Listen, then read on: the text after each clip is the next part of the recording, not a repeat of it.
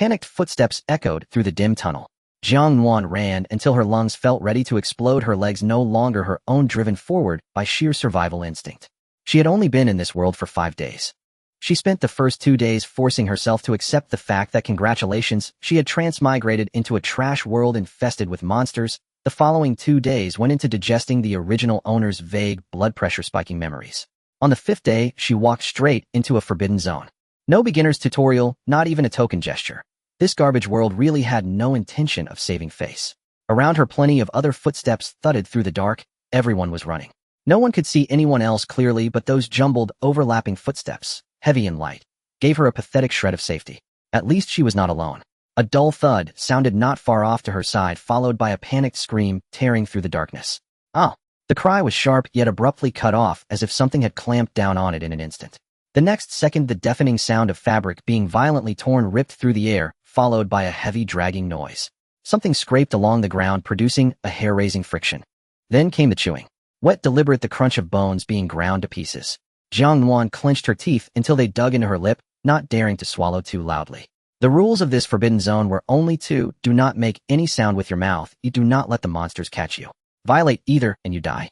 Simple, brutal, utterly inhumane, just like this world. Deeper within the tunnel, a muffled whimper slipped out, forcibly smothered, perhaps from terror, perhaps from a twisted ankle, on something slick and unseen. The reason no longer mattered, because the instant that tiny sound appeared, the dragging noise was already upon it. The chewing started again. Jiang Nuan felt her stomach lurch, while surging up, yet she forced the nausea back down. Vomiting. Right now she was like a phone switched to silent mode. Everything that should be vibrating was trembling, but she absolutely could not ring. The footsteps behind her were drawing closer. Not just one. From several directions came those heavy, inhuman steps, rustling, scraping like enormous things dragging their bellies as they crawled, punctuated by occasional joint-snapping clicks. Jiang Nuan forced her speed up another notch, thigh muscles screaming in protest. Just then a massive black shadow lunged out from her left. It was not a monster, but a man. A burly brute with a barrel chest easily twice her width, barreling in from the side, like a compact bulldozer. His palm slammed onto her shoulder, shoving her backward with brute force. He wanted the monsters to find her first. Jiang Nuan staggered back several steps, foot slipping out from under her, and crashed heavily to the ground. Her knee smashed against something hard, sending a flash of white across her vision. She wanted to curse. Desperately. To curse that human bulldozer's ancestors back 18 generations. But she could not make a sound. Not even a breathy hiss. Planting a fist against the ground, Jiang Nuan pushed herself up. Her knee burned like fire as she limped forward into a run. It was already too late. The dragging behind her was so close she could smell it now. Rank and metallic, like something that had rotted for a long time before being dug up again. And there was breathing too. Heavy wet breaths gusting against the nape of her neck. It was over. Jiang Nuan closed her eyes. In that instant before what she thought was death, her mind raced through 1,000 thoughts. For instance, what kind of sins she must have committed in her past life to transmigrate. Fine, she could accept that, but into a body with an SS rank purification talent, whose method required deep physical contact. The original owner had chosen to shoot herself rather than accept it. Jiang Nuan completely understood her. In her place, she would not have agreed either. Or at least that was what she thought when she had first learned the truth. But the problem was the original owner was gone, and she was here now. And then, bang. A shot cracked through the air, crisp and clean, passing less than 10 centimeters from her cheek. The shockwave, hot and searing, skimmed across her cheekbone, lifting several strands of her hair. Behind her came a deep, bestial roar that no human throat could produce, followed by the heavy crash of a massive body hitting the ground hard enough to make the floor tremble. Jiang Nuan's eyes snapped open. In the shadows clinging to the tunnel's ceiling, a figure crouched. Dressed in black combat gear, he was half squatting amid the tangle of pipes crisscrossing the ceiling, a pitch-black sniper rifle raised in his hands, a thin wisp of white smoke still curling from its muzzle. Jiang Nuan could not make out his entire face, only the hard, cold line of his profile, and a pair of eyes, pure, fathomless black, devoid of any extraneous emotion, looking down at her from above. A predator's eyes. Cold sweat slicked down her back, and not only because of the monster just now. Black combat uniform, the numbered badge on his chest. He was from an investigation squad. A man running for his life beside her also spotted the figure. His shoulders sagged. He nearly collapsed to his knees on the spot. That was the release of someone snatched from the jaws of death, the relief of finally, being saved.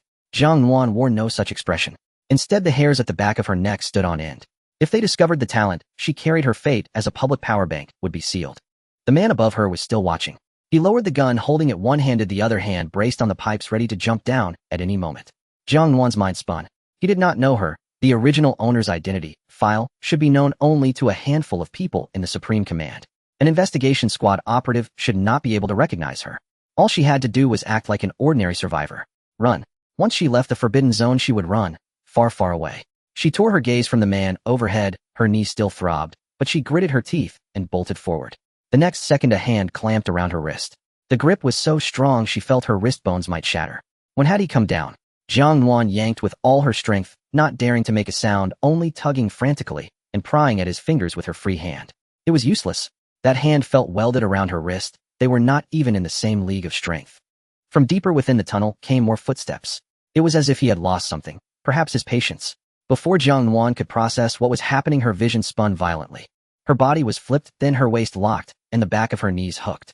In the next heartbeat, she found herself settled securely across a broad pair of shoulders, like a sack of rice. It was absurd.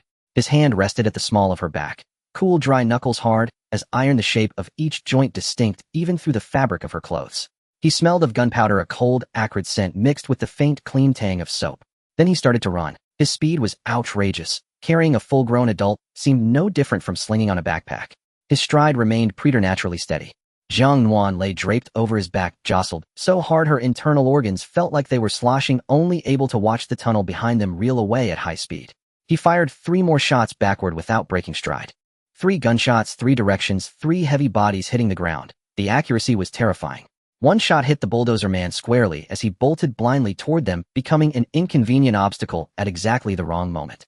Jiang Nuan caught it out of the corner of her eye and felt not a shred of pity. In fact, a flicker of grim satisfaction. She knew gloating over misfortune was wrong, but he had shoved her toward death, had he not?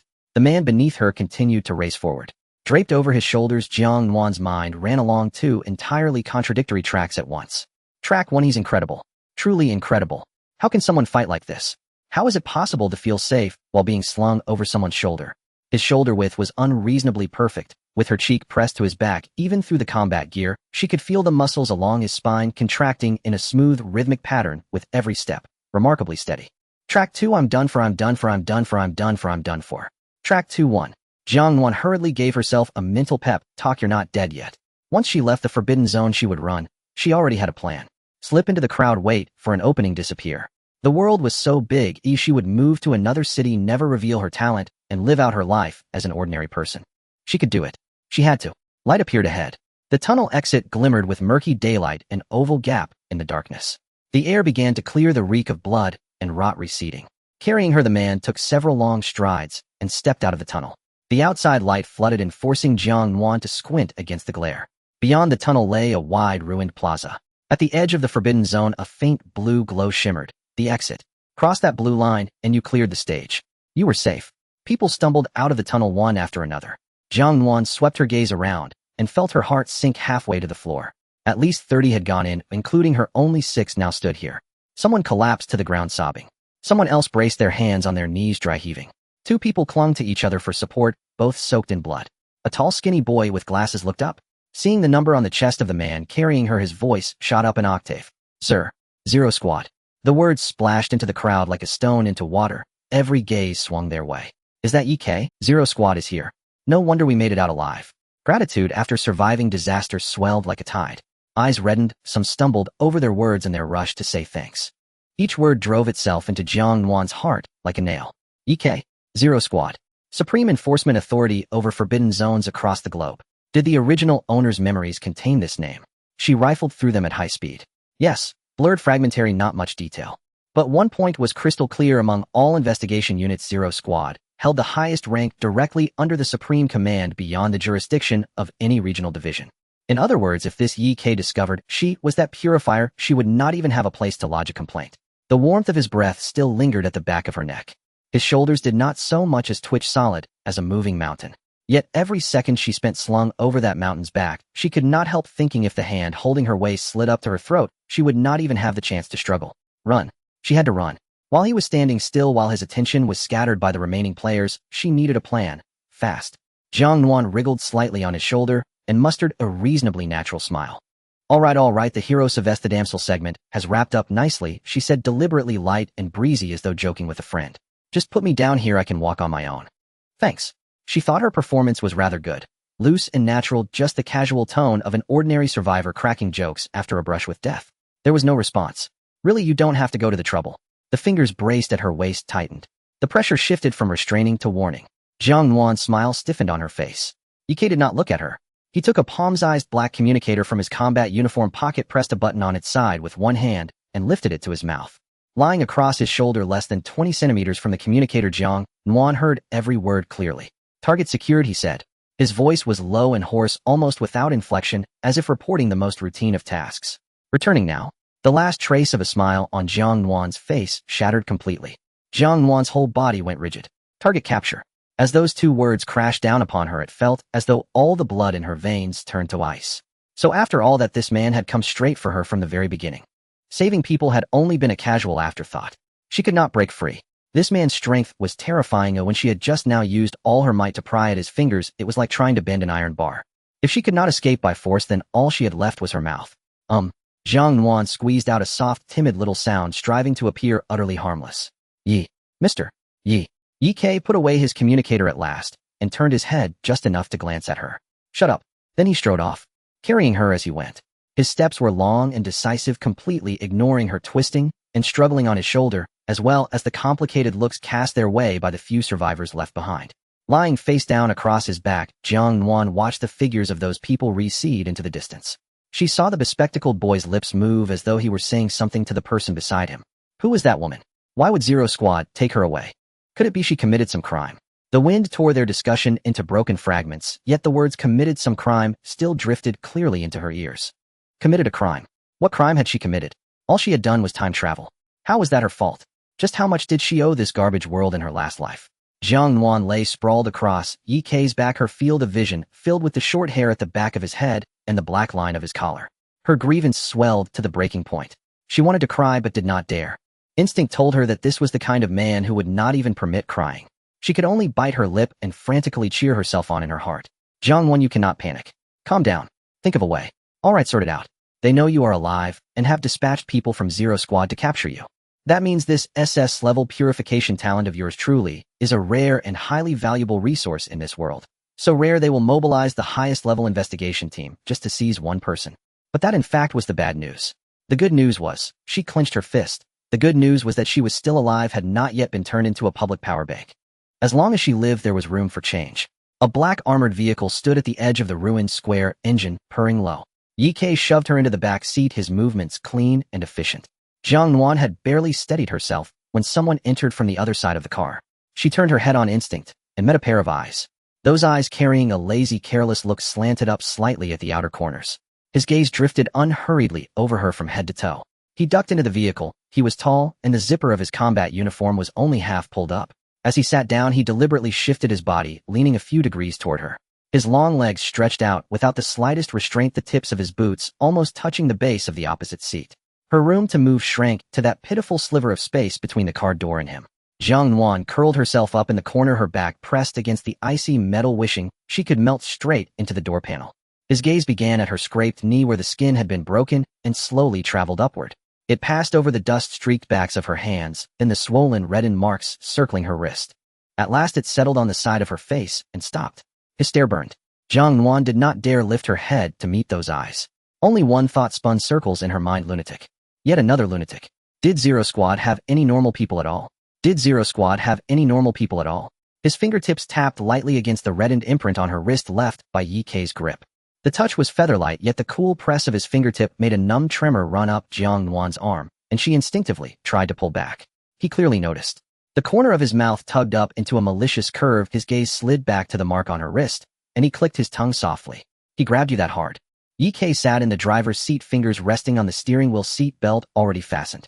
In the rearview mirror, a pair of pitch-black eyes flashed, sweeping once over the back seat. "Shut up, Qin." The engine roared to life. With a low rolling growl, the armored vehicle merged onto the road. Inside the cabin, it was so quiet Jiang Nuan could hear the beating of her own heart. The man lounged against the seat, one arm draped atop the window ledge, his posture utterly relaxed. Every so often his eyelids lifted to a narrow slit to glance at her, confirming the prey was still there, then slid closed again. An ill-timed thought popped into Jiang Nuan's mind. This Qin was actually quite good-looking. No, she had to stay clear-headed. A pretty face could not fill an empty stomach, and besides, the owner of that pretty face was currently delivering her straight to Zero Squad. Outside the window, swathes of gray-white ruins slid past. Collapsed buildings, twisted lampposts, traffic signs ripped up by the roots, and then jammed back into the ground at crooked angles. This apocalypse had rotted the world down to the core. Her exhausted body could not hold out in the end. Her eyelids gave way first, her consciousness slowly peeled away. She struggled for a few seconds, then slipped completely into darkness. The very last image before sleep claimed her was Yi Kei's pitch-black eyes in the rearview mirror. He was watching the road. Yet she could not shake the feeling that he was watching her. The armored vehicle's chassis jolted violently. Jiang Nuan's head struck the car window heavily, making a loud bang that caused her to snap her eyes open. Before her vision could fully focus, a strong scent of mildew and decaying dust invaded her nostrils. It was the smell fermented from old buildings that had long been deprived of sunlight. The light outside the car window changed. It was no longer the grayish daylight she had seen before, but rather an indescribable dark yellow, as if she were looking at the world through layers of old newspapers that had been soaked for a long time. Before she could grasp the situation, loud voices erupted from not far outside the car window. "Don't crowd! Don't crowd! Do you want to die?" A thin man shouted, his voice trembling uncontrollably. "That armored vehicle over there, I saw it, it's definitely Team Zero." A woman beside him clutched his sleeve tightly. "With them here, we're saved." Shut up. The arrival of Team Zero for inspection means the danger level here is definitely not low. A middle-aged man at the front of the group turned around and scolded, gripping a sharpened steel pipe tightly in his hand. "This is a restricted area below sea level. There are rules. It's fortunate that we can't kill indiscriminately. Captain Liu just said that the first rule we discovered is do not be alone in the dark. Everyone hold on tight. There's another rule we're still searching for. If anyone triggers it, and there's no one from Team Zero around, they're doomed." The survivors immediately began to link arms, huddling tightly together, not daring to breathe heavily. Jiang Nuan's breath momentarily halted. A restricted area. Another restricted area. After running desperately all night, she closed her eyes and opened them to find herself in a new restricted zone. Was this garbage world just out to fleece her like a sheep? She turned her head to look inside the cab. The driver's seat was empty. Ek was not there. The hand that had been gripping her wrist was gone, but she did not feel relieved. This was because the passenger seat had been pushed to the back, and on it sat a mountain. That was an extremely tall and burly man. The combat suit he wore was strained by his solid muscles, giving off a sense that it could burst at any moment. His shoulders were broad like a wall, blocking most of her view ahead. As if sensing the movement in the back seat, the mountain turned his head. A rugged, chiseled face devoid of the gloom she had often observed on people's faces in recent days. He looked at Jiang Nuan and smiled widely, revealing a set of neat white teeth. "You're awake. You can really sleep." He appeared genuinely sincere, exuding a sunny disposition that completely contrasted with the grim atmosphere of this wasteland. Jiang Nuan rolled her eyes internally. "I ran an entire night. My knees are scraped, and I've been carried who knows how far. How could I not be tired? You try it." She turned this thought over a few times in her throat, swallowing it down forcefully. A lazy scoff sounded from the seat beside her. Qin Yan. He was still half reclining on the seat, one arm draped over the window ledge, his long legs stretched out, as if he hadn't moved an inch during this time. His eyelids lifted slightly, glancing at the passenger seat. "Jiang, so how did you guys get in?" Shenwu observed that the old city's restricted area suddenly expanded. Jiang Su scratched his head. "The captain brought us over for inspection, and we just happened to get caught up in the expanding restricted area with your vehicle." "Where's the captain heading?" Qin Yan asked. Yi Kei rushed over in a hurry, without saying anything, to meet up. "He took your brother Shenwu and Yi Kei to the nearby residential building to rescue people. They just broadcasted a message telling survivors to group together." Jiang Su said, then turned to look at Jiang Nuan, his face still wearing that friendly dog-like smile. "Don't be afraid, we're here to ensure you get out safe and sound." Jiang Nuan forced a nod. What she feared more was the things waiting for her after leaving the restricted area. She turned her head to gaze out the window.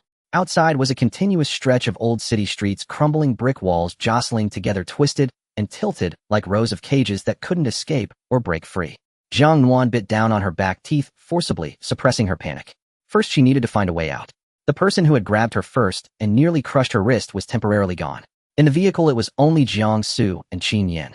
One looked easy to talk to, the other not so much. But at least it wasn't the worst situation.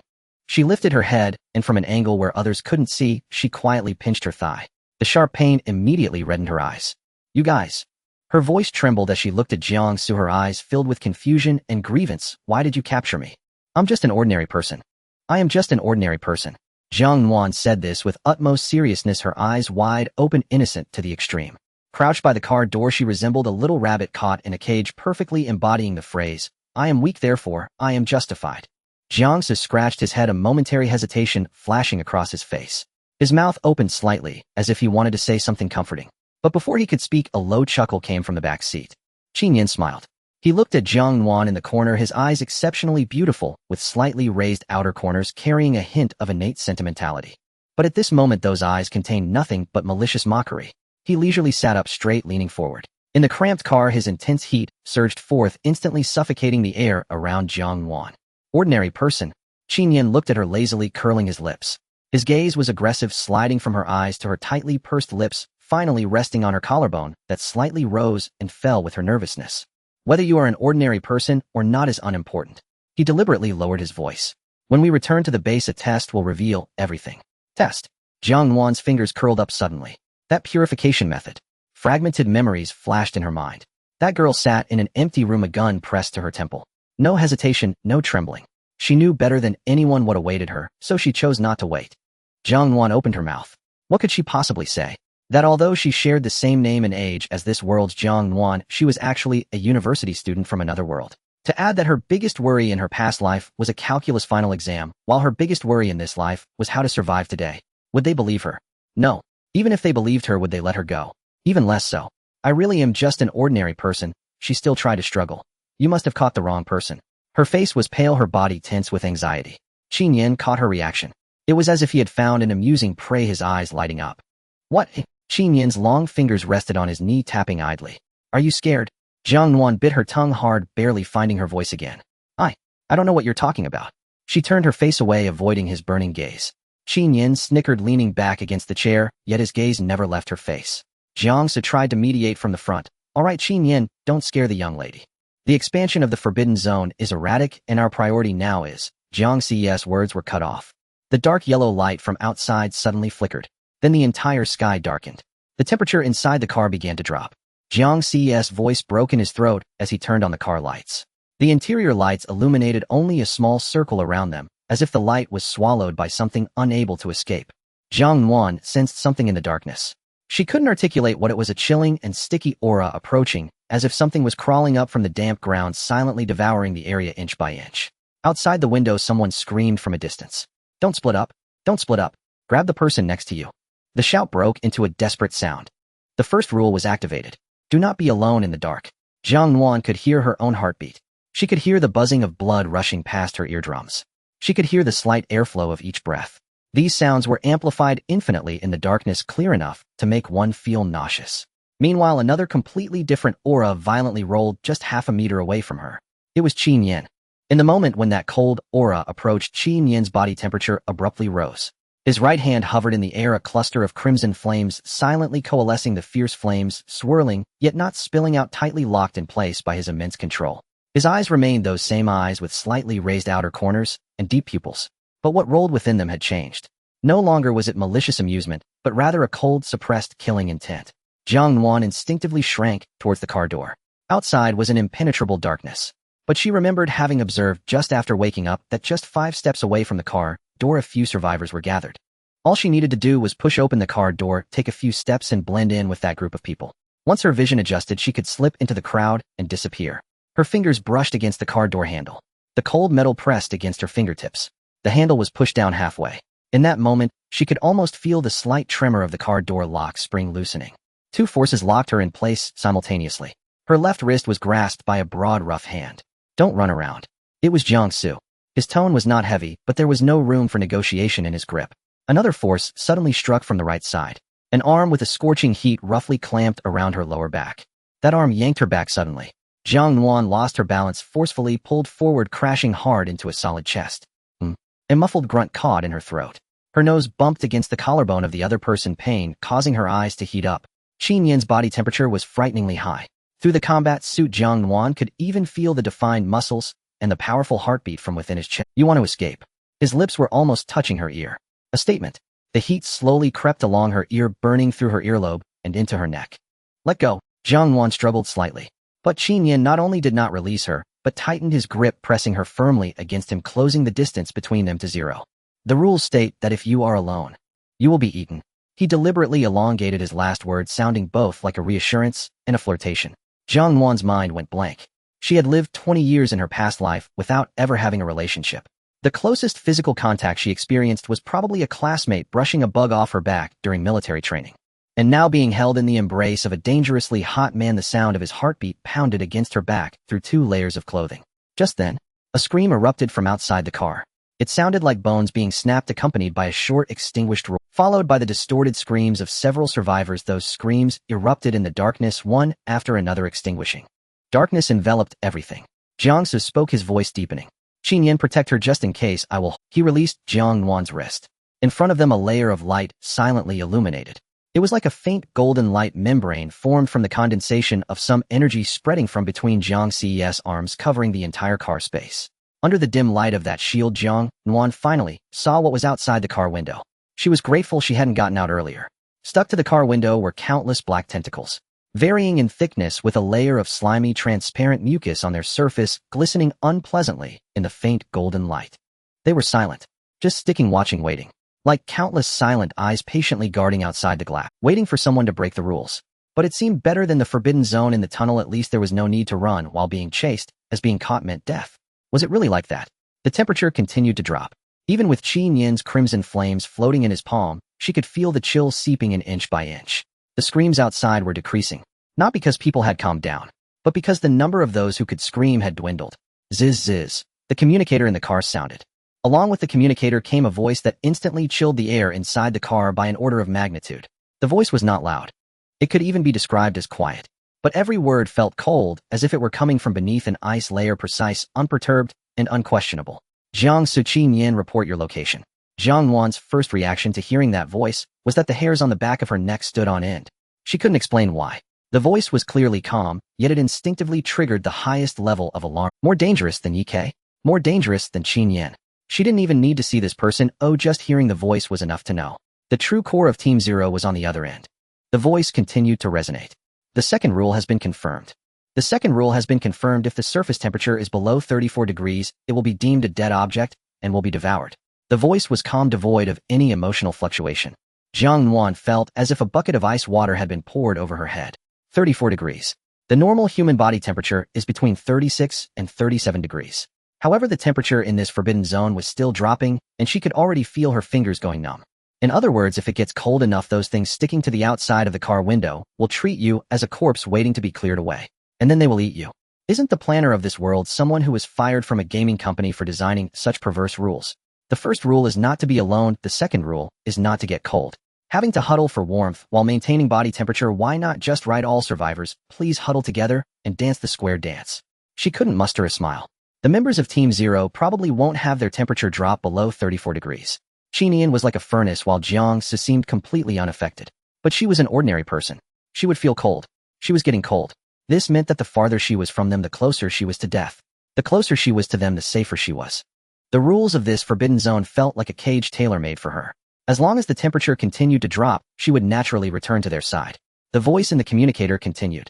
The background noise changed. Bang! A dull gunshot pierced through the static of the communication, followed by a creature's chilling scream that sent shivers down Jiang Nuan's spine. Then came the second shot. The third shot. The intervals were extremely short. After the gunshots, there were the wet sounds of flesh being torn apart, the dull thud of heavy objects hitting the ground, and the puff of slime bursting. The cold communication channel had turned into a one-sided slaughterhouse. The sound and frequency of the gunshots. Ye, the man who saved her with a single shot and carried her out of the tunnel like a sack. He was on the other side, methodically eliminating the monsters with the same precision. That cold voice did not waver in the slightest due to the slaughter in the background. Qin Yan issued a warning about the rules to nearby survivors, ensuring the critical temperature information is conveyed. Clear the perimeter of the armored vehicle. He paused for a second. Jiang Su stays in the vehicle. The communicator clicked off. Jiang Nuan noticed that when Jiang Su and Qin Yan were receiving the communication, their backs straightened slightly, as if it were a reflex. The cabin fell silent for 2 seconds. Then Qin Yan spoke. "TSK. Just one word."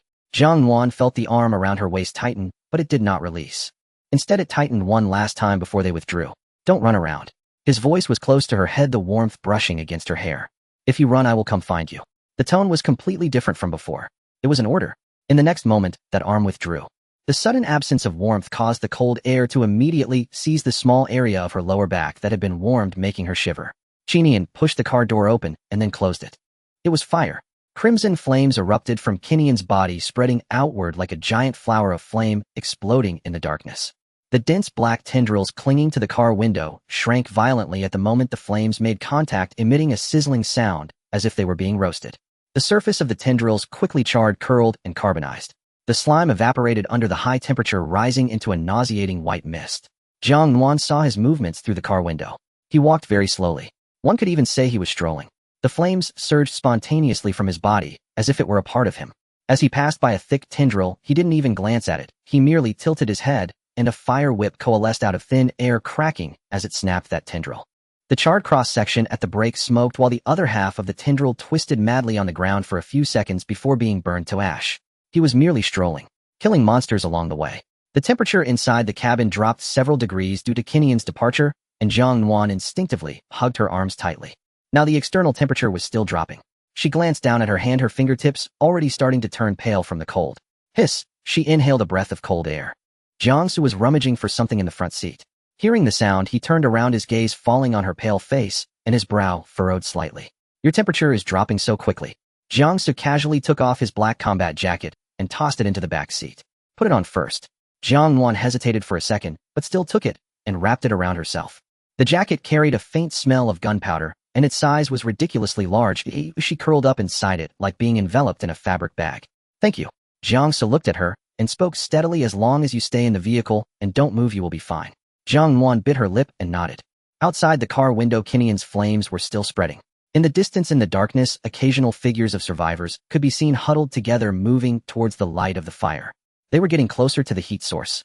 Jiangsu. Jiang Nuan finally couldn't help but speak. Aren't we not supposed to be alone? She looked at Qin, who was walking alone through the sea of fire outside the car window. Isn't him going out alone not considered being alone? Jiangsu was stunned for a second, then smiled. That smile was open and even carried a sense of natural confidence. He turned to Jiang Nuan, revealing a row of white teeth. You're right, breaking the rules will attract monsters. He paused for a moment. But what if those monsters don't pose a threat to us? Jiang Nuan's thoughts felt as if someone had pressed the pause button. Breaking the rules would attract monsters, and attracting monsters would lead to death. This was the logic of the Forbidden Zone. A logic everyone took for granted. She had witnessed how rule breakers died in the previous tunnel's Forbidden Zone. The sounds of screams, bones shattering, and being devoured. Those sounds were still etched in her mind. But the answer given by Team Zero was, rules. Whatever. Kill the monsters when they come. Once they're all dead, the rules cease to exist. It was absurd, but it also made perfect sense. Jiang Nuan watched Qinian burning through everything with a posture reminiscent of strolling, and suddenly realized something that sent chills down her spine. She had been thinking about how to use the rules to escape. The rules of the Forbidden Zone restricted everyone's actions, including Team Zero. She could find a moment when they couldn't manage everything and slip through a gap in the rules to find a way out. But now the rules were set for the weak. People as strong as them did not need to follow the rules. This also meant that all her plans to create chaos using the rules to escape were completely invalidated. Jiang Nuan slowly buried her face in the oversized combat jacket, her warm breath dampening the collar's inner side. Yet the temperature around her continued to drop. Jiangsu glanced at Jiang Nuan and squeezed over from the driver's seat. Indeed, squeezed was the right word. His body transition from the front to the back seat was nothing short of a minor disaster. His broad shoulders got stuck between the two seats, the seams of his clothes straining under the pressure of his muscular build, making faint crack sounds. One of his legs crossed over first, nearly bumping into Jiang Nuan's thigh, prompting her to instinctively shrink inward. Then his upper body followed suit. The space in the back seat was instantly compressed by more than half. His shoulders blocked most of the light from the flames outside, casting a shadow over Jiang Nuan, completely enveloping her with his bulk. Looking up, all she could see was his chin and neck. A sense of oppression and safety surged at the same time. This contradictory feeling made Jiang Nuan extremely uncomfortable. However, the temperature in the back seat did indeed rise significantly. Here, Jiangsu said as he settled into the back seat, or rather stuffed himself into it, pulling out a small silver square from the tactical pouch at his waist. Compressed biscuits. He handed the biscuit to Jiang Nuan, his tone gentle. Are you hungry? Jiang Nuan stared at the piece of compressed biscuit. The silver foil packaging reflected a faint light in the dimness, exuding a scent reminiscent of grains. Her stomach lurched suddenly. Hungry. Of course she was hungry. She hadn't had a proper meal since she crossed over. Jiang Nuan hesitated for a few seconds. Jiangsu smiled. Go ahead, it's not poisoned. You need calories now, or your body temperature won't hold. She reached out and accepted it. The sound of the aluminum foil tearing was particularly clear in the quiet cabin. The compressed biscuit was dry and hard. Biting into it made her lips hurt, but the flavor filled her mouth finally, suppressing the gnawing emptiness in her stomach. Jiang Nuan chewed slowly, her gaze resting on Jiangsu as her mind began to strategize. This person was her only potential breakthrough at the moment. Ike would not pay her any mind. His attitude towards her was one of shut up and be carried away, not even sparing her a second glance. Qin Yan. No way, that person was too dangerous. That voice was even more concerning. She had never seen their face, yet just hearing their voice exuded a level of oppressive force that was crushing. Only Jiang Su remained. This person had a sincere smile, actively offering her food and clothing, and his tone was the gentlest among everyone. Was he genuinely kind, or was this another tactic? She didn't know, but she had no other choices left. Jiang Nuan swallowed the last bite of the biscuit, her fingers gripping the now empty aluminum foil. She lifted her head to look at Jiang Su, controlling her expression. She aimed to appear pitiful, but not insincere. Jiang Su. Her voice carried a hint of vulnerability. Can you let me go? Her voice trembled slightly. You must have made a mistake. I really am just an ordinary person. I don't know who you're looking for, but that person is definitely not me. I just want to live. The last two words squeezed out from her throat made her eyes well up. It wasn't all an act. She genuinely wanted to survive. In her hazy memories, the original owner had despaired and ended her life with a gun. Jiang Nuan fully understood her. Yet understanding was one thing. The problem was the original owner was gone, leaving this body, this talent, and the people coming to capture her all behind. When she first crossed over and received these memories, she thought, even if it were her, she wouldn't do it. But after being chased by monsters in that forbidden area for a whole night, combined with the current peril, she discovered she still very much wanted to live. She didn't want to become anyone's tool. She didn't want to be a communal power bank. She didn't want to be the person locked in an empty room with a gun against her temple. The cabin fell silent for a few seconds. The smile on Jiang Ce's face gradually faded, revealing a more intricate layer beneath. He didn't answer immediately, but turned his head to look out the window. In the darkness outside, Qin Yan's flames burned in the distance, illuminating a small area where clustered survivors huddled for warmth. Jiang Nuan. Jiang Su called her name. He knew her name. She had never introduced herself. This realization shattered her last glimmer of hope. I know you're scared. Jiang Ce's voice deepened, no longer the light-hearted tone from before. He turned to look at her, and something in his eyes shifted. A deep sense of difficulty. But some things are beyond my control. His lips moved as if weighing his words. Do you know why Team Zero is looking for you? Jiang Nuan's nails dug into her palm. I don't know. Team Lu has your information. They suspected you were dead 5 days ago, but today they relocked your coordinates, Jiang Su said. Jiang Nuan's heart sank. You are an SS level purifier. Jiang Nuan's heart sank. They knew her name and who she was. All her previous claims of being just an ordinary person must have seemed no different from a clown's performance in their eyes. But she could not admit it. Admitting it would mean an absolute loss of retreat. Jiang Nuan clenched the empty aluminum foil in her hand, the sharp edge digging into her palm, the slight pain helping her maintain a facade of calm. Even if the person you mentioned really exists, she tried to find a plausible excuse. There are others in this world who have awakened purification abilities, not just that one person. This was not mere nonsense. In the memories left behind by the original owner, purifiers were not an extremely rare type of ability. There were many purifiers of various ranks, and most people's methods of purification involved forehead contact, hand-holding, which were normal and decent forms of physical interaction. Only she, an SSS level, required deep physical contact.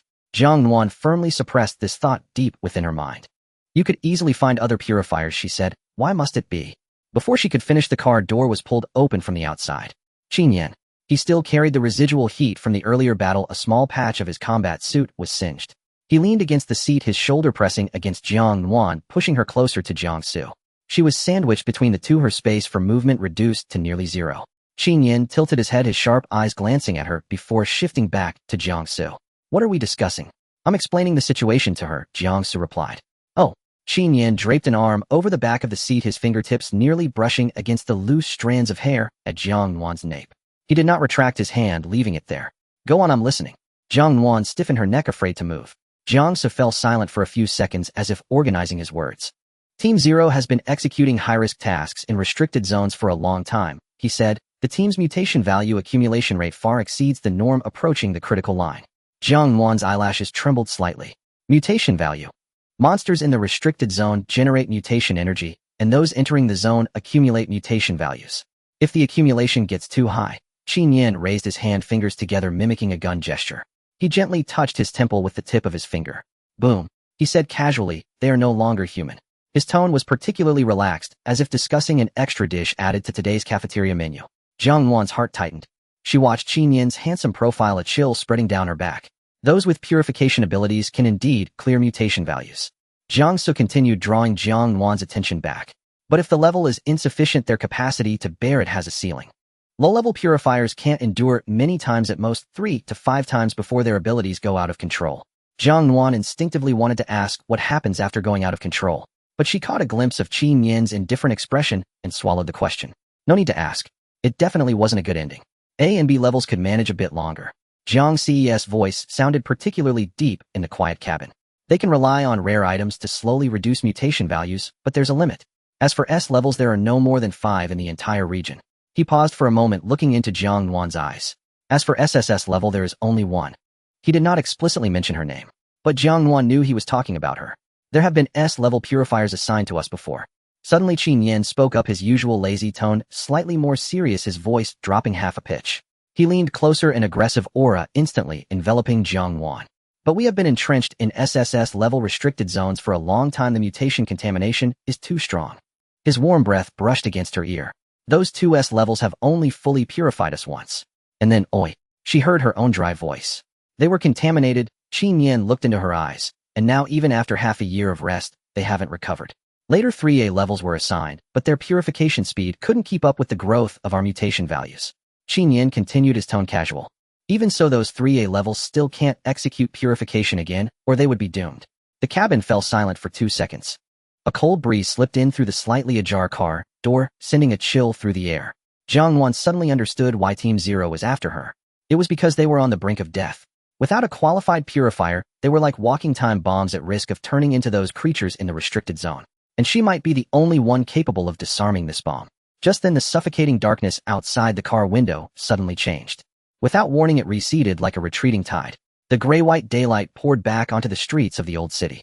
The toppled walls and twisted telephone poles were once again clearly exposed to view. In the distance, the survivors first fell silent, then erupted into a frenzy of joyous cheers. It's bright. The sun is up. The restricted zone has been lifted. We survived. Some knelt on the ground, sobbing uncontrollably, while others embraced tightly. Jiang Nuan was stunned.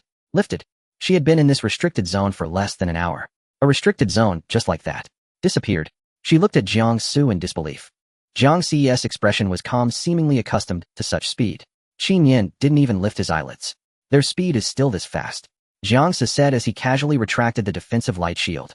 Jiang Nuan's back broke out in a cold sweat. This was the power of Team Zero. Z. The communicator in the car emitted a sound. After the sound of electricity, a calm voice, without any emotional fluctuations, echoed again in the enclosed space. The restricted zone has been resolved. Bring her back. He paused for half a second. I need to confirm in person. Jiang Su glanced at Jiang Nuan. There was a faint trace of apology in his gaze. He moved to the driver's seat. Let's go. The engine roared back to life. Jiang Nuan sat upright in the back seat, her back straight, her fingers unknowingly clutching the hem of her clothes. She was pondering one thing. Lu Shiyan said, confirm in person. Confirm what? Confirm if she was that S. How to confirm? She dared not think. The base of Team Zero was far larger than she had imagined. Qin Yin got out of the car first and turned back to look at her. Will you get down by yourself, or do you need me to carry you? Jiang Nuan did not answer. She pushed off with her feet and jumped down from the car. As her knee hit the ground, she winced in pain. Qin Yin chuckled. It was the kind of smile that said, I knew you would try to act tough. The corners of his mouth curved, but his eyes were filled with amusement. This person was really annoying. She was taken directly to the medical room by Qin Yin. The medical room was pure white. The walls, ceiling, and floor were all made of sterile materials, glowing with a temperatureless light. The blue light of the monitoring equipment flickered quietly. On the metal cart, every piece of equipment was neatly arranged in its designated spot. Jiang Nuan stood at the door, the smell of disinfectant invading her nostrils, causing her stomach to churn reflexively. In her past life, she had been afraid of hospitals. During a health check in her freshman year, she had to be supported by 2 roommates to go, and after the needle was drawn, she sat in the corridor for 10 minutes, and it took half a bottle of cola for her to stand up. Now she stood at the entrance of a medical room that was 100 times more advanced than the school's health check center, and 1,000 times colder, waiting to be thoroughly examined by a group of people who regarded her as a purifier. The speed at which the script of the heavens upgraded was fiercer than her rush to finish her final paper. And the doctor in the medical room. Twins. This face looked almost identical to Qin Yin's. Only this person appeared more refined and restrained, as if all of Qin Yin's intimidating demeanor was hidden beneath a scholarly white coat and golden glasses. The name tag showed he was called Qi Sui, a brother or possibly a twin. She quickly updated her mental checklist. Brother will leave her to you. Qin Yin lazily waved his hand and left the medical room. Qi Sui smiled at her through his glasses. Standing beside him was a middle-aged woman, slightly plump with a friendly demeanor. She wore a similar white coat with a badge reading Menglan. Meng Lan nodded at her gaze, the first in this base that was devoid of scrutiny or evaluation. This made Jiang Nuan's tense shoulders relax slightly. She sat on the examination table. The surface was cold, and a chill crept up her thigh. Qi Sui began to treat the wound on her knee, his movements gentle. He cleaned the wound and applied medicine, each step meticulous. But Jiang Nuan noticed that his gaze occasionally wandered away from the wound, landing on the inner side of her arms and the side of her neck, places that were not injured. He was not looking at a patient, but assessing a body, evaluating its condition, its value, its durability. This gaze made her relax her shoulders again, only to tense them up once more. After the wound was treated, it was time for a routine physical examination. Blood tests, blood pressure, heart rate, and the collection of resonance waveforms for the talent core, one item after another.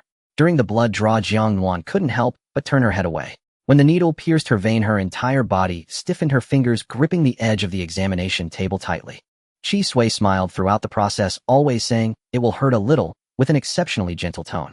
If one overlooked his identity, this service attitude could probably win first place in the city's doctor-patient satisfaction ratings. Unfortunately, he was not a doctor. He was one of the people who had captured her. The assistant named Meng Lan was recording data nearby, occasionally handing over cotton balls or changing measuring instruments, her movements quick and efficient. Jiang Nuan watched her blood being drawn into tube after tube, her fingertips growing cold. Finally, the routine checks were completed. Jiang Nuan was almost able to relax. "In a moment, I will take you for the purification test," Qin Yin said gently. Her shoulders tensed up again as she was led into an empty room next to the medical room. She stared blankly at her knee for a long time. A medical bandage freshly applied by Qi Sui was stuck to her knee, white against her skin. Voices could be faintly heard from outside the door. Qi Sui was checking data in the hallway. It was difficult to hear through the door, but occasionally a few words drifted in: resonance, purification, trigger conditions. Every word reminded her she was not a person, she was an experimental subject. If this were a dating simulation— No, this was not a dating simulation game. Even if those few men who could directly drop in as game characters were not enough, good looks could not serve as a shield against death. Jiang Nuan sat on the edge of the bed, her hands resting on her knees, staring at the ground. She was thinking about escaping. She had been thinking about it since she was thrown over Yi Kei's shoulders, since her identity was called out in the car, and since the health check. She had been thinking about it all along. Did she really have to undergo that purification test? Her gaze swept across the corner of the room. A ventilation duct. A metal grate fixed with 4 screws. A faint airflow slipped through the gaps in the grate. Her heartbeat quickened suddenly. Don't ask a liberal arts student why her first reaction was to crawl through the ventilation duct. The answer is simply that she had watched too many movies. Her gaze quickly scanned the room. A chair, an examination table, a metal cart, and 2 storage boxes stacked. The ventilation duct was positioned slightly to the right of the ceiling, about 3 meters high. Stacking the chair on top of the storage boxes, she could reach it. Jiang Nuan stood up. Her knee hurt so much that she winced, but she did not stop. She moved the chair to directly beneath the ventilation duct, her movements light the legs of the chair, barely making a sound on the floor. Then she moved the storage boxes. The plastic material was lighter than she had expected, and she stacked them one by one. The process of climbing up was excruciating for her knee, and her palms were sweaty, but she gritted her teeth and continued to climb. The screws on the metal grate were old. She used the metal tweezers from the handling tray to unscrew them one by one. The first one, the second one, the third one. Her hands trembled, shaking violently. When the fourth one fell, she failed to catch it. The screw bounced on the chair's surface, making a faint ping sound. Her heart nearly leaped out of her throat. The voices outside the door paused for a second. Then they continued. Jiang Nuan removed the grate and shoved herself into the duct. The duct was not spacious. Her clothes brushed against the metal walls, making a scraping noise. She crawled inside. The duct seemed endless. Her elbows banged against the walls, and the wound on her knee reopened, throbbing with pain. But she dared not stop. There was light ahead. A faint grayish light filtering through the corner of the duct. She crawled desperately forward, her eyes stinging from sweat and hope. Just a few more meters. If she crawled a little further. A hand suddenly clasped around her ankle from behind. The force was absurdly strong, abruptly halting her forward motion. Jiang Nuan's nails scraped against the duct's inner wall, creating a harsh sound. She struggled slightly, but remained completely still. That hand pulled her backward at a steady, deliberate pace, unhurried and calm, as if pulling a fish that had slipped off the table back onto the cutting board. She could not see the person behind her, but she knew who it was. The same wrist, the same strength, the same precision in crushing bones. EK. The process of Jiang Nuan being pulled out of the ventilation duct was utterly undignified. First her legs, then her waist, and finally her entire body was yanked out of the duct. She was dragged back to the medical room. Jiang Nuan was covered in dust with streaks of dirt on her face. The bandage that had just been applied to her knee was hanging off her calf, the freshly bandaged wound seeping blood again, mixing with the dirt from the duct, making her look utterly disheveled. A man with a clean and sharp appearance leaned against the wall. His name tag read Shen Wu. Shin Wu's gaze swept over her and turned to Ye. How far did you let her crawl before catching her? Ye did not answer. About 10 meters from the exit. Chi Sui adjusted his glasses, his tone still gentle. There are cameras in the room and the duct is equipped with microsensors. I knew the moment she entered. So the entire time. Everyone knew. They knew when she was unscrewing the screws. They knew when she crawled in. They knew when she saw the light. They knew when she thought she was about to be free. She felt like an experimental animal placed in a transparent maze, striving desperately for a false exit, while outside the cage stood a crowd evaluating her behavior patterns. No one stopped her, not out of respect for her choices. It was simply unnecessary. Shin Wu leaned against the wall, not even bothering to lift his eyelids. I always thought that an SS level awakener would have a higher level of brain development. I didn't expect you to choose the most primitive way of digging a hole. The person named Shin Wu really spoke with malice. That familiar calm voice came out from the communicator. Situation. Ran away, but we caught her. Ye summarized succinctly. There was silence on the other end of the communicator for 2 seconds. Designate as a level 1 control subject and arrange accommodation. No leaving the room unless absolutely necessary. If you need to go out for a checkup or meal, you must be accompanied by a member of Team 0 at all times and cannot act alone. Communication cut off. Chi Sui walked in front of her, his tone still gentle. Just stay put for now. Miss Jiang needs to eat. Meng Lan squatted before her, replacing the blood-soaked bandage with a fresh one. This was the extent of her interference. Let's go. Shin Wu took the lead and stepped out the door. The exclusive cafeteria for Team 0 was much smaller than she had imagined. A long table with 8 chairs and a corner with an open kitchen area where a chef in a gray uniform was cleaning. 4 dishes and a soup were laid out on the table, not in small portions. Steam rose, carrying the mixed aromas of oil and sauce. Jiang Nuan sat down. The chair was made of metal and the cushion was thin, pressing uncomfortably against her. But she hardly paid attention to that, her focus entirely captured by the food on the table. Braised pork, stir-fried vegetables, a plate of neatly sliced braised tofu, and half a bowl of thick tomato and egg soup. Her stomach lurched suddenly. After 5 days, she had only found 4 compressed energy bars in the original owner's room. She ate one a day, swallowing it dry with cold water. By the 5th day, the energy bars were gone, leaving her hungry to the point of blacking out, forcing her to go outside. She had unwittingly wandered into that forbidden tunnel area. Then came Ye, the need to not be alone, and the ventilation ducts. All because of hunger. If there had been 2 more energy bars, she could have held out for at least another 2 days and wouldn't have had to rush out in desperation on the 5th day. Jiang Nuan lowered her head, her vision blurring for a moment. She recalled the second-floor cafeteria by the north gate of her school, where she and her roommate would always sit, ordering a yellow braised chicken rice for 15 yuan with free refills on rice. The 2 of them had debated for an entire semester over whether to have the yellow braised chicken rice spicy or plain. Those mundane days could never be regained. She blinked hard twice, grasped her chopsticks, and directly picked up the largest piece of braised pork to shove into her mouth. The meat was hot, the oily sauce coating her tongue, and before she could savor the flavor, she swallowed it whole. She had to survive. If she died, everything would be lost, even that 1 in 10,000 chance. Jiang Nuan lowered her head and shoveled rice into her mouth, eating so quickly that she barely chewed, swallowing bite after bite. Qin Yin also arrived, sitting down across from her, his long legs curled up under the table. He picked up his chopsticks, moving lazily, but his speed of eating was astonishingly fast, and after just a few bites the plate of braised pork was over half gone. Shin Wu sat to her left, not moving his chopsticks, but instead looking into her eyes. How much do you really know about your purification ability? Jiang Nuan's hand holding the vegetables paused for a moment, the tofu on her chopsticks wobbling slightly. I've never used it even once. She was speaking the truth. The original owner had never used this purification ability, and neither had she. She sent the piece of tofu into her mouth, chewing and swallowing. Shin Wu's gaze lingered on her face for a moment. Jiang Nuan felt as if she had been seen through. But Shin Wu did not press further, merely raised an eyebrow slightly, withdrew his gaze, and picked up the soup bowl in front of him. Jiang Nuan subtly let out a sigh of relief. A moment of silence ensued. The sound of chopsticks clinking against bowls, the scraping of spoons against the bottom of bowls, and the clinking of utensils being cleaned by the chef at the stove. All these fragmented, mundane sounds combined to create an almost illusory sensation. This was just an ordinary meal. Qin Yin shattered that illusion. Have you heard about the incident involving Team 7 in Zone C? He was asking Shin Wu. Shin Wu put down the soup bowl and wiped the corner of his lips with his fingertip. It was in Shrank mission codenamed Winter Thorn, happening last week. Jiang Nuan did not stop eating, but her ears perked up. Team 7 had a decent configuration, Shin Wu continued, as if reciting an archived report. 9 members, 1 rank, 2 rank combat types, 1 rank support type, and the rest were standard tactical units. It was considered a mid to high level configuration among teams of the same rank. However, the mission was too urgent, and they only assigned 1 rank purifier. As expected, there's nothing you don't know. Qin Yin clicked his tongue, Putting a branch purifier into a shrank forbidden zone is the same as bringing nothing. There's still a difference, Shun Wu said expressionlessly, one more burden. Shun Wu's words were as vicious. They held out for 47 hours in the forbidden zone. Shun Wu continued, the black box data shows that the last member to die was the vice captain. Shun Wu paused for a moment. His fatal injury was inflicted by the captain. The captain after mutation.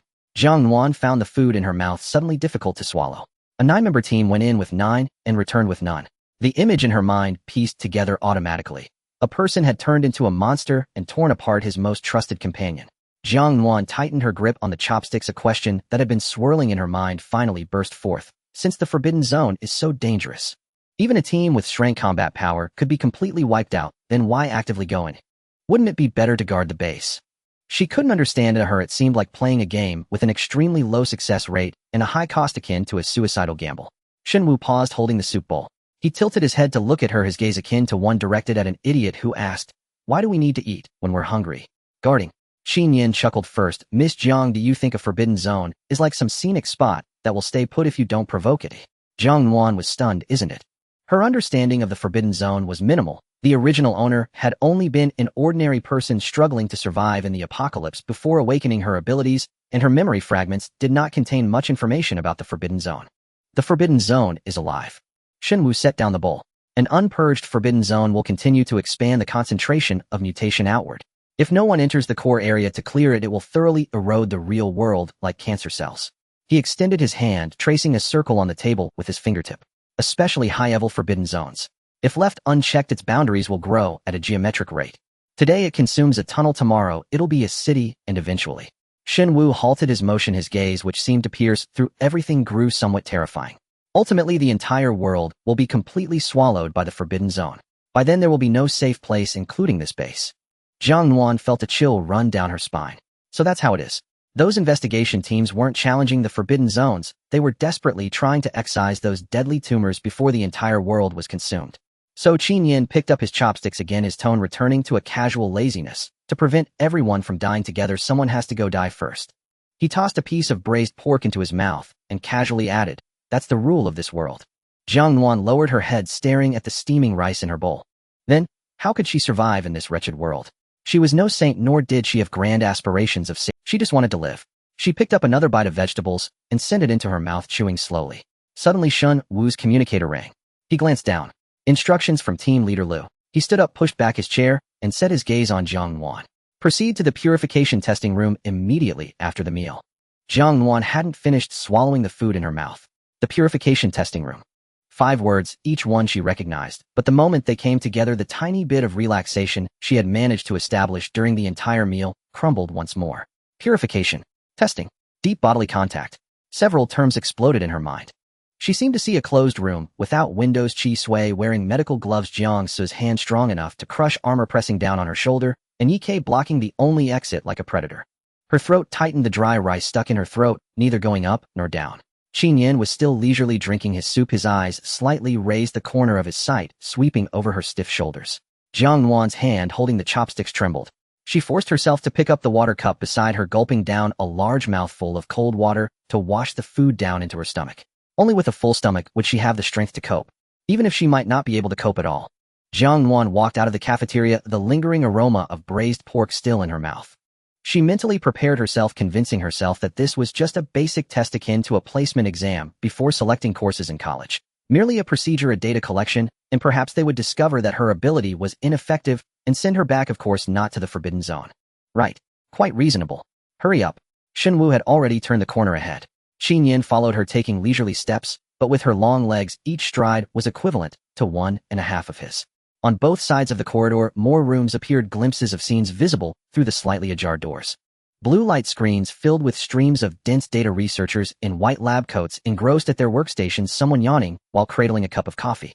It felt quite similar to the atmosphere of a university lab during finals week, except they weren't surrounded by graduation theses, but folders labeled Analysis of Anomaly Concentration and Analysis of Forbidden Zone Conditions.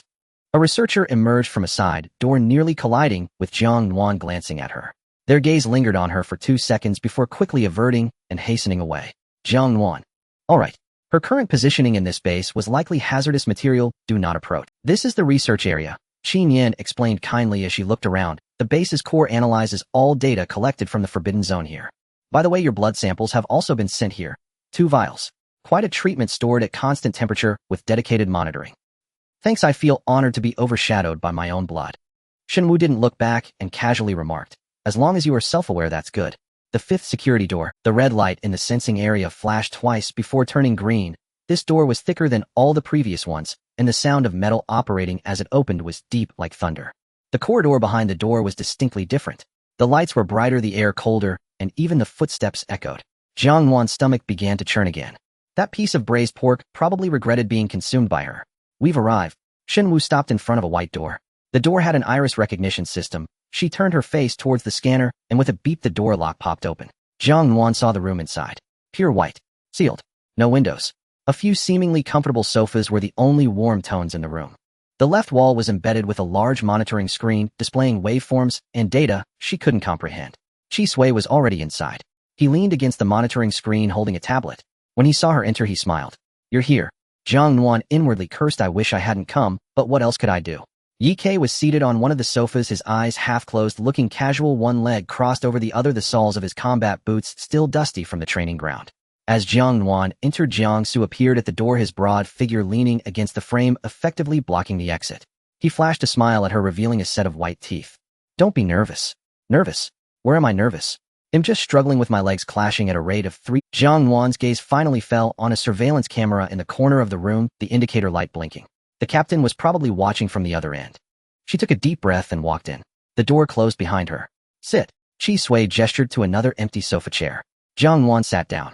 Opposite her was Ye Ke, half a meter away. She could see the curve of his eyelashes, the contours of his face, and the faint scar above his collarbone that she didn't know when it was left. Ye Ke opened his eyes. When his gaze fell on her face, Jiang Nuan felt that familiar sensation of being locked on by a scope. She shifted her attention to Chi Sui, trying to find a less blood pressure-raising focal point. So, what exactly are we testing? The triggering conditions and intensity of the purification ability. Chi Sui lowered his head and swiped on the tablet. Next, we will conduct tests on different purification contact methods, recording the data on purification fluctuations. The phrase purification contact method drilled into her ears. Fragments of memories from the original owner automatically surfaced in Jiang Nuan's mind. About purification, about deep contact, about. She suppressed that thought in her mind. No, these are memory fragments. Fragments are inherently incomplete. What if she was wrong? What if the original owner was mistaken? Right, it must have been a mistake. There are so many triggering methods, a handshake, a touch on the arm, maybe even a pat on the shoulder would suffice. It can't be that exaggerated. We'll start with the most basic. Chi Sui's voice pulled her back. He looked at Ye Ke, showed no reaction, only slightly tilted his head, acknowledging that he had heard. Give him your hand, Chi Sui instructed Jiang Nuan. Jiang Nuan glanced at Ye Ke's hand. That hand. The hand that had dragged her out of the ventilation duct half an hour ago. When it had gripped her ankle, she felt as if her whole leg no longer belonged to her. Just a handshake. Hold hands, maintain contact. Fine. Just a handshake. She could do that. Jiang Nuan slowly extended her hand. Ye Ke didn't wait for her to hesitate and directly grasped her hand. His palm was significantly larger than hers, his fingers long and distinct with a thin layer of callus on his palm. It was dry, warmer than hers. As their 10 fingers intertwined, his palm completely enveloped hers. Jiang Nuan felt as stiff as a wooden board. She stared at the place where their hands overlapped, her mind racing with a flurry of thoughts. I've never held hands with a boy like this in my past life. His nails are quite well trimmed. Oh my, is the callus on his thumb from shooting practice. Calm down, calm down, calm down, this is a test. Chi Sui's gaze remained fixed on the tablet screen. The data waveform traced a straight line. 10 seconds. 3 minutes. The line remained utterly motionless. No reaction. Chi Sui's tone remained gentle, changed to another method. He had the two of them let go, and then said, palms facing each other, flat against each other. Jiang Nuan spread her palm, and Ye Ke's palm covered it.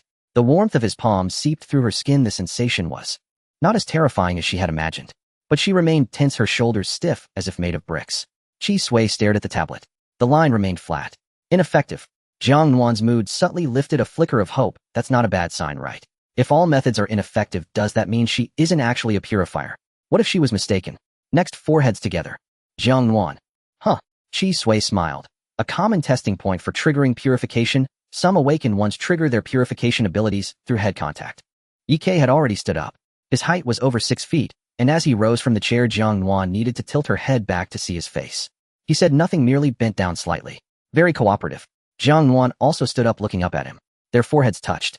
At this distance, she could clearly see the deep ink color surrounding Yike's eyes. His eyelashes were long, looking like 2 rows of tidy little brushes from this angle. His breath brushed against her face. Her heart raced so fast she could hear it herself. Ineffective. He set down the tablet and adjusted his glasses. Jiang Nuan took a step back, her heart racing, but her face striving to maintain composure, dryly stating, "Maybe I really don't have purification abilities." Qin Yin chuckled at the doorway. Shen Wu leaned against the wall, not raising his eyelids. 3 independent collections of resonance waveforms, 0 error rate. If you don't have purification abilities, I'll eat this 2-meter-wide monitoring screen. Jiang Nuan glanced at the nearly 2-meter-wide screen and silently fell silent. Qi Sui turned aside and spoke a few words into the communication port. His voice was lowered, but Jiang Nuan still caught a few keywords. All known triggering methods for purifiers have been ineffective. Need to upgrade the contact level. The voice on the other end simply said 2 words. Continue. Qi Sui put away the communication device, turned back, and still wore that gentle smile. Second round, Qi Sui said, testing for expanded contact area. What do you mean? Jiang Nuan's voice was a bit dry. Hug. That word floated lightly from Qi Sui's lips as if he was saying, please fill out the form. Jiang Nuan didn't move. Yike didn't move either. The two of them faced off at half a meter apart for 3 seconds. Face to face, front to front, Qi Sui added.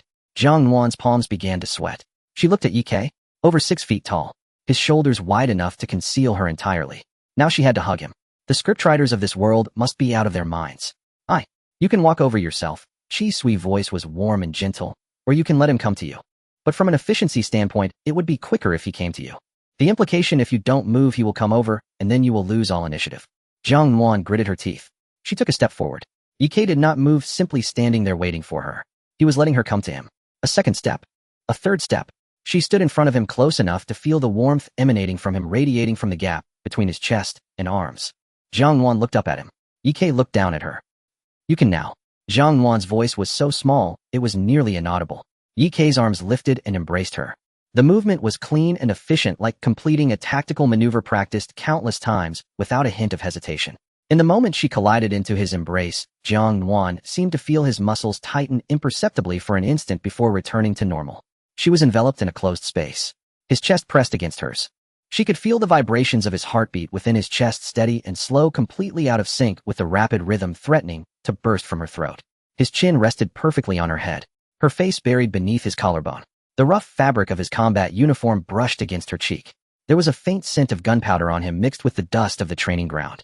It was not unpleasant, but it carried the essence of weapons and battle. Jiang Nuan trembled gently in his arms. A cold-blooded sniper had her tightly secured. She could even feel the contours of his abdominal muscles. She was afraid. Not the thrilling kind of fear, but a genuine, palpable terror. This person could drag her out of a duct with one hand. This person could crush her ankle with a single grip. This person had her wrapped in his arms, ready to tighten his hold at any moment, embedding her bones into his body. And she couldn't even struggle. Beep. The tablet emitted a soft sound. Qi Sui's gaze fixed on the screen. The previously lifeless flat line exhibited a slight fluctuation. It was minimal, but indeed it was there. There's a fluctuation, Qi Sui said. Jiang Nuan's heart sank. Qi Sui examined the data, slightly furrowing his brow. While below the minimum purification standard threshold, but it is indeed a purification-type resonance wave. It's over. Without the excuse of having no ability, she would have to face the truth. She indeed possessed purification abilities. Yet thus far all tested methods were insufficient to trigger it. Interesting. Qin Yin's voice drifted from the other side, laced with a hint of amusement at the unfolding drama. Shen Wu said nothing, but Jiang Nuan sensed his gaze sweeping over her for a brief moment. Yike released her. He stepped back, giving her space. Jiang Nuan stood frozen, her limbs cold, her face flushing alternately. Qi Sui turned aside, speaking a few more words into the communication port. This time his voice was not suppressed, and Jiang Nuan heard him clearly. Team leader, all known triggering methods for purifiers have been tested. Hand contact, head contact were completely ineffective, and the frontal hug only produced a weak fluctuation, failing to meet the minimum threshold. He paused. This data is somewhat unusual. A conventional contact-type purifier should have triggered effective purification at the hugging level. The communication port fell silent for a few seconds. The team leader's voice came through. That's it for today. I will determine the next plan. Take her back. Understood. Qi Sui turned off the communication, smiled at her. You've worked hard. Let's end it here for today. Jiang Nuan felt she should breathe a sigh of relief. But that breath got caught in her chest, refusing to come out. The follow-up. It meant there would be a next time. And the next level of contact. Her mind went blank, leaving only 2 words echoing repeatedly deeper. In the afternoon, Jiang Su prepared to take her to see the dormitory. The corridor was eerily empty. Where is everyone? Jiang Nuan asked, curiosity flickering in her voice. They've all gone to a meeting, Jiang said, already turning and walking ahead.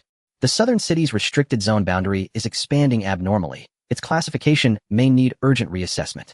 Can restricted zones even be upgraded? Jiang Nuan followed closely behind. Of course, Jiang Se glanced back, gesturing for her to keep pace. It's like leveling up in a game. Accumulate enough experience and you evolve. The analogy was so vivid, she grasped it instantly. Yet she dared not dwell on how that experience was accrued. Then, the alarm blared. A shrill, piercing wail tore through the air. Jiang Se's expression shifted instantly. That ever-present smile vanished from his face the moment the siren sounded. Every trace of levity erased, replaced by stark, unyielding gravity. His comm device chimed. He tapped it once, listened, then replied tersely, Jiang Se copies. Understood. In the next breath, he seized her wrist, and she was lifted off her feet, pulled forward with startling force. Stay close. His voice had transformed, devoid of warmth, stripped bare of all amusement. Moments earlier, the gray corridor had been vacant. Now over a dozen figures surged into it. Some sprinting forward, clutching file cases, others shouting into comms, their voices half drowned beneath the alarm's relentless shriek. The southern city's restricted zone has breached monitoring line 3. All non-combat personnel evacuate immediately. Helicopters standing by at E-zone landing pad. Move now. Jiang Se shoved her into the helicopter's cabin. Inside sat over a dozen people. As Jiang Nuan was pressed into her seat, she caught sight of Meng Lan, the assistant to Dr. Chi Sui at the infirmary. Jiang Se boarded last. His broad frame filled the doorway, compressing the space as if the cabin itself had narrowed. Lift off, he called out to the cockpit. The helicopter shuddered, wheels lifting clear, stomachs lurching violently as food churned inside. Instinctively, Jiang Nuan gripped the armrest beside her with one hand, and with the other touched her throat. There, a collar, slipped on after being dragged from the pipe, would deliver an electric shock beyond base limits. Don't worry, Jiang Se glanced at her. Tracking is temporarily disabled. Jiang Nuan nodded, then glanced out the window. The base shrank rapidly beneath them, and to the south against the fading dusk the horizon began to change color. A deep, viscous black, like something vast and ancient rising slowly along the Earth's edge. That darkness held a boundary, but the boundary was moving, spreading, accelerating. Jiang Nuan's stomach clenched sharply, acid surged into her throat. She braced herself against the cabin wall and dry-heaved twice. Nothing came up. She saw figures still sprinting across the tarmac, saw the second helicopter's rotors spinning faster, saw people scrambling up the boarding stairs desperate to board. Then she spotted a figure in a white lab coat. The researcher who'd clutched a stack of files met her gaze once, and looked away, swift and evasive. Jiang Nuan had glimpsed her badge in passing, Zhou Rui. Zhou Rui had already boarded another helicopter. Yet suddenly, she leapt down from its cabin. Others reached for her, shouting, but Jiang Nuan, sealed behind the window, heard nothing. Only their lip movements repeated over and over. Come back. Leave it. Hurry back. She didn't return. She dashed forward a few steps, then veered toward the nearby building's entrance. The black boundary advanced again, another grim inch forward. She burst back out, clutching a metal file case, stumbling, unsteady. She fell, dropped the case, which rolled 2 meters away. She scrambled up to retrieve it, glasses askew, forgotten. The helicopter on the tarmac had already lifted off. It hadn't waited for her. Not out of indifference, but necessity. The black boundary swept over the tarmac, over the building, over the woman clutching the case. Jiang Nuan pulled her face from the window. Her hands trembled, uncontrollably, violently. Meng Lan's voice murmured beside her, Zhou Rui, Pathology Research Division. Jiang Nuan opened her mouth, but didn't ask, why did she go back? She already knew. The contents of that case were likely irreplaceable research data, perhaps vital to countless lives. So Zhou Rui went back. So Zhou Rui was gone. That was all. That was absurd. That was, inescapably, chillingly, inevitable. Inevitable. Those syllables echoed in her skull. She stared down at her trembling hands. Her voice emerged hoarse, raw. What is happening? How did this? Jiang Se sat beside her, methodically unloading and reloading his magazine, fluid, practiced motions.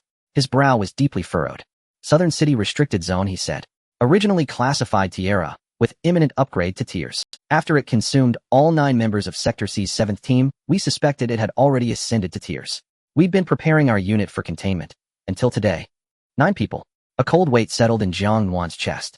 The same team whose deputy captain had been killed by his own mutated commander. Jiang Se tilted his head, watching the black expanse continue its relentless advance, his thumb unconsciously stroking the barrel of his rifle. But this expansion rate. His lips tightened into a hard line. It skipped Tiers entirely, likely Tier SS. Jiang Nuan heard her own voice quaver. Can restricted zones skip Tiers outright? Is there any hope left for us? Extremely rare. Then why? Playing the pig to eat the tiger. Jiang Se finished quietly, It suppressed its true tier early on, letting everyone believe it remained T. It swallowed 9 people, and still concealed itself, held back, biding time. Until its energy reserves were full, he left the rest unsaid. None was needed. Jiang Nuan's mind raced. Tiara to tier SS, 2 tiers skipped. How long had it taken? Since when had it begun its deception? Had those 9 also believed they faced only a tiara zone nearing tiers? Then, the sounds returned, damp chewing bones crushed underfoot, sounds too faint even for tears. What lay within tier SS? She refused to imagine it. Team 0. She bit her lip, hard enough to taste blood. Where are the others? Jiang Su looked at her, a glance unlike any before. Complex, layered with surprise. He hadn't expected a captive, brought here against her will, to ask, where are they? Oi? They've gone to contain the zone. Jiang Nuan turned again to the window. The entire city drowned in black mist, lifeless hollow. Had she never encountered Team 0, she'd likely be lost within that mist now. No, perhaps already torn apart in some tunnel or alleyway. This world teemed with restricted zones. Jiang Nuan opened her mouth. Their mutation levels are already dangerously high, aren't they? Yes, but only Team 0 can handle this zone now. Others entering would meet the same fate as Sector C's 7th team, merely fuel for its ascent. Won't you go with them? Jiang Nuan swore she meant no sarcasm, only pure inquiry. The captain ordered me to stay, to protect you. Jiang Nuan fell silent. Protect her. 5 people facing a tier SS threat, while 1 stayed behind to guard her. Yet she felt no tearful gratitude, not because she mattered, because her ability mattered. Meng Lan sat opposite, pale-faced, lips pressed tight. She spoke suddenly, almost to herself. We planned for Team 0's full purification before deployment. They're nearly at the judgment threshold. Damn this zone. Judgment threshold. Jiang Nuan heard the term for the first time. Jiang Su, what is the judgment threshold? He paused, silent for several seconds. Command enforces mandatory periodic evaluations for investigative teams, he said, voice lowered, eyes fixed on his rifle. Once mutation levels cross a critical threshold, the judgment protocol initiates. Judges what? Jiang Nuan asked. He lifted his gaze to meet hers. Whether you remain human. A jolt rocked the helicopter, her seatbelt biting into her clavicle, sharp and insistent. And if the verdict is no, you're detained, Jiang Su said. Or eliminated outright. Eliminated. 3 clean clinical words. But, Jiang Nuan's voice hitched. When mutation levels rise, shouldn't purification specialists intervene? Why proceed to judgment at all? Jiang Nuan, he looked at her directly. Do you truly think anyone who reaches the judgment threshold hasn't already tried purification? She froze. Shen Wu's words resurfaced. The steer and attire purifiers assigned to Team 0, and what became. Jiang Su opened his palm, then closed it slowly. Reaching the judgment threshold means humanity's current methods have failed. There is no recourse left. Among those methods, there was 1 rank missing. Tier SSS.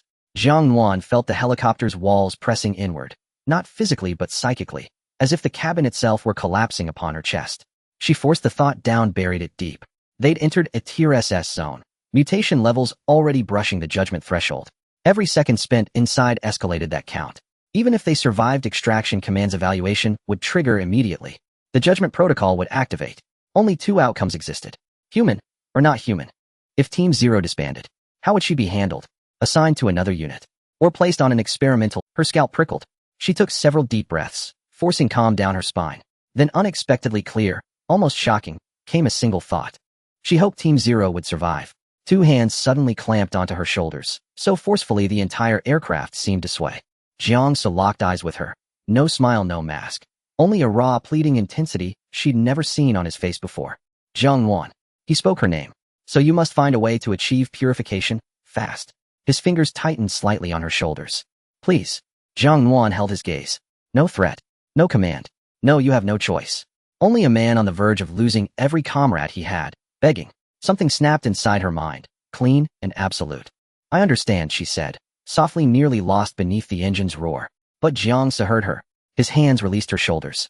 Don't be afraid. Jiang Su leaned back into his seat. They won't die easily. After all, they're Team 0. I'm not afraid. You're shaking. It's cold. Jiang Su studied her for 2 seconds, then tossed his jacket. It swallowed her whole, twice over. Buried inside, she inhaled the mingled scents of sweat and gunpowder. Strange. Normally she'd wrinkle her nose, but now she registered nothing but a quiet, anchoring certainty. This was the scent of living flesh. Of life. She thought of her former self, a university student whose greatest worries were final exams and lunch choices. 6 days ago she'd awakened in a reeking, abandoned warehouse. Gunshot wound on her temple, healing miraculously as consciousness returned.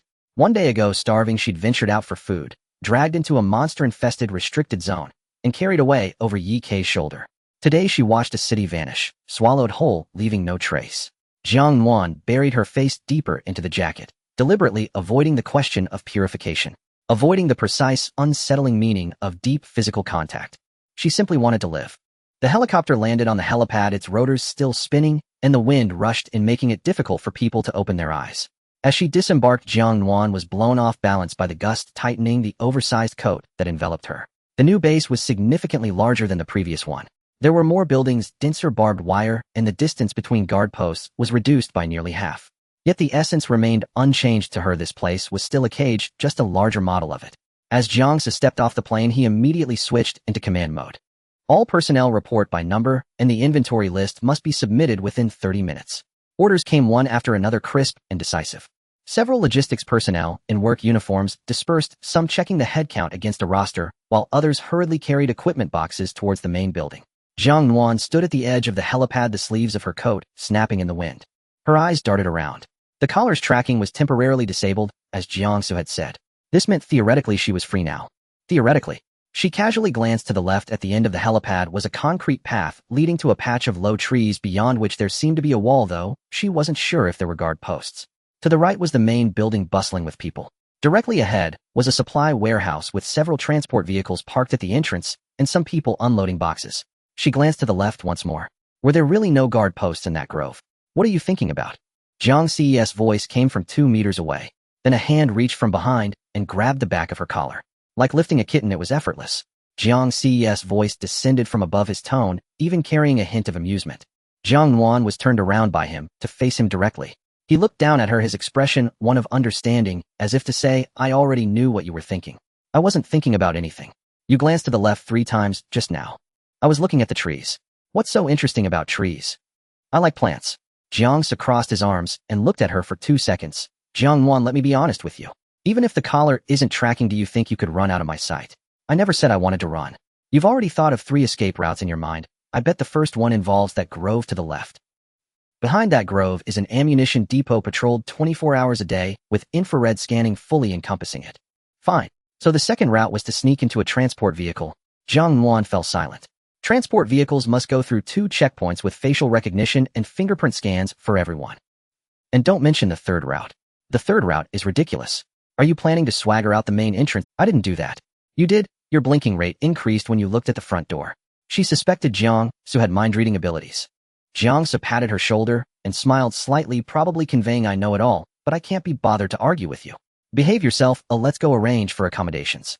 He walked ahead, while Jiang Nuan followed, glancing back at the outside once more.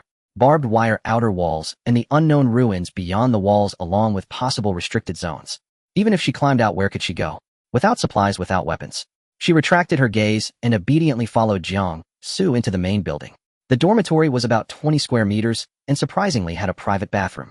Jiang Su briefly explained the locations of the cafeteria and the medical room, as if remembering something.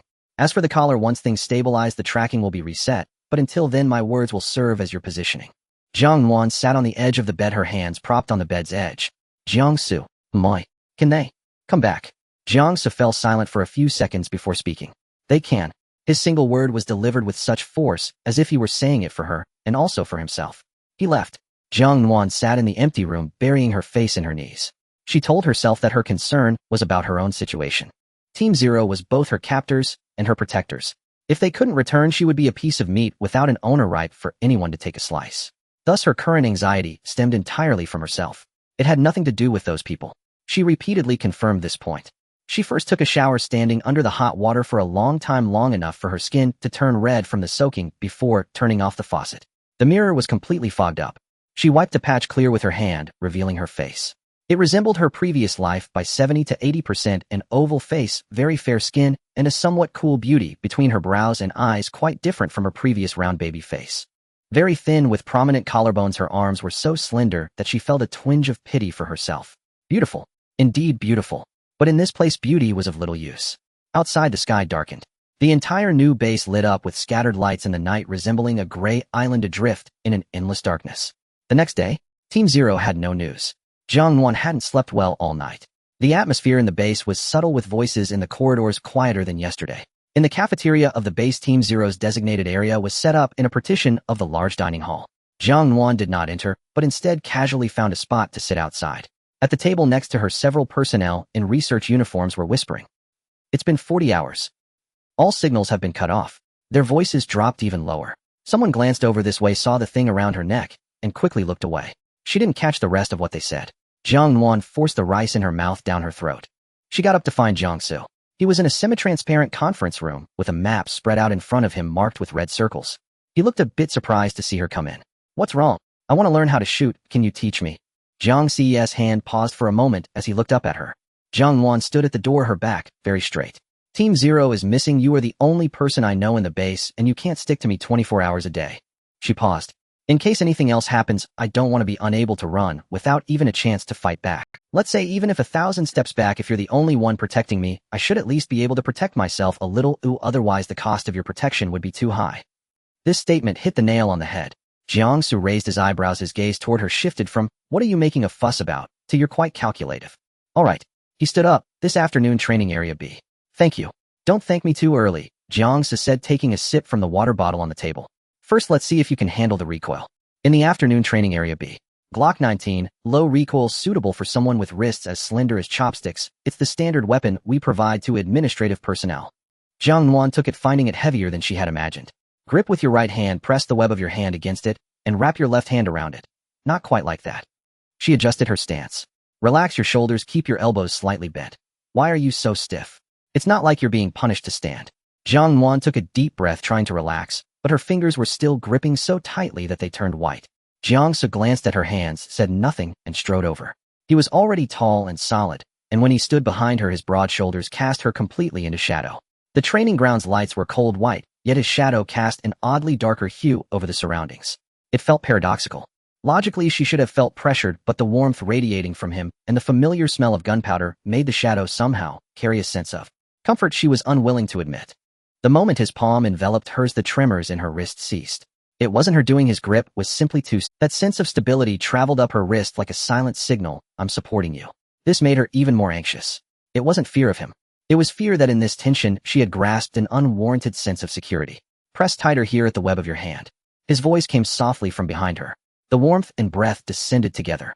He didn't lean in, but the distance was close enough that she could almost feel the heat from his chest through the few centimeters of air. Every hair on her back stood on end. The scent of gunpowder mixed with sweat surged back. It was identical to that jacket. Jiang Nuan's back stiffened for a moment, her fingers unconsciously tightening. He must have sensed it because the pressure he applied on her wrist loosened slightly, but he didn't release it immediately. All right, he adjusted her wrist again, released his hand, and took a step back. Remember this angle and fire. Jiang Nuan gripped the gun and pulled the trigger. Bang! The recoil hit her wrist, her arm went numb, but the muzzle didn't rise too high. The bullet hole landed on the edge of the target paper. It's off, but at least it hit the target. Try again. Over the next 2 days, Jiang Su spent an hour each day teaching her. She learned quickly. It wasn't about talent, it was about diligence. Each movement and every technique was practiced repeatedly. By the end of the second day, after firing an entire magazine, her wrist was swollen. The bullet holes were already concentrated within the torso area of the target paper. Jiang Su leaned against the wall, watching her unload the magazine, nodding. Your hands are still shaking. I'm still practicing. Your hand shakes not just because of your stance. He paused. You're afraid of guns. Jiang Nuan didn't deny it. The bullet mark on the original owner's temple still faintly left a pale scar. Even if I'm scared, I have to use it, she said. Jiang Su looked at her for a long time, then simply nodded. Continue tomorrow, he said, pausing slightly. When they return, you'll have something to report as well. He mentioned, when they return, not if. Jiang Nuan stared at his back, suddenly recalling something. His jacket was still on her bedside table, neatly folded. She had forgotten to return it. Out of courtesy, she washed it and hung it to dry. She would return it tomorrow. She closed her eyes. Suddenly, there was movement in the corridor. It wasn't the sound of patrolling footsteps, which she was already familiar with. Intervals, fixed rhythm, steady. This time the footsteps were hurried, many people heading in the same direction. Then came the sound of knocking on the door of Jiang Su's dormitory, next door, muffled by the wall. She heard him open the door. Someone said something unclear, but the tone was very terse. Jiang Su's voice was low, only 2 words came through. What? Then there was a longer silence. Then the sound of him closing the door and leaving his pace twice as fast as usual. The corridor fell silent again. Jiang Nuan lay in the dark with her eyes open, the collar's indicator light still blinking. Something was about to happen. Jiang Nuan felt that she had just closed her eyes for a short while. It was that state of having just sunk down, her consciousness still hazy. Then someone knocked on her door, a restrained yet urgent knocking, tap, tap, tap, 3 times, a pause, then another 3. She exerted great effort to crawl out of the covers halfway, squinting to glance at the digital clock on the bedside table. 0147. It was not yet 2 in the morning. Who is it? She whispered while her hands searched under the pillow. She wanted to hide a Glock 19 under the pillow, but Jiang Su only allowed her to touch that thing at the training ground, and after every practice, she had to return the magazine to him in his presence. TCH, what's there to be afraid of missing fire? It's just that he doesn't trust her. It's me, urgent matter, open the door quickly. Jiang C's voice. Jiang Nuan's heart sank. No way could it be another expansion of the restricted area. The last S-level incident hadn't even been digested yet her heart couldn't bear another disaster. She kicked off the covers, ran barefoot to the door, and pulled it open. The emergency lights in the corridor cast a dim yellow glow. Jiang Su stood outside the door fully equipped in combat gear. She couldn't see the expression on his face clearly, but his aura was completely different from when he taught her to shoot at the training ground during the day. Before she could even open her mouth, her wrist was grabbed by him. Jiang Su raised a finger to his lips. Don't make a sound, follow me, and don't ask questions on the way. It was a low, hurried whisper. Jiang Nuan had a belly full of questions stuck in her throat. Wearing a pair of shorts that were a bit too short, and without shoes, she was pulled by him towards the end of the corridor. The floor was cold, making her toes curl up. After swiping a few access cards, they reached an elevator at the end of the corridor that she had never noticed before, embedded in the wall, its door the same color as the wall. Jiang Su scanned his eyes in front of the elevator, and the elevator door slid open. Jiang Nuan was pushed inside. There were only a few options on the button panel. Jiang Su pressed B3. The elevator began to descend. Only then did Jiang Nuan realize that this base had underground levels. 3 floors. She had stayed here for several days, and no one had mentioned the presence of facilities underground. The sound of the elevator running was deep, as if it had penetrated something very thick. Jiang Su finally released her wrist. They're back. Jiang Nuan's shoulders relaxed slightly, though the movement was so small, she didn't even notice it. But the heart that had been hanging for 3 days had indeed slipped back to where it should be. The corridor on the 3rd underground level was nearly half as wide as the one above, with heavy metal walls on both sides and reinforced sealed doors. Every few meters, the overhead lights emitting a cold white glow. Every few sections on the walls were painted fresh red numbers, B301, B302, extending deep into the corridor.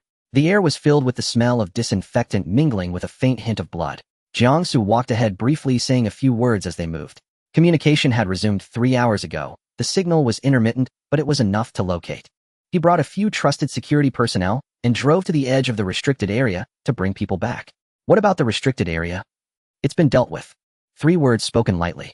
But Jiang Nuan understood their weight. That was the S-level restricted area that had engulfed an entire city. It had consumed 9 people disguised its level, and was a monster that had jumped 2 ranks in one go. It had been dealt with by 5 people. A layer of goosebumps rose on her back, leaving her unsure whether it was out of awe or fear.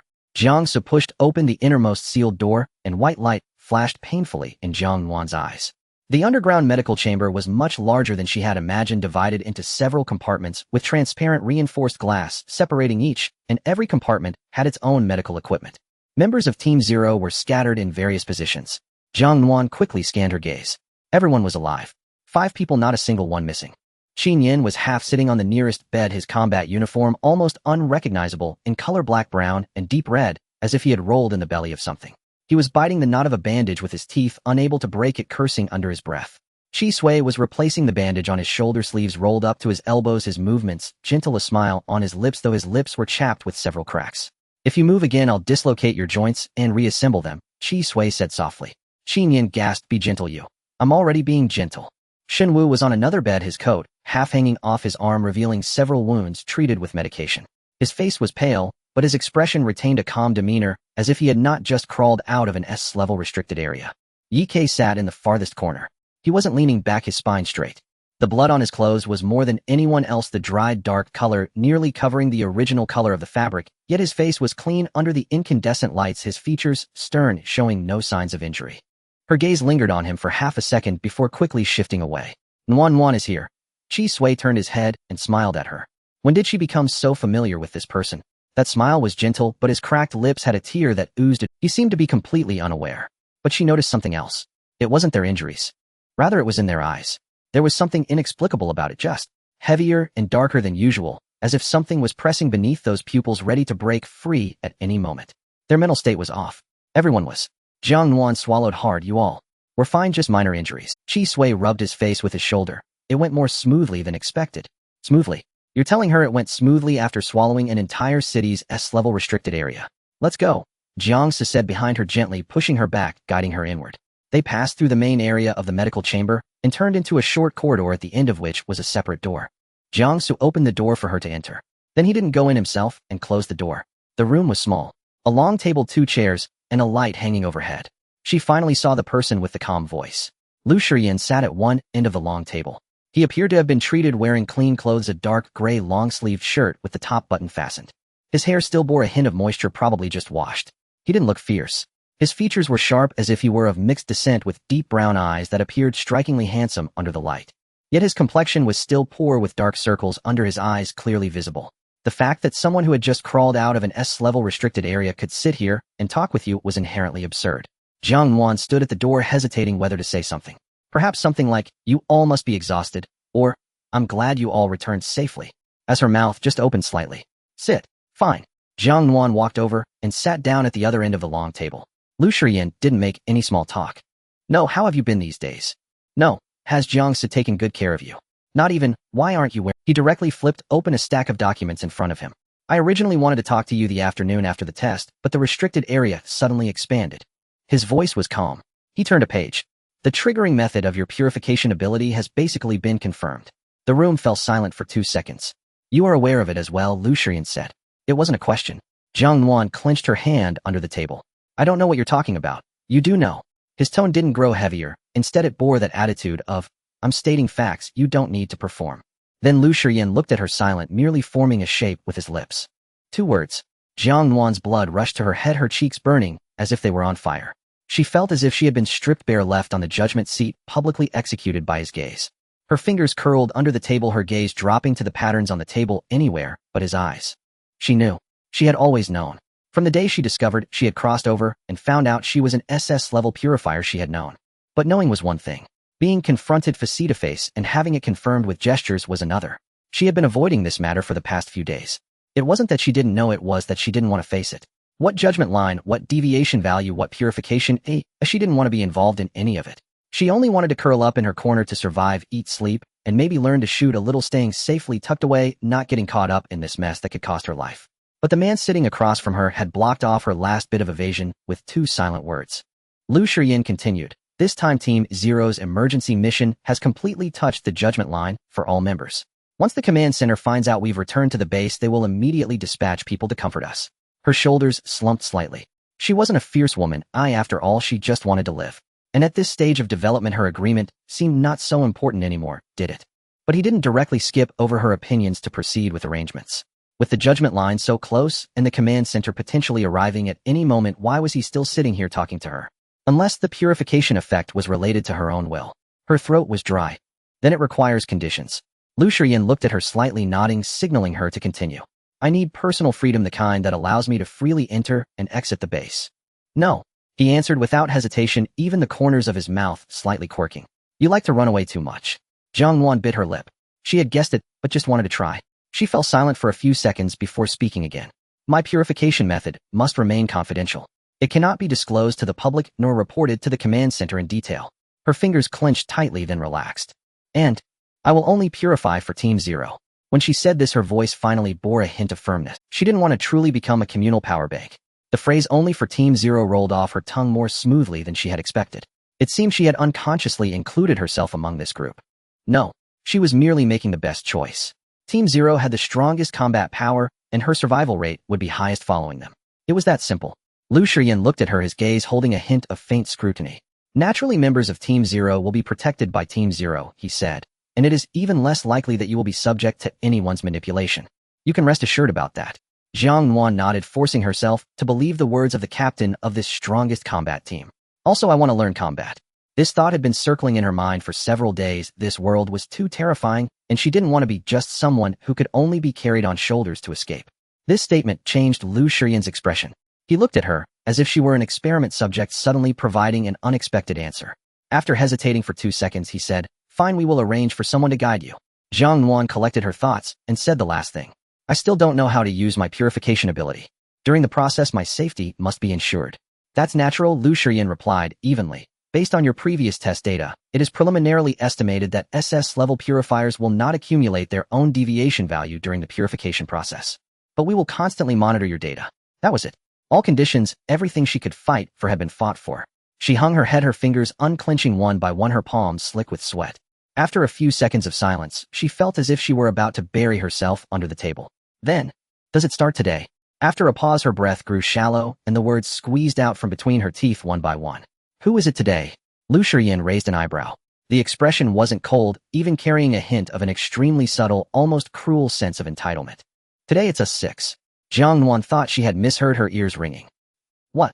Her lips began. The 6 of us, Lu Shiyan repeated, not changing his pace of speech, are all at the judgment line, including Jiang Su, whose deviation value is originally much higher than others. None of us can afford to wait longer than the others. 6. Lu Shiyan took something out of the drawer. A bottle. A deep brown glass bottle, its shape and packaging unmistakably indicating it contained liquor. If you're nervous, you can take a sip first. Lu Shiyan pushed the bottle to the center of the table, his tone surprisingly gentle. Jiang Nuan stared at the bottle. Whiskey, he added appropriately. Currently in the black market, a bottle could exchange for a high-explosive shell. Such an expensive item. She stared at the bottle of liquor for quite a while before reaching out to take it. The sound of the bottle cap twisting open resonated clearly in the quiet room. She tilted her head back and took a sip. The spiciness burned from her throat to her stomach, then rose back up, sending a wave of heat that made her eyes sting. But after that spiciness passed, a delayed warmth spread from her stomach to her limbs, as if she were slowly enveloped by a gentle warmth. The world began to feel unsteady. The corner of the table wobbled, the lights swayed, and Lu Shiyan's excessively handsome face also seemed to blur. Afterwards, Meng Lan brought her a pair of slippers. Soft and warm. Finally, she no longer had to walk barefoot on the icy floor. Lu Shiyan led her away from the medical chamber. In the corridor, only the sound of their footsteps echoed. He walked slightly slower than usual. She groggily followed behind Lu Shiyan. A door at the end of the corridor was pushed open, B307. Inside was a suite larger than she had imagined, and the bedroom was softer than she had expected. The lights were dimmed to a warm tone, and the deep gray bedding was neatly arranged, as if deliberately set up. She drowsily walked to the bedside and sank into the overly comfortable mattress. In the next moment, the effects of the alcohol mixed with a diluted fear caused her to fall asleep. She felt her chin being lifted by a hand. She recoiled slightly, but was caught back. It was Lu Shiyan. When he leaned closer, Jiang Nuan caught a whiff. Don't be afraid. He leaned down to kiss her. She remembered his body temperature was higher than she had imagined. That strange, overwhelming sensation left her at a loss. She didn't know how to breathe or where to look. Her talent was at play as she could feel it. It was as if a transparent river flowed out from her body, silently spreading and seeping into his bones. The elevated temperature emanating from him gradually lowered within her perception. The level of aberration, this perception was very peculiar. She couldn't see the numbers, but she could taste them. When the level of aberration was high, she tasted saltiness like seawater flooding her mouth. As purification advanced, that saltiness began to fade. Faintly, she felt that when the water flow turned back, it seemed to bring something back with it. But when she tried to discern it closely, all that remained was clear water, and she couldn't perceive anything. She tilted her head and saw the veins on his forearm pulsing. Then he whispered something in her ear. She couldn't hear clearly, but the ending of those 2 words lingered a bit longer. When Jiang Nuan struggled to wake up, she thought she was still dreaming. A small nightlight lit up with her awakening. She turned her head to look at the electronic clock above the cabinet. 1035. Her body felt clean. Someone had cleaned her up and changed her into fresh clothes. Don't think. Just stay alive. Chi Sui was not wearing that white lab coat today, but instead donned a loose white sweater, making him look clean and harmless like a neighborly older brother. A huge glass greenhouse filled with various plants whose names she couldn't recall, lush green leaves and vines climbing up the steel frame, completely covering it. In the corner, there was a small tomato rack with red and green fruits hanging from the branches. The air was filled with a mixture of the scent of soil and moisture, damp and vibrant. Jiang Nuan stared at the patch of green for several seconds. That restricted area, the one you just dealt with, what exactly was it? Jiang Nuan spoke up. Chi Sui did not answer immediately, but looked up at the light streaming through the dome. The physical lethality is actually average, he said. Compared to the level-restricted areas we encountered earlier, this SS is even weaker on a physical level. Then how did it swallow a city? Jiang Nuan asked, shivering after speaking. Psychic pollution. Its core ability is to erode on a mental level. Once you enter the restricted area, it directly attacks a person's consciousness. You can't distinguish what is real and what it feeds you. It traps you in your own mental world, and then slowly Jiang Nuan felt a chill run down her back. The 7th team was completely wiped out this way. They weren't killed, they were dragged into collapse by psychic pollution and then aberrated. After aberration, they became part of the restricted area. Jiang Nuan remembered. The 7th team of Area C, where the captain killed the vice-captain after aberration, all 9 of them. Jiang Nuan's fingers clenched tightly under the blanket. The captain and Shun Wu. Chi Sui tone turned serious. Both of them have psychic abilities. The captain can maintain clear judgment under psychic pollution, and Shunwu can distinguish between illusions and reality. With their two anchors, we were able to locate the core of the restricted area. The wheelchair stopped in front of a massive floor-to-ceiling window. Sunlight poured in through the dome, casting down on a cluster of impossibly green plants. It's just... Chi Sui paused, his voice light as a sigh. The cost is also very high. Having stayed for such a long time in that concentration of psychic pollution, everyone's level of aberration crossed. Qin Yin charged too fiercely, almost not being able to pull back. At that moment, I really feared for him. The wind blew down from the filtration system above, rustling through the leaves. The judgment line. Lock them up or eliminate them. No wonder they sneaked back to the camp last night. They must have been afraid the command center would get wind of it. All 6 of them were on the brink of being dealt with. Her feelings were somewhat complicated.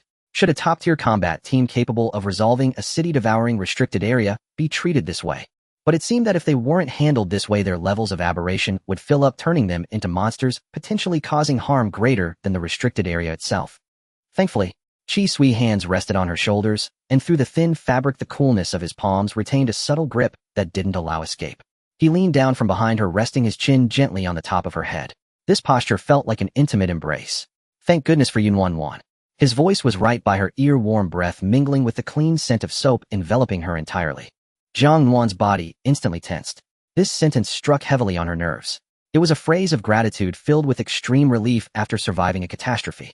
Yet behind this gratitude lay a night that had nearly crushed her. Her nose suddenly felt a pang, her eyes burning hot. What was she? A savior who pulled them back from the judgment line? Or merely a walking battery providing them with endless energy as long as she remained alive? She felt both pathetic and ridiculous. Just as she drowned in this emotion complex enough to nearly overwhelm her, boom. A deep engine roar suddenly echoed at the entrance of the base. Jiang Nuan's heart skipped a beat as she followed the sound. She saw the thick gate of the outer layer of the base slowly rising, revealing a completely black armored vehicle that rolled over the ground and stopped in the square in front of the main building. The vehicle door opened, and several pairs of boots hit the ground. The newcomers wore matching dark gray combat uniforms with a badge composed of a sword and scales pinned to their left chests. The leader stood in front of the armored vehicle looking up at the base. Jiang Nuan felt the hands resting on her shoulder. The weight above her head also vanished. Chi Sui straightened his body. Jiang Nuan couldn't see his expression, but she could feel that the gentle and harmless aura surrounding him vanished in an instant, replaced by a highly aggressive state of vigilance. He subtly pulled her wheelchair half an inch behind him. A small protective gesture. Jiang Nuan heard him say in a very cold voice above her head, "People from the command center." Chi Sui's hand rested on the push handle of her wheelchair, his tone growing serious. Nuan. Jiang Nuan turned to look at him. In those eyes that always carried a hint of gentle laughter, a grave expression now filled them, and the corners of his mouth tightened. Though she was still in the warm greenhouse, she sensed a tense atmosphere emanating from him. She nodded nervously. Chi Sui pushed the wheelchair back, walking a few steps before his tone softened again. "Don't be afraid, Zero." The wheelchair rolled over the gravel path of the cultivation area, the crunching sound echoing clearly in the quiet greenhouse. The green leaves, tomatoes, and warm sunlight had all changed in flavor. Chi Sui brought her back to the dormitory. Jiang Nuan stood up from the wheelchair. Her legs were still weak, but much better than in the morning. "I have to attend a meeting." He stood up and patted her on the head. "Stay here quietly and lock the door." Jiang Nuan watched him turn and enter a nearby elevator. The moment the elevator doors closed, she saw him raise his hand to press the communicator, and his expression was no longer that of the gentle senior she had known. She locked the door and then threw herself onto the bed, lying there. Her mind raced. The command center personnel. In the original owner's memory, very few people knew about her purification talent data. Only a few individuals at the core of the highest command knew. On the way back, Chi Sui had briefly informed her about the command center personnel. The leader was Wen Xin, the head of the Strategic Research Department, a high-ranking official, but perhaps not high enough to access that file. So he likely did not know who she was. Upon seeing her, he might just think she was a new staff member at the Zero Team base. But why was he here? Jiang Nuan buried her face in the pillow. He was probably here to check the aberration values of Zero, as all 6 had quietly returned after crossing the judgment line at midnight. Quiet as it was, the command center surely had means to investigate. Even if they intended to speak with her, she would likely just be a secondary concern. Perhaps they wouldn't find her at all. She hoped. She turned over and stared at the ceiling. But hope was too cheap a word in the apocalypse. What if she was found out? What if Wen Xin discovered she was an SS-grade purifier? A shiver of dread crept down Jiang Nuan's back. She would likely become a resource that could be freely allocated. Would she be taken away? Where would she be sent? Would she be shared among several teams for rotation? Or would she be locked in some laboratory hooked up to tubes, her purification abilities drained like blood? She didn't know. But she did know that on that night Lu Shiyan had given her a bottle of whiskey. This was something that had already occurred and was confirmed by her. Therefore she could not be discovered. She told herself to remain calm and then closed her eyes. The night that had been crushed still lingered and her consciousness quickly blurred. Knock knock. Jiang Nuan woke from her sleep, her mind still a bit foggy. She suspected she might have caught a cold. She glanced at the digital clock. 1522. She had slept for nearly 3 hours. It's me. A faint male voice came from outside the door. Shenwu. She sighed in relief and got out of bed to open the door.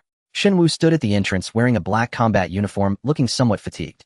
Jiang Nuan felt a bit of schadenfreude. After being dragged into such a long meeting, even the members of the Zero team couldn't take it well. Shenwu raised his eyebrows and glanced at her. You look really unwell. Thank you, you too. For someone with such a sharp tongue, Jiang Nuan adhered to the principle of never losing out. Shenwu raised his eyebrows again. Someone wants to see you. Jiang Nuan's heart sank. Wen Xian. It seems Qi Sui has already mentioned some basic information to you which makes my job easier. He paused for a moment, seemingly weighing something. Then he made a decision. Wen Xian's talent is called identification. It's not as precise as mine, but he can sense whether what a person says is true or false. Consider it a downgraded version of my ability. Your ability. Jiang Nuan was taken aback. Mind reading. Shenwu simply hummed in acknowledgement. Jiang Nuan instinctively took a half step back, her face turning beet red. Thoughts raced through her mind about everything she had thought in front of these people over the past days. I want to run away. These people are insane. Lu Shiyan is so handsome, but so terrifying, and other similar thoughts. And those from last night. Don't be nervous. Shenwu remained expressionless. I won't read your mind all the time, and you were too loud last night, so I automatically blocked you out. Jiang Nuan felt her face was about to catch fire. Are you blocking me now? No. Jiang Nuan immediately began reciting the multiplication table in her mind. 3 times 3 is 9, 3 times 4 is 12. Shenwu's lips twitched. All right, he said, 9 times 9 is 81. You've finished reciting it. Jiang Nuan took a deep breath, suppressing the embarrassment and confusion, bringing herself back to the topic. So what's your advice regarding Wen Xian? Don't tell lies. Not telling lies. What kind of advice was that? You don't need to lie, Shenwu looked at her. You just need to avoid telling the truth. The seemingly illogical contradiction in his words suddenly dawned on Jiang Nuan. She pondered, then spoke. So I need to make sure everything I say is true, but not share any useful information with him. Shenwu's smile widened by a millimeter. You're smarter than I thought. This didn't sound like pure praise, and she secretly rolled her eyes. Fortunately, the other party was just an investigator who didn't rely on force, so she didn't have to face the monstrous combat power of the Zero team. She could handle this. The meeting was arranged in a small conference room on the first floor of the main building. Before entering, Shenwu leaned close and whispered, I'll be waiting outside. If it takes more than 5 minutes, I'll call the captain. There was only one person in the conference room. Wen Xian was younger than she had expected, with a gentle face and a faint smile at the corners of his mouth, looking like the most popular young professor at a university. His long fingers were leisurely spinning a pen. Please have a seat, he said, tilting his chin slightly. Jiang Nuan felt a dull pain in her back and waist from being crushed the previous night, but she controlled her muscles, ensuring her sitting posture appeared relaxed. Did you call for me? She tried to display just the right amount of awkwardness and confusion on her face. Just a casual chat, Wen Xian replied with a smile, pushing the teacup toward her. Jiang Nuan did not touch the cup of tea. I saw you being pushed back in a wheelchair by Qi Sui today. Are you feeling unwell? Jiang Nuan's heart tightened. Yes, I'm not feeling well today. Jiang Nuan nodded. I think I might have a cold. Every word she spoke was the truth. Wen Xian nodded, his gaze showing no fluctuation. I heard you only recently joined the base. The Zero team never accepts outsiders. How did you get in? I met the Zero team members in the restricted area. Jiang Nuan lowered her eyelashes, appearing somewhat shy. I suppose. My abilities were just what they needed. Her purification ability was indeed what they needed, and it was true that they met in the restricted area. As for whether she was invited back or forcibly brought back, there was no need for detailed explanation.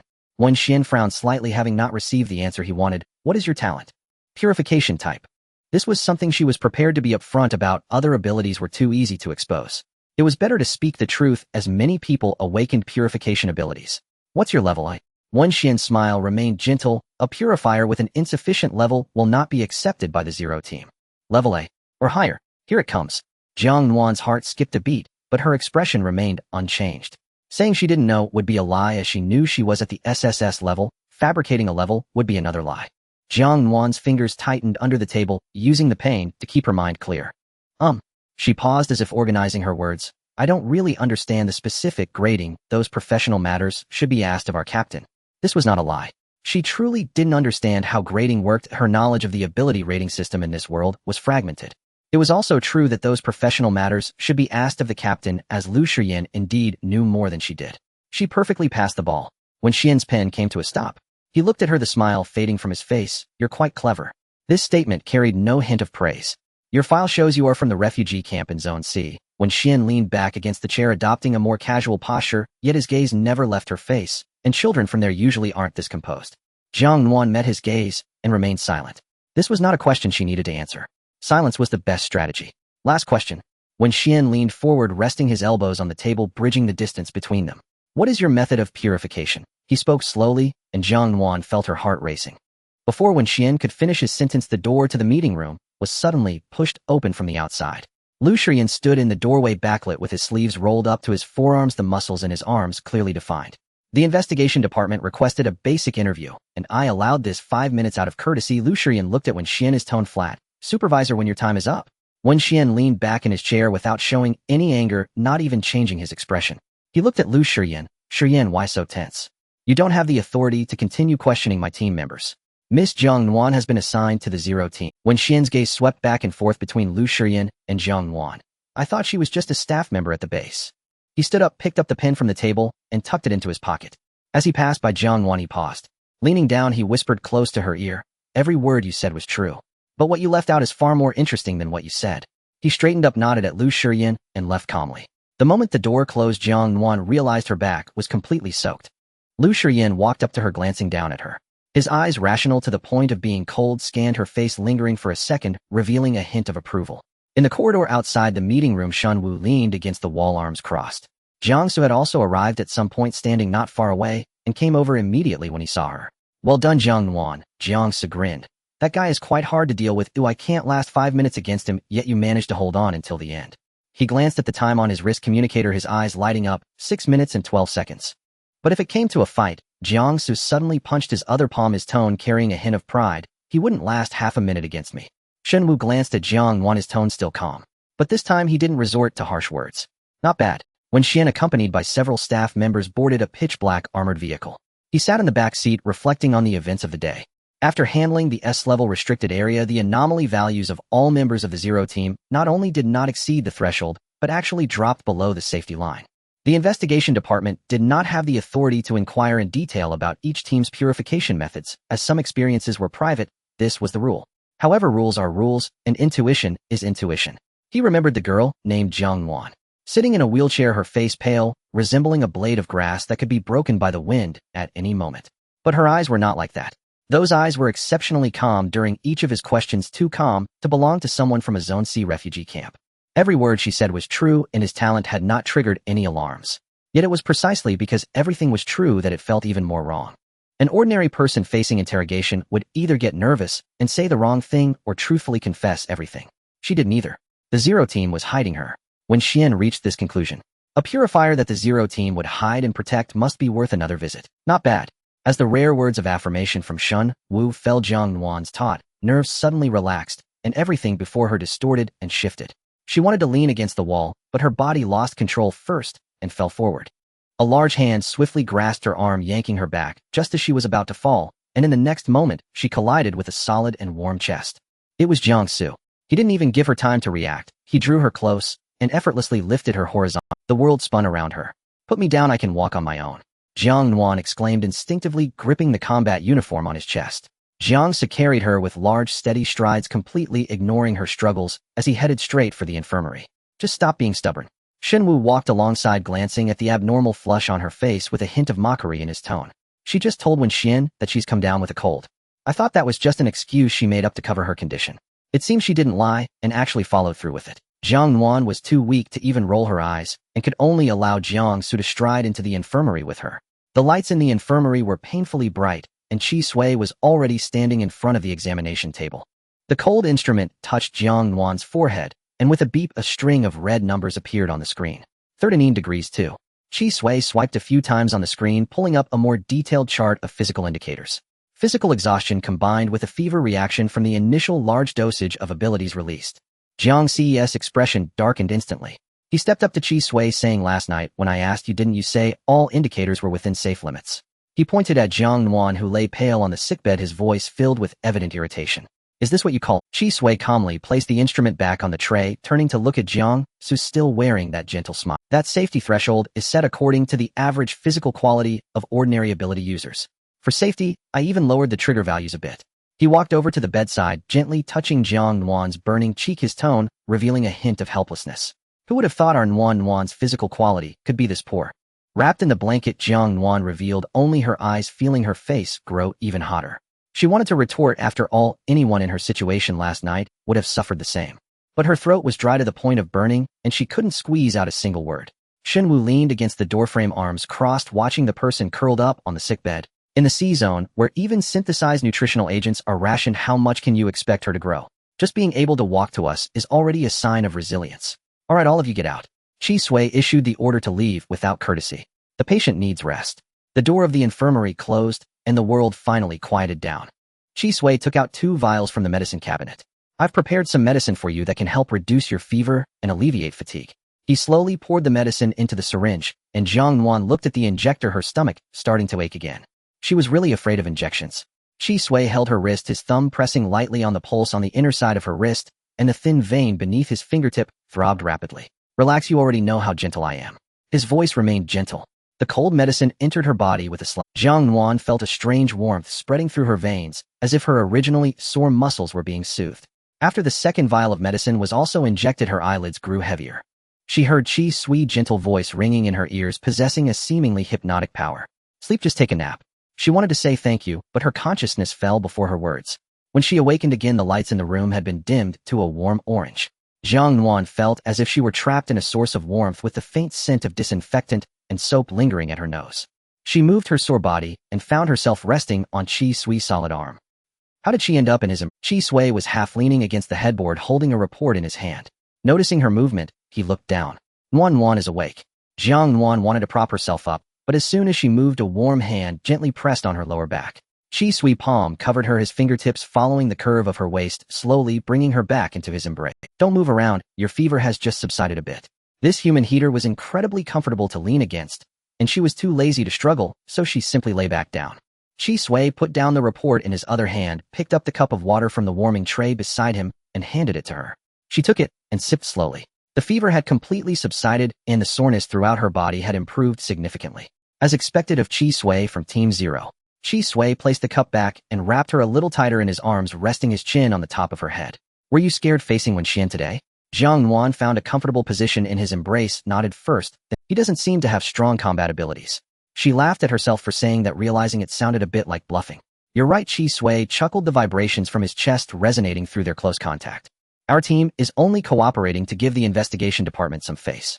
If we didn't want to cooperate, they wouldn't have any way to deal with us. You've done very well. Even the team leader praised you. But that old fox Wen Xian won't give up so easily. Since he has grown suspicious of you, he will definitely find another opportunity to test you. Jiang Nuan bit her lip, deliberately softening her voice with a hint of dependency. With you all here, I have nothing to fear. This was not entirely an act, but it was also not entirely the truth. Through these days of observing and interacting with Chi Sui, she had grasped a pattern. He was most affected by her complete reliance on him. That feeling of being utterly dependent on him was more effective than any defense for Chi Sui. As expected, Chi Sui's voice grew even gentler. His fingertip brushed against the corner of her eye, slowly trailing along the contour of her cheek, finally resting at the edge of her jaw, his thumb lightly grazing her lips. Don't be afraid, oh, we are here. The people of Team Zero are not something others can meddle with. Jiang Nuan's eyelashes fluttered. The people of Team Zero, not just the belongings of Team Zero. She was uncertain whether she was being regarded as someone to be protected or as a precious asset that was not allowed to be lent out. Perhaps the boundaries between the two were inherently blurred in the apocalypse. She chose not to dwell on it. Chi Sui tightened his arm around her waist, holding her snugly in his embrace. Jiang Nuan fell into a deep sleep in this embrace, one she had yet to decide whether to trust. Bang! Jiang Nuan held the black handgun firmly, aiming at the target ahead, and pulled the trigger. The powerful recoil made her hands tingle as the bullet hit the outer circle of the target. This was already her third empty magazine. On her first day fully recovered, she was thrown into the training ground by Lu Shiyan. After all, it was her own request to learn combat. A hand reached from behind, forcibly squeezing between her fingers, their 10 fingers interlocking. Qin Yin leaned close from behind, his warmth seeping through the thin training outfit. He lowered his head, his lips brushing against her ear, his voice laced with lazy mockery. You can't even hold a gun steady. Do you plan to just cry and surrender when danger strikes? Jiang Nuan shrank her neck. The weight of the gun steadied by his support, yet her entire body stiffened. She wanted to move away from this overly intimate coach. She had thought the captain would have Yi K teach her shooting as he was a sniper with the best marksmanship, yet unexpectedly, it was this least serious guy. That annoying guy. Xin Yin's other hand directly pinched her soft waist, pressing her back into his embrace, pulling her closer to him. What are you moving for? His breath brushed against her neck. Keep your eyes on the front. Jiang Nuan had no choice but to stiffly stare at the target ahead. He brought her hand up to raise the gun again, his long fingers enveloping her index finger, and without hesitation, he pulled the trigger. The bullet hit the bullseye. Jiang Nuan was jolted by the tremendous recoil, her arm aching, yet Xin Yin seemed to have found an interesting toy, leaning down to lightly bite her earlobe. Jiang Nuan shivered, almost dropping the gun. Put away that lustful expression. A cold voice came from the doorway as Shen Wu pushed open the door to the training ground. The captain wants you to go to the conference room. Xin Yin released Jiang Nuan's waist and straightened up. His interrupted enthusiasm left him displeased as he raised an eyebrow. Are you jealous that I have the chance to give her close guidance, intelligence officer? Shen Wu didn't even spare him a glance. I'm just worried you'll exhaust her, and then there will be no way to explain to the captain. Taking advantage of the standoff between the two, she finally wriggled out of Xin Yin's grip, moving a couple of steps aside to keep her distance from him. Could Xin Yin not learn from his brother? But then again, Chi's sweet gentle smile seemed to be no better. Xin Yin lazily glanced at her, as if observing a small animal that had temporarily escaped his grasp before leisurely turning away and walking out of the training ground. Shen Wu's gaze shifted to her, pausing for a moment. Do I need to go too? Jiang Nuan pointed at herself with her index finger. What I just said was Shen Wu enunciated clearly for you all to go to the conference room. The door to the conference room slid open silently. The room was large with a long black table in the center, and the others had already gathered. Lu Shiyan sat at the head, a virtual screen glowing in front of him. At the end of the long table, there was an empty seat. Jiang Nuan walked over and quietly sat down. Lu Shiyan raised his eyes, scanning everyone before speaking. The investigation department has issued a notice. Since we have just cleared the S-level Forbidden Zone, our Zero Squad will be on a mandatory paid leave for 2 weeks. Jiang Su broke into a wide smile, letting out a cheer as his broad shoulders leaned back against the chair. Lu Shiyan glanced at him, but said nothing, simply pushing a three-dimensional map to the center of the table with one hand. We will return to Area C tomorrow. Xin Yin's brows immediately furrowed. Why go back to that terrible place? We just came from there. In the base at Area C, there are still a batch of biological samples and data materials extracted from the early Forbidden Zones that need to be transported back, Lu Shiyan explained. Why not just send the security team in the base to handle it? Xin Yin replied, impatiently spinning around in his chair. A rare holiday. We also need to confirm the stability of the energy field after the S-level Forbidden Zone was destroyed to ensure there are no overlooked sources of contamination. Lu Shiyan's voice left no room for negotiation. Do you think those security personnel can handle it? Xin Yin's face fell completely, leaning back and mumbling softly, I was hoping to spend these days properly with our... That phrase Nuan sent a shiver down Jiang Nuan's spine. She couldn't shake the feeling that things were getting increasingly odd. Had she ended up with a script for survival in a post-apocalyptic world, or had she mistakenly entered a crash course for disciples of a pleasure-seeking sect? But Lu Shiyan's words excited her. If they were all going on a mission, did that mean she could stay behind at the base? Great. She barely had time to savor the thought. Lu Shiyan's gaze crossed the long table and finally landed on her. You will also go along. That tiny spark of hope in Jiang Nuan's heart extinguished instantly. Me? She almost immediately retorted, I have no combat ability, just be a burden there. She wanted to stay at the base even if just for one day. Lu Shiyan looked at her, I can't leave you alone at the base, it makes me... That old fox Wen Xian won't easily give up. The moment we leave, he'll find 100 reasons to drag you into the interrogation room of the investigation department. So that's why? Wen Xian's gentle smiling face appeared in her mind, and she had no doubt about the truth of Lu Shiyan's words. That man had already risen to be one of the most concerning figures in her mind. Don't be afraid, Nuan. Chi Sui, sitting beside her, leaned over and offered her a reassuring smile. The Forbidden Zones have been cleared by us, and there will be no dangers along the way. Being with us is the safest. Yes, the safest. And the least free. Jiang Nuan lowered her eyes and said softly, okay. At least she could truly see this world to understand what kind of world this was.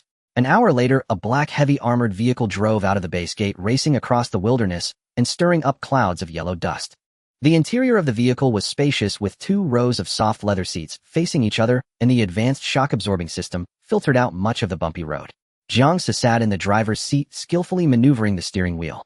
This iron beast was as docile as a big cat in his hands, gliding smoothly over the uneven terrain. Yet even with the spacious interior, it felt somewhat cramped with 6 tall men seated. The air was filled with a faint smell of gunpowder leather and the distinct sense of each man mingling together to create an aggressive atmosphere. Jiang Nuan huddled by the window, forehead pressed against the cold glass, watching the desolate scenery fly by. In the distance, there was a charred forest wreckage, all the trees leaning in the same direction, as if crushed by some immense force. From the original host's memories, she knew that this world hadn't always been like this. The Forbidden Zones first appeared 50 years ago, appearing without warning across the globe and tearing apart the original world. No one could clearly explain what exactly they were, whether it was an invasion from another dimension or a mutation of the Earth itself. With the emergence of the Forbidden Zones, special abilities began to appear among humans, collectively referred to as ability users. The types of abilities varied widely, from the most common strength enhancement and speed abilities to rare space and psychic powers, and even some bizarre and powerful abilities that defy classification. Without a doubt, these few individuals from Zero Squad stood at the pinnacle of all ability users. And her, a peculiar SS level with such an odd purifying method, she was likely one of a kind. The armored vehicle rolled over a large boulder, jostling the cabin violently.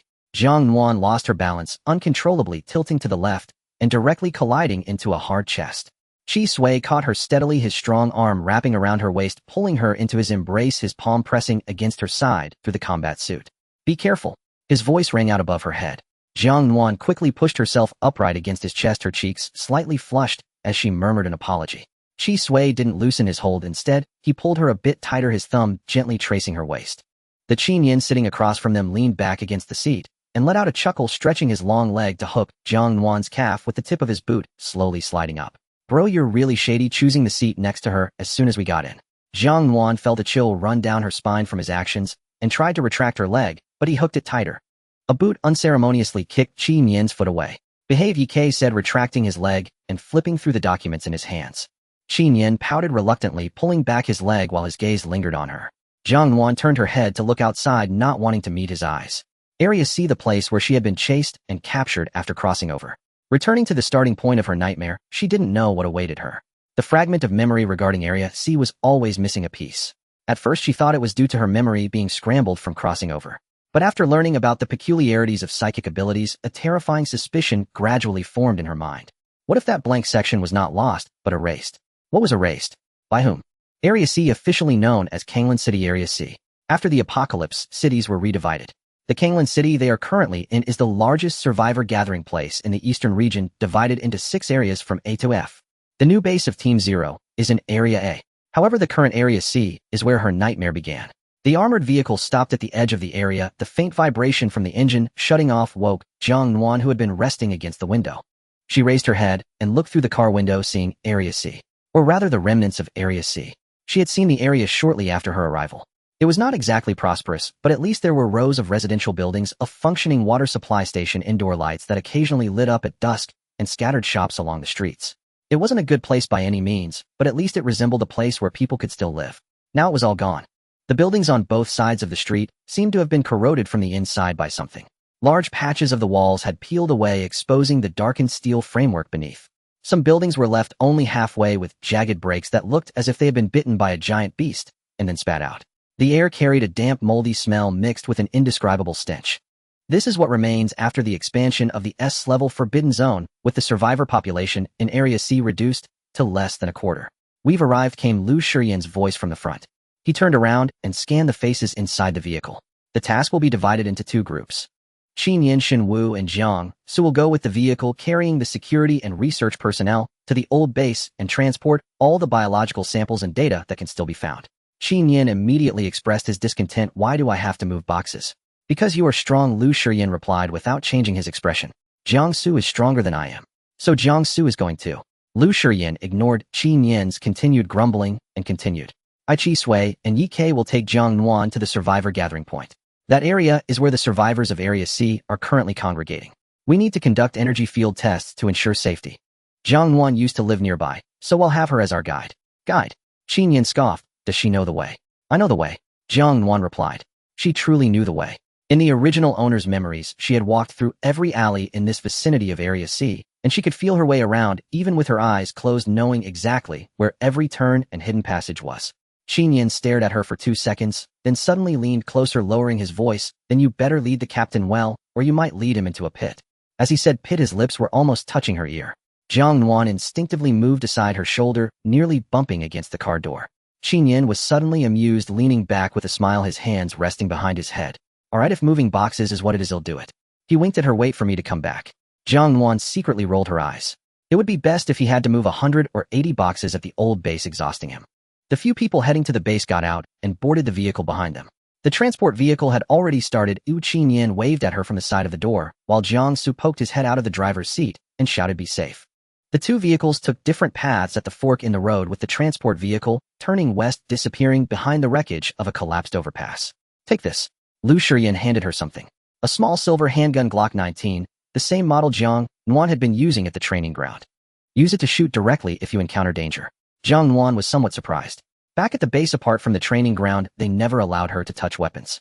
She reached out to take it, the cold metallic texture and the heavy weight settling in her palm, bringing a strange sense of reassurance. Was it trust or another form of testing? Or perhaps it was simply because they brought her to a place like Area C and they had to give her some means of self-defense to keep her from being too much of a nuisance. As this thought circled in her mind, she tucked the gun away and said, "Thank you." Yi Ke was nearby, checking his gear, effortlessly disassembling and reassembling his own gun without lifting his gaze. Chi Sui tucked a gun at his waist and cheerfully slung a medical kit over his shoulder. "Are you going to treat the survivors?" Jiang Nuan asked curiously. "Him? Treating people?" Yi Ke snorted coldly. Chi Sui didn't mind, smiling meaningfully. "No, going to do so." Jiang Nuan didn't understand what Yi Ke was laughing about. Wasn't Chi Sui a doctor? Jiang Nuan was just curious about what to ask when Chi Sui had already pushed the car door open and got out. The air outside rushed in, carrying a dry, dusty scent mixed with the smell of something burnt.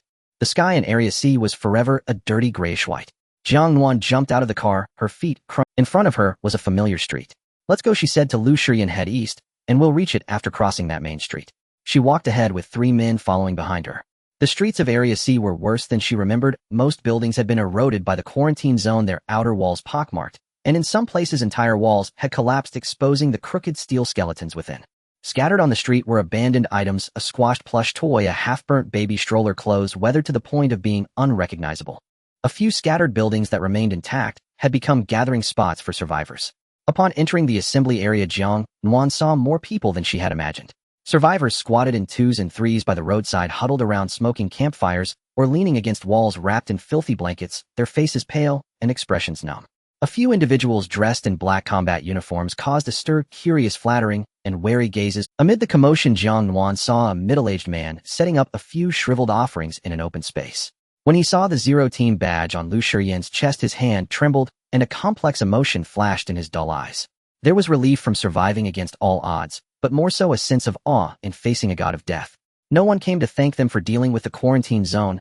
These people had exhausted all their strength just to stay alive. Jiang Nuan was wearing a combat uniform like theirs. Fortunately, this uniform had a collar. Otherwise, if her collar was exposed, she would rather die here. "Isn't that Jiang Nuan?" A hoarse voice came from the roadside. It was a middle-aged woman with messy gray hair squatting on the curb while nibbling on a hard biscuit. The man beside her also raised his head, squinting as he looked over. "It really is her. Wasn't she living alone in that warehouse before? How did she end up mingling with the investigation team? Who knows? This girl used to be very gloomy and ignored everyone. You can't blame her. A young girl traveling alone in a place like this, it's normal not to interact with people. Looks like she's climbed up the social ladder now." That person's voice was very low, but in the current quiet environment of Area C, his words traveled much farther. Jiang Nuan heard clearly. The phrase "climbed up the social ladder" made her want to curse. Did she climb? Did she climb? She was kidnapped, okay. She didn't even get the chance to lay low. Chi Sui had evidently heard too. He turned his head to glance at Jiang Nuan, the corner of his mouth slightly curling. "You weren't very well liked here before." Jiang Nuan said softly, "I don't really like interacting with people." "Why?" "No reason, just feels easier to be alone." This was indeed true. In the memories of the original owner, she was basically invisible in Area C, not participating in any collective activities at the gathering point, not joining any mutual aid groups, and even trying to exchange supplies during less crowded times. In modern terms, she was socially anxious, living alone, and mildly world-weary. But because of this, no one truly understood the original owner. This was actually good for Jiang Nuan, as she didn't have to worry about anyone discovering the differences between her personality and that of the original owner. Lu Shiyan took out a scanner, methodically checking the buildings on either side of the street, his expression focused and calm. Yi Ke walked on the outer side, his gaze occasionally sweeping over the roofs and dark corners of alleyways. Chi Sui observed the survivors by the roadside as he walked, his gentle demeanor feeling out of place amidst the ruins. The group walked all the way to the warehouse where Jiang Nuan had originally lived. The abandoned warehouse was on the eastern side of the gathering point, a 2-story iron structure with rusted walls. Part of the roof had collapsed, but the main structure was still relatively intact, now housing quite a few people. As soon as she stepped inside, a mixed smell of mildew, sweat, and cheap disinfectant hit her. The ground was divided into small areas separated by cardboard boxes and fabric curtains. Some people were eating in the corners while others were mending clothes. A child stared at the gun at Lu Shiyan's waist. Before Lu Shiyan could turn around, the child's mother fearfully covered the child's mouth and hurriedly crawled in. These people were alive thanks to the Zero Team dealing with the quarantine zone. By rights, the Zero Team was their savior. But in the eyes of these refugees, the Zero Team could be seen as saviors or as inscrutable powers more terrifying than monsters. They could easily wipe out an S-level quarantine zone and could just as easily eliminate all the living souls in this warehouse. And she was in fact not much different from these refugees. The only difference was that she was temporarily held in the mouth of this giant beast. Not swallowed yet. Oh, isn't this little Jiang? A voice came from the left. A woman in her 40s she recognized the original owner. Jiang Nuan searched her memories. The name was a bit hazy. Seemed to be Zhou. Sister Zhou, she called out tentatively. You still remember me? Sister Zhou looked her up and down, her gaze sweeping over the three men behind her, her eyebrows. You used to huddle alone in that corner on the second floor. No one could get you to come out. Now look at you surrounded by a group of bodyguards. Jiang Nuan gave a dry laugh. Well, things have changed.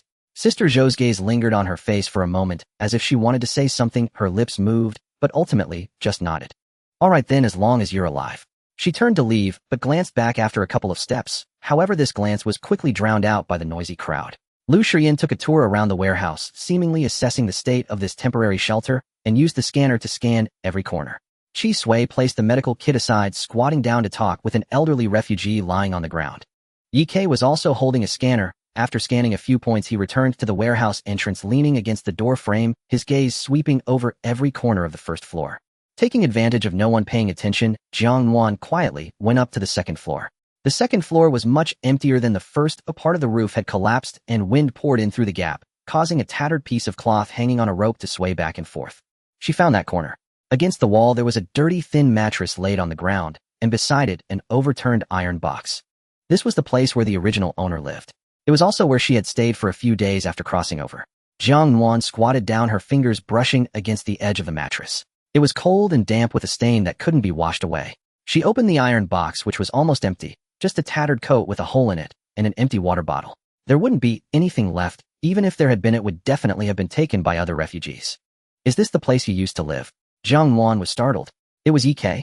He had come up unnoticed, standing silently at the staircase. How did you get up here? Jiang Nuan pressed her hand to her pounding heart. The captain sent me here. Fine, he was still afraid she would run away, even though she still wore that damned collar.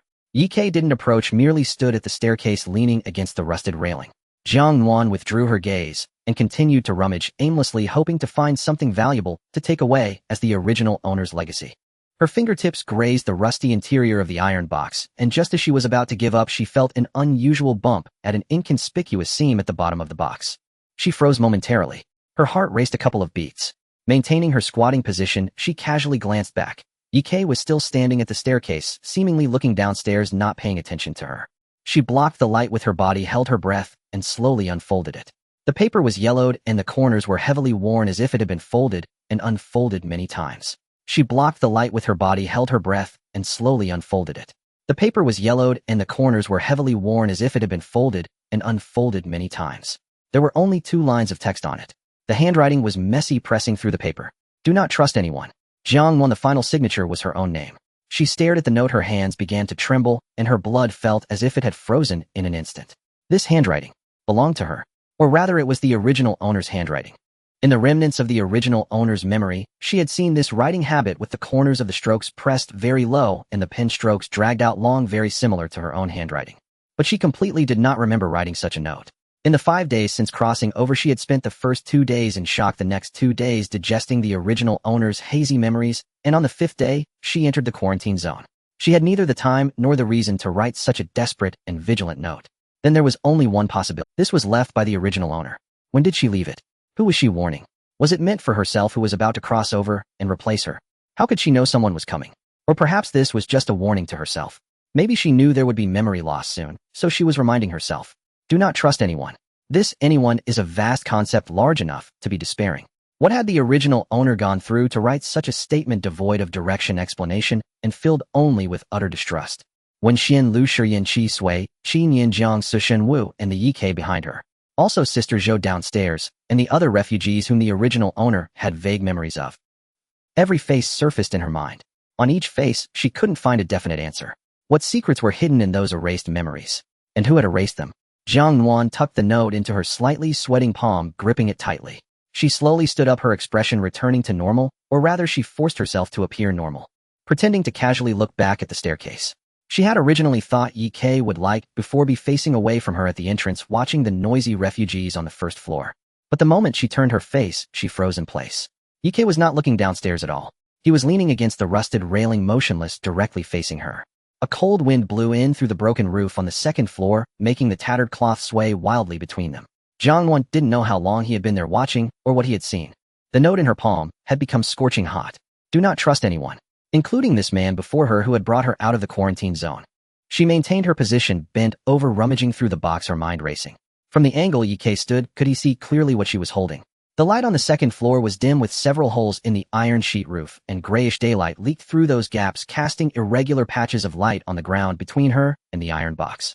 However, her crouching position was right at the edge of the light patches, with her back to the staircase. She silently rubbed the paper note, slightly dampened by her sweat, into her palm. It must be hidden. She couldn't explain the origin of this note, nor could she expose her memory gaps. What if that blank memory contained something detrimental to her? Before the truth was revealed, she needed to disguise herself as a compliant tool. Surviving was more important than anything else. Her movement to stand was neither hurried nor slow. Her knees felt a bit sore from squatting too long. She casually brushed off the dust from her pants, as if performing the most ordinary of actions. Then she turned around. Yi Ke's gaze was still fixed on her. He stood there looking at her, his dark pupils reflect. Jiang Nuan felt a shiver at the nape of her neck, every hair standing on end. In her mind, she quickly concocted 3 excuses. What note?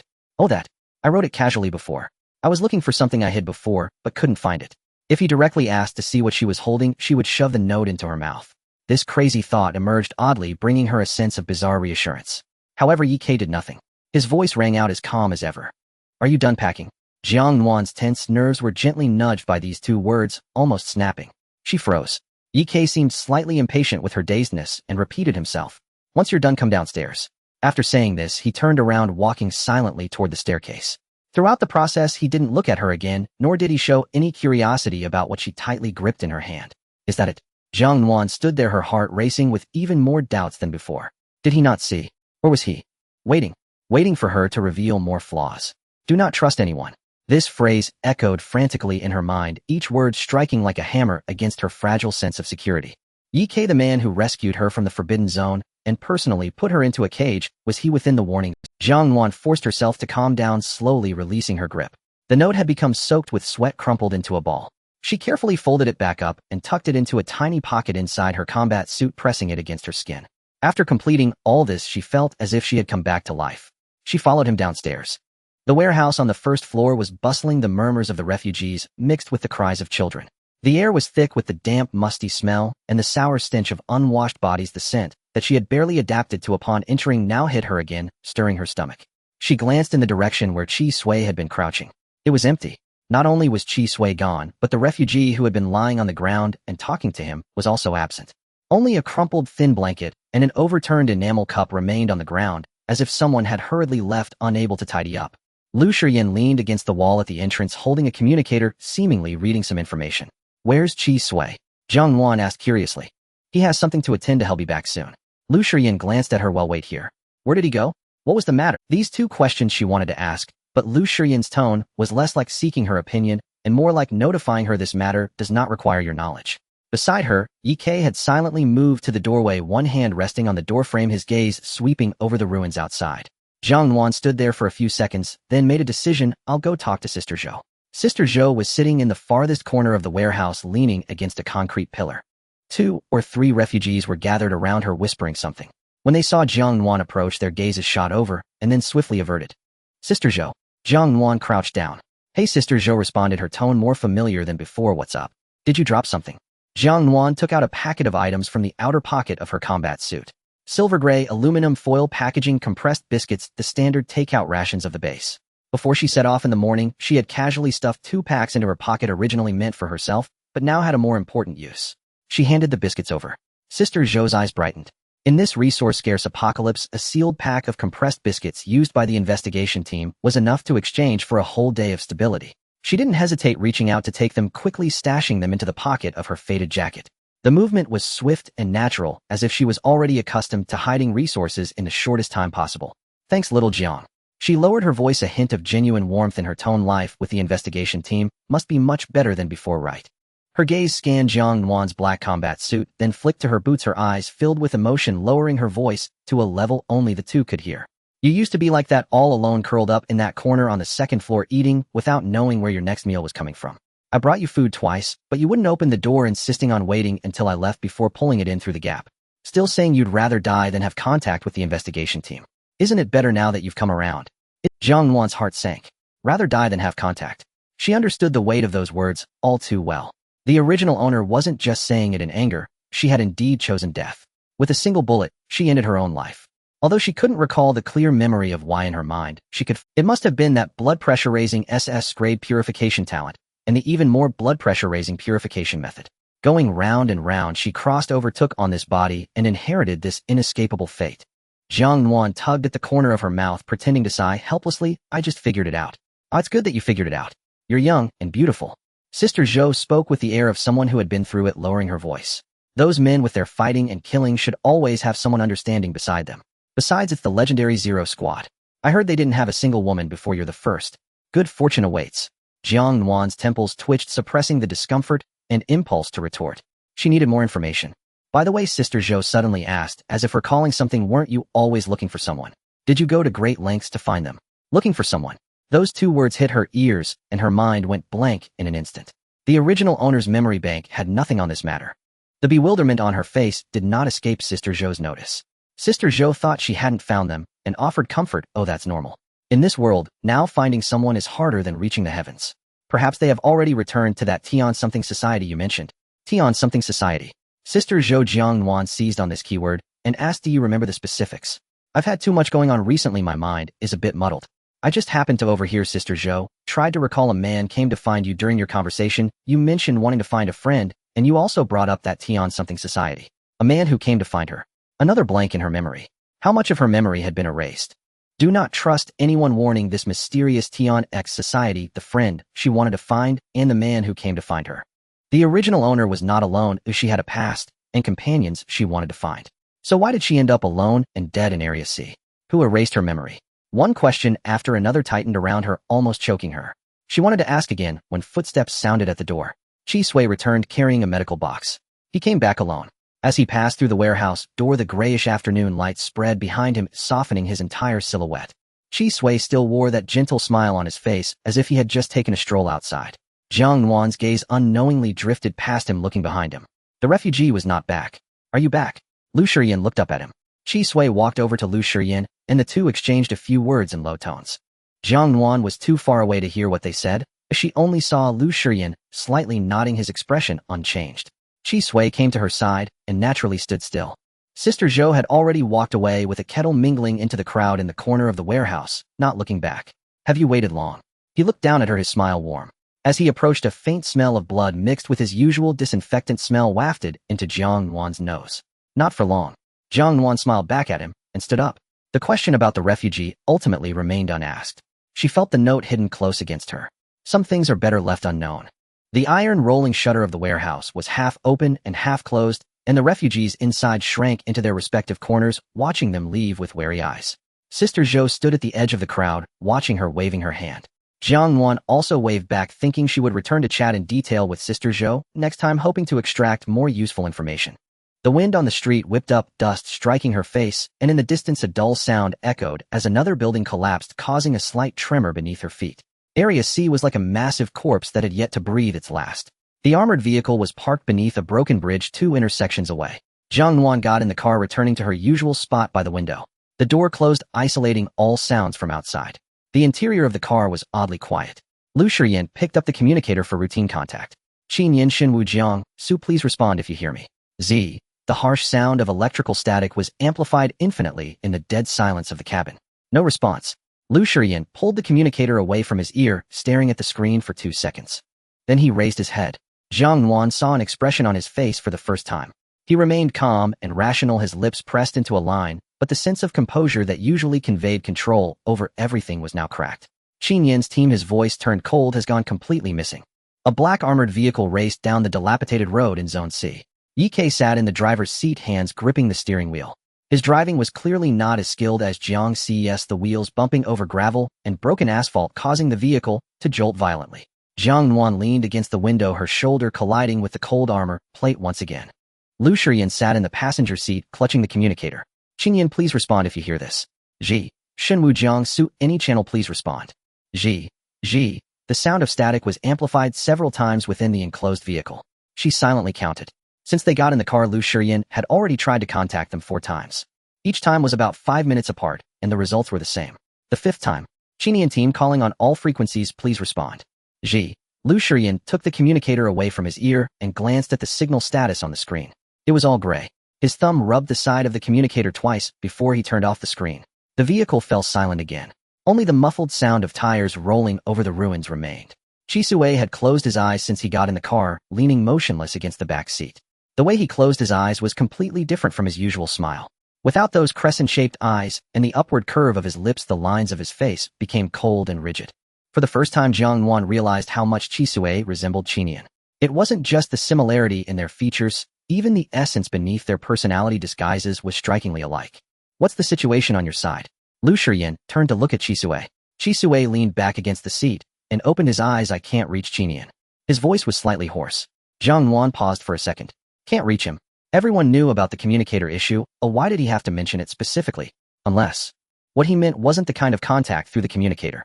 I have a twin-sense connection with him, Chisue explained to her. As long as the distance doesn't exceed the limit, I can sense his sensory state or emotional fluctuations. The air inside the vehicle suddenly ceased to flow.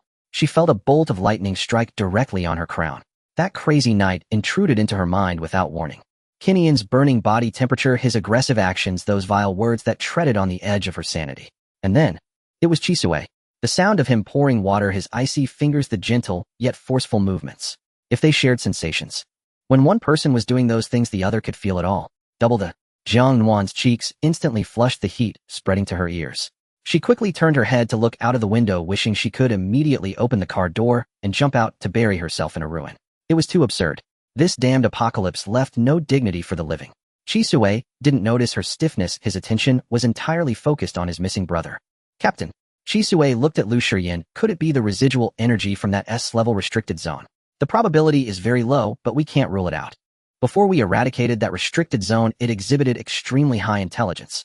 It suppressed its own energy fluctuations, disguised itself as a low-level restricted zone, devoured the 7th team of Zone C, and even rapidly upgraded twice within a short time. Lu Shiyan took out a portable holographic projection panel and pressed the switch. A holographic map of Kanglan City lit up in the center of the vehicle, with red dots marking their current location and blue dots marking the location of the old base. He drew a line on the map connecting the old base to the refugee area. For a restricted zone of this level, if there is residual energy escaping, what would it need the most? Food. Yi Ke uttered 2 words sharply, turning the steering wheel to avoid a gully. Correct. Lu Shiyan's fingertips circled around the blue dot representing the old base. The refugee gathering point in Zone C has over 10,000 living people, making it a natural hunting ground. But it hasn't gone to the refugee area, while everyone at the old base has gone silent. Lu Shiyan's finger drew a circle around the blue dot at the old base. The old base has been cleared out, leaving only Qingyan, Shenwu, and Jiang Su along with other security and research personnel transporting uncorrupted data. If the restricted zone really went there, why? The vehicle fell silent again. Jiang Nuan stared at the holographic map, her mind racing. She didn't want to die. Jiang Su had taught her how to shoot before he left, and although Shenwu was sharp-tongued, he had taught her how to cope when Shen arrived. Qingyan, though difficult, at least acted as her umbrella of protection. If they died, the status of Lu Shiyan and the others would also be affected, lowering her chances of survival. Jiang Nuan spoke up, breaking the silence. The 3 men's gazes fell on her simultaneously. Jiang Nuan swallowed hard, suppressing the tension in her heart, and looked into Lu Shiyan's eyes. Although the refugee area is populous, they are all ordinary people with weak energy. The old base, though fewer in numbers, has Qingyan, Shenwu, and Jiang Su. Jiang Nuan analyzed earnestly, trying to keep her voice steady. All 3 of them are top-tier abilities. For an S-level restricted zone in dire need of energy replenishment and possessing high intelligence, the energy of 3 top-tier abilities is far more attractive than that of 10,000 ordinary refugees. Lu Shiyan looked at her, a faint hint of appreciation in his eyes. Continue. Encouraged, Jiang Nuan's thoughts became, moreover, the old base is your territory. If it goes there, it may not only be for feeding, but also for revenge. Jiang Nuan paused for a moment. Or there might be something it wants in the old base. Lu Shiyan withdrew his gaze, tapping a few times on the projection panel. Good analysis. But one point is not entirely correct. Jiang Nuan was taken aback. What's wrong? It can't swallow all three of them. Lu Shiyan's tone was filled with absolute confidence. With Qinian's destructive power Shin was true, I combined with Jiang Ces absolute defense. Even if it were at its peak as an S-level restricted zone, it would have to think twice before attempting to devour all three of them. Moreover, it is merely a remnant of energy. Lu Shiyan turned off the projection panel, plunging the vehicle back into darkness. Their disappearance is not because they were consumed. It's because they were trapped. There may be something we don't know in the old base that has been activated. Accelerate. Lu Shiyan commanded Ye. Ye pressed the accelerator to the floor. The armored vehicle's engine erupted with a deafening roar, and the vehicle lunged forward toward the territory of the old base. In the distance, the incomplete gray-white concrete walls and the tattered barbed wire gradually enlarged in the dim light, as if opening a dark, giant mouth waiting for them. Under the gray ruins, the entire zone lay desolate. In the distance, a crumbling solitary tower stood among them. Most of the tower had weathered and peeled with rusty steel bars crisscrossing inside. In the shadow at the top of the tower, a figure stood quietly. The wind howled past, stirring the sand and dust, making the gray trench coat flutter. He wore a pair of black leather gloves, and the high-magnification binoculars he held slowly lowered. In the reflection of the lenses, a black armored vehicle was driving toward the dark, giant mouth. The figure lowered his head and fished an old mechanical pocket watch out of his coat pocket. Click. The watch cover popped open, and the sound of the second hand moving was faint but clear in the wind. Jiang Nuan.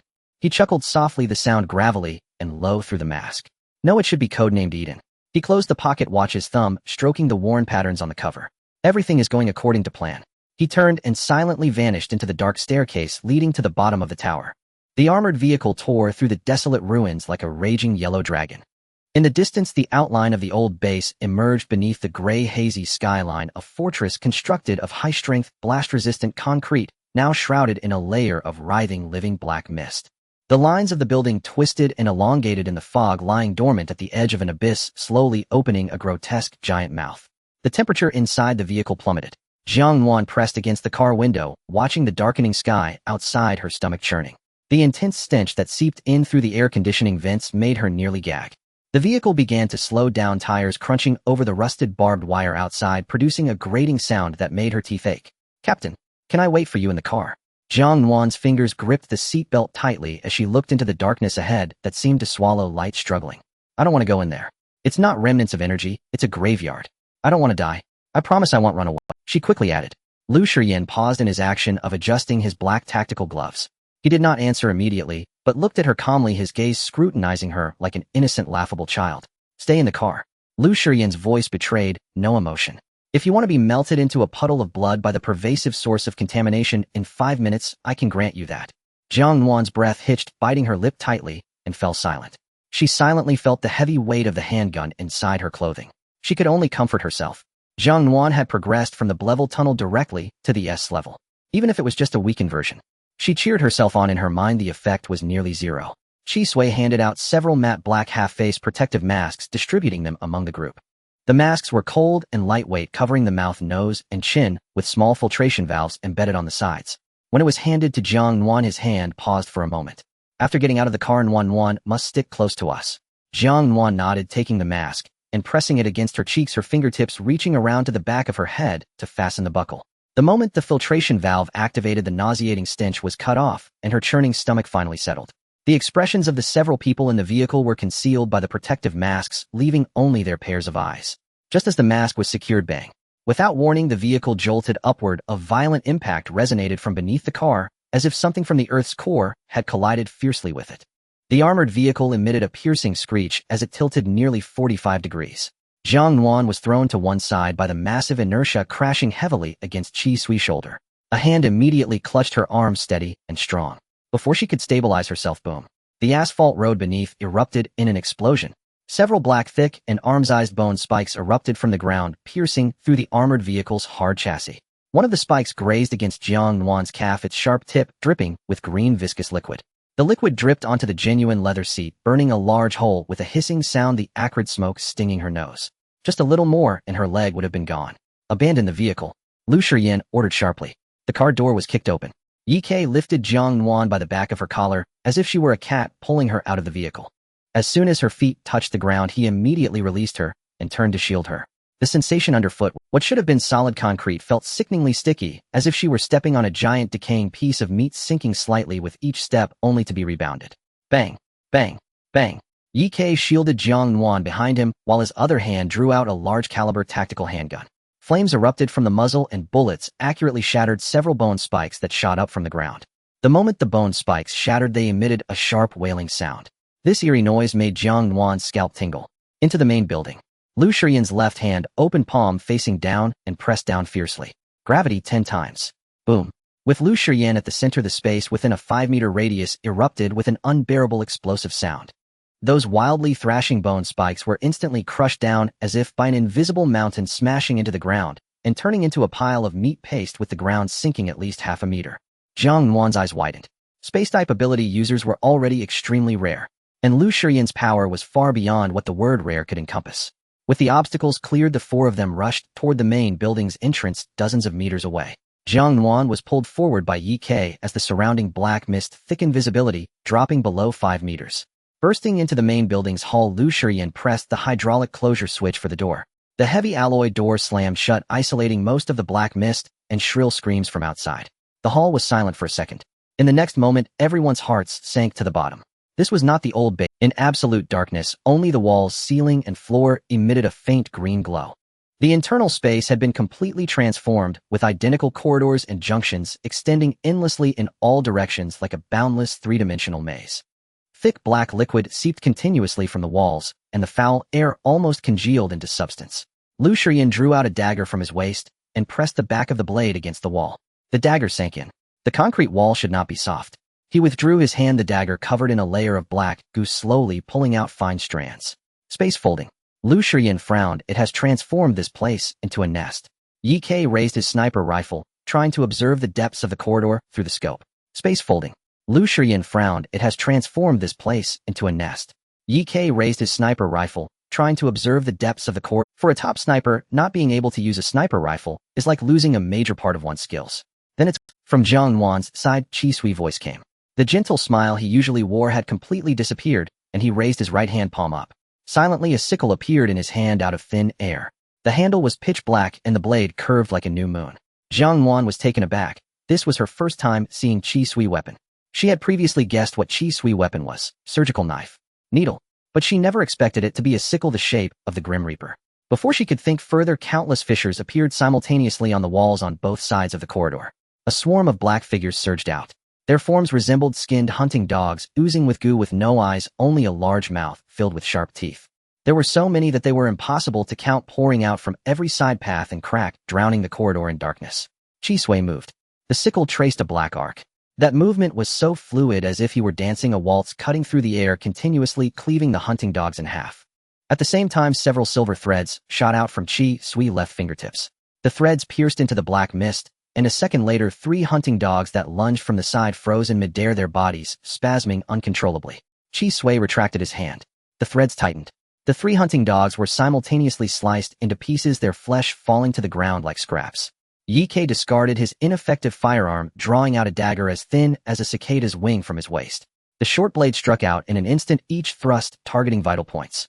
There were no arcs, no elegance, only the shortest distance, the fastest speed, and the deadliest trajectory. One hunting dog bypassed his defense, lunging at Jiang Nuan from a diagonal rear. Ye Kai did not even turn his head. The dagger was flicked back. The blade sank into the hunting dog's throat, pinning it against the wall. He swiftly withdrew the dagger and continued his assault. Lu Shiyan was a walking weapon of destruction. Gravity 10 times. Space cut. Each command resulted in massive swathes of black figures being crushed and ground into dust, like an invisible hand crushing a pile of ants. The corridor echoed with the dull sounds of snapping bones and splattering goo, turning into a field of remains. Jiang Nuan stood at the center of the safe area, encircled by the 3 men. She gripped the silver handgun tightly, her hands shaking so much that she could barely hold it. She forced herself not to look at the writhing scraps of flesh on the ground, focusing instead on the dark figures still surging forward. Chi Sui's sickle once again carved a deadly arc, the hem of his coat lifting and then falling. Ye Kai's dagger pierced through the skull of the last hunting dog, withdrawing cleanly. Lu Shiyan raised his hand, and the last remaining monsters in the area were crushed into a dull roar. The battle was over. The corridor was filled with remains of profound silence. Jiang Nuan gasped heavily, her heart racing. This was Team Zero. Just as she thought the crisis had temporarily lifted and she could breathe a sigh of relief, Chi Sui, who had been silent, suddenly stiffened. He abruptly looked up toward a direction deep within the maze. Qi Nian. Jiang Nuan's heart tightened. I can feel him, he's inside. Chi Sui paused as if discerning something. His emotions are very... Lu Shiyan scanned the writhing chunks of flesh before turning to Chi Sui. Has Qi Nian sent any news? Just as Chi Sui was about to speak, an unexpected change occurred. Drip drip. The faint sound of water dripping echoed infinitely in the quiet corridor. Jiang Nuan, a creature twice the size of the hunting dogs from earlier and covered in black barbs, had somehow completely merged into the slime on the ceiling. It hung upside down right above Jiang Nuan, its mouth split to the roots of its ears, aimed directly at the top of her head, a drop of horrific green venom hanging like a thread dripping at her feet. It had been waiting for this one moment when everyone relaxed. Roar! With a powerful push against the ceiling, it lunged down. The monster's fangs and the dripping venom reflected in Jiang Nuan's pupils. She wanted to dodge, her brain frantically sending commands, but her legs were frozen in place, unable to move. Despair enveloped her as she shut her eyes, bracing for the tearing pain. Thud! A dull sound of flesh being penetrated exploded in her ears. The anticipated pain did not come. Instead, a warm liquid with an intensely strong smell of blood splattered across her cheek. Jiang Nuan's eyelashes fluttered wildly as she suddenly opened her eyes. Ye Ke was standing in front of her. He didn't even have time to raise the gun in his hand. In that instant when the monster pounced, the sniper used his left arm to block Jiang Nuan's head with sheer force. The monster's two poisonous bone spikes pierced directly through Ye Ke's forearm. The sharp bone tips protruded from the inner side of his arm, less than a few centimeters from Jiang Nuan's nose. Blood gushed out along the spikes, splattering her face. It was scalding hot.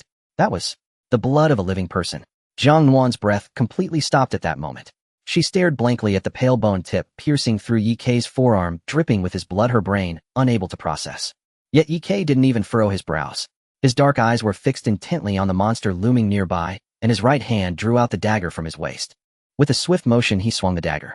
The blade flashed like a piercing white line. Crack! The monster's head shot into the sky, its foul black blood spraying everywhere like a fountain.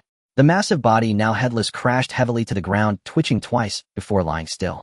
Ye Ke expressionlessly lowered his left arm and grasped the bone spike protruding from his forearm, yanking it out forcefully. Thud!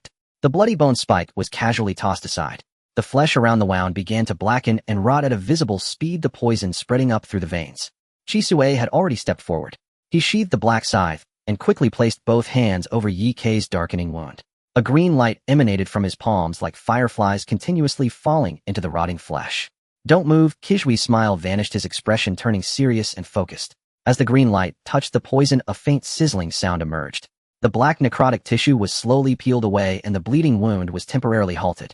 Throughout this process, Ye Ke remained standing upright, only furrowing his brows when the sizzling sound peaked. He glanced down at Jiang Nuan, who was still frozen in place. Clean it up. Ye Ke coldly uttered 3 words. Jiang Nuan, as if startled awake, hurriedly wiped the blood off her face with her sleeve. The note in her pocket reading "Don't trust anyone" felt as if it was burning, scorching her nerves. Yet Ye Ke had saved her once again. It's a mutant. Lu Shiyan glanced at the corpse on the ground, then turned to inquire about the interrupted topic. What's the situation with Qini and Nao? Kishui's forehead glistened with fine sweat as he maintained the treatment and quickly replied. His condition isn't good. The mental link is being interfered with by some high-frequency signal. I can only sense that he is currently agitated, weak, and vaguely locate him. The green light continued to infuse until the blood flowing from Ye Ke's arm returned to a bright red and the flesh healed anew. Only then did Chi Sui retract his hand, pulling out bandages from his belt and skillfully binding the wound. Let's go. Lu Shiyan didn't waste words, gripping his gun with one hand and leading the way. Ye Ke flexed his left arm, drew his dagger again, and followed closely beside Jiang Nuan. The maze-like corridor extended beneath their feet, the slime on the walls writhing more violently. Chi Sui led the way at the front while Lu Shiyan and Ye Ke flanked Jiang Nuan on either side, protecting her in the middle. Just then the ground beneath Jiang Nuan's feet suddenly softened without warning and then violently flipped. She lost her balance in an instant, her feet giving way, plunging into complete darkness. Jiang Nuan. Chi Sui reached out in a rush, his fingertips just grazing her clothing. The sensation of weightlessness enveloped her completely. She didn't even have time to scream. Her body uncontrollably slid down a smooth, cold, and completely sealed passage at high speed. Surrounded by an eerie silence, only the sound of wind howled in her ears. Jiang Nuan bit her lip hard, forcing herself to calm down, her hands cradling her head, curling her body to shield her vital points. The slide twisted and turned seemingly endless. After about 10 seconds, a glimmer of light appeared at the end of the passage. The next moment, she was violently thrown out by a tremendous force crashing awkwardly onto the hard ground. It wasn't the nauseating soft touch from outside. It was the cool, smooth surface of tiles. Ignoring the pain that felt like her bones were shattered, Jiang Nuan quickly rolled over and got up. Drawing the silver handgun from her waist with her right hand, she gripped it tightly, the muzzle aimed firmly ahead. The moment her vision focused, she froze. Blinding fluorescent light poured down from above. This was a pristine, softly lit lounge. The white walls bore not a single stain. A clean gray fabric sofa was placed in the center, and even a few unopened bottles of mineral water and a platter of washed fruit sat on the glass coffee table. The stark contrast with the bloody nest outside and her own filthy, disheveled appearance was jarring. What shocked her even more were the people in the room. Jiang Siqinian and Shen Wu. 3 missing individuals were unharmed in this unbelievably clean room. There wasn't a trace of blood on them, and their combat suits were so pristine they had no wrinkles. Jiang Si sat on a single sofa on the left, holding a piece of snowy white cotton cloth, carefully polishing his heavy armor. Qinian leaned against the edge of the coffee table, his long legs crossed, idly tossing a silver coin in his hand. The clinking sound resonated clearly in the quiet room. Shen Wu sat in the innermost single sofa, head lowered, fingers rapidly tapping on the virtual keyboard of a portable light, brain seemingly dealing with some urgent information. Everything was too normal. So normal it was chilling. Who? Upon hearing the noise, Jiang Su stopped polishing his armor and turned to look at the door. Seeing Jiang Nuan with a gun, a radiant smile immediately broke out across his face, revealing 2 rows of neat white teeth. Nuan, what are you doing here alone? Where are the team leaders? He set down the armor and walked towards her, his tone familiar and concerned. Jiang Nuan didn't lower her gun. Her back pressed tightly against the cold wall, the muzzle unwavering, her gaze swiftly scanning the 3. Something was off. In this old base transformed into a distorted nest by the S-level restricted area's energy, this spotless lounge, and these 3 individuals who looked perfectly clean were the biggest red flags. You? Jiang Nuan swallowed hard, forcing down the tremor in her voice. Haven't you encountered any monsters?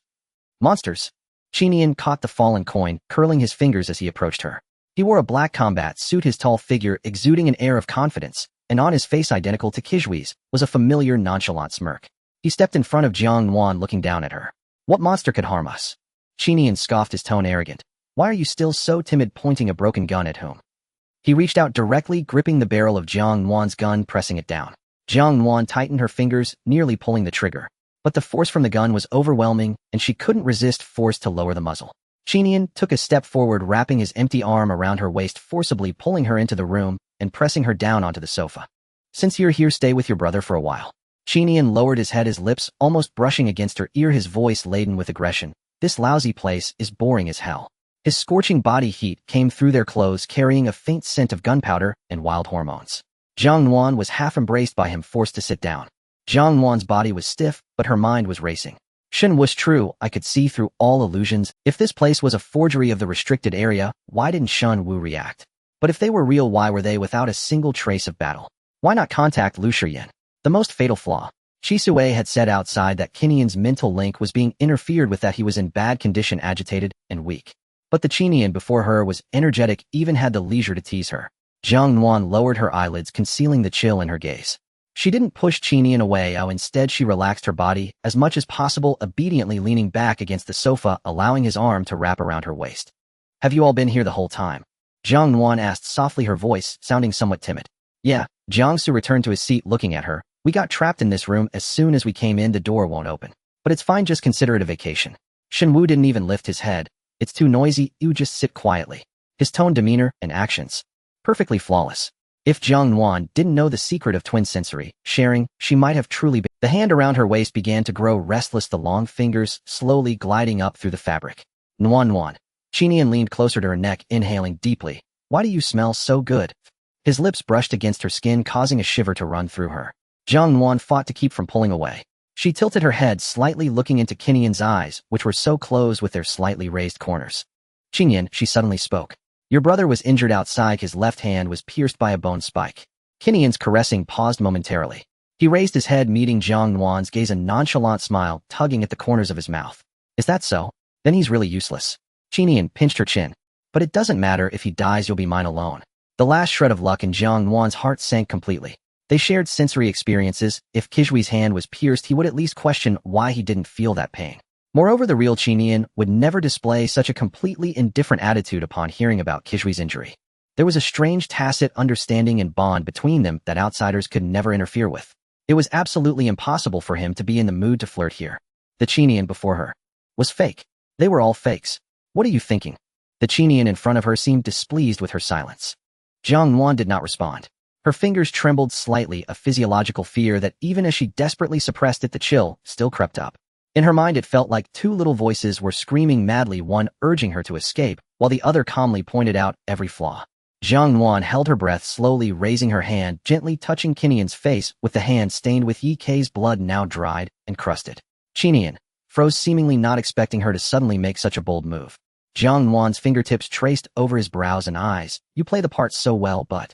She suddenly withdrew her hand, simultaneously taking a large step back, creating distance as the gun in her hand was firmly aimed at his forehead. You are not him. The moment her words fell, she pulled the trigger. Bang! The gunpowder in the chamber exploded in an instant, and the tremendous recoil left Jiang Nuan's hands numb. The bullet she fired at close range accurately embedded itself into the center of Qinian's brow. No blood splattered.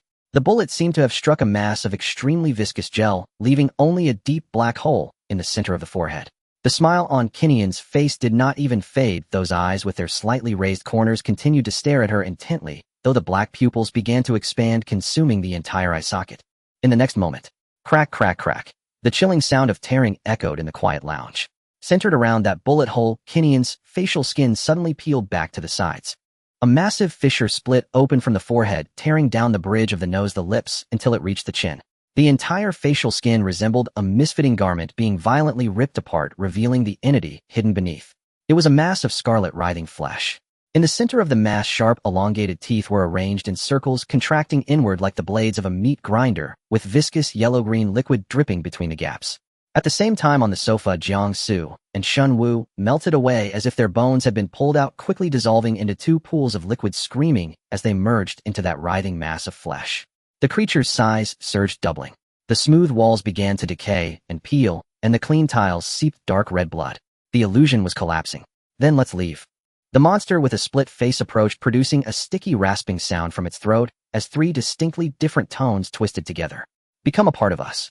Jiang Nuan pressed her back against the cold wall, her blood freezing in fear.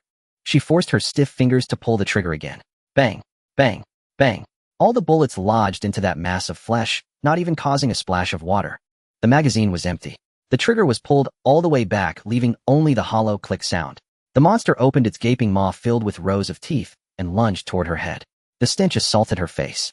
Close your eyes. A pair of words, extremely faint yet exceptionally clear. Not the distorted, heavy tone of the illusion, but a clean, impatient, and icy voice. It was Shen Wu, the real Shen Wu. Almost instinctively, Jiang Nuan's eyelids snapped shut. Buzz. The air around her was instantly sucked away. The sense of weightlessness struck again, but this time it was not a fall. Accompanied by a sharp ringing in her ears, Jiang Nuan felt her body being yanked backward by an invisible, yet extremely powerful force. It was as if someone had grasped the nape of her neck and forcibly pulled her out of the quagmire. The intense tugging sensation made her stomach churn. You can open your eyes now. That cold voice rang out again, this time very close. Jiang Nuan abruptly opened her eyes, gasping for air, her gun-wielding hand trembling uncontrollably. There were no toothy monsters, nor the nauseating stench of decay. All around was boundless void. There was no concept of up or down, no walls, no ground. Only pure viscous darkness like a bottomless still sea. She instinctively looked up. Her breath instantly caught in her throat. Suspended above this dark expanse was an eye. A single eye, enormous beyond the limits of comprehension. It had no eyelids, its pupil a pure gold with a vertical black slit in the center, quietly gazing down upon this void. Cold and indifferent, devoid of any emotional color. As if all the falsehoods and lies of the world were laid bare under its gaze. Jiang Nuan felt her soul was being scrutinized, all her fears and secrets exposed. Yet oddly, beneath this absolute scrutiny, she felt a faint sense of security. Because under the gaze of this eye there was no false Qinian, no distorted monster. Don't stare at it. The voice came from directly ahead, carrying a clear warning. Jiang Nuan abruptly lowered her head, gasping for breath. Shen Wu stood less than 2 meters away from her. He wore the same black combat suit as before, but it was stained with large patches of dark red blood. His complexion was extremely poor, his lips devoid of any color. Your reaction wasn't too slow. Shen Wu raised a hand to press against his temple, his brow furrowed, as if enduring a severe headache. If you hadn't closed your eyes, you would have already been assimilated by its consciousness. He shot her a glance, his sharp tongue unaffected in the slightest. I thought you would wait until that thing bit your head off before you were willing to pull the trigger. Good. It's really you. Jiang Nuan's tense shoulders relaxed slightly at his biting words. You? Have you always been here? She opened her mouth only to find her voice trembling. That monster had nearly drained her sanity. Just around, Shen Wu's fingers pressed hard against his temple, seemingly uncomfortable. But I need time to locate your spiritual coordinates. Are you alright? I want dot. He lowered his hand, but his complexion worsened. Jiang Nuan scanned the void darkness around her. Where is this? My spiritual domain. Shen Wu's brow furrowed again. You can understand it as the inner space of the Eye of Truth. The entity outside created a mental illusion that was too deep. It took me some time to find you and pull you in. Jiang Nuan keenly caught the key point. That entity outside is at the S-level forbidden zone. She swallowed hard. Isn't it already dead, eh? We were all deceived. Shen Wu closed his eyes briefly. As he did, the enormous golden pupil in midair also, the entire space plunged into absolute darkness and silence. What happened? Jiang Nuan's heart tightened as she fumbled toward Shen Wu's direction, grabbing his arm. In the next moment, the golden light reignited and that giant eye opened once more. It's fine. Shen Wu's face was even worse than before. He took a breath and continued. At the last moment, it voluntarily discarded nearly all of its body and energy core, creating a facade of death. Then it survived using the remnants of its body and energy. A chill crept up Jiang Nuan's spine. An S-level forbidden zone not only knew how to disguise its level, but also understood how to shed its tail to survive, even knowing how to lurk. How could a monster have such reasoning? Jiang Nuan found it hard to believe. Shen Wu scoffed, his laughter tinged with unprecedented seriousness. That is the most deadly part. He turned his head, looking into the boundless darkness as if peering through it at the monster outside. Not only does it possess reasoning, its intelligence far exceeds any creature we can imagine. It possessed a cunning and logic nearly akin to humanity. In the historical records of humanity, there has never been a forbidden zone creature with human-level intelligence. They were supposed to be mere beasts driven by polluted energy, knowing only how to devour and kill. Previously, it suppressed its own level. We thought that was its limit. All of us were negligent. Jiang Nuan's mind raced back to everything that had happened in the lounge. No wonder it knew how to exploit Jiang Ce's personality, how to use Qinian's tone, and how to use a pristine environment to lull her into a false sense of security. If she had truly believed. Wait. Jiang Nuan suddenly realized a more terrifying question. Spiritual coordinates. Spiritual domain. She looked sharply at Shen Wu. This is your spiritual space, then I am a spiritual entity. Her voice trembled. Then what about my body? My body is still outside. In that monster's lair. Shen Wu did not answer immediately. He lifted his head, gazing up at the colossal golden vertical pupil suspended above them. That eye, once stern and impassive, now flickered erratically, its radiance unstable. Inside the belly of the forbidden zone. Or rather, we are all inside its belly. Shen Wu lowered his head and wiped a trace of blood from the corner of his mouth with the back of his hand. It is intelligent. It knows that devouring you outright could trigger an uncontrollable reaction within its own body. Your anomalous ability might rupture its core. So instead, it first stripped your consciousness with illusion, leaving your physical form inert and defenseless. Then began digesting you slowly, deliberately. At the thought of lying within the grotesque creature's gut, Jiang Nuan's stomach churned violently. Why didn't it? Greed. A cold, mocking smile curled Shen Wu's lips. Though this S-rank forbidden zone faked its death to escape annihilation, it lost nearly 90% of its core energy. It is starving for replenishment. And you, a living SS rank purifier, are to it the purest source of energy in existence. Shen Wu paused, his voice dropping into profound gravity. We all underestimated it. Though diminished in quantity, it has achieved a qualitative transcendence. Jiang Nuan stared at him, bewildered. Before, it was vast, bloated, its energy saturating the entire C-zone. Like a lake-wide expansive, but its destructive force diffused, diluted. Shen Wu traced a sharp line in the air with his finger. Now it has compressed all its remaining energy into this single cramped base. So it sacrificed raw power, only to condense what remained into a single lethal focal point. Jiang Nuan's face drained of color. This apocalypse truly offered no mercy. Crack. An unervingly sharp, brittle sound exploded in the absolute silence of the void. Jiang Nuan froze rigid. The sound had been terrifyingly close, as if someone had pressed their mouth to her ear and begun gnawing her bones with needle-sharp teeth. Then came the relentless, scalp-crawling crunch of mastication. Crunch, crunch. What is it doing? Instinctively, Jiang Nuan took a step closer to Shen Wu. Consuming my mental barrier, he said, and his face visibly grayed. A low-pained grunt escaped him as his body swayed unsteadily. Vivid crimson spilled from his lips, tracing a path down his pale, sharp jawline. Shen Wu. Jiang Nuan reached out to steady him. Stay back. Shen Wu barked the command, retreating half a step. Remain where you are. He raised his right hand and slashed sharply through the air with long, elegant fingers. The massive golden vertical pupil overhead flared wide open. A solid, incandescent golden blade materialized in midair and cleaved viciously into the darkness far below. SSSS. A shrill inhuman shriek pierced the void, yet the suppression lasted less than it. The darkness began to boil. The smooth, featureless expanse of the void suddenly swelled like tar over a flame, bubbling with countless oozing cysts. Then, puffed, puffed, puffed, a dozen thick, viscous black tentacles ripped through the fabric of the mental realm, tearing jagged fissures in their wake as they lashed inward. They writhed wildly in midair, surging straight toward Jiang Nuan. The monster sought to drag her consciousness forcibly back into the abyss of assimilation. Get out. Shen Wu's voice was ice. His palms snapped together. Above him the golden vertical pupil blazed, and a storm of razor-thin light blades erupted downward, shearing the black tentacles into countless fragments. Foul black ichor sprayed across the mental space, sizzling corrosively where it struck the void. But the creature cared nothing for loss. The severed tentacles instantly split and regenerated, doubling in number, before lunging forward again, more frenzied, more ferocious. Ugh! Shen Wu dropped to one knee. Blood welled from his eyes, ears, and mouth simultaneously. His once pale, ethereally handsome face was now crisscrossed with ghastly crimson streaks. Shen Wu! Jiang Nuan cried out. Silence! Move away! Shen Wu staggered, barely sustaining the shimmering lattice of light blades, his face drenched in fresh blood. Jiang Nuan trembled violently. Yet as she watched Shen Wu shape his spiritual energy into tangible blades, a sudden, searing insight struck her. Shen Wu wielded manifested psychic attacks, and Purification targeted the psyche itself. So why could her SS rank Purification ability function only through physical contact? That night, though her mind had been fogged, she remembered exactly how it felt. Like a translucent river flowing from her body, pouring into Lu Shiyin's very bones. That was not bodily strength. It was her spirit. If it was spiritual energy, there had to be another way to release it. That translucent river. Jiang Nuan closed her eyes.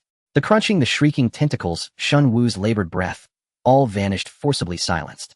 She plunged every shred of awareness inward, searching frantically through the chaos of sensation. At first, nothing. Only the frantic drumbeat of fear. She forced calm. She recalled the briny tang of seawater. She recalled the quiet, cool stream welling from deep within her. Where is it? Come forth. Jiang Nuan roared inwardly.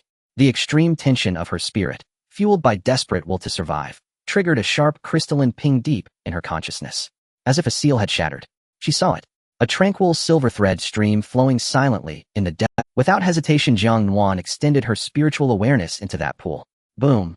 A surge of pristine glacial power flooded through her, rushing along her nerves, scouring her entire being. Jiang Nuan dodged. Shen Wu's scream tore through her senses. His lattice of light blades shattered completely. He was hurled backward, slamming hard into the void. 3 thick black tentacles descended upon Jiang Nuan in a perfect triangular formation, inescapable. She did not evade. She would fight it. Her eyes locked onto the descending mass, wild, unyielding, burning with feverish resolve. She raised both hands, not in surrender, but in defiance. Get out! She ground the words from between clenched teeth and unleashed the entire shallow stream from her mind, channeling it without reserve down her arms. Miraculously, the previously invisible, intangible, purifying force shimmered into existence the moment it left her spirit, transforming into dazzling liquid silver light. The light flowed like molten mercury, engulfing her hands, then racing up the tentacle's surfaces, spreading with furious, unstoppable speed. SSSS.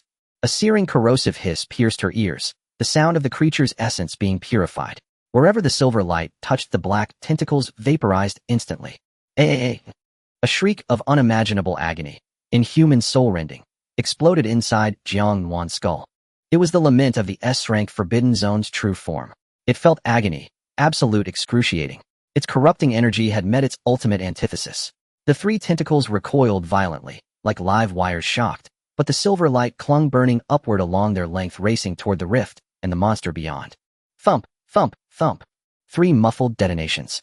To save itself, the creature severed its own tentacles, outside the mental realm. The severed limbs tumbled into the void, and before they even struck the ground, the silver light dissolved them utterly. Outside the rift, the suffocating pressure vanished, gone without a trace. The creature retreated. It fled. Jiang Nuan remained frozen, hands thrust forward, gasping raggedly. She had succeeded. Her ability was not merely passive, a contact-based tool to reduce others' corruption levels. It was also a weapon of devastating potency, capable of erasing Forbidden Zone entities. Though that single surge had drained nearly half her spiritual reservoir, leaving her head splitting with pain. You? A weak voice came from behind. Jiang Nuan turned. Shen Wu knelt half-propped on trembling arms, his face streaked with blood. His eyes, always so rational, so detached, were now wide with raw, unguarded shock. You've awakened, psychic assault. He coughed up blood yet twisted his lips into a grim, blood-streaked smile. Truly a monster. It has withdrawn. The golden vertical pupil above reignited, dim yet steady. Shen Wu's tone shifted quieter now. Its spirit is wounded. It will shift tactics, attempt to consume you directly. I'ma send you back. Now. His voice faded thinner and thinner. Remember that sensation. Use it to survive. Cold and sticky. This was the first sensation Jiang Nuan felt as her consciousness returned to her body. She felt as if she were a specimen soaked in formalin, her limbs and bones encased in a translucent gelatinous substance, completely immobilized. Her body was being slowly and steadily pulled upward by an invisible force. She struggled to open her eyes. Deep within her pupils a dazzling silver glimmer streaked by like a shooting star, fleeting in an instant. Her vision focused. Above her there was only a deep, bottomless crack in the pitch black. It had no specific shape, as if space itself had been torn open. She was suspended in midair. Several strands of the transparent gelatinous substance were coiling around her limbs and waist slowly, sending her toward the dark crack above. She was close now. She was being sent into that gaping mouth. A tumultuous wave churned in her stomach. Shen Wu used his mental force to brutally slam her consciousness back into this body on the verge of being digested. Because the monster was injured, it decided not to first assimilate her mind, but to take the risk of swallowing her whole. She was about to be eaten. This realization caused her blood to freeze instantly. Boom! A deafening explosion erupted right beneath Jiang Nuan. A 10-centimeter-thick, blast-proof metal door in the room was shattered into pieces by an extremely terrifying force. Metal debris shot out like a torrential rain, crashing violently against the walls and creating numerous deep pits. Amidst the swirling dust, a tall and slender figure strode in. Lu Shiyan. His combat suit was now covered in dust and dark red blood. His left hand hung low, blood dripping from the fingertips of his black tactical gloves. In his eyes, which represented absolute rationality, something was burning in an extremely dangerous way. He lifted his head, piercing through the smoke, and saw Jiang Nuan suspended in the air. The moment he realized her situation, the pressure around Lu Shiyan plummeted to freezing point. Gravity 10 times.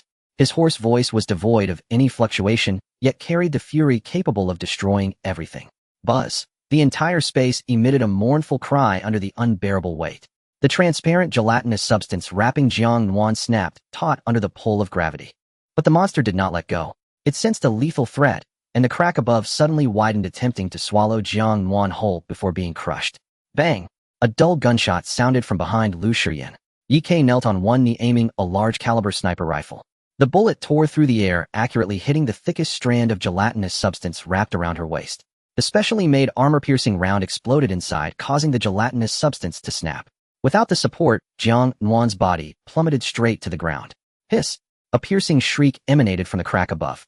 The prey that was about to be devoured was snatched away, and the monster was utterly enraged. Dozens of pitch-black shadows surged from the crack, transforming into sharp spikes that shot down toward her faster than her fall. The sound of wind rushed past Jiang Nuan's ears. She tilted her head, gazing at the black spikes that were within arm's reach. She didn't want to die. She couldn't die here. She closed her eyes and then suddenly opened them wide. Deep within her consciousness, the small stream that had just calmed surged forth again, creating towering waves. Her spiritual power rushed toward her hands like a torrent. She faced the spikes and spread her arms wide. She would fight back. Jiang Nuan. Lu Shiyan's eyes widened in horror as he watched Jiang Nuan about to be pierced by the spikes. In the next moment, a blinding silver light erupted from Jiang Nuan's palms. It was like a miniature cold moon suddenly rising in the dim room. There was no deafening explosion, nor was there a scene of flesh and blood flying everywhere. There was only absolute silence. The instant the silver light touched the black spikes, those shadows capable of piercing an armored vehicle's chassis melted away as if they had encountered the blazing sun. They dissolved. They vaporized. Not a single ash was left behind. The silver light surged along the trajectory of the spikes, flowing upstream like a festering wound, instantly spreading into the dark crack in the ceiling. Hiss! A cry of despair echoed in everyone's minds. It was a scream on the spiritual level. Immediately after, the crack in the ceiling violently contracted and twisted, and the silver light erupted within the crack. That giant mouth of the abyss, along with the surrounding twisted shadows, completely disintegrated under the illumination of the silver light, transforming into countless dark golden specks that dissipated into the air. Ding! A dark golden crystal no larger than a thumb dropped from midair, striking the cracked ground with a crisp sound. Everything happened in the blink of an eye. As the faint light faded, the power within Jiang Nuan was instantly drained.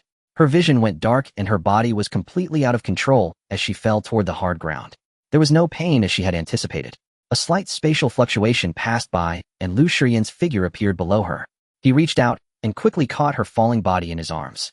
The immense impact caused him to sink slightly, but his feet remained firmly planted, unmoving. One hand gripped the back of her head tightly, while the other wrapped around her waist, pressing her against him with such force that it felt as if he might crush her. The action was rough, devoid of any of his usual calmness. "Captain." Jiang Nuan weakly spoke, her voice as thin as a thread. Lu Shiyan remained silent. Jiang Nuan felt pain from his grip, her entire body pressed against his chest. She could clearly feel the frantic, chaotic beating of his heart against his ribs, also impacting her body. His hot breath sprayed against her neck, trembling with uncontrollable intensity. The fingers gripping the back of her head were almost crushing her skull. It was as if he was confirming her existence in this brutal manner. "I found you." His voice was low and hoarse, whispering in her ear, each word squeezed out from between his teeth. Jiang Nuan's heart trembled uncontrollably. Instinctively, she wanted to break free, but the moment she moved, a violent migraine swept over her like a tsunami. She let out a muffled groan of pain, completely collapsing into Lu Shiyan's embrace. Lu Shiyan's arms tightened slightly around her. Urgent footsteps approached from outside the door, and Qi Sui and Jiang Su rushed in. Jiang Su was carrying the unconscious, blood-soaked Shen Wu on his back, holding the heavily corroded heavy tower shield in his hand. Qi Sui supported the pale Qi Nian, who was also in poor condition, blood still dripping from the scythe in his hand. Lu Shiyan's gaze swept over the injured teammates before finally landing back on Jiang Nuan in his arms. As if regaining a sliver of rationality, he released her, handing her over to the swiftly approaching Qi Sui. Qi Sui helped Jiang Nuan sit down, and a gentle green light emanated from his palm. Warm, healing energy seeped into her temples, and Jiang Nuan felt the life-threatening headache finally ease slightly. Lu Shiyan took a half step back, his gaze resting on the dark golden crystal that had fallen to the ground. Ye Kai had already walked over, bending down to pick up the crystal with 2 fingers, expressionless, as he wiped the dust from its surface onto his combat suit. The patterns on it became visible. "Captain." Ye Kai held up the crystal, a hint of peculiarity flashing in his eyes. "There are characters on it." Lu Shiyan looked over. At the core of the crystal, there was a line of extremely tiny black numbers engraved with a special technique. EXP-00. The lounge fell into a deathly silence. Jiang Nuan leaned against the wall behind her, enduring the slight relief of her headache, as her gaze also fell on that line of numbers. EXP. Experiment. Experiment subject. An S-level forbidden zone monster that understands camouflage levels, knows how to sever its tail to survive, and possesses an intelligence close to that of a human. It turned out to be an experimental subject, and it was numbered 004. Jiang Nuan's blood ran cold once again. 004. What about 001, 002, 003? Or more? The pitch-black armored vehicle rolled over the dimly lit wasteland, its wheels kicking up a cloud of dust. Jiang Su was driving the vehicle, feeling no significant injury himself, just a bit of heavy breathing. Shen Wu, who had been unconscious, had regained consciousness. Kinian's emergency treatment was more effective than expected, leaving him only a bit pale. The first thing he did after regaining consciousness was to slowly cast his gaze toward the quietest corner of the vehicle. His expression remained unchanged, but the fingers that had been resting on his knees silently intertwined for a moment. Qinian was the one who was hurt the most. A long gash had been cut into the back of his combat suit, revealing a wound deep enough to see bone. Qi Sui was currently tending to him, wielding silver medical tweezers that moved with incredible speed, performing the cleaning with the finesse of a shadow. Though the armored vehicle traveled smoothly, it occasionally hit bumps, yet Qi Sui seemed completely unaffected. "Hiss. Brother, be gentle. You're murdering your younger brother." Qinian grimaced, yet he didn't dare to evade. Without raising his head, Qi Sui adjusted his gold-rimmed glasses, which had slipped down due to the blood, his voice as gentle as ever. "If you move again, I won't hesitate to stitch up your vocal cords." Qinian immediately fell silent, only daring to express his discontent through his eyes. Meanwhile, Ye Kai sat back with his arms crossed, eyes closed. The wound in his arm from the piercing seemed to have no effect on him. He would occasionally open his eyes, glance at that corner, and then close them again. The quietest corner of the vehicle belonged to Lu Shiyan. He sat upright, his back straight, wearing the most damaged black combat suit covered in dust and dried dark red blood. He quietly gazed at the person in his arms. Jiang Nuan lay cradled against him. Actually, just as they boarded the vehicle, Jiang Nuan had a moment of clarity. The aftershocks of battle made her nerves race as she instinctively wanted to push away from the hard chest, trying to escape the suffocating embrace. But as soon as she moved, the arms wrapped around her waist tightened, suddenly pressing her firmly against him. Jiang Nuan's cheek pressed tightly against his hard chest, their bodies fitting together perfectly through the thin fabric of the combat suit, the force so strong it felt as if he wanted to embed her into his very being. "Don't move," Lu Shiyan's deep voice brushed against her ear. "You need to rest now." Her fingertips trembled as she looked up, meeting Lu Shiyan's astonishingly deep gaze. Within it swirled a strange dark fire that made her feel a sense of danger, causing her to abandon any futile. The weakness that swept over her after her abilities were drained hit like a wave, making it feel as though she had lost the strength to even lift a finger. Since she couldn't escape and her body was utterly exhausted, she let out a low hum, finding a comfortable angle among the warmth emanating from him, tilting her head and drifting off to sleep. Forget it. In this moment, she truly had no energy to maintain that damned dignity. But just before her consciousness plunged into darkness, she vaguely heard a voice. "Captain, what right do you have?" Kinian's voice, with its characteristic rising intonation. So noisy. She didn't have time to think more before she completely lost consciousness. The change began in her slumber. First, her body grew colder, followed by uncontrollable shivers. An abnormal cold sweat broke out on her forehead as she curled up in that embrace, her teeth chattering. "Chisue." Lu Shiyan's hand touched her forehead, the skin beneath his fingertip icy with no warmth. Chisue had finished treating his brother's wound and hurried over upon hearing the call. He knelt on one knee before Lu Shiyan, his long fingers resting on Jiang Nuan's wrist. Then he checked her forehead, frowning slightly. Body temperature dropping rapidly, heart rate too fast, and spiritual energy in extreme disarray. It's a backlash of her abilities. He looked up to meet everyone's gaze. What she unleashed just now was a mental attack coupled with her first awakening, which drained almost all the energy in her body in an instant, leading to an imbalance in her energy core. The most direct manifestation of this backlash is extreme sensitivity to cold. The body, in an effort to protect itself, will fall into a state akin to hibernation. The core temperature will continue to drop until the energy is restored to balance. Lu Shiyan frowned. Could this have any impact on her body? No, it won't have any impact. This is a common issue for ability users in the early stages. Actually, there's a way to resolve this state quickly. Chisue paused, a mischievous smile creeping onto his lips. Physical warming. The moment those words were uttered, the atmosphere in the vehicle became subtly tense. Everyone was no fool and naturally understood the most direct and effective method behind those 4 words. Jiang Nuan's shivering intensified, instinctively burrowing deeper into Lu Shiyan's embrace, her small face rubbing against his hard chest. "Cold. So cold." Her broken, tearful whispers spilled from her purple lips. "Hold me." The air in the vehicle froze at that moment. Lu Shiyan's arms tightened around her without a second's hesitation. One hand firmly gripped the back of her head, preventing her from moving, while the other slipped beneath her knees, pulling her into an utterly possessive position, locking her deeper and tighter into his embrace. The movement was rough, the force astonishing. But as her delicate nape grazed against his cold, tactical gloves, his fingers instinctively lifted slightly, avoiding the rigid metal clasps, merely using the warmth of his palm to cover her. It was contradictory and frenzied. "Captain." Kinian could no longer bear it, standing up, abruptly disregarding his freshly bandaged wound, pointing at himself with a look of defiance. "What right do you have?" "Captain, your body temperature isn't the highest. I'm a fire-type ability user. Let me. I guarantee to warm her up." As he spoke, he reached out to grab her. Lu Shiyan didn't even lift his eyelids. "This isn't conducive to your recovery." "I'm fine now," Kinian insisted, demonstrating by moving his arm, only to wince in pain as he pulled at the wound. "Enough of this."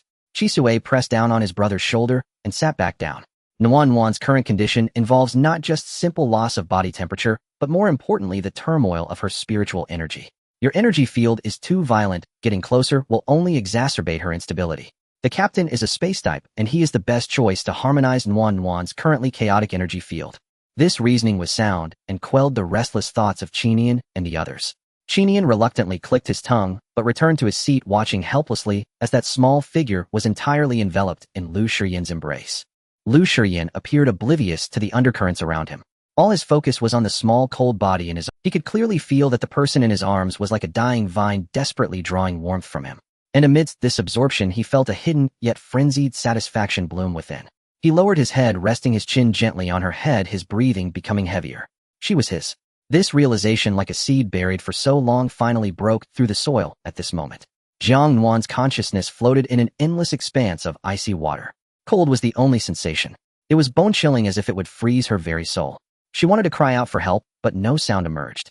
She wanted to struggle, yet her limbs felt as heavy as lead. Just as she thought she would be completely engulfed by the icy water, a scalding hard source carrying the scent of blood pulled her up. Instinctively, she clung to it with all her strength. The place where her cheek pressed was hard, causing her some pain, but the continuous warmth made her feel so comfortable that she wanted to sigh. Thud, thud, thud, thud, thud, thud. A powerful heartbeat echoed through the hard chest armor, clearly reaching her eardrums. The heartbeat was frantic, rapid, and chaotic. Like an uncontrolled drumbeat, it wildly slammed against his ribs, and with each beat it struck against her body. How strange. Jiang Nuan thought hazily. Why was this captain who was always as cold as ice beating so fast? As if it were about to explode.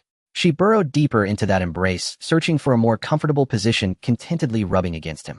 Finally, no longer freezing, she let out a faint sound, almost contented. Lu Shiyan's body tensed again the moment she snuggled against him. His Adam's apple bobbed, and his breathing turned heavy and scorching. He lowered his head, his gaze landing on the small hand gripping the fabric of his chest. Such a small hand, yet it gripped so tightly. He covered his hand over hers, enveloping her icy fist entirely in his palm. Then one by one he gently pried her fingers open, intertwining their hands tightly.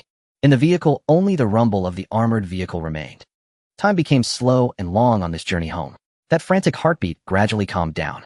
Beat by beat it became steady and powerful, like an ancient lullaby without lyrics.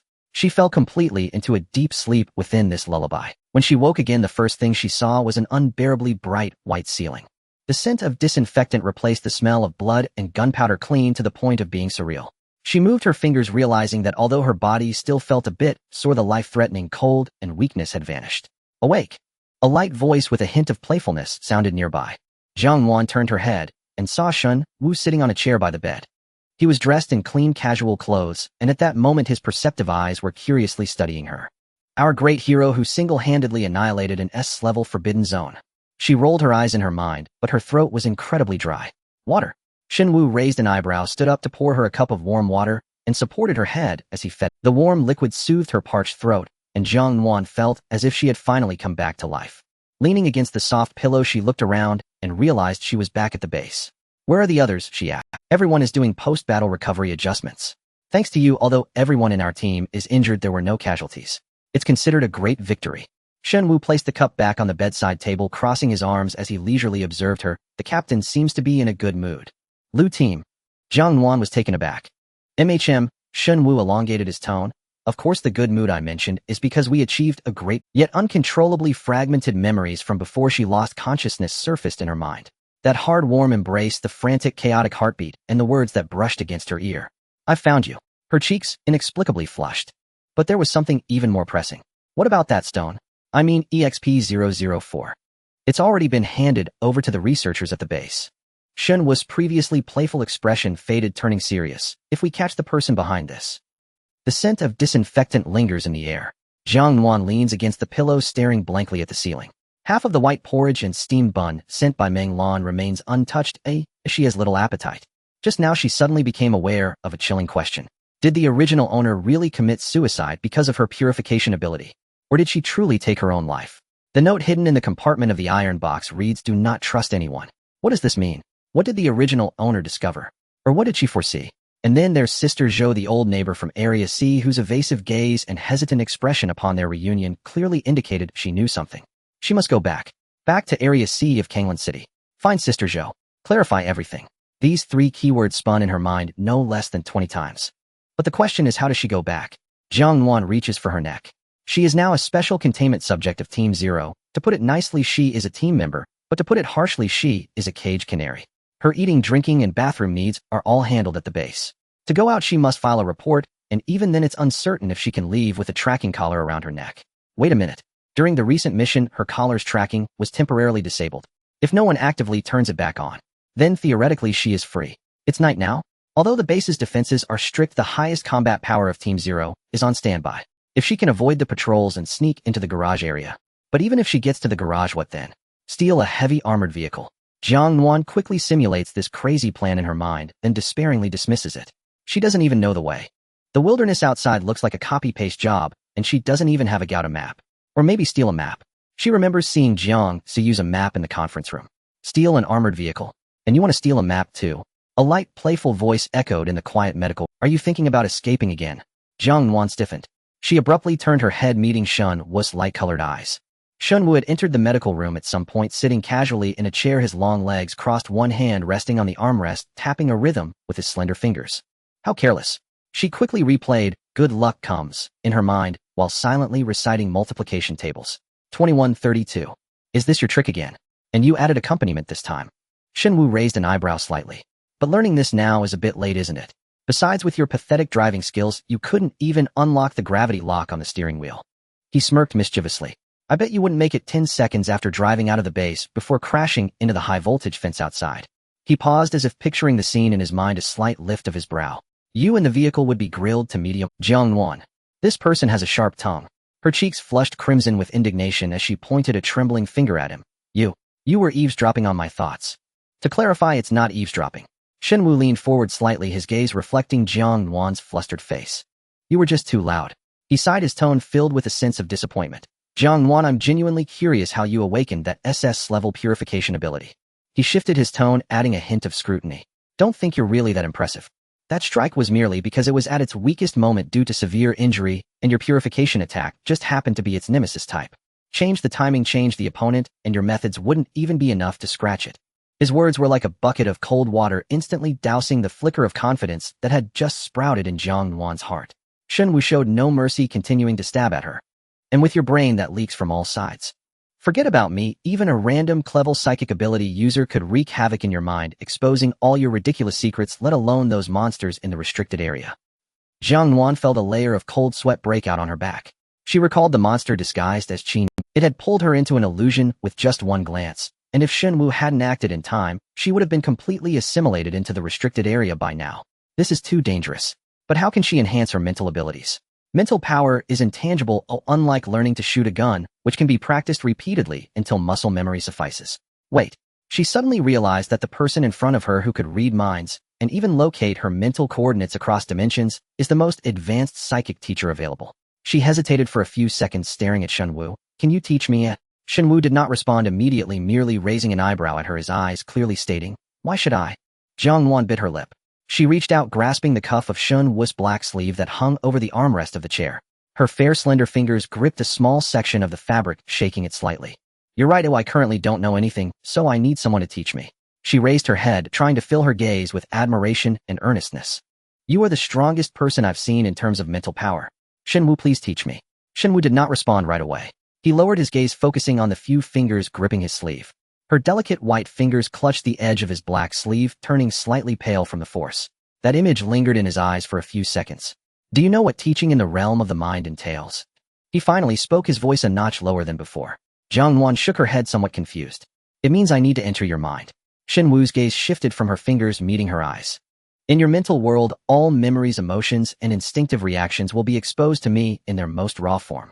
It's deeper and more thorough than mind reading. His tone was calm, as if stating an unimportant fact. But Jiang Nuan noticed something flicker in the depth, a very slight flash. Jiang Nuan didn't fully grasp what he was saying, but instinctively hesitated. Is there no other way? Sure, you could slowly explore it yourself, though it would probably take 3 to 5 years to get started. Shenwu smirked, provided that during this time no monsters or ability users from the restricted area attempt to invade your mind. 3 to 5 years. She might already be done for. Jiang Nuan released her grip on his sleeve, rubbing her palm, which was damp with cold sweat from anxiety, on the blanket, then took a deep breath. All memories will be exposed. What about her past life memories? She quickly reviewed them in her mind. It seems that every time she thought of something related to her past life, Shenwu's mind reading would fail. He couldn't see those things. Is that a barrier unique to her world? But what if she enters the mental world? Can that barrier still hold? She doesn't know. But she is clearer about another. If she doesn't learn the next time she enters the restricted area, if she isn't so lucky to be located by Shenwu, then she won't even have a chance to be saved. Fear and doubt intertwined. In the end, fear won. I want to learn from you. She heard herself say, her voice calmer than she expected. What should I do? Shenwu stood up. He walked to the edge of the bed, looking down at her. Against the stark white light of the medical room's ceiling, his features were half illuminated, half shadowed, and his light-colored pupils became exceptionally deep in the shadow. Close your eyes. The same 2 words he had said before in that dark space. But this time the context was complete. Jiang Nuan's heart skipped a beat. She pressed her lips together and closed her eyes. Darkness descended. Initially there were only the sounds of breathing, her own rushed and tense breaths, and Shenwu's steady and restrained. Then a cold finger gently touched her brow. That sensation was too clear. A cold finger lightly rested on the thin skin between her brow bones. Relax. Shenwu's voice dropped from above, close enough that it seemed to resonate directly in her mind. Don't resist. She tried to relax her body, but her fingers instinctively tightened around the bed sheets. Because at the moment that finger landed, she felt an extremely unfamiliar sense of invasion. Jiang Nuan found it difficult to describe that sensation. It felt as though someone had silently slipped in through the softest crevices of her consciousness. A sudden weightlessness struck her. Her awareness plummeted rapidly. When she opened her eyes, what greeted her was an expansive, borderless expanse of shallow water shimmering faintly, with a silvery sheen stretching to the horizon. The water's surface was astonishingly calm, devoid of ripples or sound, reflecting a blank sky above. The water was pleasantly warm, like a stream basked in the sun on a spring afternoon. Yet the water was shallow enough that it only reached her ankles. This was her spiritual realm. As expected, Shen Wu's voice came from behind her, alarmingly close. Jiang Nuan turned around. Shen Wu stood less than a step away, his pupils reflecting the silvery waters, glowing with a faint golden hue. He looked down at the warm water beneath his feet, his expression contemplative. Warm, soft, and utterly defenseless. He crouched, his long fingers brushing the water's surface, creating a circle of delicate ripples. A perfect SS-grade purifying spiritual domain and a perfect target. Jiang Nuan watched the ripples spread in all directions, feeling a sense of exposure, as if she had been seen through. That's why I sought you to teach me, isn't it? Shen Wu did not respond to this. He stood up, flicked the droplets from his fingertips, and scanned the nearly desolate expanse of the spiritual domain. He began to speak, his voice producing an unusual resonance in the boundless space. Spiritual defense does not rely on building solid barriers. No matter how thick the wall is, it can be breached. True defense lies in learning to discern, to recognize what belongs to you and what is an external intrusion. And the prerequisite for discernment is that you must first familiarize yourself with every inch of your spiritual realm. He turned to face her. Now focus your attention. Feel the sensation beneath your feet. Jiang Nuan obeyed, lowering her gaze to the ground as the silvery shallow water flowed over her bare ankles, warm and tranquil. I can feel it. Very good. As soon as the words left his mouth, an invisible force surged in from all directions, enveloping her completely. Then, in a manner she could not resist, it penetrated through every crevice of her spiritual realm. Countless golden threads, gently yet irresistibly, flowed across the water's surface, slowly extending along the contours of her spiritual awareness. The sensation was overwhelmingly real. There was no actual contact, as the spiritual realm was inherently formless and intangible. Yet her senses were amplified several times over. Wherever the golden threads swept by, they left a trail of heat that spread outwards. Her body trembled uncontrollably in reality. This is the feeling of invasion. Shen Wu's voice descended from above her, deep and steady, as if he were merely conducting an ordinary lesson. What you need to do now is to find these things that do not belong to you and push them away. He said it lightly. Jiang Nuan tried to concentrate on pushing those golden threads away, but the more she focused, the more sensitive her senses became. The threads swirled around the surface of her spirit, causing her breathing to become erratic. Don't get distracted. Shen Wu's voice grew closer, as if he were speaking directly into her ear. Focus your attention and feel the difference between them and your own spiritual energy. Difference. Jiang Nuan bit her lip, striving to pull her thoughts away from the prickling sensations. Her spiritual energy was gentle, much like the shallow water, devoid of aggression. Whereas Shen Wu was filled with a sharp sense of scrutiny, skimming along the surface, ever so close yet distant. She began to attempt to push it away. A swirl of silvery light surged from the core of her spirit, clumsily and tentatively attempting to wrap around a golden thread. The moment the thread was touched, it paused slightly. Yes, that's it. Shen Wu's tone had a slight change, hinting at something else. Encouraged, more silver light surged forth.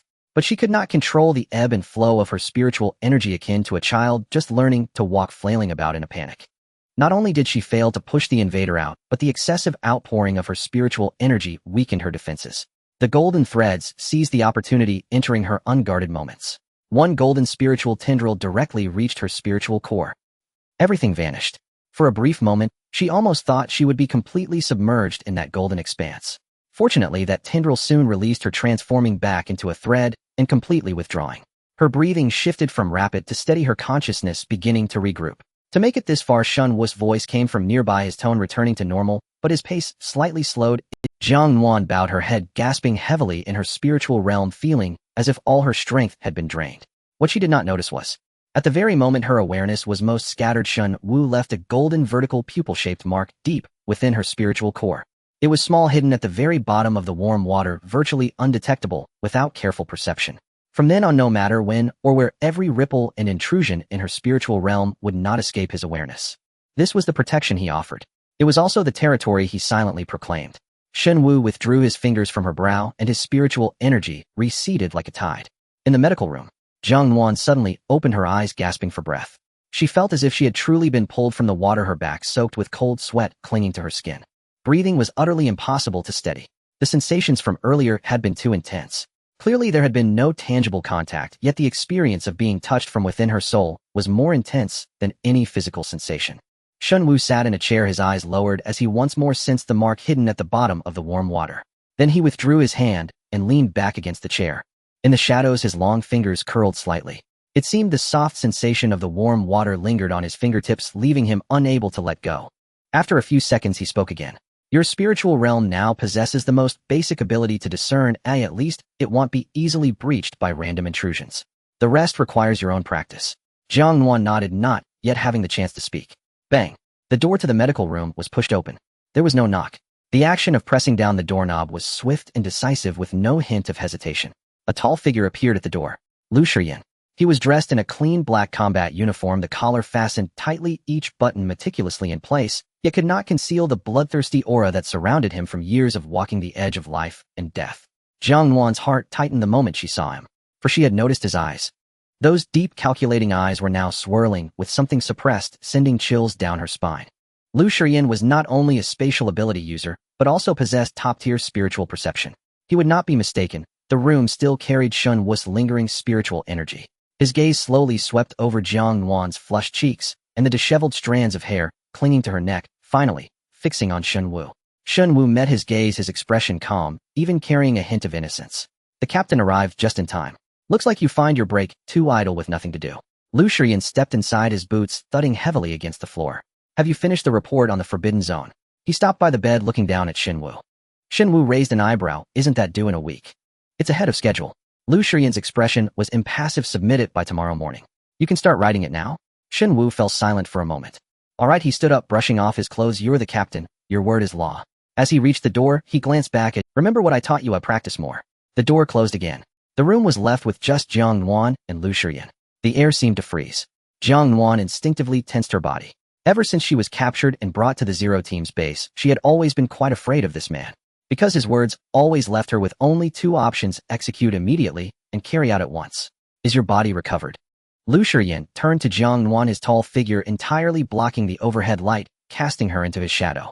Jiang Nuan felt as if she hadn't done anything wrong, yet still felt a rising sense of guilt. Kind of almost. That's good. He reached out. His hand, clad in a black tactical glove, firmly grasped her wrist that was exposed outside the blanket. Jiang Nuan flinched violently, not daring to struggle. Through the fabric, she could feel the pressure of his fingertips on her wrist, sensing her racing heartbeat due to her anxiety. I have a few questions to ask you. Lu Shiyan said, his tone identical to how he issued combat commands, undeniable, unarguable, and unacceptable to refuse. Follow me. The corridor was long. In the deep night at the base, the lights were only partially illuminated, casting a pale brightness that elongated shadows on the metallic walls.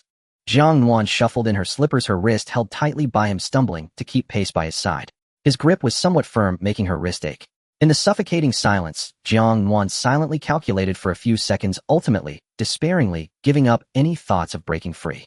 It was impossible to escape. She had experience with this matter. The safety door slid open silently after the iris verification, and Lu Shiyan stepped aside, allowing her to enter. Go in. It was still non-negotiable, unacceptable to refuse. Jiang Nuan took a deep breath, gritted her teeth, and walked in. Behind her, the metallic door closed with a heavy sound. The cold white light of the office was blinding. The metal desk reflected the overhead light source, casting a glaring white line. On the wall hung a battle map of Kanglan City and the surrounding areas, with several red lines marking the coordinates of the forbidden zones that had appeared over the past 3 months. Apart from that, the office was clean to the point of being sparse, devoid of any unnecessary decorations. Jiang Nuan stood at the door, her back pressed against the already locked metal door. The chill from the door seeped through her thin clothing, making her feel slightly more awake. Lu Shiyan stood with his back to her, close to the desk. He did not rush to speak. First, he raised his right hand, biting the edge of the tactical glove on his middle finger with his teeth, slowly pulling it down. The black glove slipped off his slender fingers, revealing knuckles that were clearly defined. Then came the left hand. The sound of leather separating from skin rang out clearly in the quiet space. Jiang Nuan stared at his fingers exposed under the light, her heart seemingly gripped by those hands. He hadn't done anything yet. He was merely removing his gloves. The two gloves were casually tossed onto the desk, producing two soft sounds. It was as if he had discarded some kind of disguise. His fingers curled, clenched, and then relaxed. He turned around. Come here. The two words were neither heavy nor light. Jiang Nuan's toes curled slightly in her slippers. Her throat felt dry as she began to replay in her mind where she had stepped on this captain's landmine. She couldn't forget it. If she couldn't figure it out, there was no need to dwell on it. She moved her feet and walked toward him. The slippers made a soft sound on the metal floor, each step slow, as if measuring the distance from the execution ground to the guillotine. She stopped a few steps in front of the desk. Lu Shiyan glanced at her. I said come here. His tone remained but the hairs on the back of her neck stood up. She stepped forward another 2 steps. Lu Shiyan raised his hand, thumb and index finger pressing against her chin, forcing her to lift her head. His fingers were cool, and though the pressure on her chin was not heavy, it left no room for her to lower her gaze, compelling her to look up at him. At such close range, she could see the turbulent emotions simmering in his eyes, a feeling more dangerous than anger. Mental defense training. When did it start? He spoke, his voice deep, with evenly spaced pauses, as if reading a sentence of judgment. Today. Jiang Nuan swallowed. Who taught you? Xin Wu. Who approved it? This question left her stunned. Approved? Did this matter need approval? She just wanted to learn how to protect her mental realm. Why did it need approval? But Lu Shiyan clearly did not intend to wait for her to sort it out. He released her chin, withdrew his fingers, and slowly undid the top button of his collar. This action held no particular meaning. Yet in this moment in the sealed office, combined with his still cold aura laced with a faint scent of blood, it inexplicably made her scalp tingle. She instinctively took a few steps back. Lu Shiyan frowned and took a step toward her. His boots made steady sounds on the metal floor. Your mental realm is the most core aspect of an ability user. Another step. You did not report, did not apply, and directly opened your mental realm to someone with mind-reading abilities. Boom. Another step. The sound of his boots hitting the ground was reminiscent of a countdown to a death sentence. Jiang Nuan's lower back collided with the edge of the desk. There was nowhere left to retreat. Lu Shiyan did not stop. He continued forward until the distance between them shrank to a breath space. He placed both hands on the table beside her body, bending his arms, trapping her entirely between himself and the desk. A cold aura descended from above. Did you forget? He lowered his head, his gaze brushing over her eyebrows, nose tip, and finally landing on her lips, which trembled slightly from nervousness. Who your captain is? Jiang Nuan's back pressed against the cold desk edge in front of her was Lu Shiyan, a human wall. His arms on the desk sealed off all escape routes, leaving her no room to even turn sideways. She could feel her heart racing wildly, as if it were under the intense gaze of a beast, adrenaline surging with each frantic beat. She had to explain something. It was a must. I didn't know I needed to report. As the words came out, she realized her voice was slightly trembling. She was speaking the truth. She didn't even know this team had such a rule. Didn't know? Lu Shiyan repeated these 2 words, his tone rising slightly, the corners of his mouth almost imperceptibly twitching. But it didn't sound like a smile. Oh, instead it felt more like a release of some dangerous signal. His hands left the desk, fingers gripping her waist. Captain Lu, Jiang Nuan exclaimed. A sudden feeling of weightlessness washed over her. She didn't even have time to react before he had lifted her up and placed her directly onto the cold metal desk. The documents on the desk were scattered by her back, a pen rolling off the edge and hitting the ground with a crisp sound. Lu Shiyan stepped forward forcefully, spreading her knees that had fallen from the lift, squeezing in between. He leaned down again, placing his hands beside her, his back slightly arched, completely trapping her in his territory. From his elevated position, it was airtight. She smelled his scent, cold and laced with the remnants of smoke and blood, overwhelming her, scattering her remaining sanity. Every training in the base must be approved by me. His voice descended from above, deep and steady, as if declaring an irrefutable decree. Including your mental realm. Who can enter, who cannot? He leaned slightly closer, his jet black eyes locking on him. Is decided by me. Jiang Nuan's breath nearly halted. A sense of suffocation rose in her heart, sending slight tremors through her bones. This person had not done anything outrageous, not even raised his voice. Yet standing there, each word he spoke felt like binding a new chain around her. One by one, from her wrists to her ankles, from her breath to her heartbeat. And the most terrifying part was that she found herself trembling. But it wasn't solely out of fear. That string concealed by fear and so secretive that she didn't dare to admit it was violently plucked the moment he uttered, is decided by me. No, this wasn't right. Jiang Nuan clenched her molars, trying to suppress that unsettling tremor. She slightly lifted her head to meet his imposing gaze. Her voice still trembled, but she did not shy away from his gaze. Now I understand. She deliberately made her voice sound obedient. Next time I will come to you for approval. Come to me for approval. He repeated the words with a hint of mockery, his tone carrying a nearly sarcastic danger. Jiang Nuan, since you understand that the rules are set by me, let me tell you now. The only person who can teach you and enter your mental realm is me. He lowered his head, his breath brushing against her forehead. Are you sure you want me to enter? His voice was low, as if it were a whisper meant only for her ears. Jiang Nuan's palms pressed tightly against the cold desk beneath her without answering. But her heart, beating louder and louder, had already betrayed her. When Lu Shiyan's words fell, Jiang Nuan's mind briefly exploded into white noise. She could hear her own heartbeat. Thump, thump, thump. It was too loud, so loud that she doubted Lu Shiyan could hear it too. He maintained that posture, trapping her between the metal table and his body. She dared not look into his eyes, instinctively lowering her gaze, which landed directly on his unbuttoned collar. The lines of his collarbone were sharp, and there remained a faint, almost invisible old scar on his skin. She immediately averted her gaze, staring at the wall behind his shoulder. Her hands clenched tightly on the table, nails digging into her palms, the pain jolting her back to reality. At such a moment, resistance was a foolish act. "I'll follow your arrangements." Her voice was so soft it was almost inaudible. Lu Shiyan stared at her for a few seconds. The obedience in her eyes was clear, like a small animal pinned under the paw of a fierce beast exposing its belly to survive. Although she knew this obedience was partly an act, the simmering dark fire in Lu Shiyan's eyes finally calmed down a bit. Jiang Nuan keenly sensed a slight shift in the atmosphere. She suddenly realized this might be her only chance. If she didn't speak up now, once they returned to the ward and the daily training resumed its normal rhythm, bringing up the matter of returning to Zone C would only become more difficult. She took a deep breath.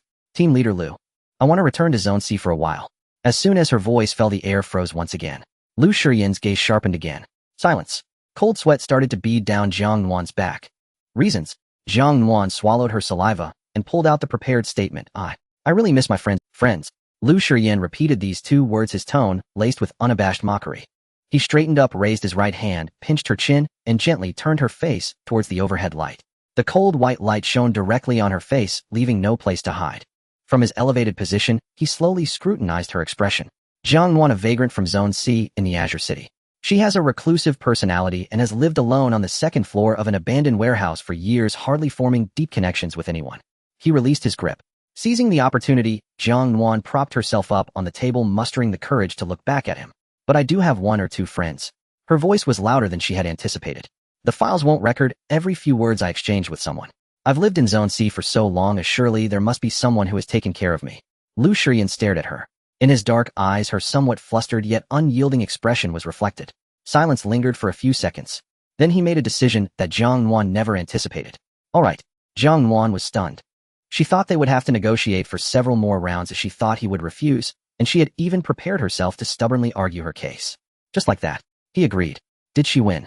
But Lu Shiyan calmly tossed out the latter half of his statement, observing her astonished expression. "There are a few rules that must be followed." Jiang Nuan's heart sank. She knew it wouldn't be this simple. Winning was just a pipe dream. "I will arrange for someone to escort you. You must not behave in any way that deviates from the escort's range." Lu Shiyan's gaze fell on the collar around her neck. "Otherwise, the consequences you should be clear about." Jiang Nuan instinctively touched the cold leather circle on her neck and nodded silently. She hadn't planned to act alone, as she didn't even know the way back to Zone C. Lu Shiyan's gaze shifted back from the collar, his expression darkening slightly. "Also, from today onwards, any learning, exploration, or consultation regarding the spiritual domain must be approved by me."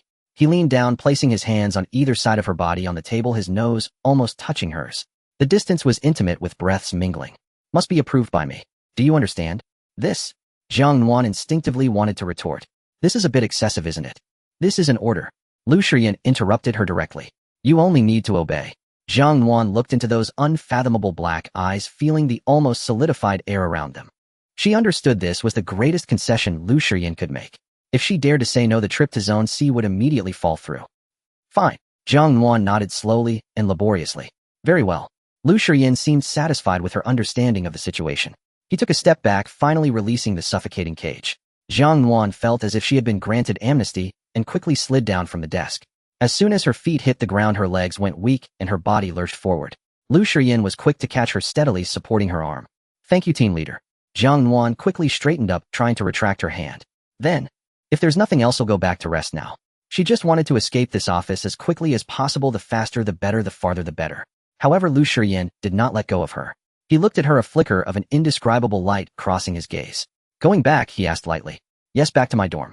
Jiang Nuan's voice grew smaller and smaller, and a sudden wave of extremely bad premonition surged in her heart. "You don't need to go back today."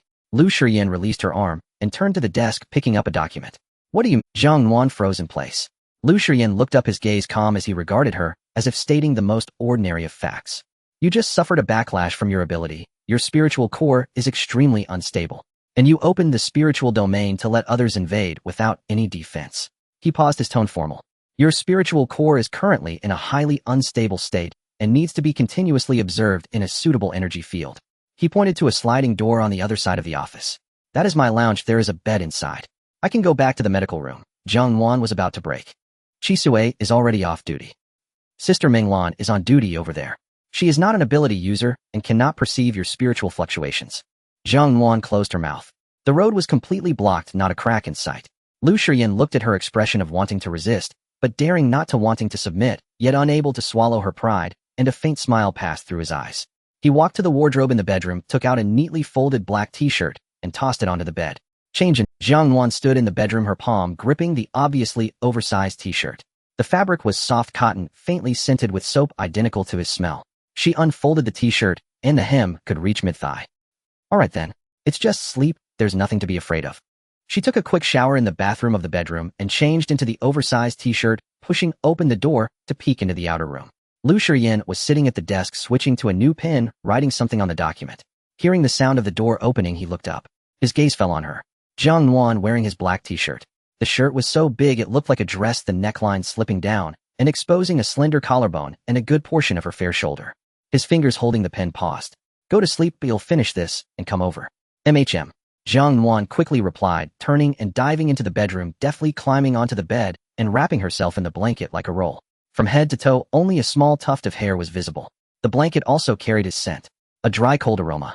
She buried her face in the pillow, closed her eyes, her heartbeat still racing uncontrollably. Through the door, she could hear the occasional sound of pages turning and the subtle scratch of the pen gliding over the paper. Regular, steady, like some cold, cruel pendulum swinging back and forth with precision. That sound inexplicably held a reassuring power. Or perhaps she was simply too tired. The fatigue from the backlash of her ability and the events of the day caused her consciousness to uncontrollably become fuzzy. In her drowsiness, she thought randomly, what is this man guarding against? Guarding against Shun Wu getting close to her? Or guarding against her getting close to others? Or perhaps, guarding against her getting close to the truth?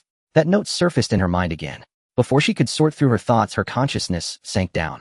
It was unclear how much time had passed. In the darkness, the other side of the mattress sank slightly. A warm hand crossed the blanket and gently landed on her curled-up back. It felt like a form of comfort. Jiang Nuan's eyelashes fluttered slightly in the dark. She did not move, deliberately keeping her breath at a steady pace, as if falling asleep. But the hand gripping the blanket silently tightened. His hand remained on her back.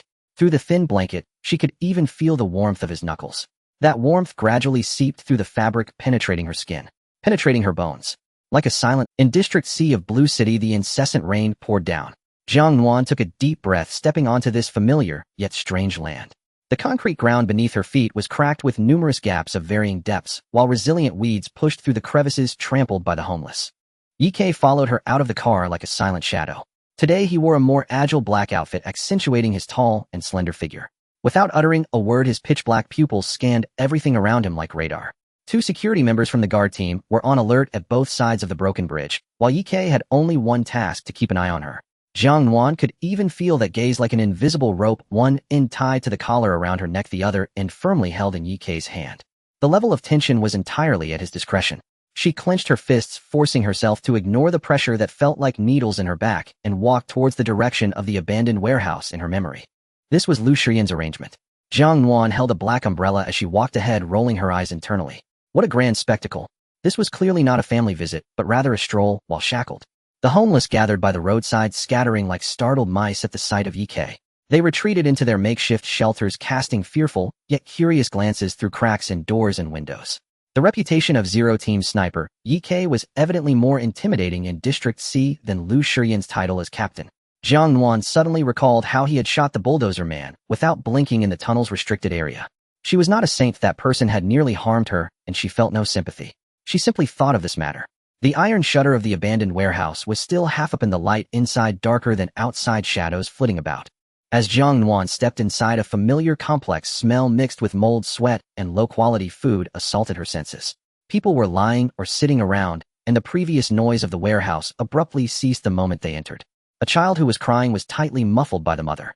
Ye Kei stood at the entrance, his gaze firmly fixed on Jiang. A heavy feeling settled in Jiang Nuan's heart as she lowered her eyes and quickly walked to the cement pillar at the back of the warehouse. It was empty save for a pile of relatively clean bedding. Sister Zhou was not there. She looked around, but still did not see any sign of Sister Zhou. However, she spotted an unexpected person, the elderly homeless man she had spoken to with Chi Sui last time. He lay in the corner, a porcelain cup beside him filled with rice paste.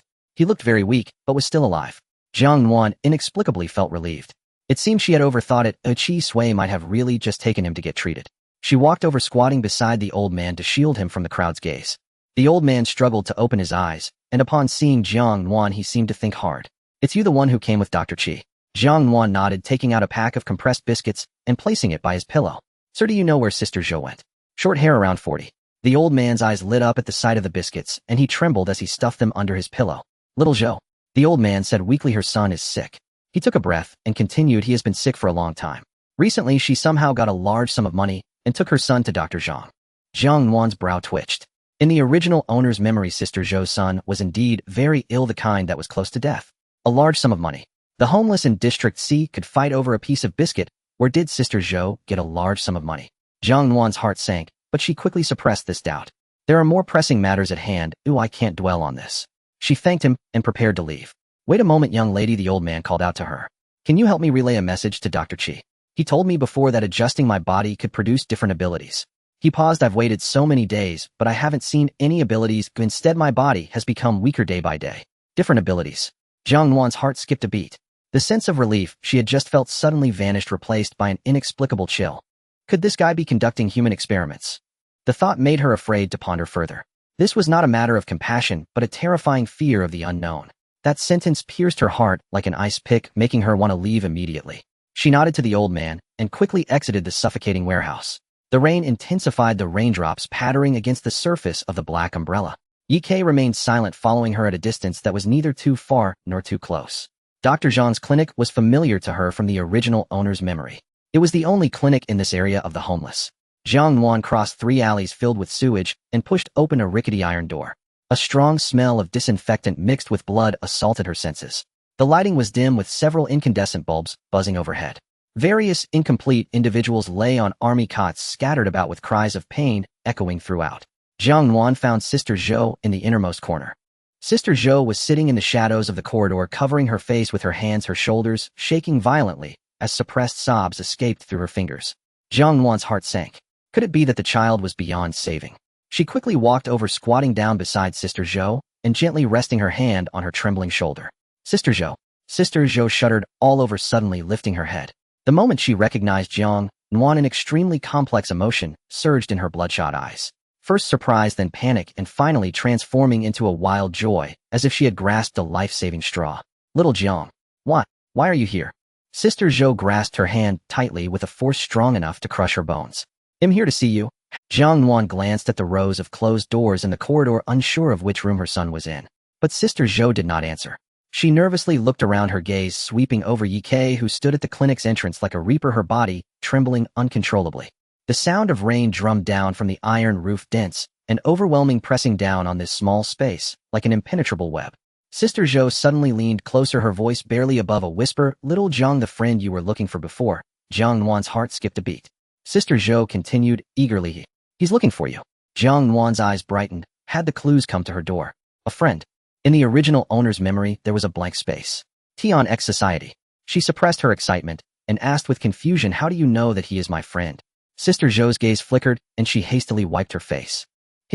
He said so himself. Sister Zhou stammered. A few days ago, someone came to the homeless area asking about you, claiming to know you, and that he was your friend. Jiang Nuan fell silent. Her intuition told her that Sister Zhou was hiding something.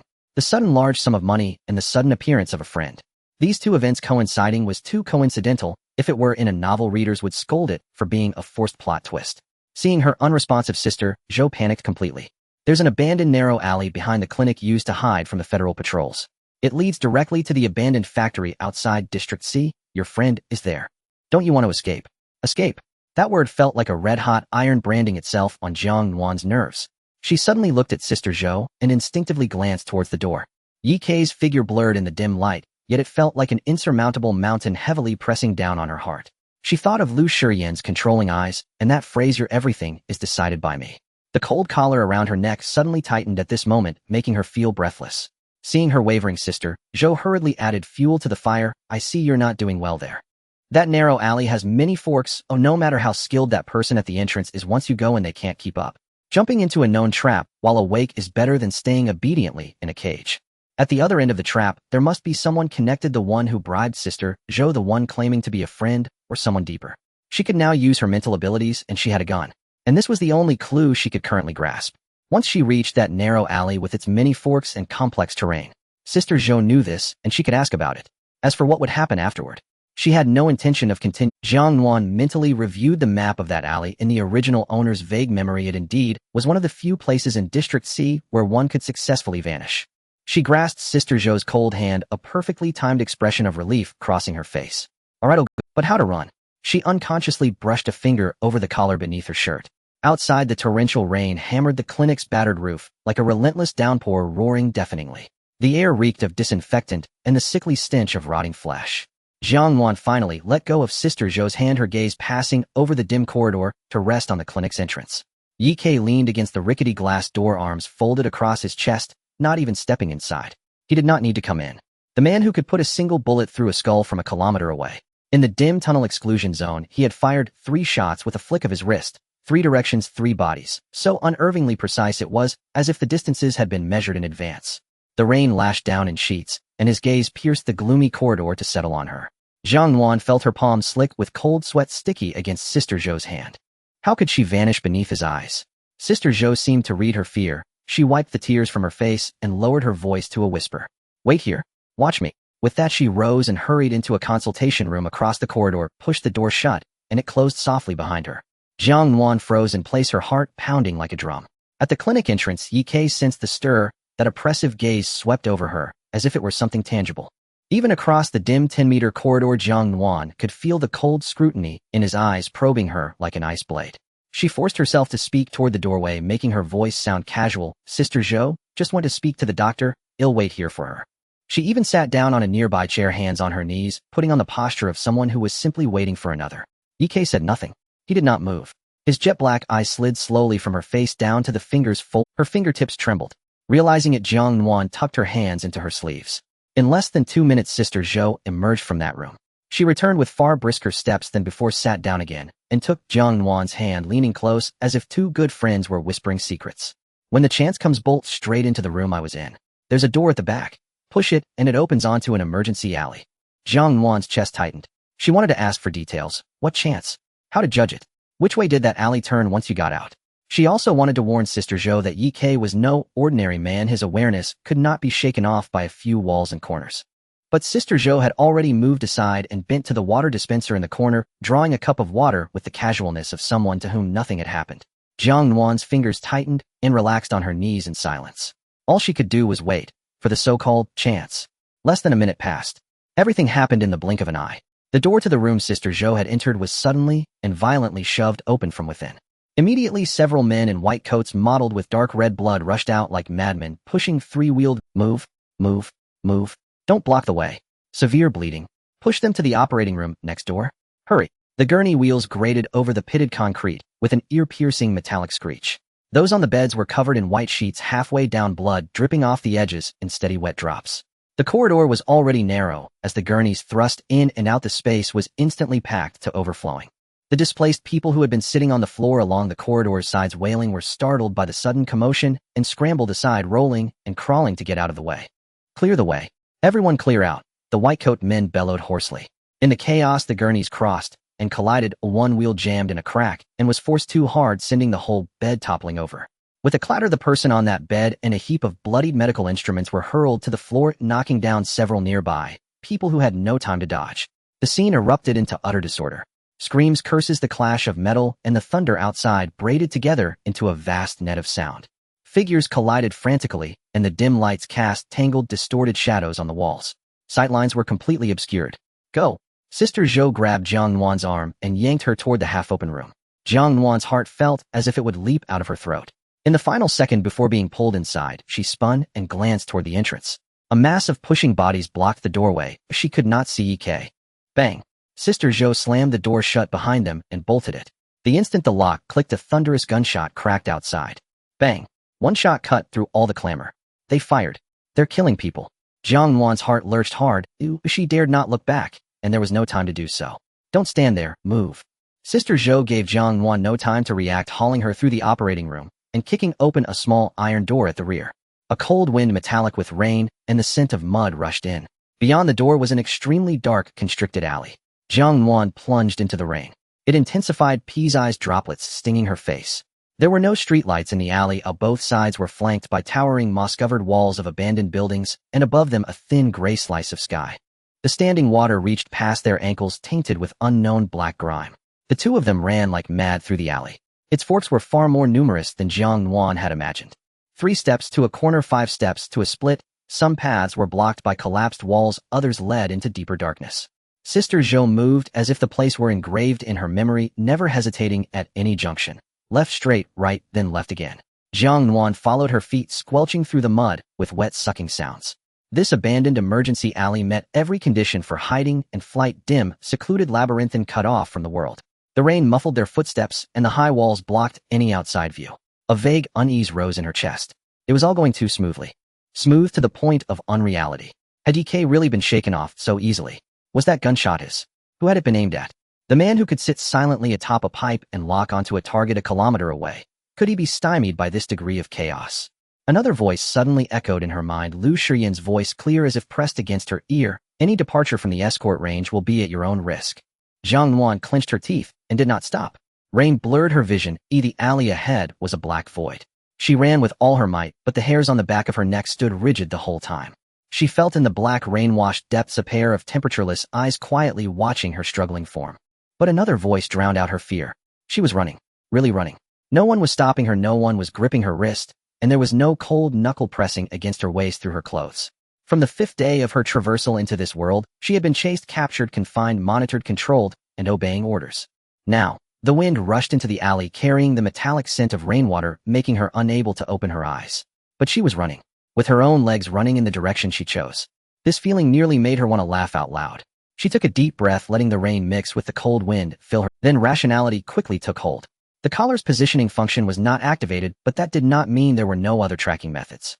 The safest way was to shake off Sister Zhou and find a place to take it off. First, throw it in the opposite direction to create a false signal, and then blend in with the other city's homeless to assume a new identity. The alley ahead suddenly opened up. A small open space surrounded by ruins not very large. The ground was cracked concrete with half-grown dry grass in the middle, surrounded by the remnants of half-collapsed buildings. The rain fell harder. The sky was dark, and the rain curtain hit the puddles on the ground, splashing countless tiny white droplets. Jiang Nuan stopped at the edge of the open space. Sister Zhou continued walking forward, but after a few steps, she realized Jiang Nuan hadn't followed, and turned back anxiously. It's right ahead, come on. Jiang Nuan stood in the rain, her wet hair stuck to her cheeks, droplets dripping down from her chin. She looked at Sister Zhou. Sister Zhou, who sent you to find me? Sister Zhou froze in her tracks. What nonsense are you talking about? She forced a smile. It's your friend. Didn't I tell you? Someone came to inquire about you. You mean, Jiang Nuan interrupted her, that my friend kidnapped your son and threatened you to find me and bring me here? Sister Zhou's expression instantly crumbled. Rainwater streamed down her short hair, flowing over the wrinkles at the corners of her eyes. How? How did you know? Jiang Nuan looked at her. No mother would leave her seriously ill son alone in the clinic while running around with someone who isn't even a friend. Your son is not even in that clinic. Jiang Nuan continued, considering your current behavior, the only possibility is that he has been taken away. To get you to take me to some place. Silence. Only the sound of rain hitting the gravel. Then Sister Zhou's body seemed to lose all support, collapsing down, cradling her head in her hands as she squatted on the ground. I can't. Xiao Zhang, I really can't. That clinic is their base. Those people. Those in white coats are indeed their people. They came yesterday, took Yang Yang away, and said as long as I tricked you here, Yang Yang would be fine. She lifted her head, her face, soaked in rain or tears, it was hard to tell. What can I do? He is my son. He is almost dying, and he is all I have. I didn't even know where to find you. I didn't expect you to come looking for me. Jiang Nuan finally understood why several people in white coats had suddenly appeared to create chaos. It turned out that place was indeed where the so-called friends were. Jiang Nuan quietly watched the woman kneeling on the ground, breaking down in tears. Surprisingly, she felt little anger, only a deep sense of sorrow and vigilance. This was the end of the world. Everyone was struggling to survive, and betrayal and selling out were the cheapest currencies. Hadn't the original owner's note already told her so? You tell me first who sent you to find me. Jiang Nuan reached into the inner pocket of her combat suit. If you clarify, I will consider going with you. If you don't say. She pulled out a small silver handgun, aiming it steadily at Sister Zhou. Of course she wouldn't go with Sister Zhou, but she needed to know who was looking for her. Sister Zhou's eyes widened in fear, and she stumbled back 2 steps. A gun? How do you have a gun? Jiang Nuan coldly spat out a word. Sister Zhou waved her hands in panic, stammering. I think it's some kind of sky. Tianqi Society. A man's voice suddenly sounded from behind. The voice was clear, leisurely, with an air of casual amusement, casually interrupting Sister Zhou. Jiang Nuan's pupils constricted suddenly, her body instinctively moved faster than her brain. She turned sharply, gripping her gun, aiming it at the source of the sound. On an abandoned oil barrel less than 10 meters away from her, a man sat there unexpectedly. He held a black umbrella, tall and slender, wearing a well-tailored black trench coat. His skin appeared cold white from years without sunlight, his eyes narrow at the corners, and a hint of a smirk played at the corners of his mouth. On either side of him stood two burly men in black clothing. Rainwater dripped from the umbrella's ribs, and the man looked at Jiang Nuan, raising an eyebrow. "After all this time, are you done playing?" His voice sounded somewhat ethereal in the rain. "It's time to come with us." Jiang Nuan tightened her grip on the gun. "Done playing." Those words pierced into her mind, into the blank space where her memories had been erased. His tone was too casual enough to feel like he was coaxing a runaway child to come home. She didn't recognize him, but he recognized her. A strange chill surged from her stomach. The man looked at her defensive posture as if he had seen something amusing and let out a helpless sigh. "Looks like you haven't had enough fun yet." He shook his head, his tone indulgent, as if addressing a petulant child. "But this time you must come back with me. The leader's patience is limited." Jiang Nuan's mind raced. Tianqi Society. The note left by the original owner said, "Don't trust anyone." Erased memories. This man clearly knew the original owner and had a close relationship. But her instincts told her that going with him would lead to nothing good. Moreover, she could never expose the fact that her memories had been tampered with. Without any hesitation, Jiang Nuan's eyes sharpened, and her finger decisively pulled the trigger. Bang! The silver handgun spat fire, and the bullet tore through the curtain of rain, heading straight for the man's forehead. However, just as the bullet was about to hit him, the man's figure suddenly blurred. Jiang Nuan felt her vision blur, and the oil barrel was suddenly empty. The next second, the man's voice came from less than 5 meters to her left. "Your marksmanship has declined." Jiang Nuan turned her head sharply. Her mind went completely blank in that instant. The man stood there unharmed, the rainwater on the umbrella still quietly dripping, as if nothing had happened. Spatial system ability. A storm surged in her heart. Not only because of the man's ability, but also because of his words, "Your marksmanship has declined." Was the original owner's marksmanship really good? "I only learned to shoot at the 0-team base." What other things were hidden in that erased memory that she didn't know? "Sorry." The man retracted his smile, his gaze turning cold. This time the leader said, "No matter what, you must be." He slightly lifted his chin and waved his hand. One of the men in black standing beside him instantly raised a micro-submachine gun in his hand. The opponent's movements were too fast, so fast that Jiang Nuan couldn't even react in time. Bang! At the moment the gunshot rang out, Jiang Nuan felt a violent burning sensation in her right calf. The bullet grazed the outside of her calf, causing a spray of blood. The searing pain instantly spread through her body, robbing her legs of all strength. Ugh! Jiang Nuan let out a muffled groan, her legs giving way as she stumbled backward, falling into the waterlogged gravel ground. Muddy water splashed all over her. Blood gushed from the wound, turning the surrounding rainwater into a dazzling shade of red. She gritted her teeth, cold sweat instantly beading on her forehead. Her hand clutching the gun trembled violently from the intense pain, yet the gun's muzzle remained defiantly aimed ahead. She pulled the trigger again. A man appeared at her right side. The gun was empty once more. "Stop playing around," he said, helplessly shaking his head, then instructed the person beside him, "Take her to the car." The man in black put away his gun and strode towards Jiang Nuan. At that moment, Sister Zhou, who had been sitting on the ground, suddenly rushed over like a madwoman, arms wide open, blocking the space between the man in black and Jiang Nuan. "I brought the person here." Her voice was sharp and trembling, her entire face twisted. "Where's my son? You promised me." The man holding an umbrella looked down at her with a light chuckle. "What's the rush?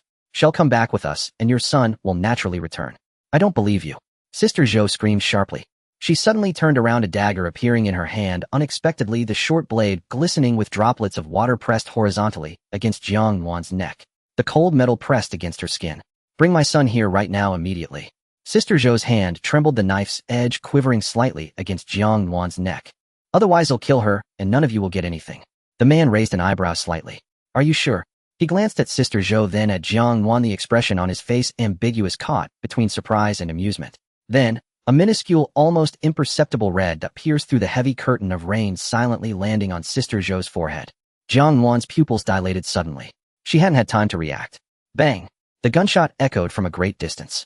So distant that it was nearly swallowed by the sound of the rain, leaving only a muffled, heavy echo. But the bullet arrived faster than the sound. A gust of wind brushed past Jiang Nuan's cheek. Immediately after, warm liquid splattered across her cheek. The intense smell of blood quickly overpowered the earthy scent of rainwater. The force pressing against her neck vanished abruptly. Jiang Nuan slowly turned her head. Sister Zhou's eyes were wide open. A perfect bullet hole embedded in her forehead, clean and neat, not enough blood had even begun to flow out. Her expression froze between shock and unwillingness, her lips slightly parted as if she wanted to say something. Then she fell backward. The back of her head struck the rubble, splashing water everywhere. The dagger slipped from her hand, bouncing twice on the ground before coming to a halt. Sister Zhou's eyes remained open. Rainwater flowed into her eyes. Jiang Nuan looked at Sister Zhou's corpse. The face still bore traces of tears. Food had been sent to the original owner, pulled in through the gap beneath the door. Jiang Nuan looked into the unblinking eyes. Her fingers trembled imperceptibly. Kindness and betrayal had been completely settled as this body grew cold. The man in the black trench coat's expression changed drastically. A different emotion finally appeared on his face. Fear. "Ye-K," he shouted sharply. "Defend." The men in black on both sides reacted swiftly, almost simultaneously with his words, their hands thrusting forward forcefully. The air distorted in front of them, two translucent arc-shaped barriers appearing out of thin air like two massive shields protecting the man in the black trench coat. Defensive abilities. The second gunshot rang out. Boom. The bullet struck precisely at the center of the left arc barrier. The surface of the barrier exploded into a web of cracks, the body of the man in black sliding back, half a step, the sound of bones creaking under pressure. Almost simultaneously, the third gunshot sounded. Still the same impact point. The cracks spread from the center outward, the entire barrier shattering like broken ice. The bullet penetrated through the shattered barrier, piercing through the chest of the man in black, exploding into a thick mist of blood. Terrifyingly, the bullet's momentum showed no signs of diminishing, carrying its violent remaining energy straight through the air, forcefully embedding itself into the back of another man in black, exiting through his chest. The two men didn't even have time to react, their eyes filled with disbelief before they fell to the ground, as if drained of strength, never to rise again. No more than 10 seconds had passed. Two defensive ability users, 3 bullets, all perished. The man in the black trench coat stood between the two corpses, rain pounding against his face. His lips were tightly pressed together, his gaze frantically scanning the ruins around him. Those half-collapsed buildings, protruding steel bars, broken window openings. Every corner could potentially hide that grim reaper. He didn't know where Ye-K was. Nobody knew where Ye-K was. The bullets seemed to appear from thin air, each shot precise to a chilling degree. His gaze fell on Jiang Nuan. She sat on the ground, her right hand still gripping the silver handgun, blood seeping from the wound on her calf. Blood smeared across her face was washed away by the rain, leaving streaks. The man in the black trench coat made a decision. He rushed towards Jiang Nuan. Moving at incredible speed, he flickered mid-sprint, as if teleporting a short distance, closing the gap that should have taken 3 steps in just 1. His hand reached out, fingertips about to touch Jiang Nuan's shoulder. If caught, a thought flashed through Jiang Nuan's mind. He has teleportation abilities. If he touched her, she might be sent directly to another location. In that instant, a sense of bewildered struggle surged. She couldn't decide whether to fear the mysterious apocalyptic society in front of her more, or to dread falling back into the hands of Ye-K and Team Zero. Because of her hesitation, she had no time to pull the trigger. Just before that hand touched her, the man's expression drastically changed. His body twisted in midair. It was a movement that completely defied inertia, as if an invisible string had suddenly yanked him back. His torso contorted, the hand that had been reaching for Jiang Nuan's shoulder withdrew, and his whole body shifted sideways, half a meter. Puff! The bullet pierced through his right shoulder, taking away a large chunk of flesh. If he hadn't changed direction at the last moment, that bullet would have pierced his heart. The man's face turned pale as he pressed his hand against his right shoulder, blood seeping through his fingers. His gaze fixed on a partially collapsed residential building in the northwest direction, seeing nothing. But he knew that person was right there. Team Zero Ye-K. Fear, dread, unwillingness. The man glared hatefully at Jiang Nuan on the ground, then looked back at the residential building, gritting his teeth and spitting out a few words. "We'll see about that." Then his figure flickered once. Flickered again. 3 short-range teleports, each accompanied by drastic directional changes, moving left and right, forward and back, making it impossible to predict his next landing spot. He was gambling, betting that Ye-K wouldn't manage to lock onto him in time. In his final flicker, his figure vanished into the shadows of a narrow alley on the west side of the empty space. He disappeared completely. The world fell silent again, only the sound of rain remained. The heavy rain relentlessly washed over the empty ground. Jiang Nuan sat dazed in the muddy water, still tightly gripping the handgun that hadn't been fired. Around her lay 3 corpses. Sister Zhou's unblinking eyes reflected the gray sky, devoid of blood, diluted by rainwater gathered into small red streams on the ground, flowing past Jiang Nuan's fingertips. She hadn't escaped. From the very beginning, she had never escaped the man's gaze. This self-deceiving escape in that man's eyes perhaps was nothing more than a clumsy cat-and-mouse game to draw out the forces lurking behind. Regular footsteps splashed through the puddles, slowly approaching from behind her. Pat! Pat!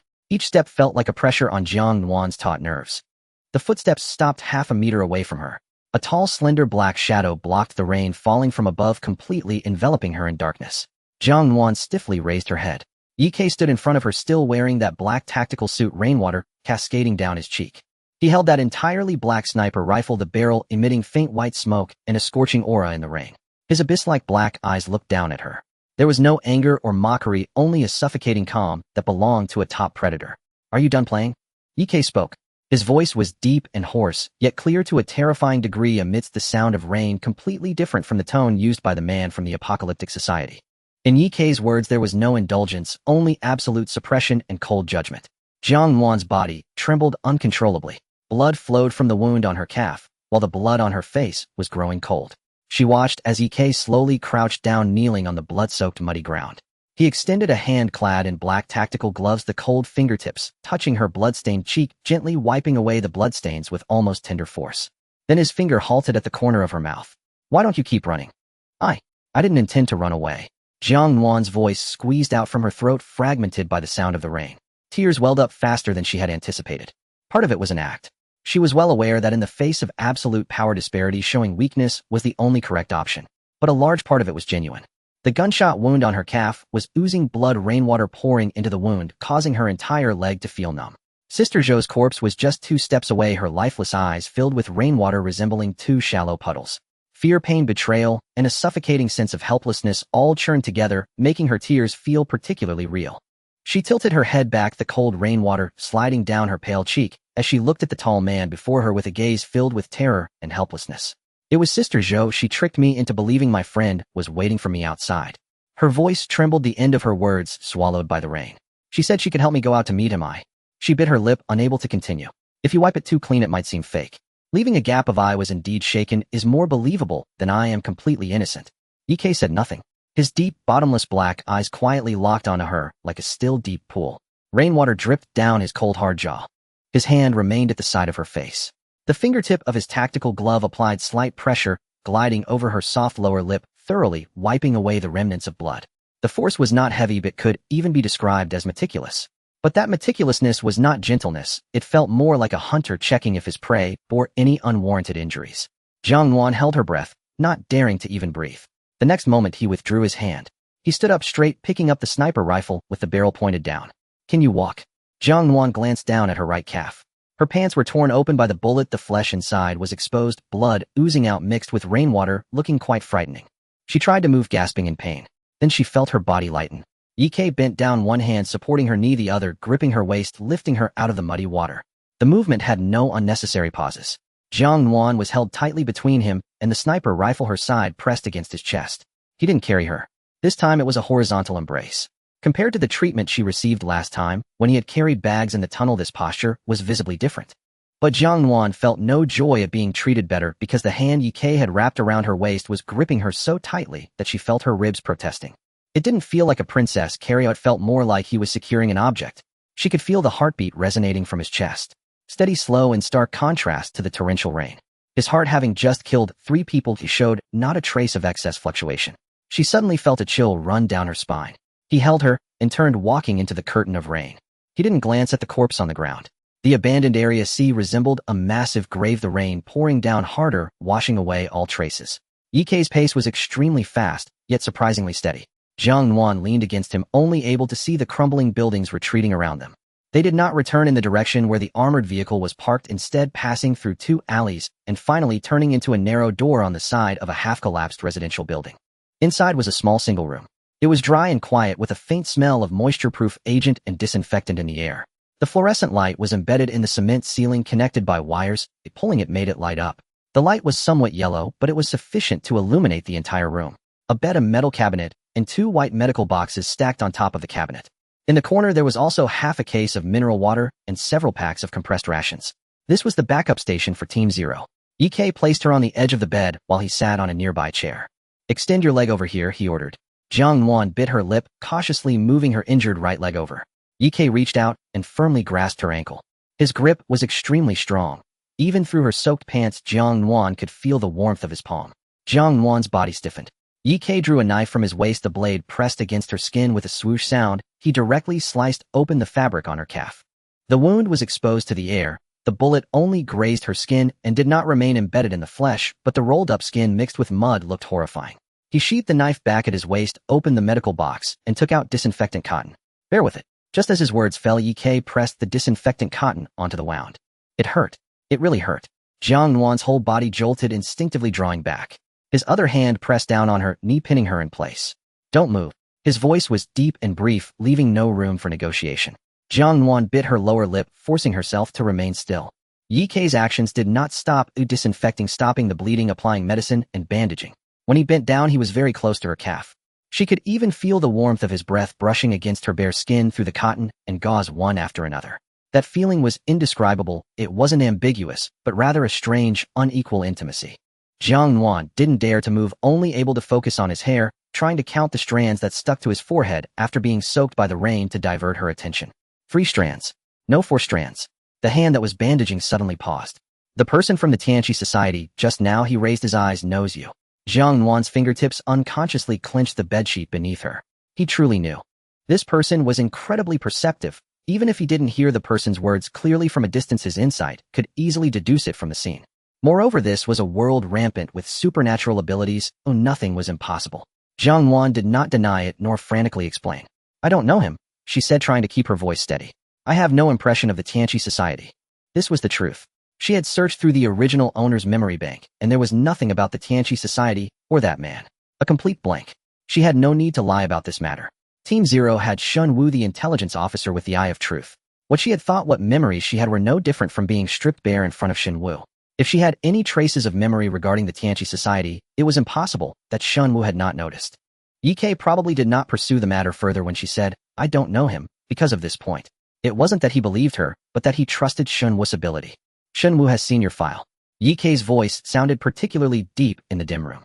Your memory is very clean, so clean that not a single flaw can be found. Like a blank sheet of paper. His bandaging movements paused for a moment.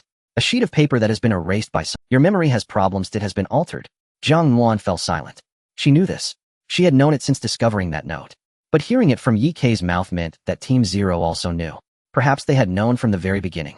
The money from Sister Zhou. Yi Kei stood up. His tall figure instantly blocked the overhead light source, completely enveloping Jiang Nuan in his shadow. It was given by us. Jiang Nuan's mind buzzed. Sister Zhou's smile, when she received that pack of compressed biscuits, suddenly surfaced without warning. Thanks, Xiaojiang. Life is better with the investigation team, right? She recalled the swift motion of those hands tucking the biscuits into her inner pocket, remembering how Sister Zhou waved at her from the edge of the crowd. She also recalled the knife pressed against her neck in the rain and those lifeless eyes filled with rainwater. All along she thought she was leveraging Sister Zhou to extract information. But in reality, she was the piece placed on the chessboard, and she didn't even know who was making the moves. What? Jiang Nuan's mind buzzed. She sold your whereabouts to us, Yi Kei said calmly. So I found you in the tunnel. He paused. The bandaging was nearly done, the gauze tied off, but his fingers lingered on the knot for a moment longer. We also paid her, he finally said. The raindrops lingering in his hair slid down his face, dripping onto his shoes, the sound faint yet clear. The moment those words reached Jiang Nuan's ears, she could hear nothing. All the surrounding sounds seemed to be drawn away from the world, leaving only a sharp, buzzing silence. The wound on her calf throbbed with pain, once then again pulling her back from the void little by little. Then all the scattered clues were pulled together by a transparent thread. The part she had been unable to make sense of before. If Sister Zhou's money was given by the Tianqi Society, then why did they still kidnap her son? To pay and then kidnap, it was a redundant wager, meaningless. Unless that money wasn't given by the Tianqi Society at all. The pain in her calf throbbed, but the pain made her thoughts exceptionally clear. It was Team Zero. They needed her as a purifier, but couldn't act directly in the refugee zone. Perhaps it was a rule, perhaps a concern, the reason didn't matter. Thus they needed an informant. And Sister Zhou needed money, a large sum, to prolong the life of her critically ill son. The deal was thus struck. Sister Zhou divulged everything about her, where she lived, when she went out, which routes she took in full detail. So they could ambush her in the tunnel on the only day she left the warehouse to find food. Yi Kei stood up and walked to the metal cabinet, taking a dry towel from above it. He returned and tossed it onto her knees. Jiang Nuan grasped the towel, slowly drying her hair. She forced herself to continue thinking. And then what? The Tianqi Society came looking for her as well. They had traced the lead to Sister Zhou, and to coerce her cooperation, they directly kidnapped Sister Zhou's son. That's why Sister Zhou cried so much at the clinic. She received the money from Team Zero, yet was tightly held by the Tianqi Society. But she was loyal to no one. She was only loyal to her son, who was on the brink of death. A deeper chill slowly crawled up Jiang Nuan's back. The betrayal did not start today at the clinic. It had begun a long time ago. Perhaps it started with the food that was slid through the crack of the door. Were those offerings sincere, or were they merely confirming that the original occupant had not moved away? A searing, painful sensation surged from her chest. It was anger. Anger at being manipulated, anger at being used as a pawn, anger at being treated as merely a bargaining chip by everyone. Jiang Nuan's fingers clenched tightly around the towel, then one by one she released them. Now was not the time for anger. Ye Kei knew her memories were faulty, and he knew Sister Zhou was problematic. This time at the clinic, he even deliberately left what seemed to be an escape route open. Having witnessed his prowess in clearing the room with 3 shots, Jiang Nuan extinguished a ridiculous thought. The crude tactics she used at the clinic did not block him. It was he who allowed her to block him. The pain in her calf throbbed again. Then why didn't he stop her? Why did he watch Sister Zhou deceive her, letting her foolishly think she was clever as she ran out? There was only one answer. Fishing. Ye Kei was using her as bait. He deliberately let the line out, letting those behind think they had succeeded, intentionally leading her to that open space to draw out those behind. And she, from beginning to end, was merely the piece of meat hooked on the fishing line. Jiang Nuan felt a tingling sensation in her fingertips. She forced herself to think of the final question. Who altered her memories? If her memories were altered by the Tianqi society, that man wouldn't be completely unaware of her. He wouldn't be ignorant of her memory gaps, and he might not even know she had been recruited by Team Zero. If it was Team Zero. She subconsciously glanced at Ye Kei. He was leaning against the metal cabinet, one hand resting on the barrel of the sniper rifle, the other unscrewing a bottle of mineral water. His posture relaxed like a leopard that had just finished its hunt. She quickly averted her gaze. No, if they had altered her memories, there would be no need for her to return to this place, filled with old clues in Zone C. Then it must be a third party. The 3 words landed in her mind like pebbles thrown into deep water, creating ripples that grew larger and larger. There was a force she had yet to come into contact with, which at an unknown time opened her mind and altered certain things, then left her in place like a processed product. The hair on the back of her neck stood on end. She raised her head. She met Ye Kei's gaze. He had set down the water bottle at some point. Those bottomless black eyes were piercing through the dim light of half the room, locking onto her. Those eyes conveyed a signal clearer than any words, without any superfluous expression. You cannot trust. Except for Team Zero, you have nowhere to go. Jiang Nuan's palms were damp with a layer of fine sweat. She couldn't articulate what surged within her at that moment.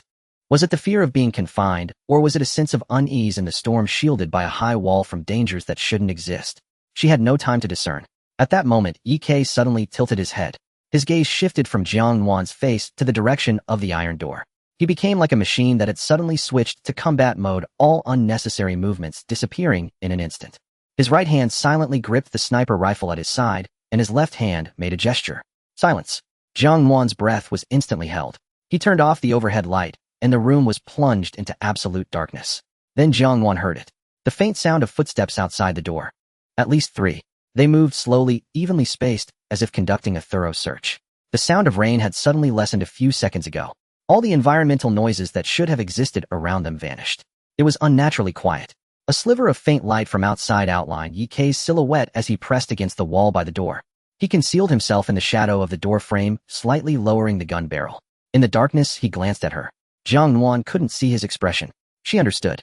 Don't move, don't make a sound. The footsteps grew closer, just outside the door. Then they stopped. Ye Kei pressed against the shadow of the door frame, blending into the darkness. Jiang Nuan held her breath, her back pressed tightly against the wall of the bed. The wound on her calf throbbed painfully, and the blood loss made her head feel slightly dizzy. Silence. So quiet that she could hear every breath she struggled to lighten. Just then the sound of shattering glass exploded behind her, mixed with the night wind and rain pouring in through the broken window. A black figure leaped through the window, moving so fast that it almost left only an afterimage heading straight for her. That hand was already reaching out towards her. Jiang Nuan's long-held nerves and the constant life-and-death crises made her body react before her mind could catch up. She suddenly raised her right hand.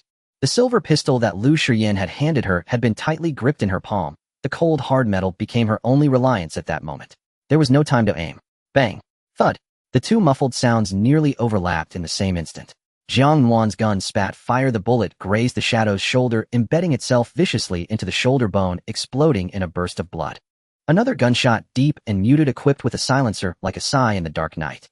It was Ye Kei's shot. A blood hole appeared in the center of the shadow's forehead. Its body stiffened for a moment, then collapsed straight back, crashing heavily onto the floor.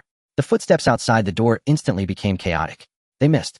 Attack. Before the words could finish, Ye Kei had already moved without even opening the door. The dark gun barrel lowered slightly, aimed at the direction of the iron door where the sound had come from. Bang, bang, bang.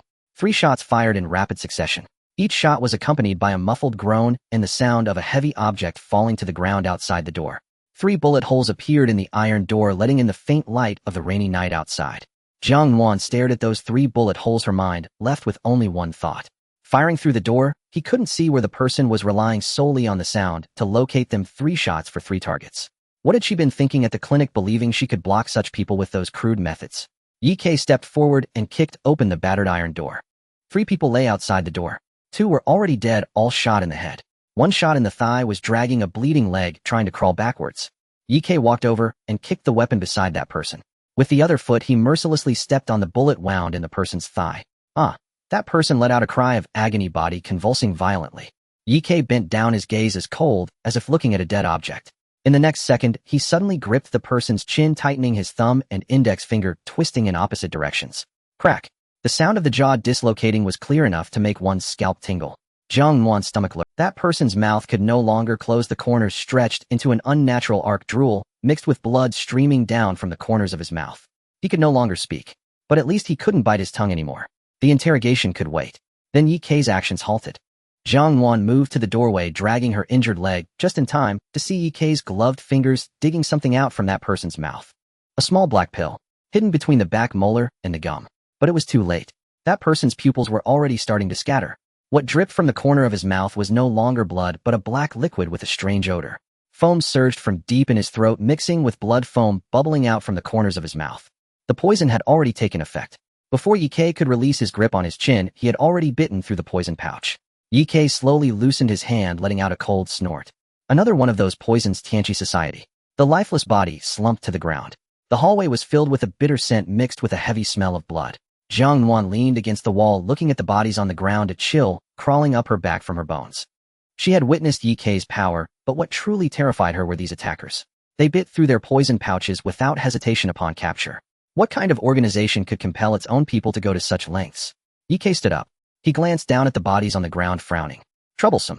Then he turned and walked towards Jiang Nuan. Before she could react, her body was suddenly lifted off the ground. Ye directly carried her horizontally. My leg is already, shut up. Jiang Nuan wisely fell silent. The rain outside was still falling, but it had lessened significantly.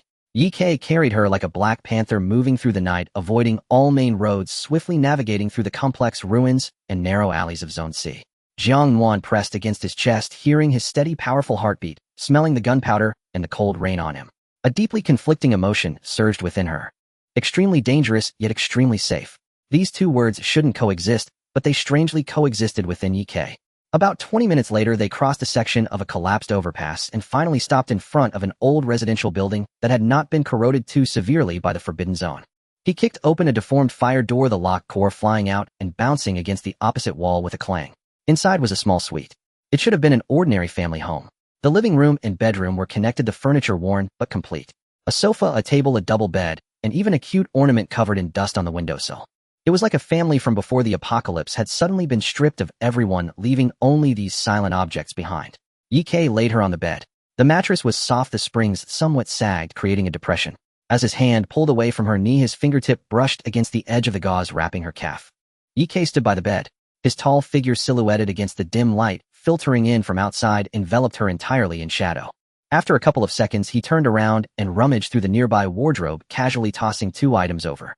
One was a blanket that looked relatively clean. The other was a dress. Jiang Nuan unfolded the garment. It was an overly loose cotton nightgown, light pink, with small daisies printed all over. It was likely left by the original mistress of this room. The size was at least 2 sizes too big for her, with sleeves that would probably hang below her elbows. But it was dry. Ye had already turned his back. Jiang Nuan stared blankly at the dry nightgown for a second, then said, I won't say to turn around unless you promise not to. She quickly peeled off her soaking black combat suit. The fabric was soaked with rain, clinging to her skin. When it brushed against her calf wound, she inhaled sharply, biting her lower lip, and forcibly pulled down the pant leg. The blanket brushed against her skin, the rough fibers scraping off the rainwater while raising a layer of goosebumps. As soon as she slipped into the cotton nightgown, she felt her entire body relax. The dry and soft cotton clung to her skin, absorbing the remaining moisture. She looked down at herself. The floral nightgown was extremely oversized. The neckline slid down below her collarbone, and the sleeves indeed draped down to her elbows. It wasn't flattering, but it was comfortable. All set. Ye turned around. His gaze lingered for a moment on her collarbone. Then right in front of her, he reached out and unzipped his outer combat. The soaked black jacket slipped down his shoulders and was casually draped over the chair by the window to dry droplets falling from the hem and pooling on the floor. He was left with only a fitted black short-sleeve shirt. That shirt was half soaked from the rain, clinging tightly to his body, outlining all his contours. Broad shoulders, narrow waist. The outlines of his chest and abdominal muscles were clearly defined through the thin black fabric, not the exaggerated muscles of someone who had trained deliberately, but a physique honed through long-term combat. Every muscle was perfectly attached to his skeleton like a cheetah that had just retracted its claws. He picked up the blanket and dried his hair, droplets flinging off from his tousled hair as he tilted his head slightly while wiping at his neck. Jiang Nuan shifted her gaze away. She did so quickly, so fast that she felt guilty. She focused intently on a cute, dusty ornament on the windowsill, studying what it was. It resembled a rabbit or perhaps a hamster. She was utterly engrossed in her examination. Ye Kei finished drying off and tossed the blanket aside. He pulled something out from his waist. Click. The sound of metal clashing. Jiang Nuan looked down. A pair of handcuffs. Her expression changed. Ye Kei had already sat down at the edge of the bed, causing the mattress to sink a bit more under his weight. He grabbed Jiang Nuan's left wrist, his grip, not forceful, but impossible to refuse. The cold metal circle snapped shut around her wrist with a click. The other end was secured to his own right wrist. The chain was short, about 30 centimeters. Jiang Nuan stared at the silver chain connecting them, remaining silent for a few seconds. Is this really necessary? Yes. Ye Kei leaned back against the headboard, adjusting his posture. Stay put at night, don't run around. Outside are members of the Apocalypse Society. But there's no need for this. Jiang Nuan shook her wrist, the iron chain making a crisp clanking sound. Ye Kei's dark eyes remained fixed on her. You run too much. From the ventilation ducts of the base's medical room to the schemes at the clinic. She was like a slippery loach, always finding every opportunity to slip away. Ye Kei disliked this feeling of losing control. He preferred to keep his prey firmly within his line of sight, or rather directly secured to himself. Jiang Nuan gritted her teeth, abandoning her struggle. She lay down. The chain of the handcuffs made faint sounds with her movement. Ye Kei also lay down with about 20 centimeters between them, yet due to the chain's length their wrists were all. She turned over facing the wall. The metal chain was tugged slightly, the cold touch reminding her that escape was impossible. She closed her eyes.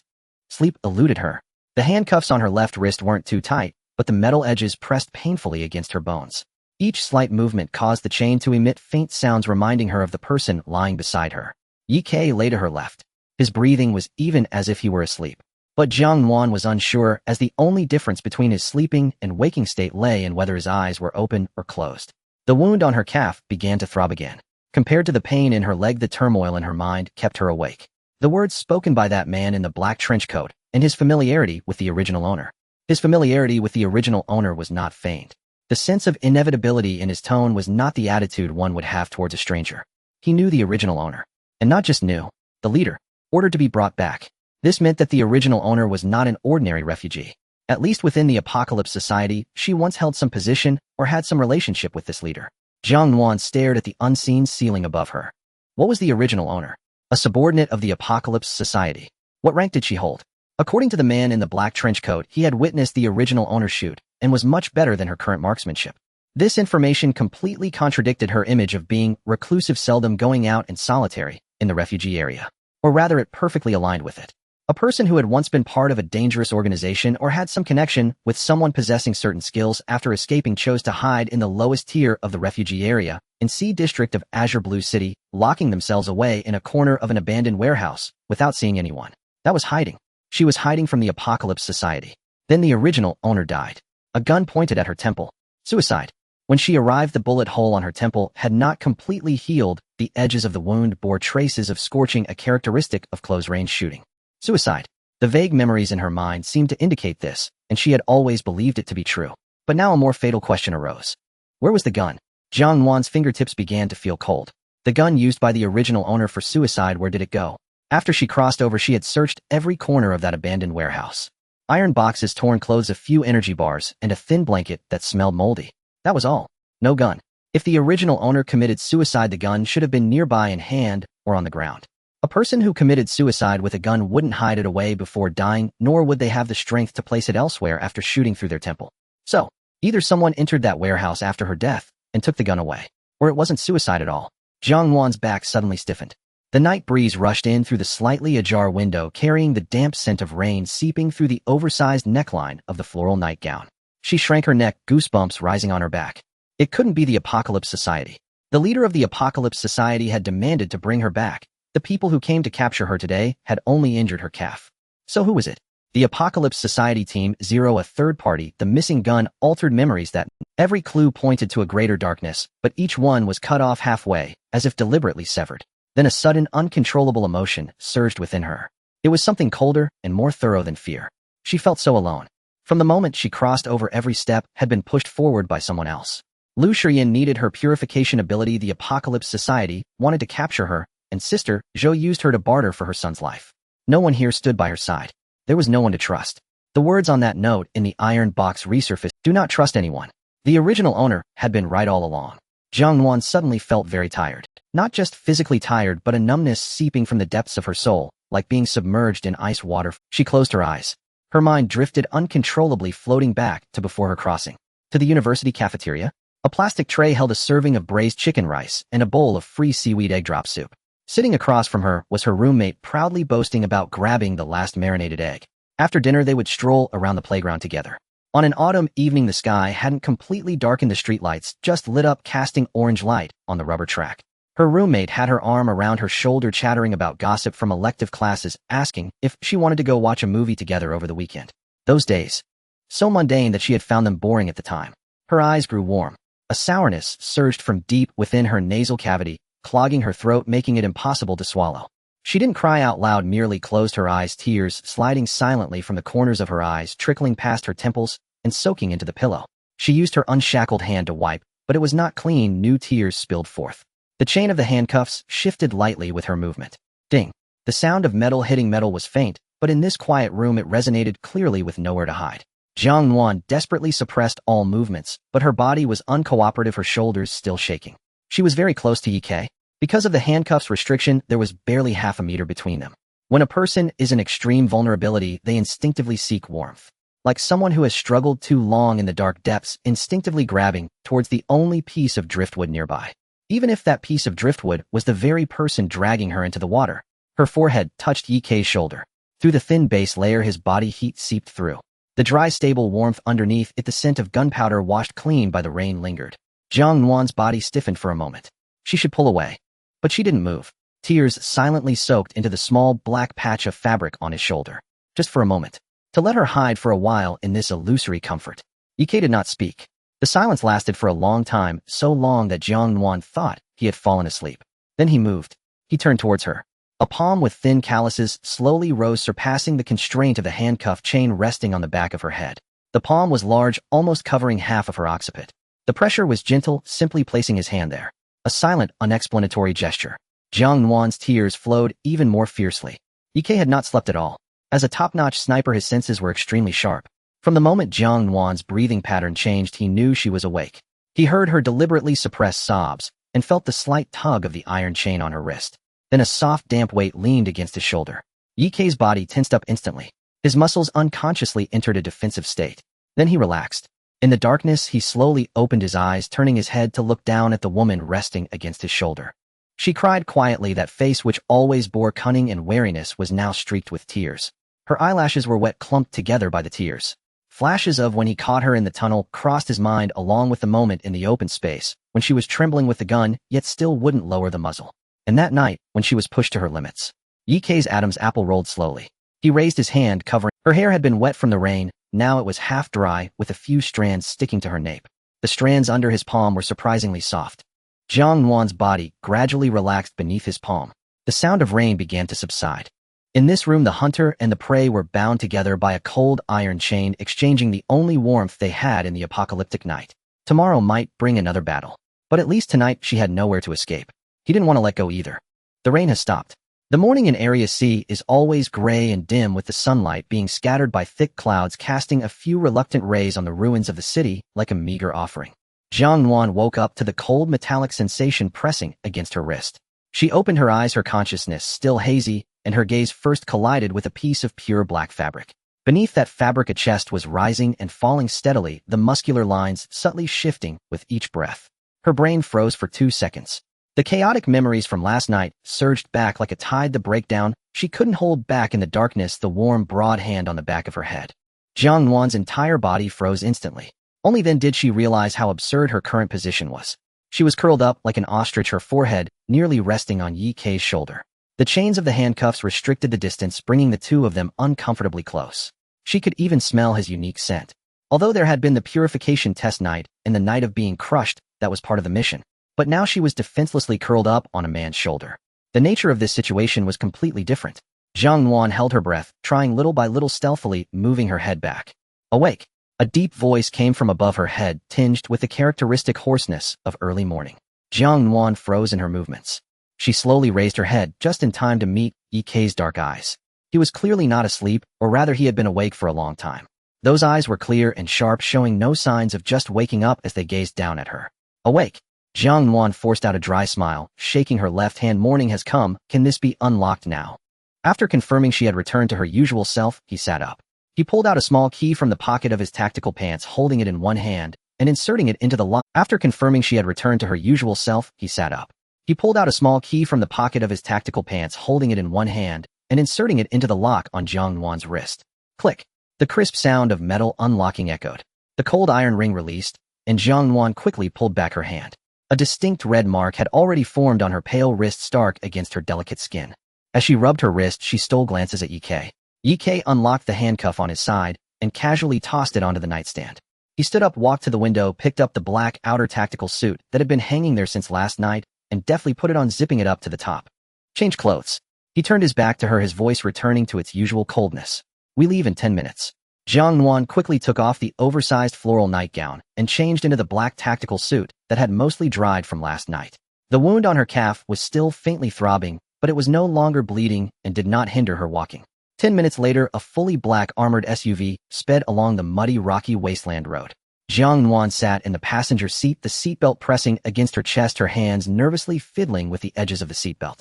Outside the window was the even more dilapidated perimeter of Area C, washed by the rain. Jiang Nuan had been holding back the entire way, her mind filled with the words of that man in the black trench coat from yesterday. Take her back. The leader wants her alive. Jiang Nuan could no longer hold back, clearing her throat. Yike driving did not turn his head, only letting out a faint nasal sound from his throat.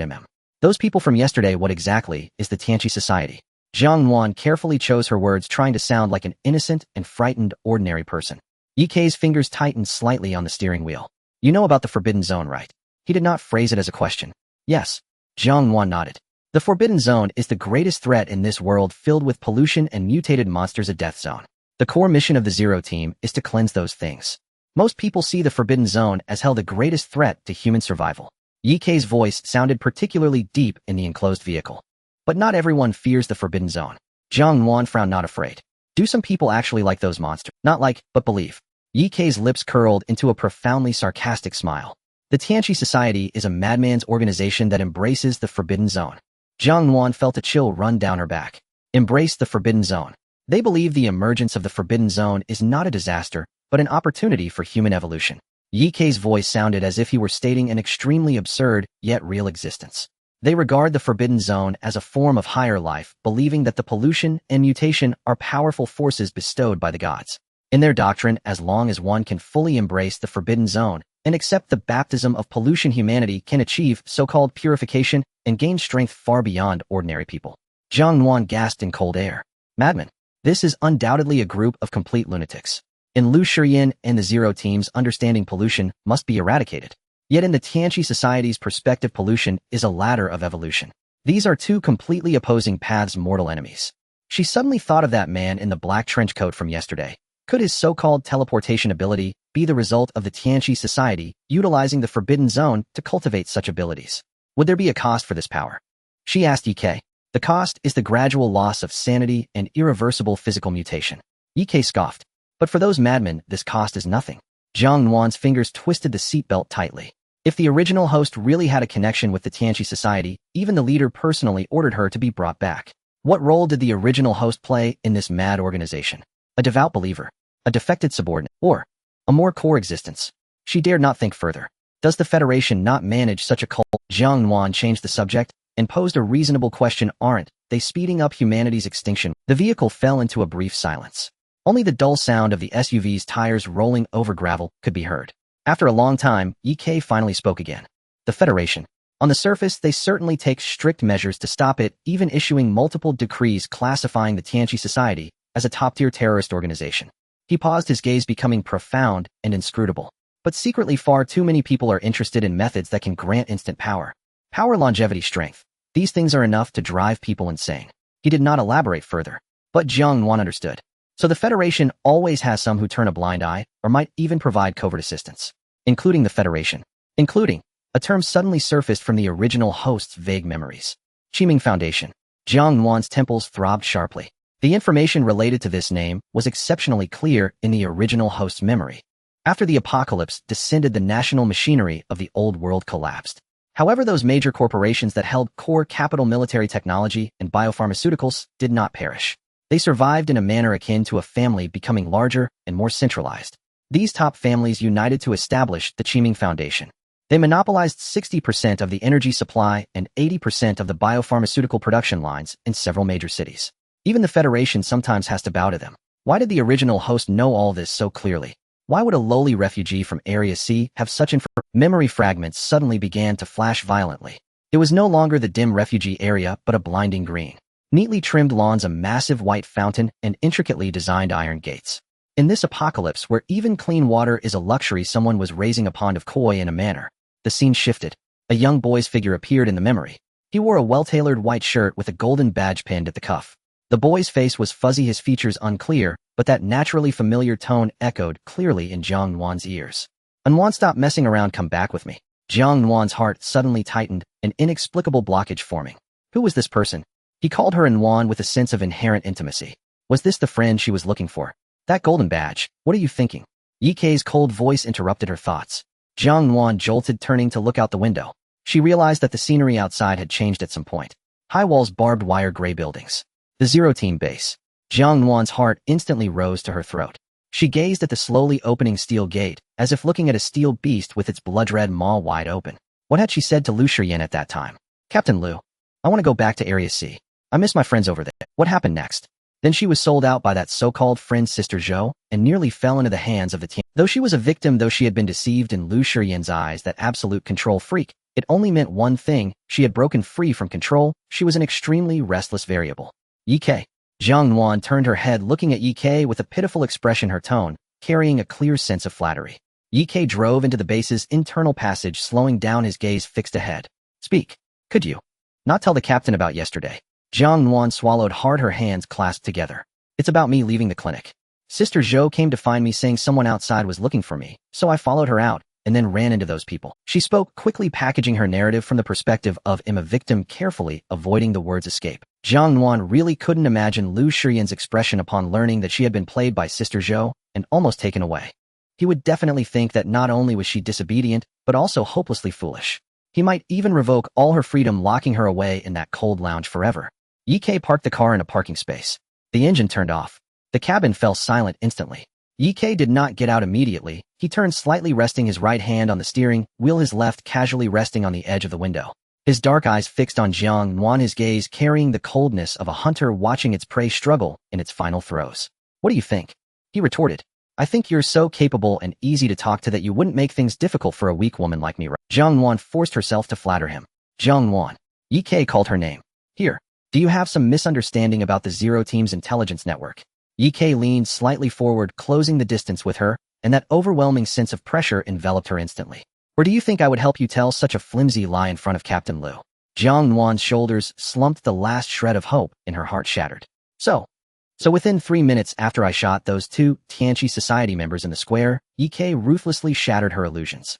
"All the details about how you followed that woman out of the clinic and how you were cornered by the Tianqi Society have already been compiled into an encrypted report and sent to Captain Lu's communicator." Jiang Nuan closed her eyes in despair. "It's over. All over.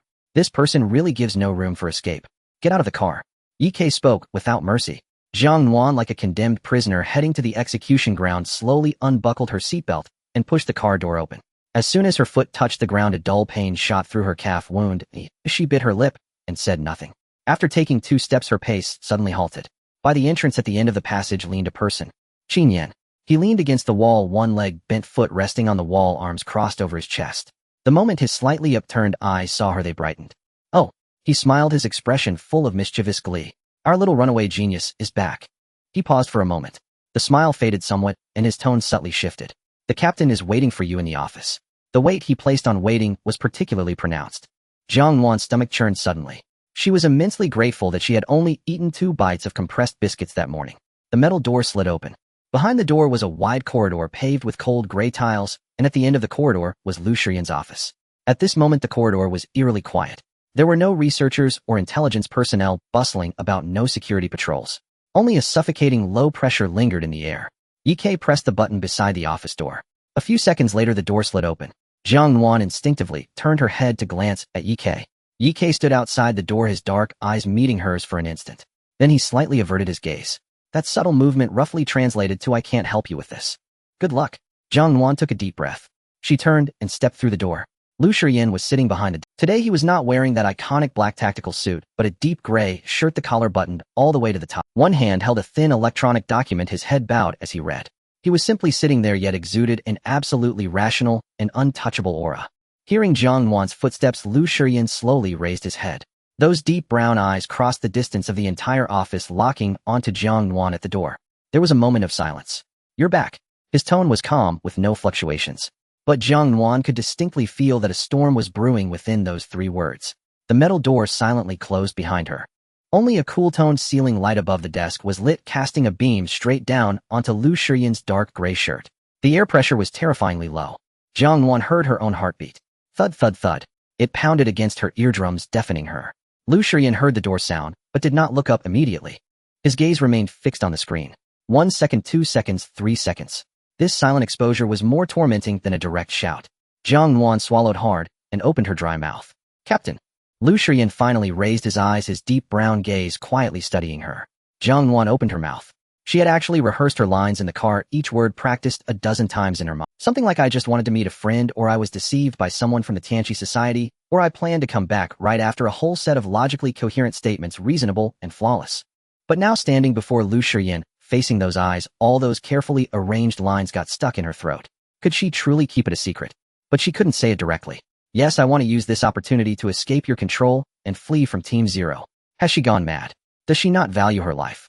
Jiang Nuan forced herself to calm down. "You must know I lost some memories." She slowed her speech, observing Lu Shiyan's expression while carefully choosing her words.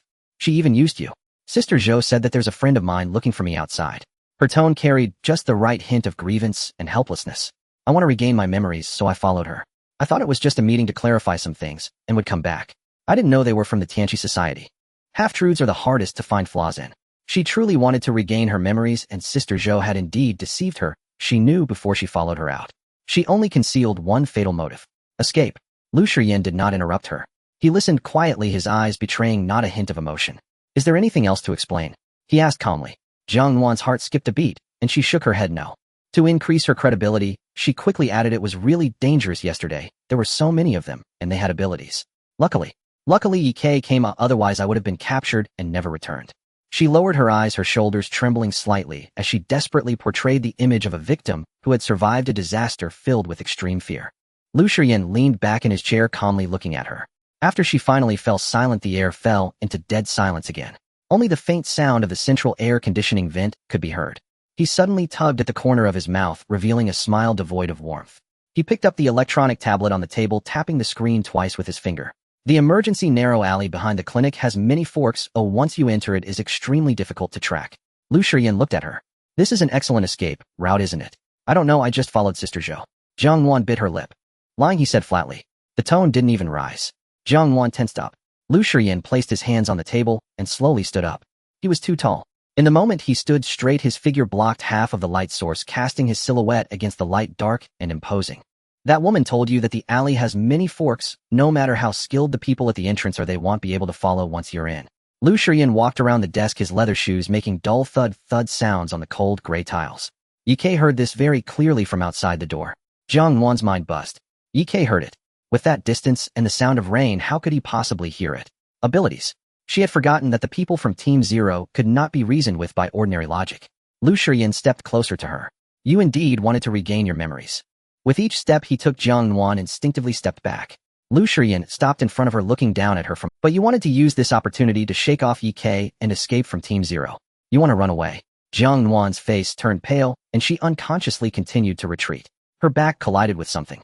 Not a wall. She turned to look. An invisible barrier had suddenly appeared in the air, transparent and hard like an invisible glass. A spatial barrier. She was trapped. Lu Shiyan stood right in front of her. The distance was too close enough for Jiang Nuan to smell that familiar cold scent of soap. He leaned slightly forward, raising his left hand, and with a pop he pressed against the barrier beside her ear.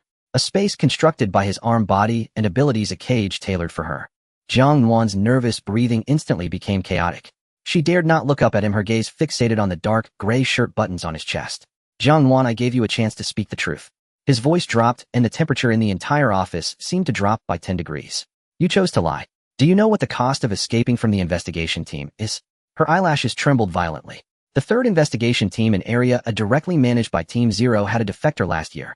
An A-level ability user ranked among the top 3 in combat power assessment. After being captured and brought back according to regulations, he was sentenced to injection of neuroseparation agents. Neuro-separation. Her voice uncontrollably repeated the words. She didn't know what that agent specifically meant, but her body reacted before her brain did, a wave of cold creeping up her back. Yes. Lu Shiyan's gaze never left her face. Deprivation of sight. Deprivation of hearing. Deprivation of smell. He left pauses between each word. Enough for her to digest, enough for her to feel fear. Finally, the sensitivity of pain receptors is amplified by 10 times. His fingertip lifted slightly, gently touching her icy pale cheek. Jiang Nuan recoiled as if struck by electricity. That touch was too light, so light it felt almost like an illusion. But at this moment her entire body tensed, she couldn't even bear such a touch. In other words, Lu Shiyan withdrew his finger. A gust of wind brushing against the skin feels like a knife cut to him. Jiang Nuan clenched her jaw, preventing herself from making any embarrassing sounds. He is still locked in the underground level of this base. Every day he relies on nutrient solutions to stay alive. It has been a year. He paused. Do you want to accompany him? Jiang Nuan's legs began to tremble uncontrollably.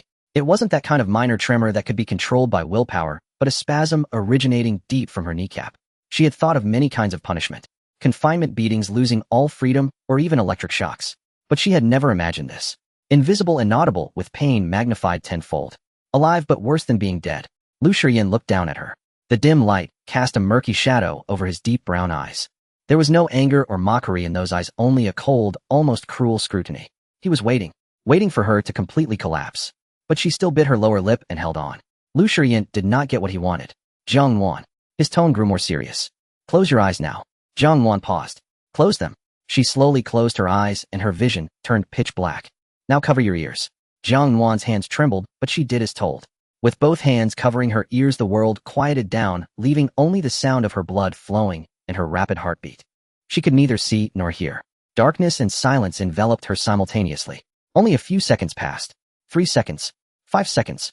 She couldn't tell. But that fear was palpable. Her entire body was sounding alarms. Jiang Nuan suddenly opened her eyes, her hands dropping away from her ears. Light came back. Sound returned. Lu Shiyan stood right in front of her, unmoving.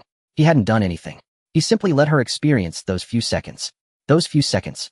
The person on the underground level had endured for a year. Jiang Nuan's last psychological defense line shattered. A thin layer of moisture glistened on her long eyelashes, her voice trembling slightly. I was wrong. Not entirely an act, but not entirely sincere either. She was indeed frightened, terrified to the bone. But beneath that layer of genuine fear, a string named reason remained taut, clearly recording everything. She admitted her mistake because she couldn't afford the price of not admitting it at that moment. Lu Shiyan stared into her eyes as if to verify something from that layer of moisture. He looked for a long time.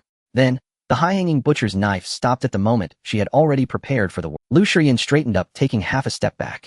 He lingered on her face for a moment before turning and walking back to the desk, sitting down again. The cold white light once again enveloped his entire face. He remained silent for a long time.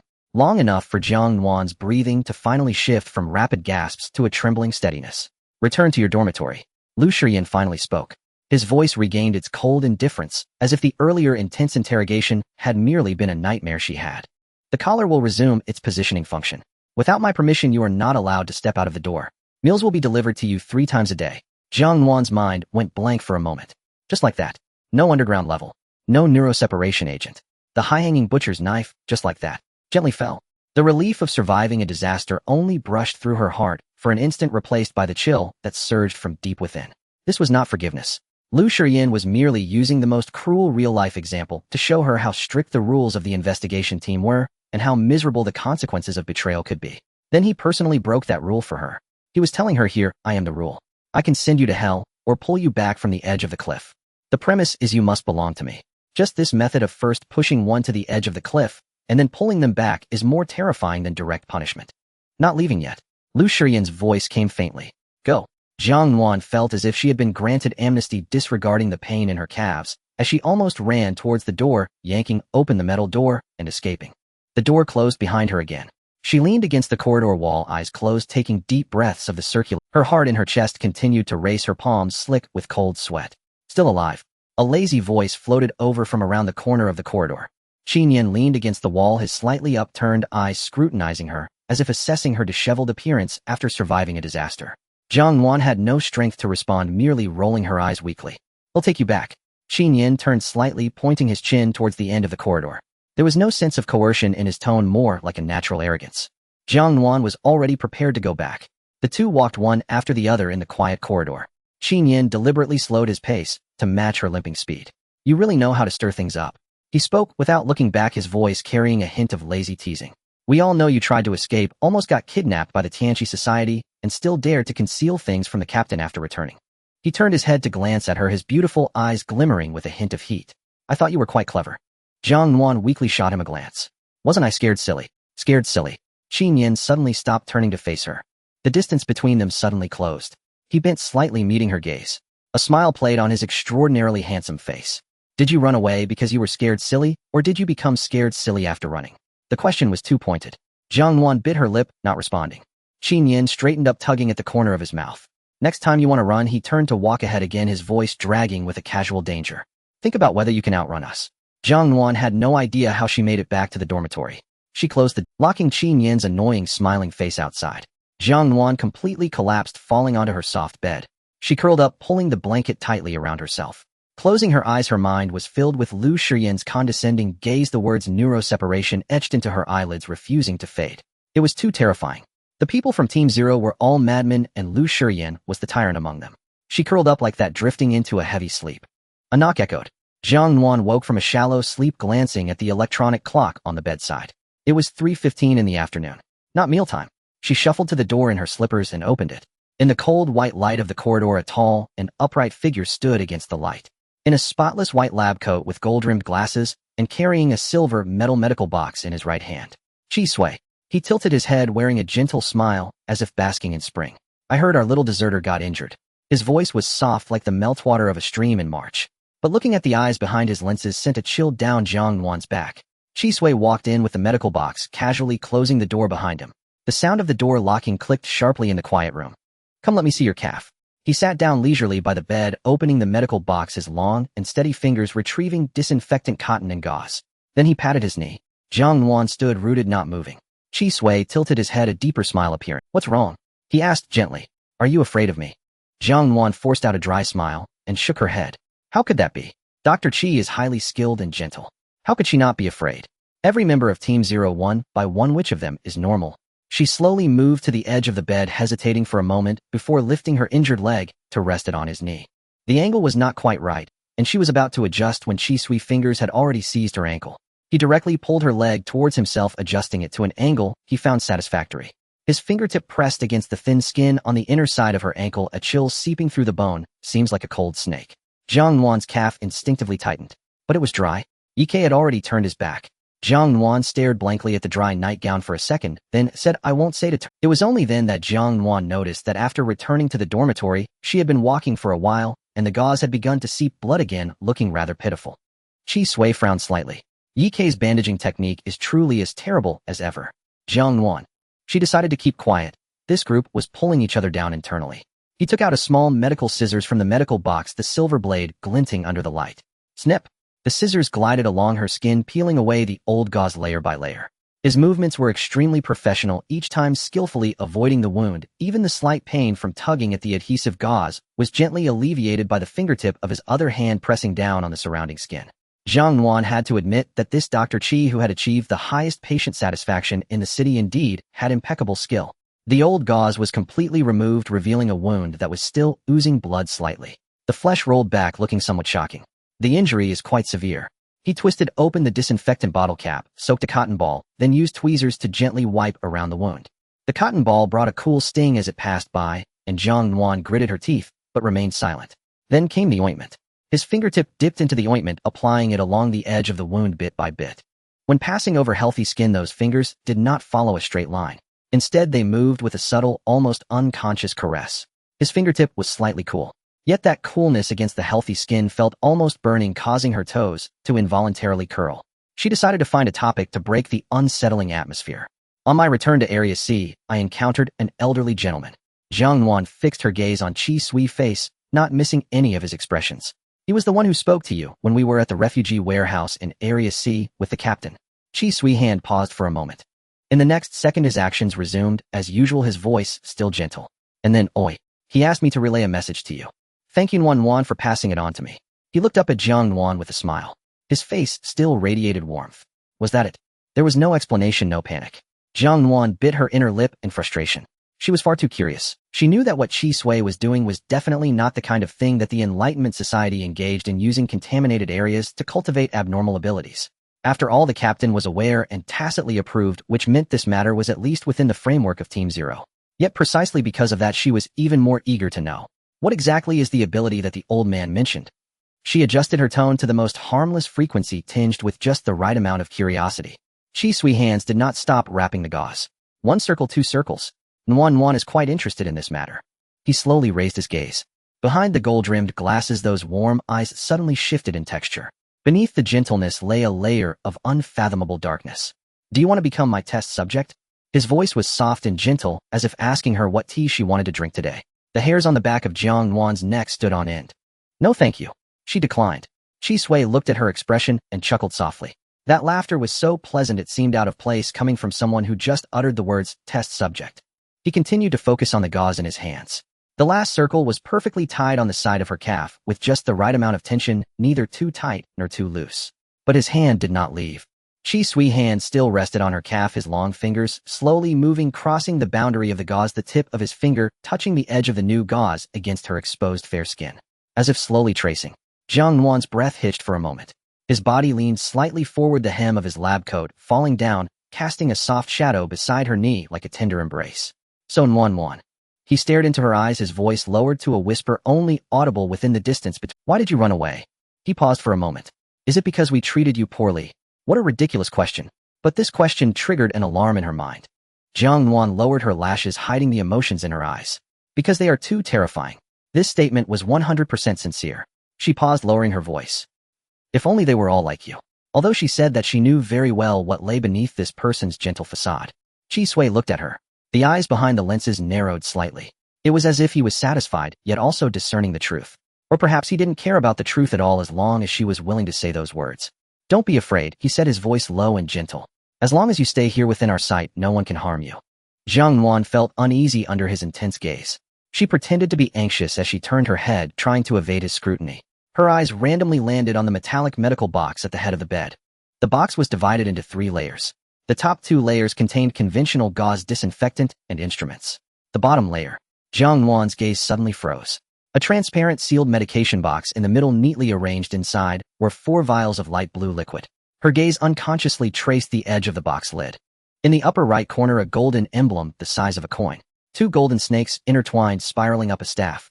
Jiang Nuan's mind buzzed. The image surged up again, without warning. A boy in a white shirt stood in the sunlight, the golden emblem pinned on his sleeve, reflecting dazzling light. An identical emblem. An identical double snake entwined staff. Nuan, stop messing around, come back with me. The boy's voice echoed in her mind, clear as if it were spoken right next to her ear. Jiang Nuan's fingertips trembled slightly. She used all her self-control to forcibly suppress the surging emotions, maintaining an expression that indicated she was merely casually browsing. She extended her finger, pointing to the medication box in the medical container. Chi Sui, what kind of medicine is that? She heard her own voice steady with a hint of nonchalance. Chi Sui followed her finger and pushed up the gold-rimmed glasses on his nose. This is a high-grade nerve-soothing oral agent specifically used for nerve repair after mental-type ability users excessively utilize their powers. Am I suitable for this? Jiang Nuan pretended to be curious as she picked up the box and flipped it over. Her gaze casually skimmed over the small print on the bottom of the box. Manufacturer Bayes Biopharmaceuticals. Her heart raced suddenly. She calmly flipped back to the front. Nuan can take 2 for herself. Chi Sui's tone was natural and casual. If it weren't for the delayed arrival of this batch of medication supplies, this box would have been yours entirely. That's enough. She had obtained the information she wanted. Jiang Nuan didn't hold back, directly opening the box and taking out 2 vials to hold in her palm. Thank you, Jiang Nuan smiled at Chi Sui. No need to be polite with me. Chi Sui picked up the box, stood up. Have a good rest, Nuan. He turned around and walked towards the door. The hem of his lab coat swayed gently as he moved. At the moment his hand grasped the doorknob, he paused. He slightly turned his head, revealing only half of his side profile, the legs of his gold-rimmed glasses casting a fine arc of light in the cold white light. Next time, don't run around again. The outside world is far more dangerous than you can imagine. The door closed. Jiang Nuan sat alone on the bed. The room was quiet, with only the faint sound of air flowing from the air conditioning vent. She lowered her head, looking at the two light blue vials in her palm. Bayes Biopharmaceuticals. The golden emblem, the double snake's entwined staff. The boy in the white shirt. Nuan, stop messing around, come back with me. What was his relationship with the original host? And the original host? What identity did she hold? Jiang Nuan spent a remarkably leisurely 24 hours in the dormitory. There were no 6 lunatics, no interrogations, no purification, and no apocalypse society. She took a hot shower, changed into clean pajamas, and the wound on her calf had formed a thin scab under Kinian's almost perverse medical skills, leaving only a slight tugging sensation when she walked. Only Jiang Su had come by a few times to deliver meals. That big guy stood at the door holding a metal tray with warm rice, stir-fried vegetables, and her favorite tomato soup. He grinned, handing over the tray, and playfully ruffled her hair, not controlling his strength well enough, almost causing her to stumble. You seem to have lost weight again, you really need to eat more. Other than that, it was as quiet as if the whole world had forgotten her. This feeling was simply wonderful. Jiang Nuan lay sprawled on the bed in a starfish position, holding a pack of biscuits in her left hand, taking a bite, and contentedly rolling over to bury her face in the pillow. She wouldn't mind being locked up for another 10 days, or half a month. After all, the dormitory had hot water, a bed, and air conditioning. If only a few novels could come her way, she could stay here forever. Ding! The communicator on her wrist suddenly vibrated, the cold sensation against her skin pulling her out of her blissful state. Jiang Nuan raised her wrist. A line of text popped up on the screen. Lu Shiyan meeting in the second-floor conference room, starting in 15 minutes. Jiang Nuan stared at the text for a few seconds. Then she buried her face back into the pillow, letting out a muffled groan. What happened to the promised time for self-reflection? What happened to the promised good introspection? How could she be called to a meeting after being locked up for a day and a half? What wrong had she committed to not even have the right to a quiet confinement? After chewing the biscuit a couple of times, it suddenly tasted bland. Jiang Nuan resignedly sat up and replied, obediently received. 10 minutes later, Jiang Nuan stood at the door of the second-floor conference room, subconsciously tugging at her black combat uniform. Taking a deep breath, she pushed the door open. The conference room was much larger than she had imagined. An oval long table occupied the center of the room, with a massive holographic projection screen hanging above, currently displaying a black screen. The members of Team Zero had already gathered. Lu Shiyan sat at the main seat, his head lowered as he flipped through an electronic file board. The cuffs of his dark gray shirt were rolled up to his forearms, a pen held between his fingers, unconsciously spinning at half a turn before stopping. Yi Kei sat in the second position to his left, leaning back against the chair with his arms crossed over his chest. Qinian and Chisue were sitting side by side on the right. Chisue wore a dark combat undershirt, gold-rimmed glasses perched on his nose, and was quietly speaking to Qinian beside him. Qinian had one leg crossed, casually spinning a black pen between his fingers. The two of them looked towards Jiang Nuan almost simultaneously. One smiled, the other raised an eyebrow. Jiang Su sat opposite his, broad shoulders nearly filling the back of the chair. Seeing Jiang Nuan enter, he grinned at her, silently greeting her. Shen Wu sat in the closest position to the door, holding a cup of tea. He glanced at Jiang Nuan, his gaze lightly sweeping over her head. Jiang Nuan instinctively touched her frizzy hair and quickly tucked it behind her ears. Shen Wu expressionlessly withdrew his gaze. All right then, even the disdain was so quietly expressed. Jiang Nuan quickly scanned the room, finding a vacant seat farthest from Lu Shiyan, and sat down quietly. She noticed that the first seat to Lu Shiyan's left was still empty, but there was a cup of water and a document placed in front of it. Was someone else coming? Just as she was thinking this, the door to the conference room was pushed open again. When Xian walked in, Jiang Nuan's back instantly stiffened. He was dressed in a deep blue formal uniform today, with the command department's badge pinned on his collar, looking more formal and sharper than when they last met. His eyes swept over Jiang Nuan, the corners of his mouth curling slightly, and then he calmly walked to the empty seat, pulled out the chair, and sat down. At the same time, when Xian took his seat, Lu Shiyan lifted his head, his gaze sweeping over the entire room before finally landing on Jiang Nuan. He paused for a moment. That moment was brief, but Jiang Nuan felt as if her heart was gently grasped by an invisible hand. Then he withdrew his gaze and pressed a touch button on the table. The holographic projection screen above lit up, and a three-dimensional model of a ship emerged on the screen. It was a large transport vessel painted entirely in silver with smooth lines and at least 4 decks above the waterline. The bow of the ship was marked with 3 words, white whale. However, Jiang Nuan's gaze was uncontrollably drawn to a symbol on the side of the hull. A golden emblem. 2 snakes intertwined spiraling up a staff. The double snake entwined staff. Exactly the same as the one on the reagent box. Her heart raced suddenly, and a nerve in her temple began to throb faintly. That voice came again. Nuan. Jiang Nuan clenched her fists tightly, controlling her breath. At that moment she felt a gaze fall upon her. Shenwu. He sat diagonally opposite her, his cold eyes. Cold sweat instantly broke out on Jiang Nuan's back. This was it. She sounded the highest level alarm in her mind, and immediately began to recall how delicious the tomato soup Jiang Su had brought was. A few scattered thoughts interjected. So hungry. Want to eat hot pot. Want to have spicy soup. Want to go back to sleep. So annoying. In short mental disturbance missile volley. Shenwu watched her for 2 seconds. His brows furrowed slightly. Then he picked up his teacup, took a sip, and averted his gaze. Jiang Nuan's tensed back relaxed slightly. That was close. Wen Xian spoke first. The White Whale is the largest ocean transport vessel under Bay's Biopharmaceuticals. He pointed at the table, and the holographic model rotated half a turn, revealing the cargo hold structure on the other. It is loaded with the reagent supply and material supply for the Kanglan City Federal Investigation Team for the next 3 months, along with a batch of top-secret materials. 5 days ago, the White Whale set sail from the A District port of Whale Harbor City with the planned route to first deliver a batch of high-priority materials to Kanglan City, A District, which is the port adjacent to Team Zero's base. He paused. At 2 a.m. yesterday, the White Whale issued its last routine coordinate report while passing through the waters near Kanglan City F District. Then it lost all communication across all frequencies. The atmosphere in the conference room grew heavy. Satellite positioning indicates that the White Whale is currently stationary at this coordinate. Wen Xian pointed at the red dot. The ship's structure is intact, showing no signs of sinking, and thermal imaging indicates a weak heat source response on the upper deck. Having a heat source doesn't mean there are living people. Yi Kei's cold voice interjected. Wen Xian did not refute, continuing to speak. The command department suspects that there is a zone in that sea area that can conceal its fluctuations and cannot be detected by conventional means. He looked towards Lu Shiyan. Therefore, the command department hopes that Team Zero will undertake this mission for boarding rescue and clearing the forbidden zone. When did Team Zero become a team for rescuing materials for others? Lu Shiyan's tone remained flat, but beneath that thin layer of icy calm lay an unyielding sharpness. Wen Xian remained unfazed. Shiyan, the drugs on that ship are crucial for all teams, and he calmly presented the real reason. There are 47 crew members on board, including 5 from Bay's Biopharmaceuticals, 4 accompanying researchers, and a current member of Bay's management. Bay's side values this highly and has pressured the Federation 3 times. We are all doing this for the Federation. Lu Shiyan slammed the pen in his hand on the table. Don't use the Federation to pressure me.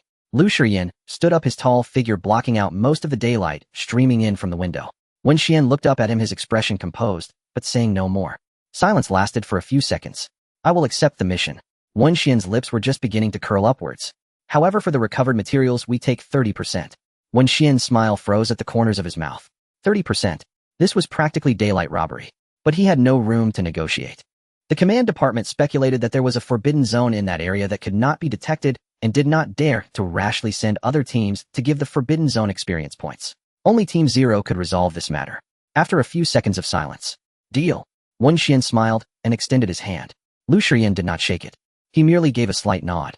Wen Xian wasn't annoyed, pulling back his hand, his smile unwavering. All members of Team Zero mobilize. Lu Shiyan addressed everyone. Gather at the helipad in 1 hour. His gaze swept over everyone present, finally landing on Jiang Nuan. Those deep eyes concealed no emotions, but Jiang Nuan was sure that what he was about to say next was related to her. Jiang Nuan will join the team. It was a notification. Jiang Nuan sighed inwardly. Time for self-reflection had turned into a forced business trip. But beyond that, another matter was drumming in her chest. The Bai personnel. Would that person also be on that ship? Jiang Nuan suddenly realized she didn't know what to expect. She was afraid to see him. Because she wasn't the original owner, she didn't know what entanglements the youth had with the original owner, didn't know how to react upon meeting, and didn't know if he would see through her disguise at a glance. Taking a deep breath, Jiang Nuan stood up. On the holographic screen, the 3-dimensional model of the White Whale continued to slowly rotate. The golden double snake staff emblem swept past her line of sight repeatedly as it turned. Jiang Nuan averted her gaze and followed everyone out the door. As she passed by Lu Shiyan, he called out, Jiang Nuan. She stopped. Lu Shiyan did not look up, busy syncing data from the electronic file board to the communicator. Once on board, don't leave my line of sight. He paused. There will be no second chances this time. The helicopter's rotor blades roared overhead, causing Jiang Nuan to feel her chest vibrating with the sound. Outside the window, the coastline of Kanglan City rapidly receded, the gray sky blending almost seamlessly with the equally gray sea, indistinguishable from one another.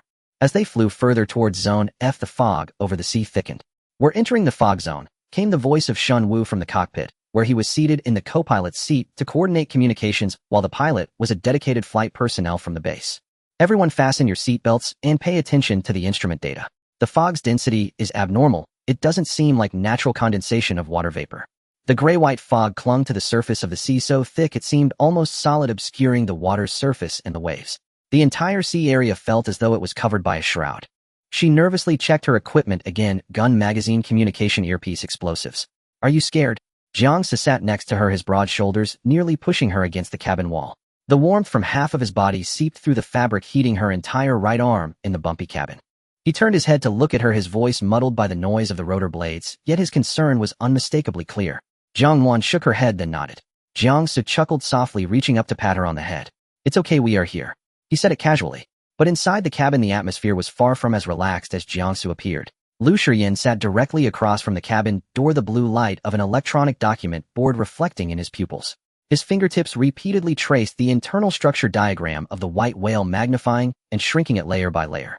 Most of the others appeared serious. Target detected, Shun Wu's voice came through. Jiang Nuan looked out the window. Beneath the gray-white fog, a massive black silhouette slowly emerged. The white whale. It sat quietly on the surface of the sea without lights or the sound of engines running.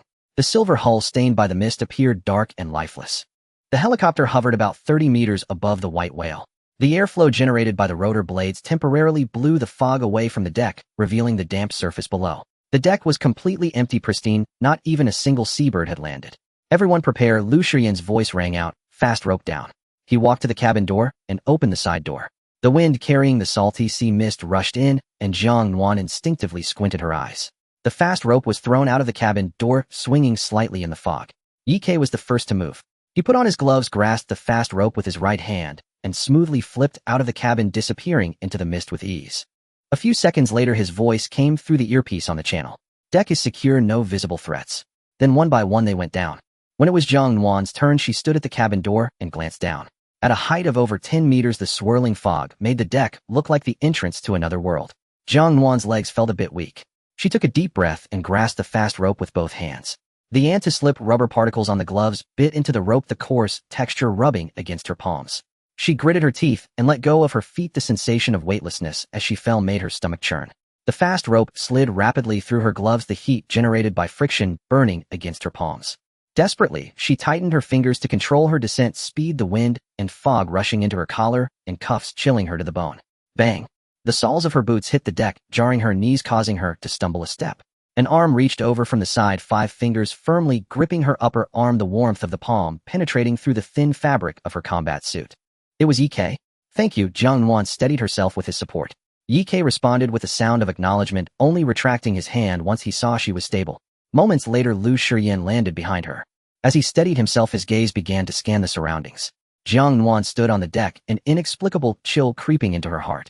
She instinctively mobilized the stream flowing within her, probing outward.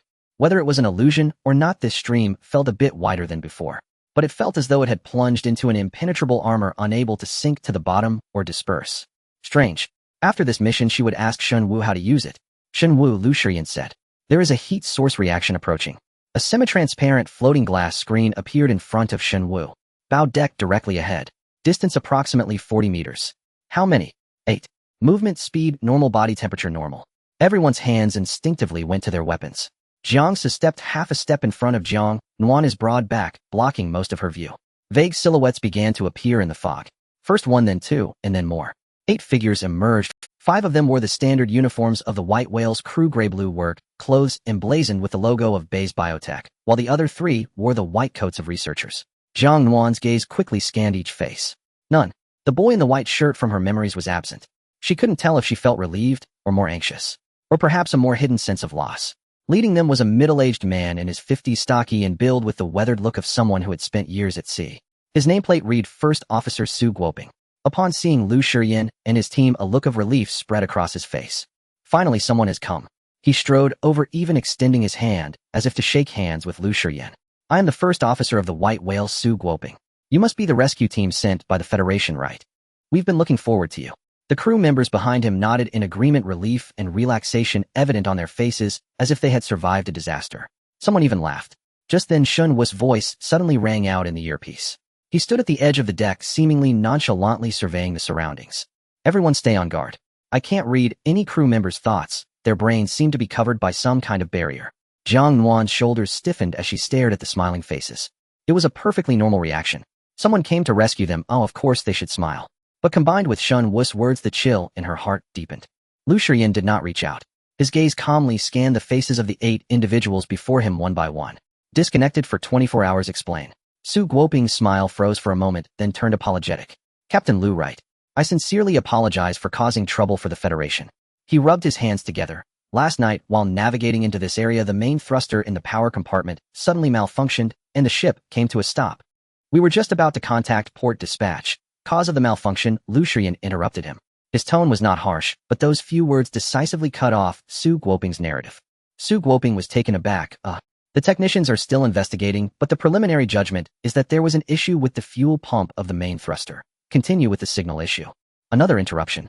Su Guoping swallowed hard, a thin sheen of sweat forming on his forehead. As a result, this fog appeared.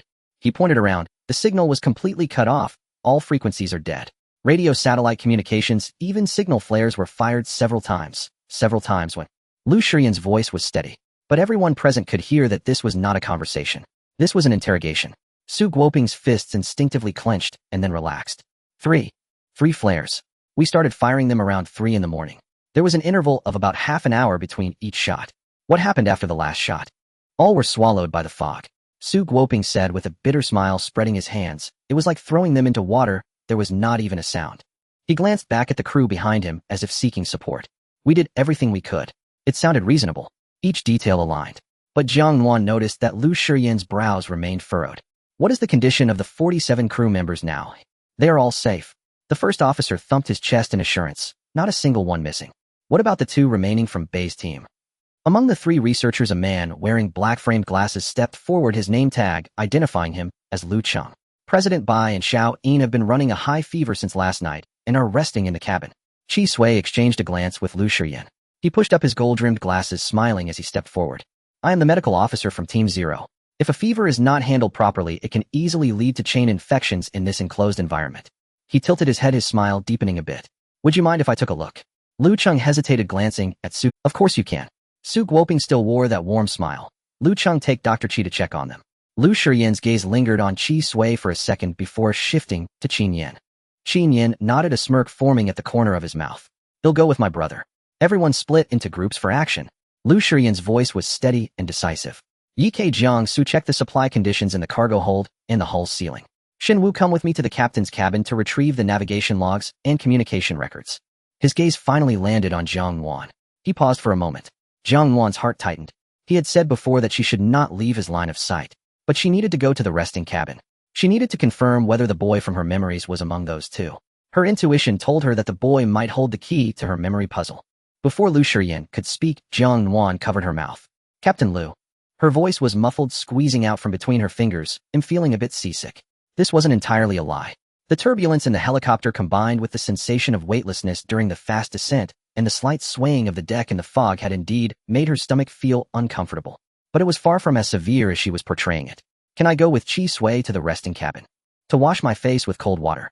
She maintained a slightly pained expression while internally cycling through so dizzy. Uncomfortable. To prevent Shen Wu from suddenly reading her mind. His dark eyes held no emotional fluctuations, yet Jiang Nuan always felt that gaze was like a scalpel, dissecting her expression inch by inch. Jiang Nuan steeled herself to meet his gaze. Sure. Lu Shiyan finally spoke. He leaned forward slightly, the fabric of his combat suit brushing against her shoulder, the warmth of his breath nearly touching her ear. Don't try any tricks. His voice was low, meant only for her ears. Jiang Nuan tensed her back, then forced herself to relax. He stepped back, his gaze lingering on her face for a moment longer. Qi Sui, I leave her to you. Qi Sui smiled, responding gently.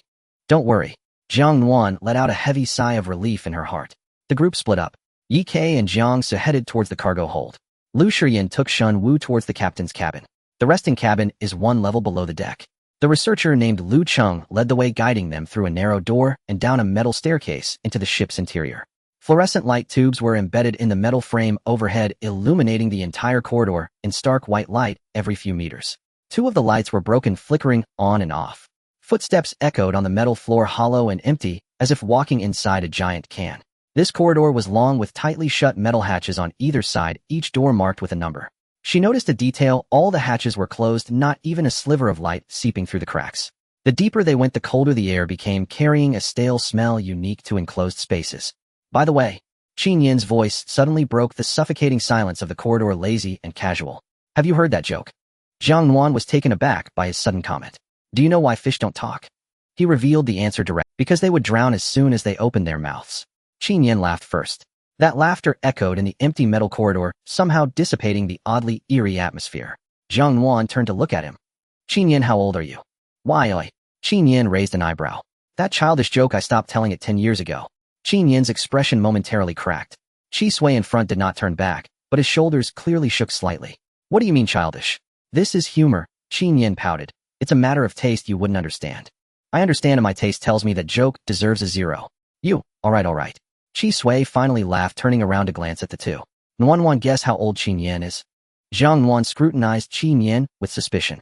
His face was overly handsome, yet his bone structure still carried a hint of youthful sharpness, a quality that lay between boyhood and young adulthood, not fully faded. She had initially thought the two were twins, only to later realize that they were at least 3 or 4 years apart. 21. Jiang Nuan ventured a guess. Correct. It's 21. Qin Yin immediately chimed in, his words tumbling out as if he feared she would retract. Jiang Nuan looked towards Qi Sui. Qi Sui pushed up his glasses, smiling without speaking. That smile was warm and gentle, but it seemed to carry an implication of, if you believe him, you've lost. Jiang Nuan redirected her doubtful gaze back to Qin Yin. You, she narrowed her eyes. You can't possibly be under 20, right? Qin Yin's expression subtly stiffened. Nonsense. He turned his face away, a hint of guilt in his voice. Jiang Nuan's lips curled into a smile. Though it was just a brief exchange of meaningless dialogue, the suffocating sense of being suffocated by the fog in the metal corridor eased up a bit. She didn't know if Qin Yin did it intentionally or not. But this person at certain unguarded moments truly had a way of inexplicably making people relax. We've arrived. Lu Cheng, who was leading the way, suddenly stopped. In front of them stood a standard ship's cabin door, gray-white metal panel. The door plate read, B01 resting cabin. The three of them fell silent simultaneously. The corridor suddenly filled only with the faint sound of a malfunctioning light above them. Buzz buzz. Qi Sui raised his hand, the long fingers gently tapping on the door panel. Knock knock. The metallic echo carried far into the empty corridor. Far away, there was no response. Behind the door it was as quiet as a coffin. And inside the coffin it was unknown whether it contained the living or the dead. The sound of a beep echoed as Lu Cheng swiped the magnetic card across the sensor area, and the heavy gray-white metal door slowly slid open. A potent smell of medical alcohol rushed towards her, underlined by an indescribable scent of the sea. It was as if rotten fish and shrimp were soaked in a high concentration of disinfectant. Just a whiff made her stomach churn. Jiang Nuan instinctively held her breath, her fingers discreetly pressing against the edge of the holster. The interior of the cabin was spacious, but the lighting was dim. The only source of light was a massive silver-white medical pod positioned in the center of the room. It was operational, emitting a ghostly blue glow from the base and the edges of the transparent lid, casting eerie shadows on the surrounding metal walls. Who? A slightly panicked voice emerged from the shadows in the corner. A young man in a white coat stepped out. He appeared to be in his early 20s with tousled hair. The name tag on his chest read Researcher Yin Hao. Xiaoyin, it's me. Lu Cheng quickly spoke, pointing to the three people behind him. These are the rescue teams sent by the Federation, and this is Dr. Qi. How is President Bai? Why was there no response when we knocked just now? Sorry, I was feeling unwell with a fever. I just fell asleep and didn't hear the knock. Yin Hao's gaze was somewhat evasive. President Bai, his condition is not good. Jiang Nuan didn't register what they were saying at all. Her full attention was captivated by the medical pod emitting a ghostly blue light.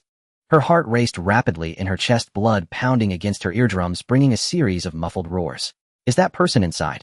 The boy in the white shirt. The shadow that occupied the deepest and softest parts of the original owner's memories. She wanted to see clearly, but she couldn't. The transparent lid of the medical pod was covered with a thick layer of gray-white mist, indistinguishable whether it condensed on the inside or outside of the glass. It was so thick it resembled frosted glass, allowing only a faint outline of a slim figure lying inside. A human-shaped silhouette. Jiang Nuan's feet moved forward uncontrollably. It was strange. Clearly it was her own body, yet at this moment it felt as if another will was guiding her. To prevent this unfamiliar, nearly uncontrollable emotion from swallowing her reason, Jiang Nuan forced her brain to operate at high speed, forcibly opening a debate within her mind. Two voices in her head were arguing heatedly. One said, get a little closer, perhaps you'll be able to see clearly. The other warned, are you crazy? What if what you see isn't what you want to see?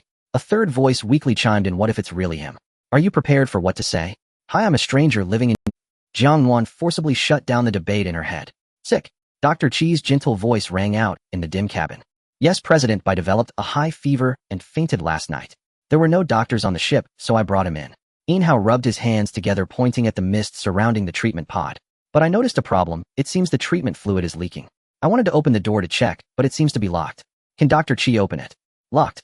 Dr. Chi repeated. He adjusted his gold-rimmed glasses, the lenses reflecting the blue light of the medical pod. Mr. This is an S-Level 07 fully enclosed medical pod. His tone remained gentle, even carrying a hint of patient explanation. The locking mechanism of this model is unidirectional. It can only be activated from the inside and unlocked from the inside. He lifted his gaze. There is no external means that can override this authority. Inhao's mouth twitched slightly, very subtly. If President Bai has been in a state of high fever and coma, Dr. Chi tilted his head, a smile still lingering on his lips. How did he operate the internal locking? Yet within those eyes magnified by the lenses there was no warmth left. Inhao's expression changed, his mouth opened twice before he finally managed to squeeze out a response. Perhaps I remembered it wrong. It was President Bai who went in and locked it before losing consciousness. That makes sense. Dr. Chi didn't press further. He stepped closer to the medical pod, preparing to check the status panel. Just then the ship suddenly shook violently. The metallic walls let out a piercing groan, and everyone staggered back a step. Jiang Nuan grabbed the nearby handrail to steady herself. Dr. Chi, who was moving forward, lost his balance and instinctively reached out his right hand to brace against the transparent lid of the medical pod. The moment his fingertips touched the cold glass, time seemed to pause. Jiang Nuan watched as the casually gentle facade on Dr. Chi's face shattered completely in an instant. Pure agony. In that moment his features contorted almost into another person. At the same time a muffled groan emerged from behind. A heavy sound ground out from the depths of his throat. Jiang Nuan whirled around. Qin. His left hand gripped his right wrist tightly, the veins on his hand bulging clearly visible, as if something was frantically gnawing beneath his skin. His face was twisted. Those beautiful eyes, which typically held a slight upward tilt, were now wide open and reddened lips tightly pressed together. Sensory sharing. Everything Dr. Chi felt, Qin was also experiencing in tandem. Jiang Nuan's body reacted faster than her mind. The gun was swiftly drawn, aimed at Inhao and Lu Cheng. Brother. Dr. Chi suddenly retracted his hand from the pod's wall, backing away a few steps. Jiang Nuan saw his right hand. The previously fair skin of his palm was rapidly turning a grayish black. It spread from his palm to his fingers and then crawled up towards his wrist. She had never seen such a wound. Even in an S-level forbidden zone, when Yi Kei's arm was pierced by bone spurs, it didn't have such a terrifying rate of contamination. Just now, she almost reached out to touch that medical pod. So close. A cold sweat instantly broke out on her back. Stay away from the medical pod. Everyone stay alert. Dr. Chi's voice changed tone. The ever-composed gentleness vanished without a trace, replaced by a chilling severity. The mist is outside the pod. Dr. Chi fixed his gaze on the medical pod, his left hand pressing hard against the artery in his right arm, the palm suddenly bursting forth with a green healing light. The two forces clashed wildly against his forearm, emitting a grating, sizzling sound. That is a high-concentration contamination source. Before he could finish speaking, an anomaly erupted. Dr. Chi, what are you talking about? Inhao's voice floated in. He didn't retreat. Instead, he took a step forward. The face that had originally worn fatigue and anxiety had now completely frozen. His mouth twisted into a strange upward curl. Upwards. Upwards. It twisted into a degree that no human muscle could achieve. Lu Cheng also turned his head, staring intently at them, his expression of ecstasy solidified into a grotesque mask. How could it be a contamination source? That is our God. The smell of the sea in the air thickened to the point of almost exploding. What kind of God? Burn it. A furious roar shattered the stillness of the cabin. Qin paid no mind to his still trembling and bulging right hand as his left hand abruptly waved forward. Boom! A burst of crimson flames exploded instantly in the dim cabin, bringing a searing heat that shot directly toward Inhao and Lu Cheng. The heat wave hit her face, and the hair at Jiang Nuan's forehead curled instantly.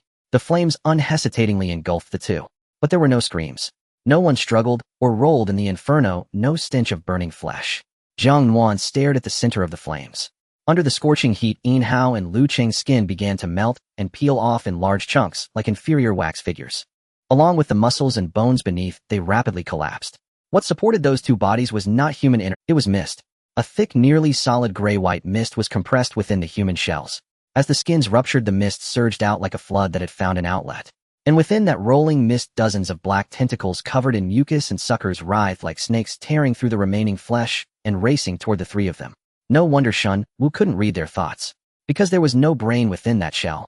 Only a mass of manipulated contaminant mist and these disgusting parasitic tentacles. Whoosh. The thickest tentacle brushed against the edge of the flames, shooting straight for Jiang Nuan's face. She didn't retreat. Her body suddenly crouched down, her right leg stepping back, half a step to stabilize her stance. Bang, bang, bang. 3 explosive rounds accurately struck the front end of that tentacle in a triangular formation.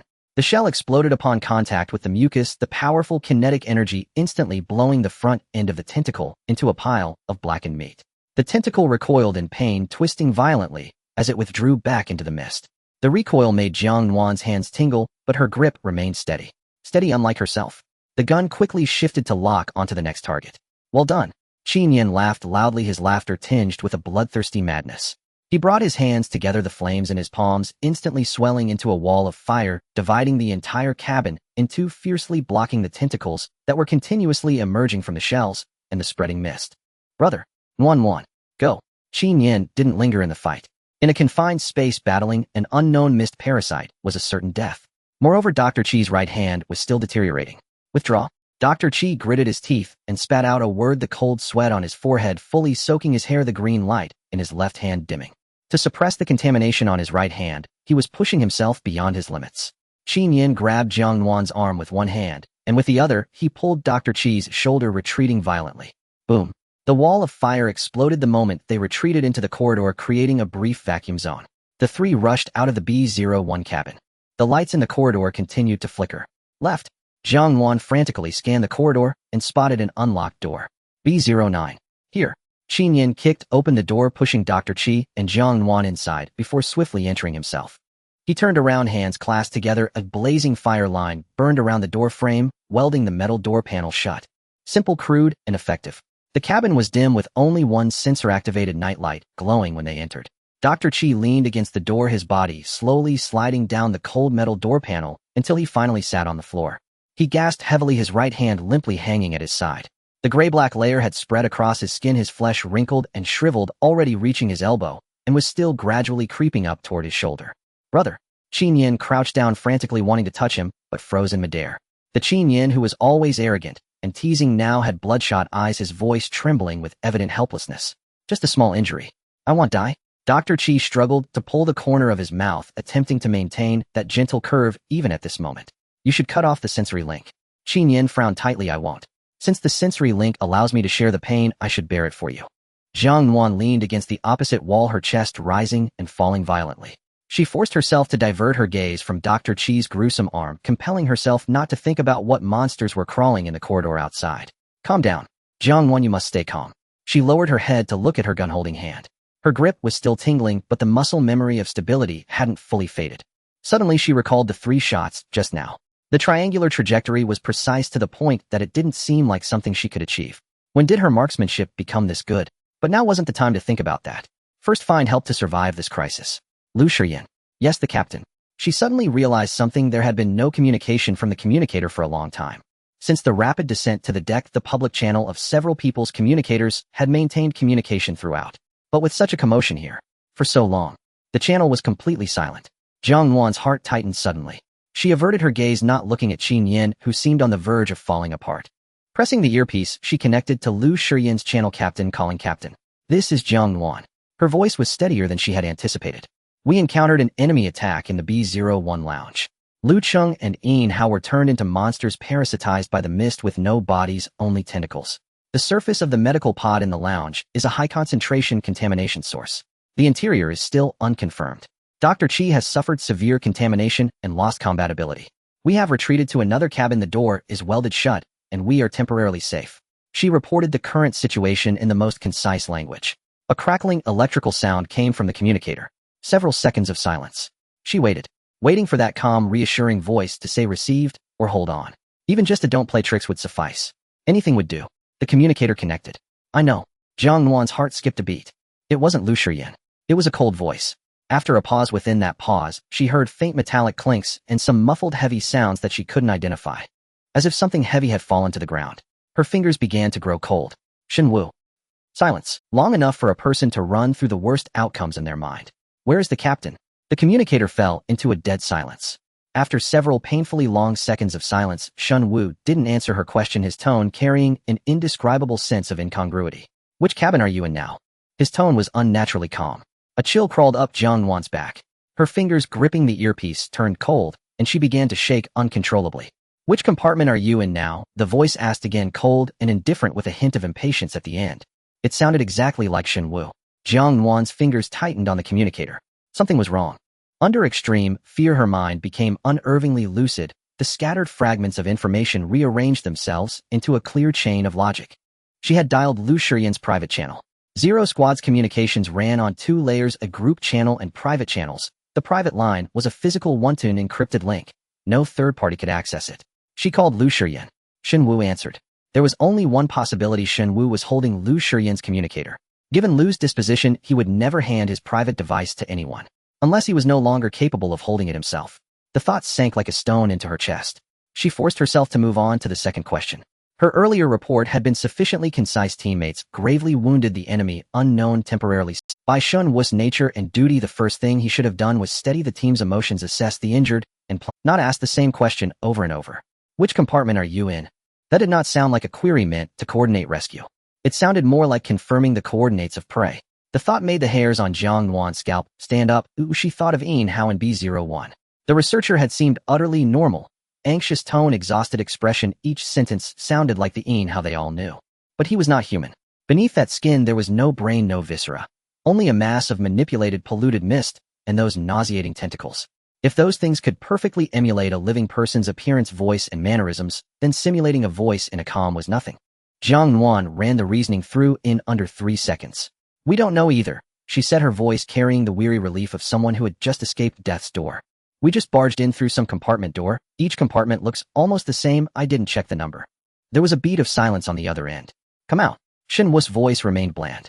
"The captain and I will go to the rest compartment to meet you." The hairs on the back of Jiang Nuan's neck prickled. It was a lure to draw them out of the safe room. Her fingertip chilled against the earpiece. "Fine, well, tidy up and come out." As the words left her lips, she had already pressed the disconnect. The signal cut off with a soft click. The line went dead. Without hesitation, Jiang Nuan crouched in front of Qin Yin. He was curled, forehead against his knees, every muscle taut as a wire. Sensory sharing made him share the searing pain from Qi Sui's right arm. The handsome face contorted. Jiang Nuan's hand moved swiftly and precisely to remove the earpiece from his ear. "You." Qin Yin lifted his head reflexively. Jiang Nuan ignored him, switched off the earpiece, then reached for Qi Sui. Qi Sui did not flinch. He even tilted his head to make it easier. All three communicators fell silent. Only the dim glow of the night lamp and their heavy breathing remained. Beneath Qin Yin's suppressed pain, his upturned eyes were bloodshot, staring at Jiang Nuan in bewilderment. "What are you doing?" That wasn't Shen Wu. Jiang Nuan's voice was barely audible, rapid as she poured out the logical chain that had formed in her head. Silence swallowed the compartment for a few seconds. Qin Yin ground his teeth and spat a single word: "Fuck." His left fist struck the metal floor with a dull thud. "It's fishing. Clever Nuan." A frail voice came from the side. Qi Sui leaned against the wall, his complexion so ashen it seemed to merge with the bulkhead. His right arm hung limply at his side. Gray-black decay had devoured the elbow and was climbing upward. Where it passed, flesh had shrunken and dried, as if every drop of life had been drained away. "Nuan, help me piece this together." Qi Sui finished the sentence and bit his lip until it hurt. He raised his intact left hand and gripped the contaminating right arm as if to hold it in place. Large beads of cold sweat slid from his temple onto the deck. A weight settled in Jiang Nuan's chest. Qi Sui's condition was dire, and Qin Yin trembled uncontrollably. Through sensory sharing, he endured the agonizing sensation of flesh being stripped away inch by inch. There was no time to waste. "Yin Hao and Lu Cheng are not merely empty shells inhabited by mist," Jiang Nuan said quickly. "Their tones and behaviors perfectly replicate the originals, enough to fool a normal person. We can boldly assume that the ship's crew, 47 people, were in all likelihood already transformed into this kind of creature by the time we boarded." Qin Yin's pupils constricted. "Maybe only one person is still alive," Jiang Nuan continued, looking toward B01. "Bai Zong. Why?" Qin Yin forced the word through clenched teeth. Perhaps he witnessed Yin Hao and Lu Cheng being parasitized or detected something amiss beforehand. He couldn't fight those creatures. His only chance was to hide inside that S-class medical pod. Jiang Nuan's words quickened as her chain of logic snapped into place. "Activate a one-way lock, seal the door, and wait for rescue," she said. "The pod's own defenses are high-level. They can isolate against external contamination. Those things can't get in, at least for now." Qin Yin gasped. "But they were in B01 just now. Why didn't they attack us directly? Why the show?" "Two reasons," Jiang Nuan replied. "First, they either want the person in the medical pod by Zong, or they want something inside the pod. But they cannot breach the pod from outside. They want to use us to see whether there is an external unlocking method.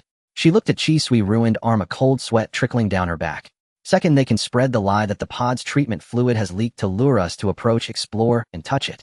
Such a concentrated source of contamination would very likely require our active contact to trigger infection. Chi Sui leaned back against the wall and let out a bitter laugh. Beautiful. A trap to invite the victim in. The puzzle fit together.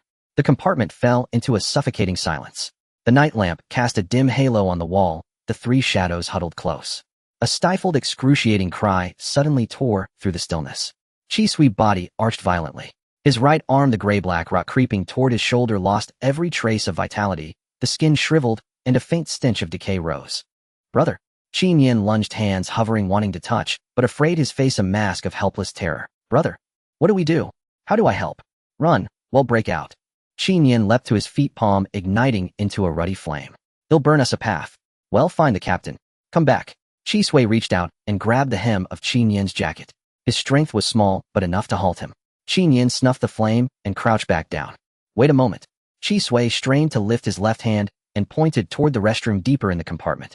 His breathing was shallow, every word sounded as if it cost him life. Qin Yin, go fetch me a towel. What it?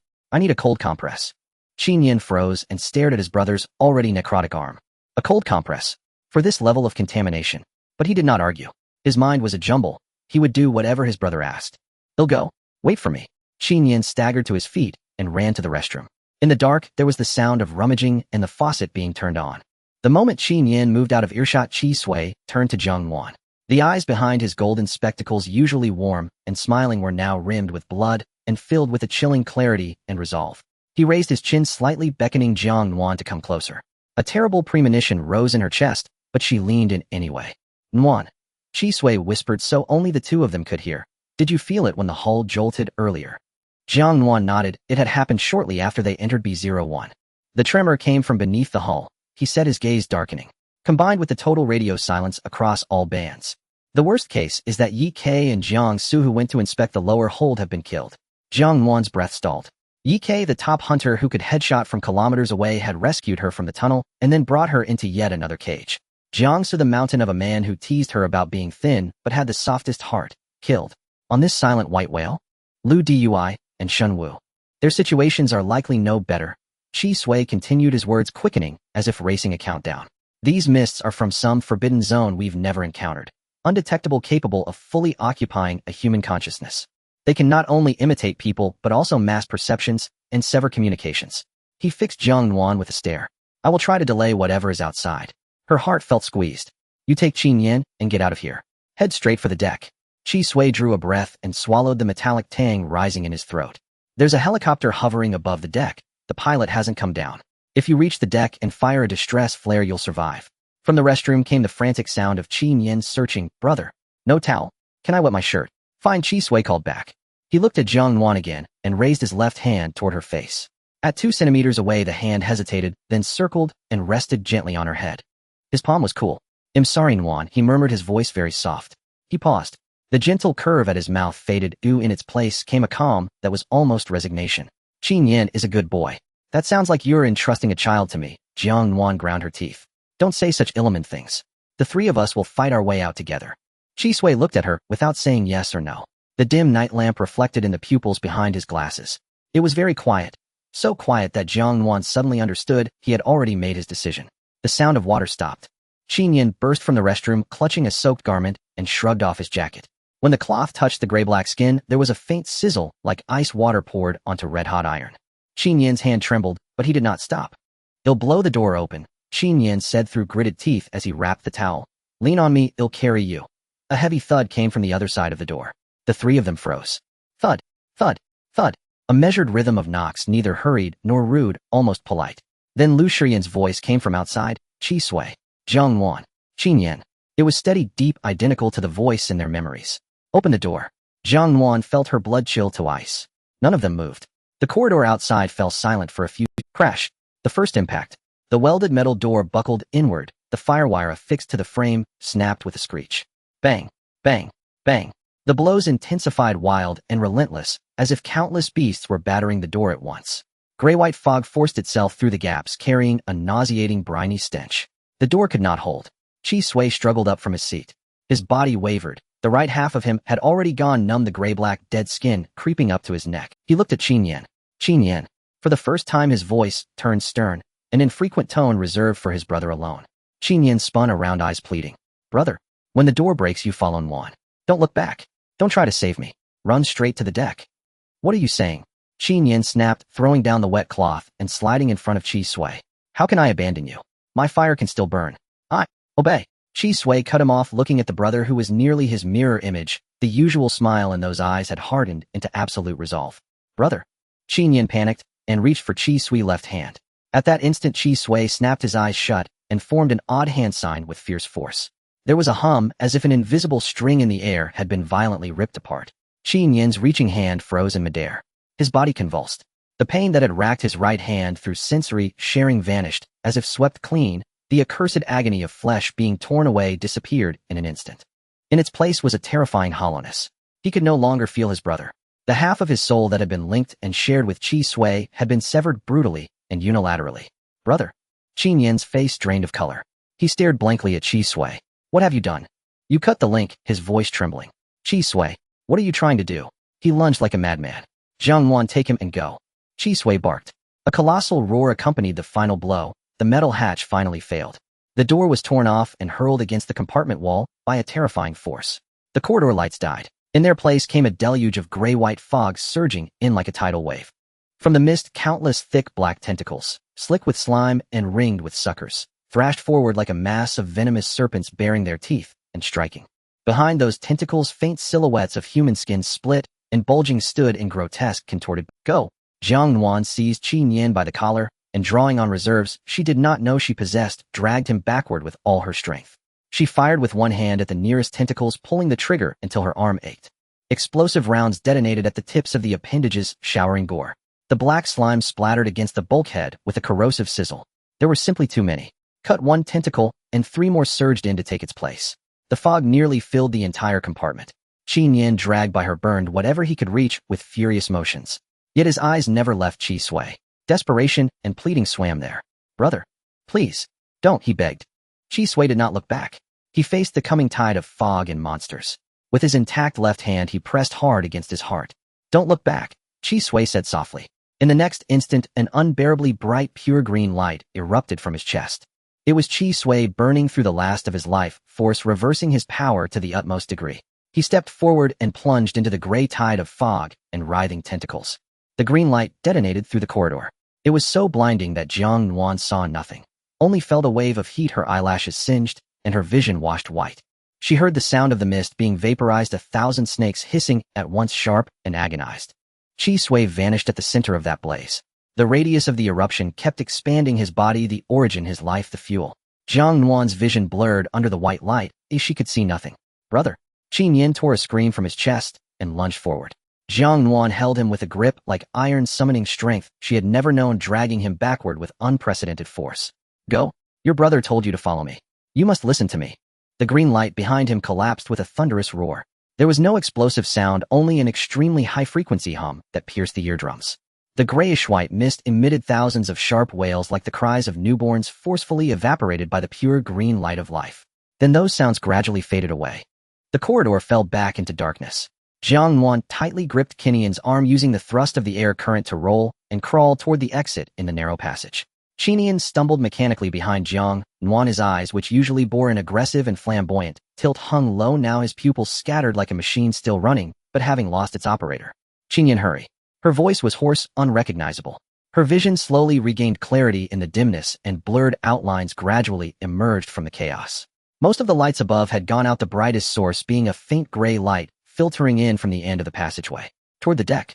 Her heart raced wildly. If they could just cross this corridor and climb the spiral staircase to the upper deck, they could fire a signal flare and see the helicopter. However, just as they ran past a crossroad within the passage, the nauseating smell of the sea in the air suddenly spiked exponentially. Qin Yan abruptly stopped. It was as if some instinct took over his blank consciousness, and he yanked Jiang Nuan behind him. Stop! Footsteps. Many pairs of feet, the sound of them stepping on the metal floor. Uniform rhythmic. A cold sweat instantly soaked Jiang Nuan's back. On both sides of the passage, darkness was writhing. The grayish-white mist seeped out from the cracks in the ground walls and ceiling, advancing at a visibly rapid pace. And at the forefront of the mist, those figures reappeared. Crew uniforms. Researchers in white lab coats. They lined up marching in unison toward this side. Some even wore smiles on their faces. The same smile seen on the deck. Gentle, relieved, the smile of finally waiting for rescue. Some had their chests completely exploded with no organs inside, only a mass of writhing black tentacles drilling out from the flesh, flailing wildly in the air. Gurgle. Gurgle. The sound of dislocated bones echoed from all directions. We're surrounded. Jiang Nuan's heart plummeted into an icy abyss. Step back. Qinian pushed her against the wall. The next moment, a loud bang. Crimson flames erupted skyward from Qinian. This was not the controlled flame he usually used in battle, but a completely chaotic and violent sea of fire. The high temperature instantly sucked the oxygen from the corridor, and the surrounding metal walls began to glow dark red under the extreme heat. Qinian moved. He charged into the mist like a madman. She drew her sidearm, gripping it with both hands, and crazily pulled the trigger at the twisted shadows in the mist. Bang, bang, bang. The explosive rounds detonated on the monster's splattering black, viscous fluid. But this was of no use to the mutated beings that had completely lost their sense of pain. She attempted to channel the stream of power within her, but the force that struck those misty bodies was far from sufficient. Qinian's fighting style was completely reckless. A thick tentacle struck toward his face like a long whip, and he let the tentacle lash across his left shoulder, instantly tearing the flesh apart and splattering blood. But he used that force to firmly grip the tentacle with his left hand, while his right hand concentrated a blade, made entirely of white-hot flame, thrusting it brutally into the exploded chest cavity of the mutated crew member. Die! Qinian roared. The flames surged into the monster's body through the blade. With a muffled thud, the mutated being was reduced to ashes from within. But more monsters surged forward. 3 mutated crew members lunged at him simultaneously. One bit his calf, another wrapped a tentacle around his waist, and the last opened its bloodied maw, aiming for his neck. Qinian abandoned all defenses. He allowed the monster's sharp teeth to tear at his flesh, unleashing all his powers without reserve. A ring of fire exploded outward from him, burning everything it touched. A trade of injury for injury, a trade of life for life. A particularly large mutated creature silently descended from the ceiling, its sickle-like forelimbs lunging toward Qinian's back. Watch out! Jiang Nuan fired. The bullet struck, slowing the creature's movement for a moment. Qinian suddenly turned, crossing his arms in front of his chest, bracing himself for the impact. Uft! The sickle pierced his forearm violently, hurling him backward. Qinian's body traced a parabolic arc in the air, crashing heavily at Jiang Nuan's feet. Qinian. Jiang Nuan rushed over, aiming her gun at the remaining monsters. His blood splattered onto her hand. It was too hot. You need to defend yourself? With your fighting style? Are you trying to throw your life away? Qinian lay on the ground, his chest heaving violently. The blood on his face mixed with sweat, and his once bright and flamboyant eyes had lost focus, shrouded in a layer of grayish despair. He coughed out a mouthful of blood mixed with chunks of viscera, yet the corner of his mouth twisted into an extremely ugly smile. I can't avoid it. He murmured, his voice as light as a sigh. The mist ahead was drawing closer. The charred remains of the monsters rapidly reassembled within the mist, more mutated beings stepping over their fallen comrades, slowly approaching. They were not in a hurry to attack. It was as if they were savoring the struggles of their prey before death. The escape route was completely sealed off. Qinian struggled to prop himself up. He did not look at the monsters. Instead, he turned his head and fixed his gaze on Jiang Nuan. His expression was strange, devoid of the previous ferocity and madness, nor the usual frivolity and malice. It was an extreme calmness, even tinged with a hint of affection. He suddenly extended his bloodied hands and pulled Jiang Nuan into his embrace. Jiang Nuan froze completely. Qinian's body temperature was frighteningly high. His chin rested on Jiang Nuan's shoulder. His arms tightened around her so much that she could almost feel his gradually weakening heart making its final beats. Once again, the intervals grew longer. Jiang Nuan. Qinian's voice was hoarse, carrying a strange gentleness. My brother is gone. I can't hold on anymore. Don't say such silly things. The deck is right in front. Jiang Nuan gritted her teeth and shouted, though inside, she felt no certainty. He released Jiang Nuan, staring intently into her eyes. What if?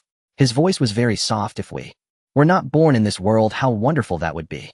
I once saw a record of the old era in a place. Qinian's speech slowed. That record was quite uninteresting. There was a girl. She was a college student from that era. Jiang Nuan's breath momentarily halted. Qinian's voice continued. She didn't have to live in fear of killing monsters every day, nor worry about being contaminated. Her biggest worry each day was what to eat in the cafeteria after class, or arguing with friends.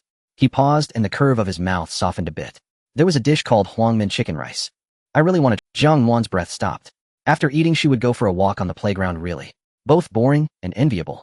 Jiang Nuan felt as if struck by lightning. Her whole body froze in place, a buzzing ringing in her ears. How could this be? How could this be? This was exactly like her memories before crossing over. These incredibly real past life memories that supported her survival in this garbage world. Why would they appear in a record from the old era in this world? A terrifying thought frantically took root in her mind. What if her past life memories were not real? What if that college student named Jiang Nuan? She still wanted to ask Qinian. A tremendous force sent Jiang Nuan staggering back several steps, her back heavily slamming against the wall. Qinian turned around facing away from her. He slowly straightened his body. At that moment his face, which had already faded suddenly, seemed to shine again. His entire being seemed to be surrounded by flames, erupting with 10 times the blinding crimson light than before. It was as if he was burning his own life. Boom! A towering wall of flames nearly sealing the entire passage erupted from beneath. The firewall acted like a solid wall, firmly blocking the mutated monsters from advancing. Simultaneously, a fierce tongue of fire swept forward, instantly turning the monsters at the stairway to the deck into ashes. The high temperature distorted the air completely, the monsters' screams echoing in the sea of flames. Qinian stood before the firewall, his silhouette appearing so slender, yet so unshakable in the reflection of the flames. Qinian, what are you doing? Jiang Nuan suddenly realized something and tried to rush forward, but was forced back by the terrifying heat of the firewall. The boy did not look back. He stood amid the raging fire, his voice cutting through the howling flames, and the monster's roars clearly reaching Jiang Nuan's ears. Go to the deck to fire a signal flare. Run forward. Don't look back. Qinian's figure was completely submerged in the crimson sea of flames. Jiang Nuan clenched her fists, her nails digging deep into her flesh. She suddenly turned and sprinted toward the passage leading to the deck. Don't look back. The hoarse voice of the boy seemed to linger in her ears, but the intense heat behind her, capable of melting steel, spoke volumes. The flames began to spiral out of control. Jiang Nuan bit her lip hard, forcing herself not to think about what this meant nor about the annihilation the boy was experiencing at that moment. She could only run. Run forward. The temperature in the corridor was rising at a terrifying speed. The originally gray and white metal walls were now tinged with a chilling dark red. The air had been heated to the extreme, and a scorching pain shot through her trachea. Jiang Nuan's vision began to blur. The soles of her combat boots softened, and a piercing burn radiated from her feet. The high temperature penetrated the soles of her shoes, directly scorching her skin. The smell of burnt flesh mixed with the briny scent of the sea assaulted her nostrils. Jiang Nuan's stomach churned violently, but she had no time to gag. She gritted her teeth. She could not stop. Stopping meant death. Ahead, the metal stairs leading to the upper deck were already in sight. But just as she was less than a few meters from the staircase entrance, a dull explosion echoed from deep within the corridor behind her. The firewall had completely gone out of control. A violent wave of heat mixed with black ashes slammed into her back, as if it were a physical entity. Jiang Nuan was thrown through the air, crashing heavily onto the metal steps at the bottom. Ugh! Her chin struck the hard metal edge, and a wave of blood instantly spread through her mouth. She couldn't care about anything else, using her hands and feet to grab the railing, and began to climb up. Each step she took left a bloodied, charred mark on the stairs. After a few steps of intense pain, her pain receptors fell into a state of numb self-preservation. Jiang Nuan felt as though her feet no longer belonged to her, moving upwards solely by instinct and mechanical inertia. The light above her grew increasingly bright. It was the gray-white daylight from outside. There were only 2 more steps to go. She raised her head, her blurred vision fixated on the half-open hatch. At that moment, a chilling metallic snapping sound echoed beneath her feet. Crack! The step she had landed on was already weakened by the intense heat, unable to bear the weight of a person, and it split into 2 halves. Jiang Nuan stepped into the void. Her body instantly lost balance, falling backward. Below her was the crimson sea of flames that had already spread. No! In the moment of her backward fall, her right hand shot upward, desperately grabbing the nearby metal railing. The immense force of her descent caused her right shoulder to emit a dull thud, her joint nearly dislocating. But what was worse was the feel of her palm. The metal railing had been baked to a terrifying temperature by the heat below, its surface glowing a dark red. The moment Jiang Nuan's palm made contact, it emitted a sizzling sound. White smoke rose. The excruciating pain made Jiang Nuan's vision go dark, nearly causing her to faint. But she could not let go. Letting go meant death. Her left hand reached up and stacked on top of her right hand. With both arms exerting force, she dragged her suspended body upward. At the moment she climbed over the step, she closed her eyes, took a deep breath, and yanked her right hand away from the railing. The suppressed cry of pain finally spilled out from her throat. A layer of flesh was left behind on the metal. Blood surged forth, dripping onto the scalding step, instantly evaporating into a wisp of crimson mist. Jiang Nuan trembled all over, using her remaining strength to roll up the last step, stumbling out of the hatch. With a thud, she fell heavily onto the deck. The cold, damp metal deck.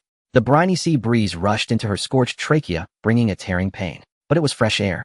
She was alive. She was still alive. She propped herself up on the deck, forcing herself to stand straight. The deck was empty. A gray-white mist still enveloped the entire white whale, with visibility not exceeding 10 meters. The fog weighed heavily on the surface of the sea, swallowing all sounds. She wanted to call out Lu Shiyan's name. Her throat moved, but no sound came out. She wanted to call Yi Ke, Jiang Su, and Shen Wu. She opened her mouth, but only the air rushed out, carrying a scent of blood. She wanted to call out Qinian and Chi Sui. Her lips moved slightly, then closed again. Because once she shouted, it meant she was waiting for a response. And she knew that most likely there would be no response. A team with top combat capabilities. And that figure in them was the entire battalion wiped out like this. On this silent white whale? How absurd. There was only her on the deck of the white whale and the endless fog. The sound of waves crashing against the hull came from all directions like something breathing beneath the ship. Jiang Nuan stood in the middle of the vast deck, a chill seeping from her bones. Loneliness. A complete and utter loneliness, abandoned by the entire world. Since her arrival in this world, she had never felt this clearly. She was all alone, isolated, trapped in this endless despair. She looked down at her hands. Her right palm was completely bloodied and mangled, blood dripping down between her fingers, pooling into a small dark red puddle on the deck. Her left hand still trembled, and her feet had nearly lost all sensation. Jiang Nuan subconsciously reached for her communication earpiece with her left hand. She touched the cold skin. Only then did she remember that in the B-09 cabin, to isolate the signal of the creature disguised as Shen Wu, she had already taken off and thrown away the earpiece. She had completely lost contact with the outside world. But she still had one thing. She reached into the hidden pocket on the inside of her combat suit and touched a cold metal tube. A flare. She hesitated not at all. Unscrewing the safety cap, she aimed it at the gray-white sky above and pulled the launch ring. Hiss, puff. A bright red beam shot up through the thick fog, trailing a long-tail flame into the gray-white mist. The flare's light spread through the fog, dyeing the surrounding mist a dark red. Then she heard a sound. Very far away. Very vague. But she wasn't mistaken. The sound of the propeller. The roar of the helicopter blades was coming from the other side of the fog. The sound grew closer, clearer, as it approached. The sound of the propeller slicing through the air grew louder, nearer, causing the thick fog to churn violently under the rush of air. The sound grew closer, clearer, as it approached. The sound of the propeller slicing through the air grew louder, nearer, causing the thick fog to churn violently under the rush. Her heart pounded like a drum in her chest. She heard it. It was getting closer. Soon. In the next moment, a gust of wind rushed toward her from behind at an incredible speed. In the instant she realized something was wrong, a chill struck her chest. Jiang Nuan looked down. A gray-white tentacle pierced through her back and out her chest. The tip of the tentacle was still dripping with her blood. In her lowered line of sight, a drop, another drop. It didn't hurt. Or rather, the pain hadn't yet reached her brain. She only felt something cold rushing into her chest, an unnatural hole opening in her front. Breathing became extremely difficult. The pain finally hit her at that moment, an indescribable agony instantly draining all her strength. Jiang Nuan opened her mouth, but only copious blood surged up her throat. The empty tube of the flare slipped from her hand, clattering as it hit the deck. It rolled twice and then stopped. She wanted to turn back. She wanted to see what was behind her, but her body no longer obeyed her commands. Her knees buckled, and she slowly began to fall. Her vision blurred more and more as she descended. A gray deck, gray fog, gray sky. The sound of the propeller still roared overhead, close at hand, but it was already irrelevant to her. A gray deck, gray fog, gray sky. The sound of the propeller still roared overhead, close at hand, but it was already irrelevant to her. If not, then what was her past life? This thought carried her down into darkness. Jiang Nuan thought it would be utter emptiness, but she realized she was wrong. Her consciousness did not dissipate, but instead floated within a dense, tangible mist. There was no physical body to bind her, no pain, no breath. Like a bystander trapped inside a massive living. Here there was no concept of up or down, nor any sense of time's passage. But strangely she could feel them. It was not hollow, it had substance, and it had emotions. Suddenly, a violent wave surged from all. Jiang Nuan's sense of taste was violently activated at that moment. A salty taste. A flavor thousands of times saltier than anything she had ever tasted before. And beneath that salty taste, there was something she had never experienced before. It was an emotion. Rage. An extremely pure, terrifying rage. It crashed over her like a tsunami, directionless, endless. In the depths of that rage, Jiang Nuan vaguely sensed more existences, many tiny insect-like entities. They trembled. They shrank back.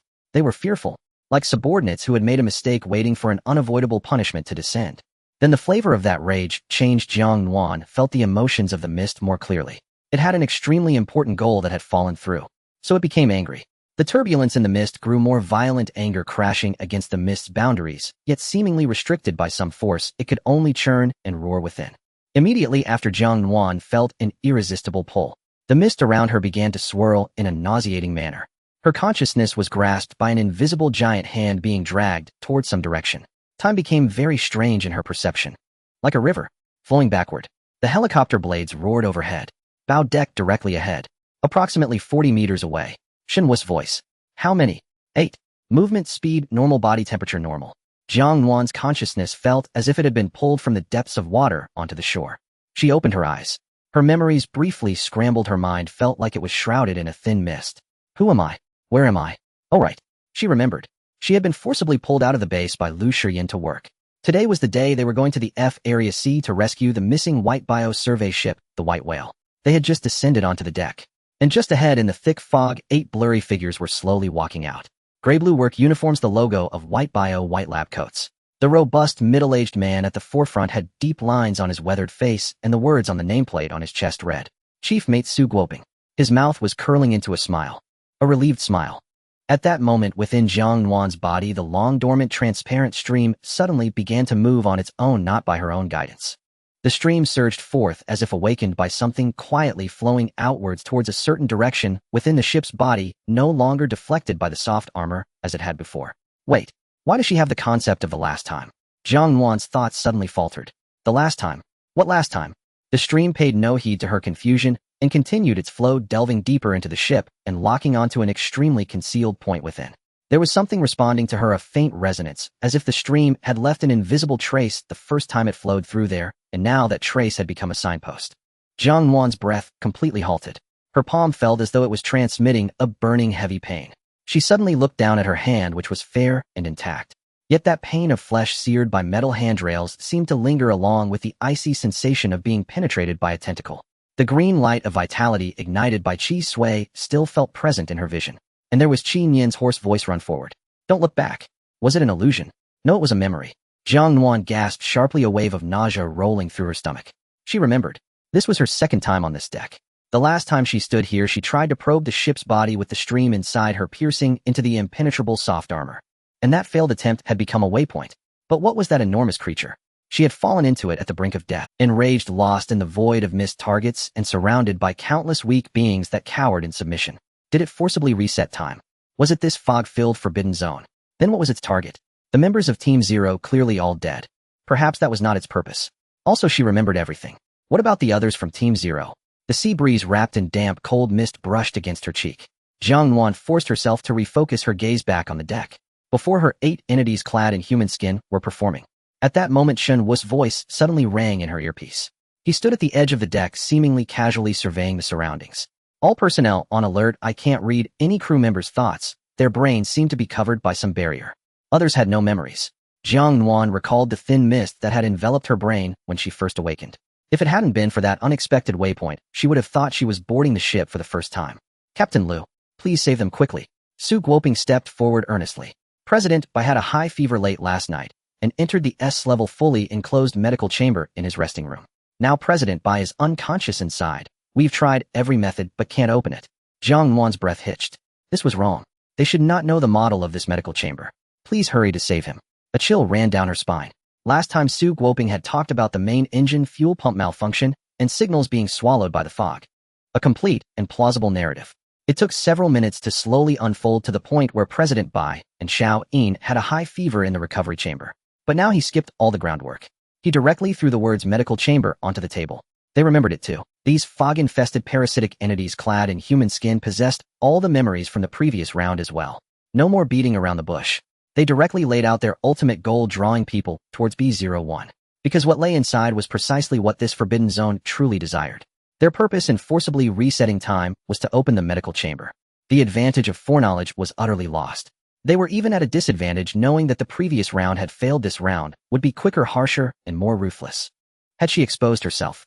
Jiang Nuan's fingertips slightly curled. No, not yet. She had not shown any abnormalities. This was the only faint advantage that was almost non-existent. The final question. Can this forbidden zone manipulate time at will?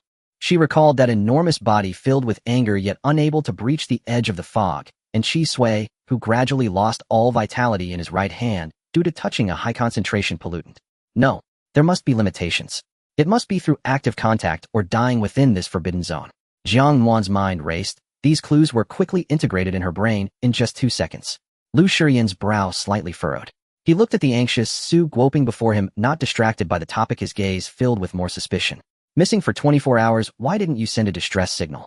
Lu Shiyan's voice remained calm, unhurried. We fired 3 flares, all swallowed by this strange fog. The radio is completely dead. Su Guoping responded fluently, even smoother than the last time. Captain Lu, this is not the time to investigate that. If President Bai encounters issues on this ship, all of us crew members will perish. It was reasonable. Even the emotional breaking point was perfectly timed. What to do?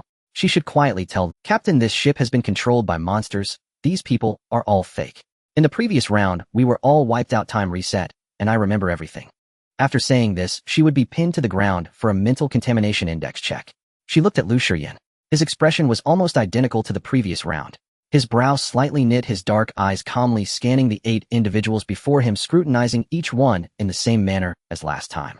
But he would not directly refuse a rescue request merely based on scrutiny.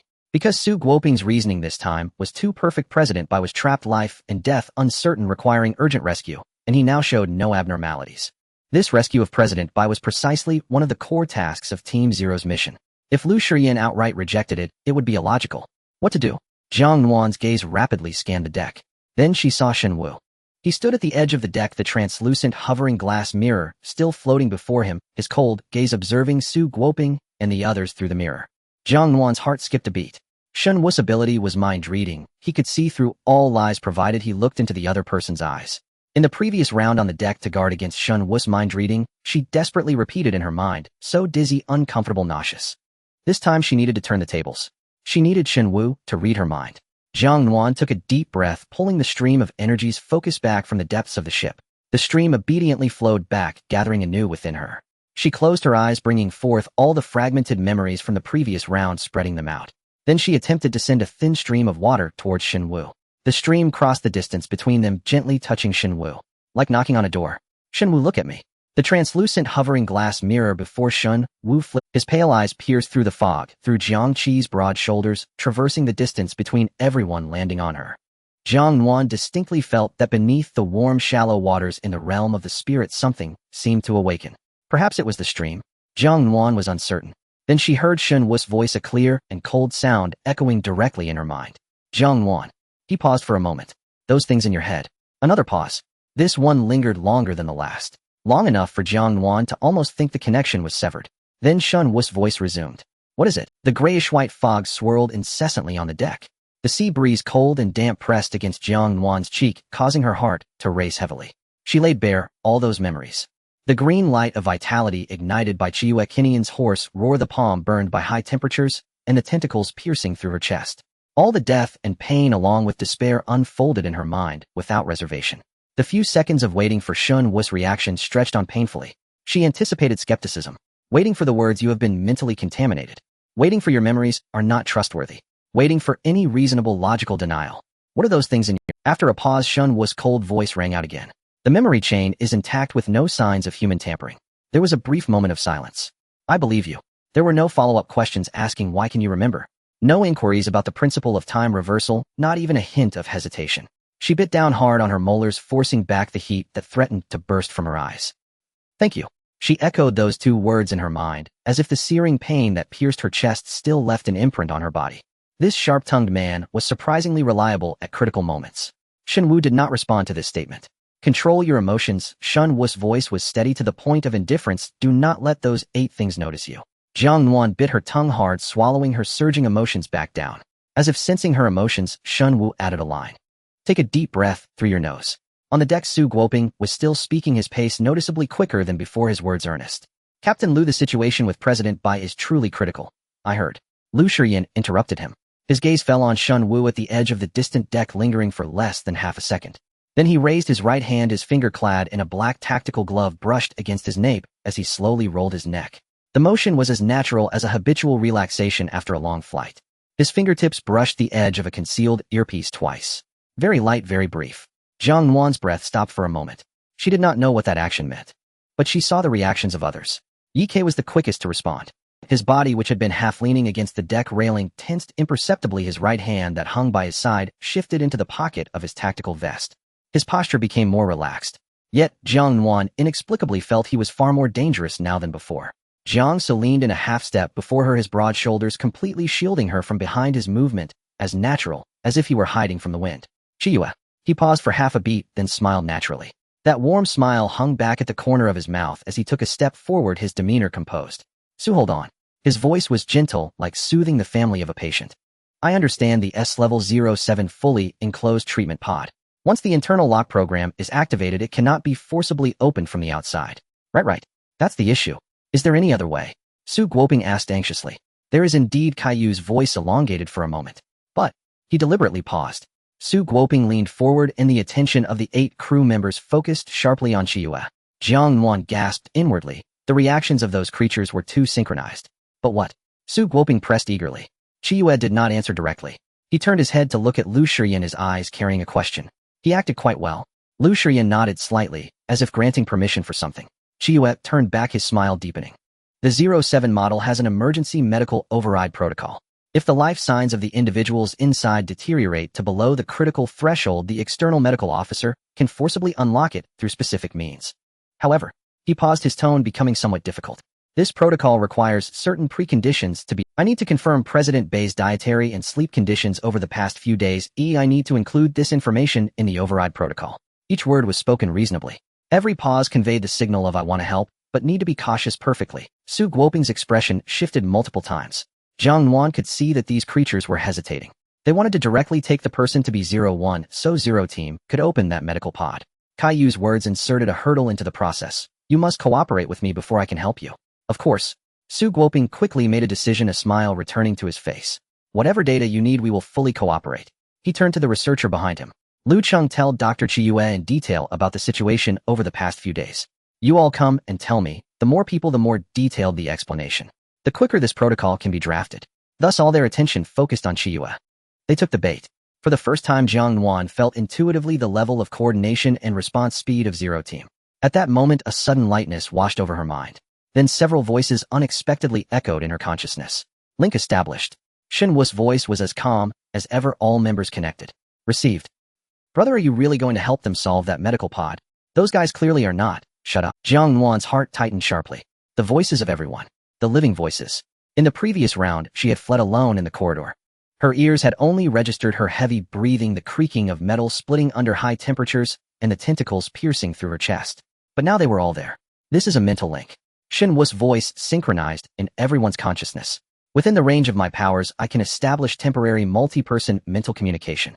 It cannot be intercepted or eavesdropped from the outside, but the duration is limited, so keep it brief. This was an explanation for Jiang Nuan. He briefly explained the situation to everyone. Then Lu Shiyan's voice cut in. Jiang Nuan. 2 words, neither heavy nor light, yet they instinctively straightened Jiang Nuan's spine. Even through the mental link, the sense of pressure belonging to Lu Shiyan was still clear enough to make her scalp tingle. Repeat what you know.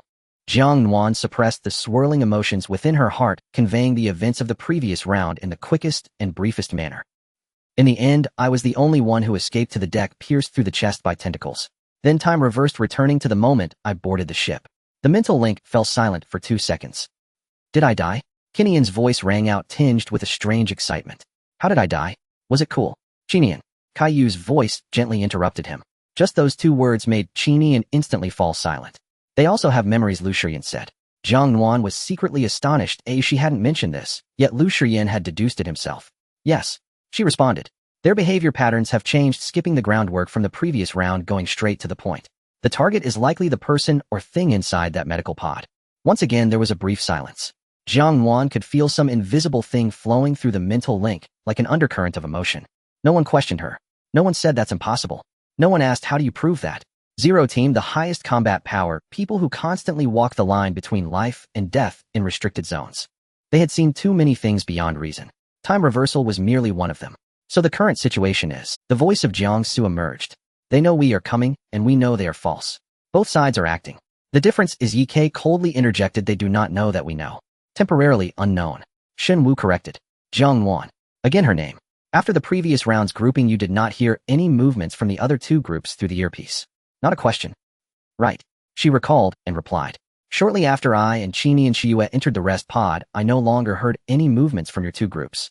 Lu Shiyan's gaze landed on the back of Su Guoping, who was surrounded by Chiwa answering questions in detail. He did not speak immediately. A few seconds of silence flowed through the mental link. It was the kind of silence before a storm when all the lightning still hid within the clouds. The silence in the mental link lasted only a few seconds. Jiang Nuan could sense an invisible pressure emanating from Lu Shiyan himself. He had yet to speak, but no one interrupted how everyone was waiting. In reality, Qi Sui was still engaged in a back-and-forth discussion, with Su Guoping his tone warm and patient like a doctor genuinely collecting data. The 8 crew members surrounded him eagerly vying to answer. Jiang Nuan stood behind Jiang, Su her gaze passing over his broad shoulders to look at the group in the distance who were all huddling together, sending a chill down her spine. The groupings from the last round. Lu Shiyan's voice echoed in the mental link devoid of any excess emotion. I will go to the captain's room with Shen Wu Yike and Jiang. Su will head to the cargo hold, and Jiang Nuan will go to the crew's rest area with Qi Sui and Qin Yan. Qi Sui proactively touched the medical cabin's outer wall due to the vibrations suspected to have been caused by an explosion in the cargo hold. The navigation logs need to be reviewed, the cargo boxes need to be opened. 3 groups of people, 3 target locations, 3 tasks that must be actively touched to be completed. He paused for a moment. Your guess is correct, Jiang Nuan. Jiang Ces voice followed closely. Qi Sui shared half of the pain with Qin Yan and still instantly lost combat effectiveness. Let alone those of us who need to touch things proactively. Jiang Nuan's breath caught for a moment. She had deduced this earlier, but couldn't be completely certain. Yet Lu Shiyan, based solely on her fragmented and brief descriptions, unraveled the killing logic of the Forbidden Zone within seconds. So in the last round, Jiang Ces voice carried a sense of hindsight seriousness. I and Ek probably got caught when opening the box. You two should have been the first to be dealt with. Shen Wu coldly interjected.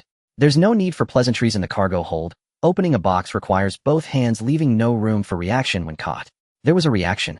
Ek replied coldly. The violent tremor of the ship was the bomb that detonated once we realized something was wrong. So my brother was harmed by that thing in the last round. Qin Yan's emotions in the mental link resembled an enraged beast. This time I will definitely burn these disgusting things to ashes. Not a single one left. All turned to dust. Qin Yan. This time it was Lu Shiyan's voice. It wasn't heavy, even bordering on flat. But Qin Yan's rage was abruptly silenced as if someone had choked him. Jiang Nuan silently sighed. She understood Qin Yan. In the last round, Qi Sui had cut off sensory sharing with Qin Yan in front of her, rushing into the thick fog without looking back. She had witnessed Qin Yan's breakdown at that moment. Afterward, he had almost lost the will to survive. If it weren't for Qi Sui's last words along with her firm grip, he might have chased after Qi Sui into death on the spot. Control your emotions, Lu Shiyan said. Save them for later. It can possess and simulate crew members, release high concentrations of pollution, and reset time after a complete wipe. Yike's tone was somewhat grave. The rating of this Forbidden Zone may have reached the threshold of SSS level. We have no chance of winning in a direct confrontation. No, it's not that strong. Shen Wu mercilessly overturned Yike's conclusion. If it were truly SSS level, it would possess absolute crushing power, and it could easily break that SSS medical cabin. Shen Wu's voice carried a hint of mockery towards this Forbidden Zone. Why act? Why disguise as crew members? Why use our hands to open that so-called medical cabin? Lu Shiyan took over the topic. Because its active attack power is at most S level. In the last round, it failed to execute the objectives of the Forbidden Zone, and instead prioritized eliminating us, prompting the Forbidden Zone to become enraged and forcefully reset time. It cannot forcibly break open the medical cabin from the outside, nor directly annihilate us. Its killing move is high concentration pollution. As long as we do not take the initiative to touch it, has no way to deal with us. The mist was completely dispersed. Then what about the time reset? Qin Yan's voice held an uncontainable frustration. Even if we know its killing move and avoid those things. If it finds it cannot deceive us, what happens if it flips the table and resets time again? Infinite rewind. We will eventually be exhausted. At this question, silence briefly fell in the mental link. Indeed, time reset, that is the most unsolvable trump card of this Forbidden Zone. Its reset is not unlimited. Jiang Nuan steadied herself and spoke, her voice relatively calm. How do you know that? Ek asked. This mist is its area of ability, Jiang Nuan said. It cannot leave this sea area, cannot expand, and cannot move. It is confined to this small area around the white whale. If we survive and leave this sea area, it cannot initiate a time reset against us. In other words, Lu Shiyan's speech sped up slightly. As long as we actively avoid contact, do not die, and quickly retreat, it will have no way to deal with us. He paused. Jiang Nuan's deduction is correct. Jiang Nuan breathed a sigh of relief, a flicker of something brightening in her heart. Not because she was the purifier of resources, but because her judgment and thinking were acknowledged. Summary. Lu Shiyan said. Prohibit skin from actively touching any objects within the ship, including walls, handrails, documents, and instruments. Gloves should not be removed throughout and tools should be used for indirect operations when necessary. This time we will split into two groups. Yike Jiangsu and Qin Yin will head towards the rest area via the hidden door behind the cabinet in the southeast corner of the warehouse under the pretense of checking the cargo hold. Shun Wu Qi Sui and Jiang Nuan will directly go to the rest area under the pretext of finding a way to open the medical cabin. He paused for a moment. Do not die here. When these words fell, a strange warmth surged through the mental link. It was something unspoken that arose within everyone simultaneously. It felt like a tacit understanding, like a promise. The smell of the sea mixed with the pungent odor of disinfectant overwhelmed Jiang Nuan, causing her to instinctively hold her breath. The enormous silver-white medical pod in the rest area emitted a faint blue glow with the status indicator light on top flickering slowly. The outer wall showed no signs of contamination, which was also within Lu Shiyan's expectations. They had prioritized opening the medical pod this time. Indeed, the outer wall is free of contamination, Shun Wu's voice echoed in the mental link laced with a hint of mockery. It seems our old friends are quite anxious this time. Lu Shiyan did not respond to Shun Wu's words. His fingertips subtly curled beneath his sleeve, and an almost imperceptible wave of power rippled through the air around him as he silently anchored two spatial coordinates. Everyone delay according to plan. I need time. Jiang Nuan stood still, her gloved hands wrapped tightly. She knew she should play along, pretending to be seriously studying how to open the pod.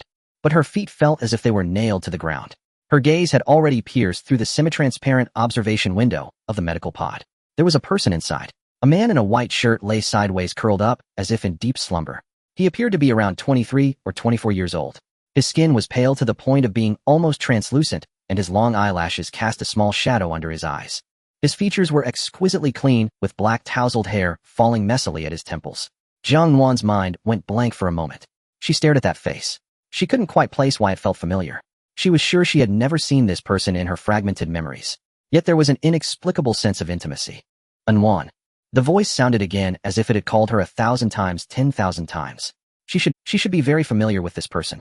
Yet it felt as if someone had meticulously erased her memory of him, leaving only a faint imprint, because the erasure was not thorough enough, or the traces too deep. Jiang Nuan. Lu Shiyan's voice resonated in the mental link, severing all her swirling emotions. Jiang Nuan snapped back to reality. I'm sorry, she said in the mental link, pretending to be dizzy to cover up the few seconds of distraction. Shen Wu's gaze swept over from the side. Jiang Nuan quickly cleared her mind, filling it with the battle plan. Dr. Qi, how's it going? Lu Cheng urged from the side, his body leaning slightly forward, eyes glued to Qi Sui. 8 pairs of eyes were all fixated on Qi Sui, who pretended to observe the medical pod. Almost done. Qi Sui turned and walked towards Lu Shiyan. Let me confirm the authorization process for the override agreement with the captain first. Lu Shiyan stood at the pod door, his gaze traversing over Qi Sui and the glowing medical pod. His voice echoed in the mental link. Yike. In position. 2 words crisp and decisive. Jiangsu. Ready at any time. Qin Yin. I've been waiting impatiently. Qin Yin's voice was laced with boiling anger. Lu Shiyan approached the medical pod, stopping less than a meter. Su Guoping's breathing noticeably quickened, and the crew members behind him leaned forward slightly. She saw Lu Shiyan raise his right hand. His long fingers, clad in tactical gloves, hovered above the surface of the medical pod. Yes, yes, yes, just like that. Su Guoping's voice trembled, unconsciously taking half a step forward. His palm hovered motionless. The spatial ability erupted violently. A torrent of light spilled from Lu Shiyan's palm, instantly enveloping the massive S-class medical pod.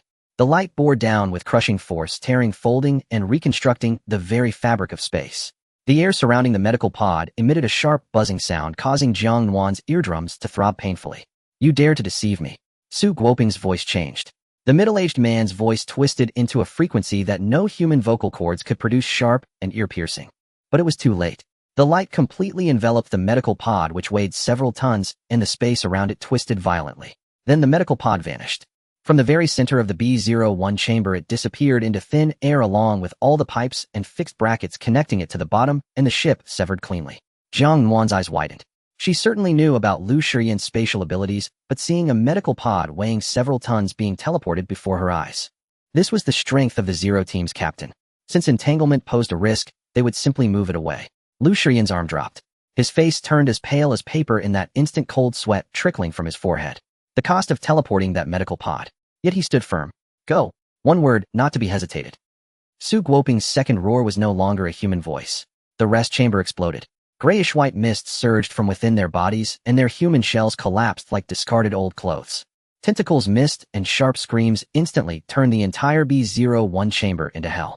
Jiang Su rushed in from the hatch. He grabbed Jiang Nuan, his broad arms wrapping around her waist, half lifting, half holding her as he dashed toward the exit. In his other hand, he conjured a heavy defensive shield, forcefully pushing away the tentacles that were swirling in the air. The wall on the other side of the chamber exploded. Scorching heat and flames gushed from the opening, and then a tall figure leaped out from the fire, his upturned eyes burning with fervor. Qin Yan. The moment they burst out of the B-01, grayish-white mist began seeping from the metal walls on both sides. The Forbidden Zone had gone mad. But Qin Yan's firewall swept along the walls, incinerating all the emitted thick mist and tentacles, leaving a passage wide enough for two people to walk side by side. His control was far more precise than last time, because this time his brother was still alive. Jiang Nuan glanced back while running. Lu Shiyan was running at the back, his face still pale, but his steps steady. Shen Wu was half a step beside him, his mental energy extended to form an invisible barrier. The tentacles that tried to seep down from the ceiling halted sharply each time they approached, as if misdirected, turning away to somewhere else. Then they were successively harvested by Qin Yan's flames, Qi Sui black scythe, and Yi Kei's gunfire. They worked in perfect harmony.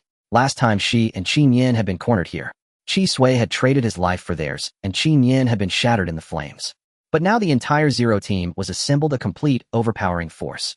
At the end of the corridor, the hatch had been breached, and a fierce wind filled with the scent of the sea rushed in. Light streamed in. "Get out!"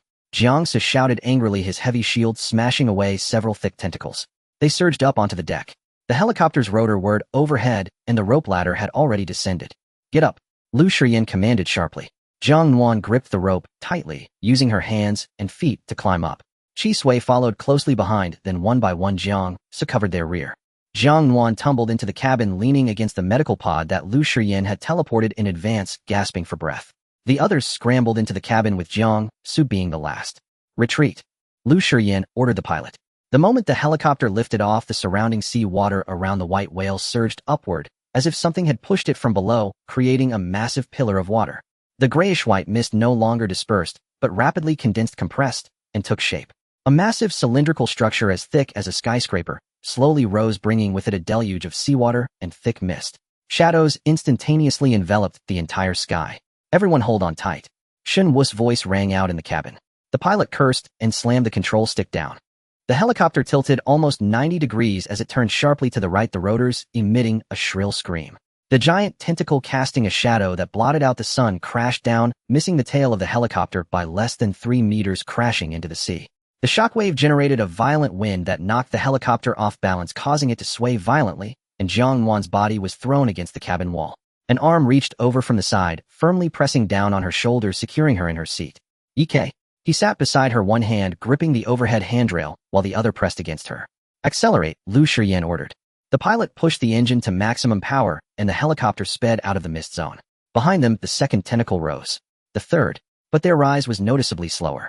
It was as if something was dragging them back, preventing them from leaving that stretch. The moment the helicopter burst through the mist's boundary, all the tentacles behind them seemed to lose their strength, collapsing simultaneously, crashing into the sea, and creating dozens of meters high white waves.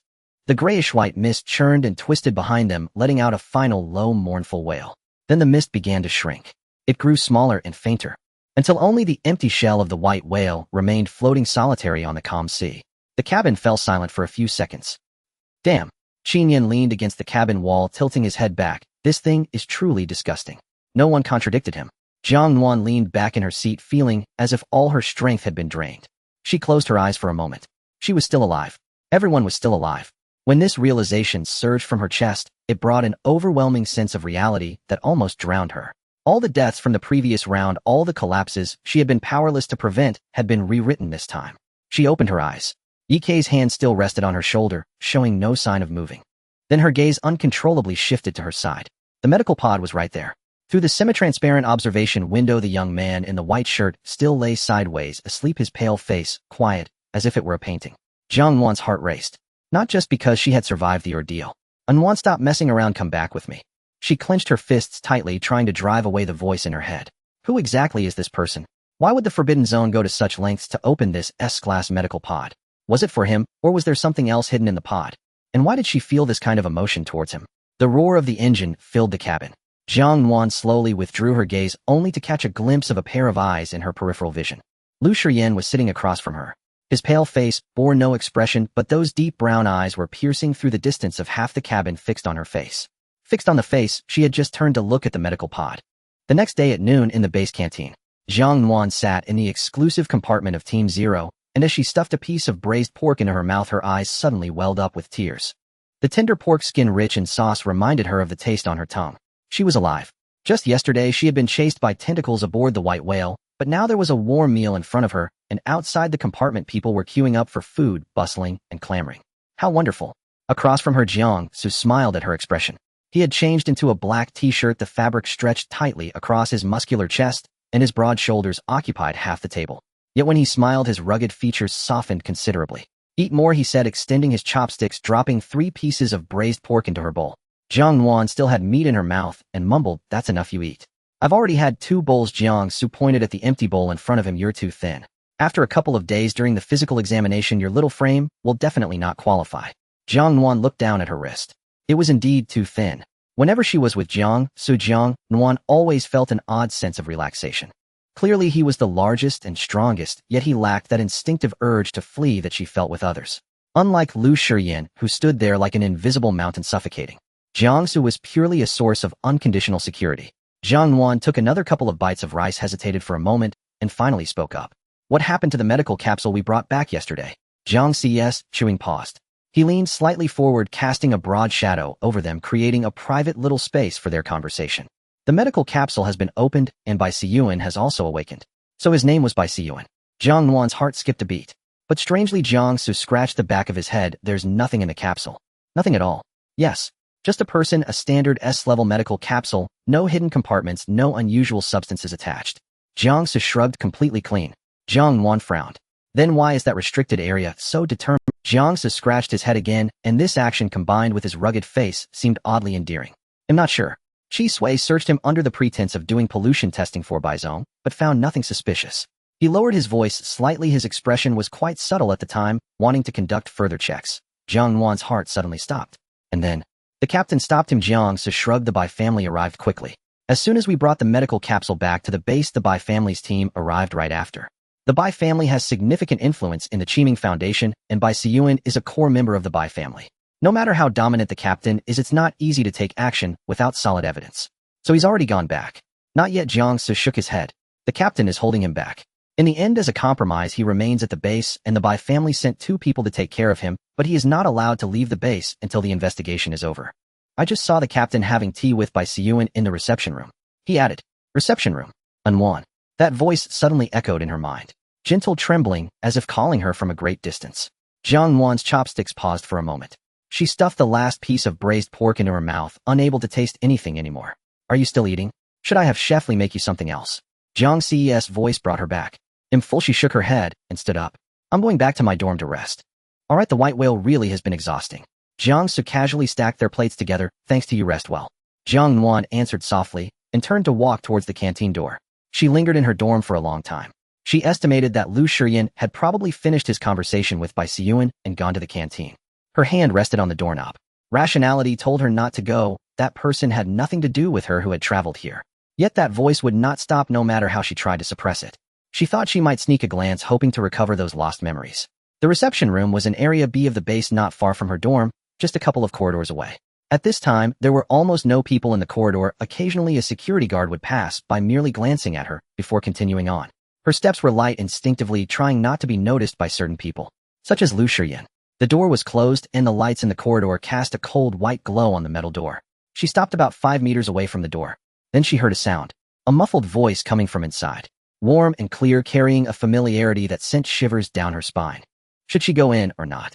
If she pushed the door open, then what? What would she say? "Hello, I heard you calling my name in my head. Do we know each other?" Absurd. At that moment, the door opened from the inside. Lu Shiyin stood there. He was wearing a dark gray shirt buttoned all the way to the top. His complexion was slightly better than on the white whale, but still pale and bloodless. His deep brown eyes narrowed slightly upon seeing her. It was extremely brief, like a predator's instinctive reaction upon spotting prey. Jiang Nuan's mind went blank for a full 2 seconds. Then all the blood rushed to her cheeks in an instant. She had been caught red-handed. Why wasn't he going to eat? She opened her mouth. "I was just passing by." Lu Shiyin did not speak, merely standing there looking. "Passing by." Lu Shiyin repeated those 2 words. "Your dorm is in Area A." I wanted to take a walk after my meal. Jiang Nuan steadied her tone, trying to appear more credible. Lu Shiyan's gaze lingered on her face for 2 seconds. He neither called her out nor stepped aside. Just then Nuan. A voice rang out from behind Lu Shiyan. Jiang Nuan's gaze uncontrollably crossed over Lu Shiyan's shoulder and fell into the reception room. A person stood up from the sofa, clad in a white shirt with messy black hair and skin so pale it was almost transparent. The face was identical to the one in the medical capsule, but at that moment the pair of eyes were wide open, looking towards the doorway. Looking at her, the instant their eyes met they brightened suddenly. Surprise, restraint, trembling, and a cautious disbelief all surged onto that exquisite face, and that. He moved quickly, his knee bumping against the edge of the coffee table, causing a teacup to wobble, but he didn't notice at all. Nuan. Once again, that voice which echoed countless times in her mind perfectly overlapped. Jiang Nuan's nose suddenly tinged with a sourness. It was illogical. She did not know this person. There were no images of him in her memories. Yet her eyes were welling up as if her body had remembered something before her brain did. She stood at the door, her body rigid. Beside her, Lu Shiyan remained still. The temperature around him dropped several degrees the moment he uttered Nuan. He lowered his eyes and glanced at her. That gaze was light. Yet all the hairs on Jiang Nuan's back stood on end. Bai Siyuan had already walked around the coffee table and approached her. His pale face bore a restrained smile, though his eyes were slightly red and fixated on Jiang Nuan. It really is you. His voice trembled slightly. Jiang Nuan stood frozen, her mind buzzing. Those long-sealed, vague memories she had never delved into surged unexpectedly. In the damp alley amidst moldy bread. In a corner of the refugee district that never saw sunlight, a boy taller than her, by half a head, broke a remaining piece of bread in two, handing her the larger half. You eat. The little boy was no more than 9 or 10, wearing a faded old coat, yet somehow it seemed inexplicably clean on him. The scene flickered. In the winter refugee district, she huddled in a corner shivering. That person took off his coat and wrapped it around her, wearing only a thin undershirt. His lips turned purple from the cold, yet he smiled and said, "Don't be afraid, it will be warm tomorrow." She had a high fever, her consciousness blurred. Someone carried her a long way, their body temperature even hot. That person was also burning with fever, yet he didn't utter a word. Then several years later, a black car stopped at the entrance of the dilapidated house where they lived. A man in a suit stepped out of the car, frowning as he surveyed the surrounding ruin. The boy stood in front of her, his shoulders trembling, yet his voice was calm. "I will come back to find you." The car door closed. The black car disappeared at the end of the alley. The surrounding refugees murmured. The illegitimate child of the Bai family. So he's a descendant of the Bai family. No wonder he doesn't look like the people from the refugee district. Jiang Nuan stood in place for a long time. Her memory stopped here. After that, there was no trace of that boy. Sister Zhou said the friend the original host had always wanted to find was him. But something felt off. The boy in the white shirt from her memories. She tried hard to recognize that face, but found the features were vague. He was much older than the boy she had depended on in the memory fragments, yet still a few years younger than Bai Siyuan in front of her. Could it really be the same person? Jiang Nuan tried to dig out something from the depths of her memory, but found nothing left. Nuan. Bai Siyuan's voice pulled her back. He had moved 2 steps away from Lu Shiyan, not daring to approach further. It wasn't that he didn't want to, it was that Lu Shiyan, standing there, was an invisible wall. He was slightly shorter than Lu Shiyan, with a lean frame. Bai Siyuan's gaze crossed that wall, landing on her. "You don't remember me?" His cautious tone seemed to fear her saying the words, "I don't remember," followed by a sigh. "Well, after so many years, it's normal not to remember." Jiang Nuan's throat tightened. Even those vague memory fragments were just resurfacing. But the original host's body remembered this person, remembered his voice, the warmth he had given. That sense of familiarity was too strong, so strong that she couldn't ignore it. "Bai Siyuan." She opened her mouth, hesitating for a moment. "Brother. Long time no see." The word brother slipped out uncontrollably, her voice trembling, a surge of longing filling her, bittersweet and heavy in her chest. Bai Siyuan's lips trembled slightly, the redness in his eyes deepening. "To hear you call me brother again." He paused for a moment before continuing, his voice already hoarse. "It's good. You've suffered over the years." Jiang Nuan shook her head, suppressing the bitterness in her eyes that didn't belong to her. "I'm fine. But you, after so many years. Have you been well?" Bai Siyuan nodded first, then shook his head. Then he smiled. "Even if it wasn't good, it's better now." Jiang Nuan looked at his smile, and something in her heart was gently tugged. A child of the Bai family who had been brought back from the refugee district, standing firm in such a place, must have been like walking on the edge of a knife every day. The bittersweet feeling in her chest intensified. The tea in the reception room was still steaming, and the air was filled with a bittersweet warmth. At this moment, she almost wanted to believe this person was the most important person to the original host in this world. Let's pause the reminiscence for now. Lu Shiyan's cold voice entered from the side, cutting through the flowing warmth between them cleanly. Jiang Nuan instinctively tensed up, looking at him. Lu Shiyan still stood by the doorframe, not moving an inch, his eyes devoid of warmth. He glanced at Bai Siyuan before shifting his gaze to her. Jiang Nuan is a member of Team Zero, she still has a mission to complete. What mission? Jiang Nuan asked confused. She had just come from the White Whale, and now it was her break time. Internal team matters. His tone left no room for negotiation. You wait for me outside my office first. Jiang Nuan felt her scalp tingle. She was far too familiar with Lu Shiyan's tone appearing calm on the surface, while in reality, it was already the calm before the storm. Yet she still nodded, turning to look at Bai Siyuan, forcing out a natural smile. You take care then. They'll be leaving. She took 2 steps forward. Wait. Bai Siyuan's voice came from behind.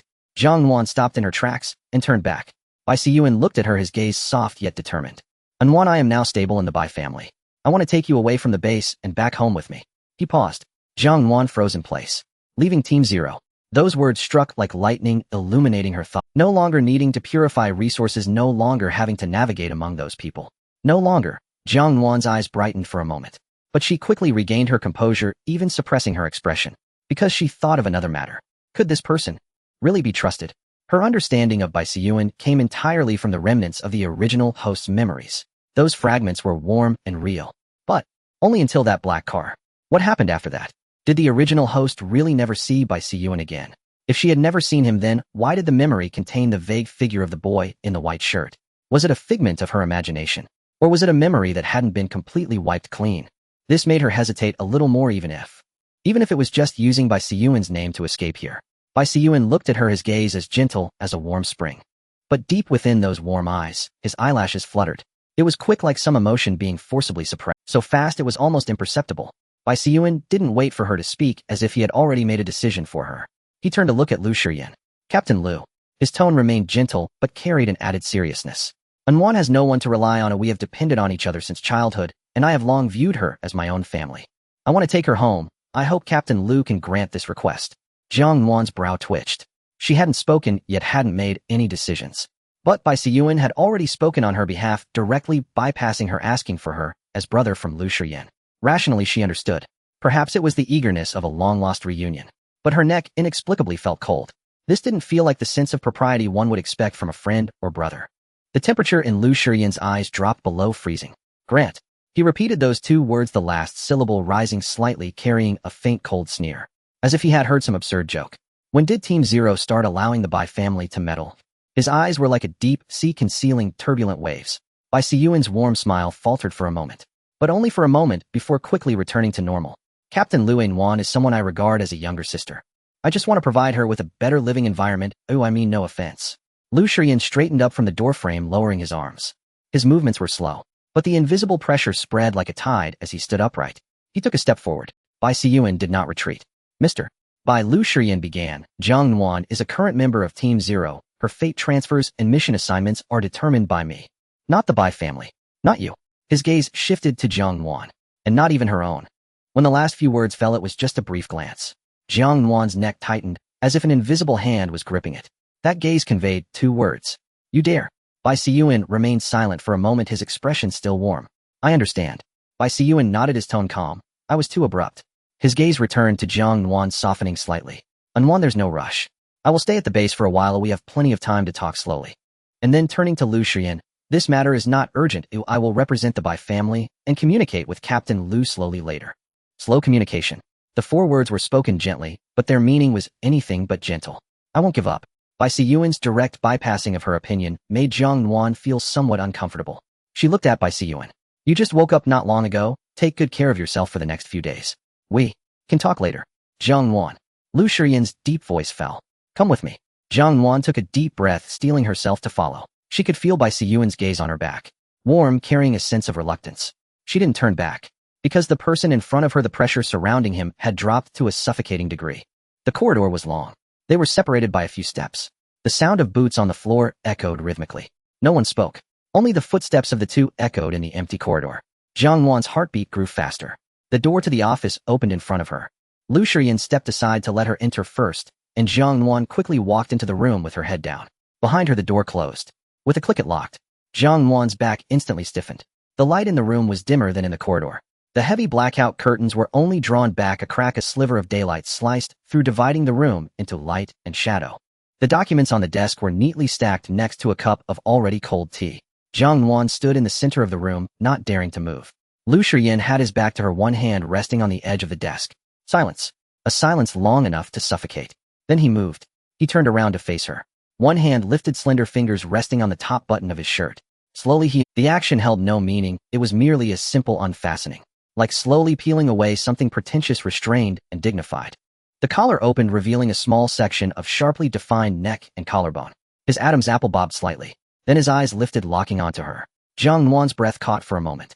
His gaze was completely different from before.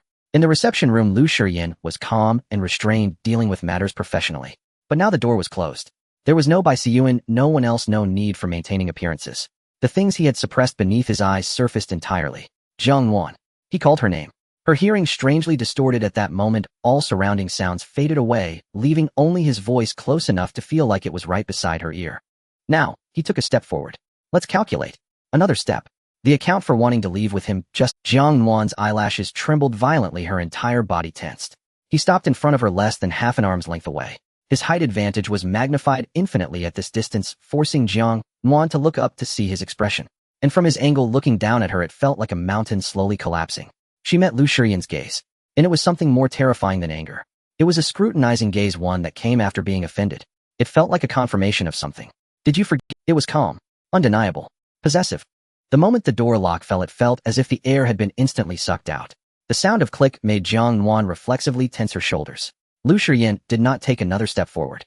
He stood there looking down at her, as if he were waiting for her to speak, waiting for her to explain, waiting for her to pay the price for her hesitation in the reception room just a moment ago. Jiang Nuan's mind was racing. She lowered her eyes, her lashes shielding the turbulent thoughts beneath. The man before her was dangerously intimidating.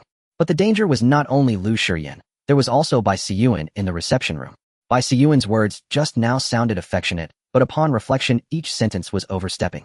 He did not ask her if she wanted to leave. Instead, he directly demanded her as a close relative from Lu Shiyan. It was like picking out vegetables for her at the market, paying for them and packing them in a bag, only to turn around and ask her, "Are you going to eat this?"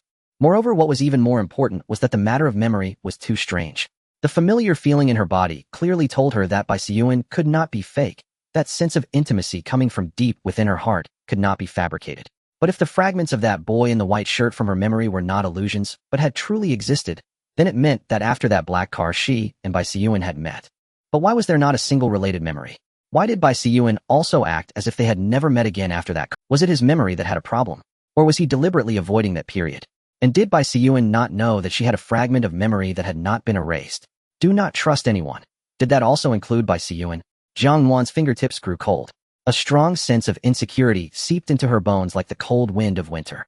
In this world, she was originally all alone, having crossed over with fragmented memories, surrounded by untrustworthy individuals. She felt as if she were standing on a piece of floating ice. Every inch beneath her feet was melting, and she did not know which step would break the ice. A multitude of mysteries piled together, wrapping her in an isolating sense of helplessness that penetrated to her core.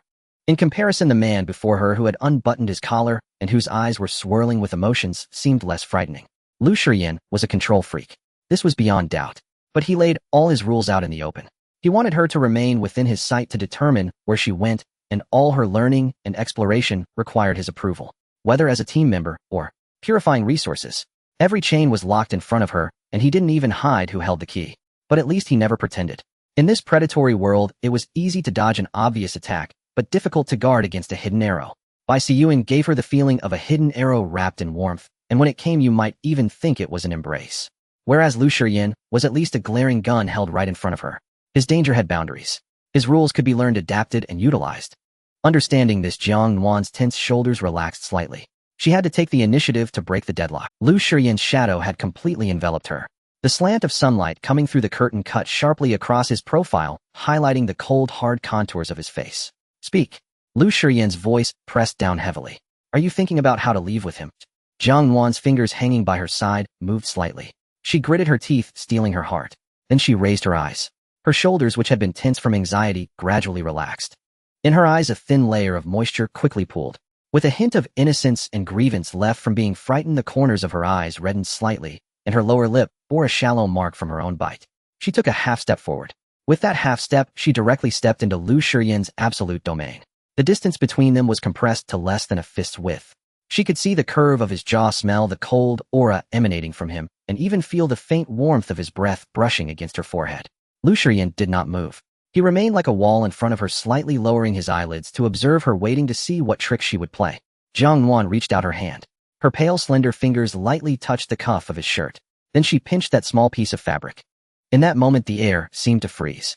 He lowered his gaze, his eyes falling on that hand. The weak and pale fingers, trembling slightly, held onto his cuff. The gray shirt's fabric was stiff, and she tugged out a small wrinkle. Jiang Nuan gently shook that piece of fabric, like a small animal testing the limits of a beast. "Captain." Jiang Nuan's voice was soft, carrying just the right amount of grievance. "I did not intend to leave with him." Lu Shiyan's gaze shifted from her fingers to her face. The low pressure that seemed ready to crush someone paused for a moment. But he did not let her off the hook. "Really?" His voice was low and deep. "You hesitated in the reception room, just now." He dispassionately exposed her. "I was just caught off guard." Jiang Nuan swallowed hard, her mind racing, her voice tinged with more authenticity in her grievance. "That was someone I met many years ago." Seeing him suddenly, my mind went blank. I could barely remember what he looked like. People change. Jiang Nuan slowed her speech, trying to make each word sound sincere. "After so many years, who knows what kind of person he is now? How could I possibly casually leave with someone whose background is unclear?" She raised her head, looking directly into Lu Shiyan's eyes. "Captain, I didn't even have time to speak. He made the decision for me directly. I really do not want to leave Team Zero." When she uttered this sentence, she could not even tell how much of it was true and how much was false. Perhaps it was a 3-7 split. 3-part sincerity, at least in Team Zero. She knew the rules, the boundaries, and what she could and could not do. Plus, on the White Whale, she genuinely felt the camaraderie and reliability of this team, even developing a slight attachment. 7-part survival. The air in the room seemed to soften a bit. Lu Shiyan looked down at the girl in front of him. She stood in front of him, only up to his chin, her fingers still clutching his cuff. His gaze lingered on her face for a few seconds. She tilted her head back, her eyes still glistening, but her expression was steady from her lower lip, marked by her own bite to the hand that clutched his cuff. This combination of fragility and calmness on one person made his throat move slightly. "You seem to be quite clear-minded." He scoffed coldly. His tone was still not good, but the deadly aura that was ready to erupt had faded by more than half. Jiang Nuan had no time to breathe a sigh of relief. Suddenly her wrist tightened. The hand that had originally clutched his cuff before she realized it turned, taking control and firmly grasping her wrist. The strength was not great, yet it was unyielding. The palm was dry and hot, pressed against her wrist where her pulse throbbed. Lu Shiyan slightly leaned forward, closing the last bit of distance between them. His cold aura completely enveloped her. "Do you know what position the Bai family holds in the Federation?" He stared into her eyes, asking each word deliberately. Jiang Nuan honestly shook her head. "One of the 3 major families in the Federation." Lu Shiyan's voice was calm, controlling over 60% of the Federation's medical resources and underground black market transactions. He paused. "Bai Siyuan, a bastard brought back from the refugee zone.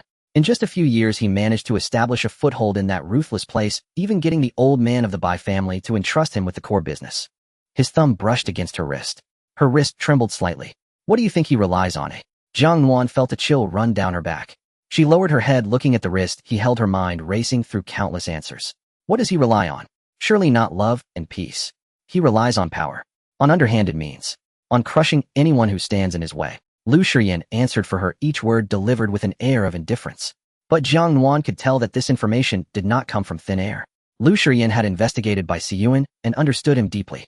Someone who can climb to the top in a place like the Bai family. Do you think he wants you just because he is an older brother who hasn't seen his sister in years? This sentence directly struck the most uncertain part of Jiang Nuan's heart. Lu Shiyan released her wrist, straightened up, and looked down at her. Moreover, his tone deepened slightly. He is a psychic ability user. His mental abilities are on par with Jiang Nuan suddenly raised her head. Shen Wu cannot read his mind. This sentence felt like a bucket of cold water poured over her head. Jiang Nuan knew how powerful Shen Wu's eye of truth was. The entire Team Zero, including herself, had almost no secrets before Shen Wu. But Bai Siyuan. Shen Wu could not read him.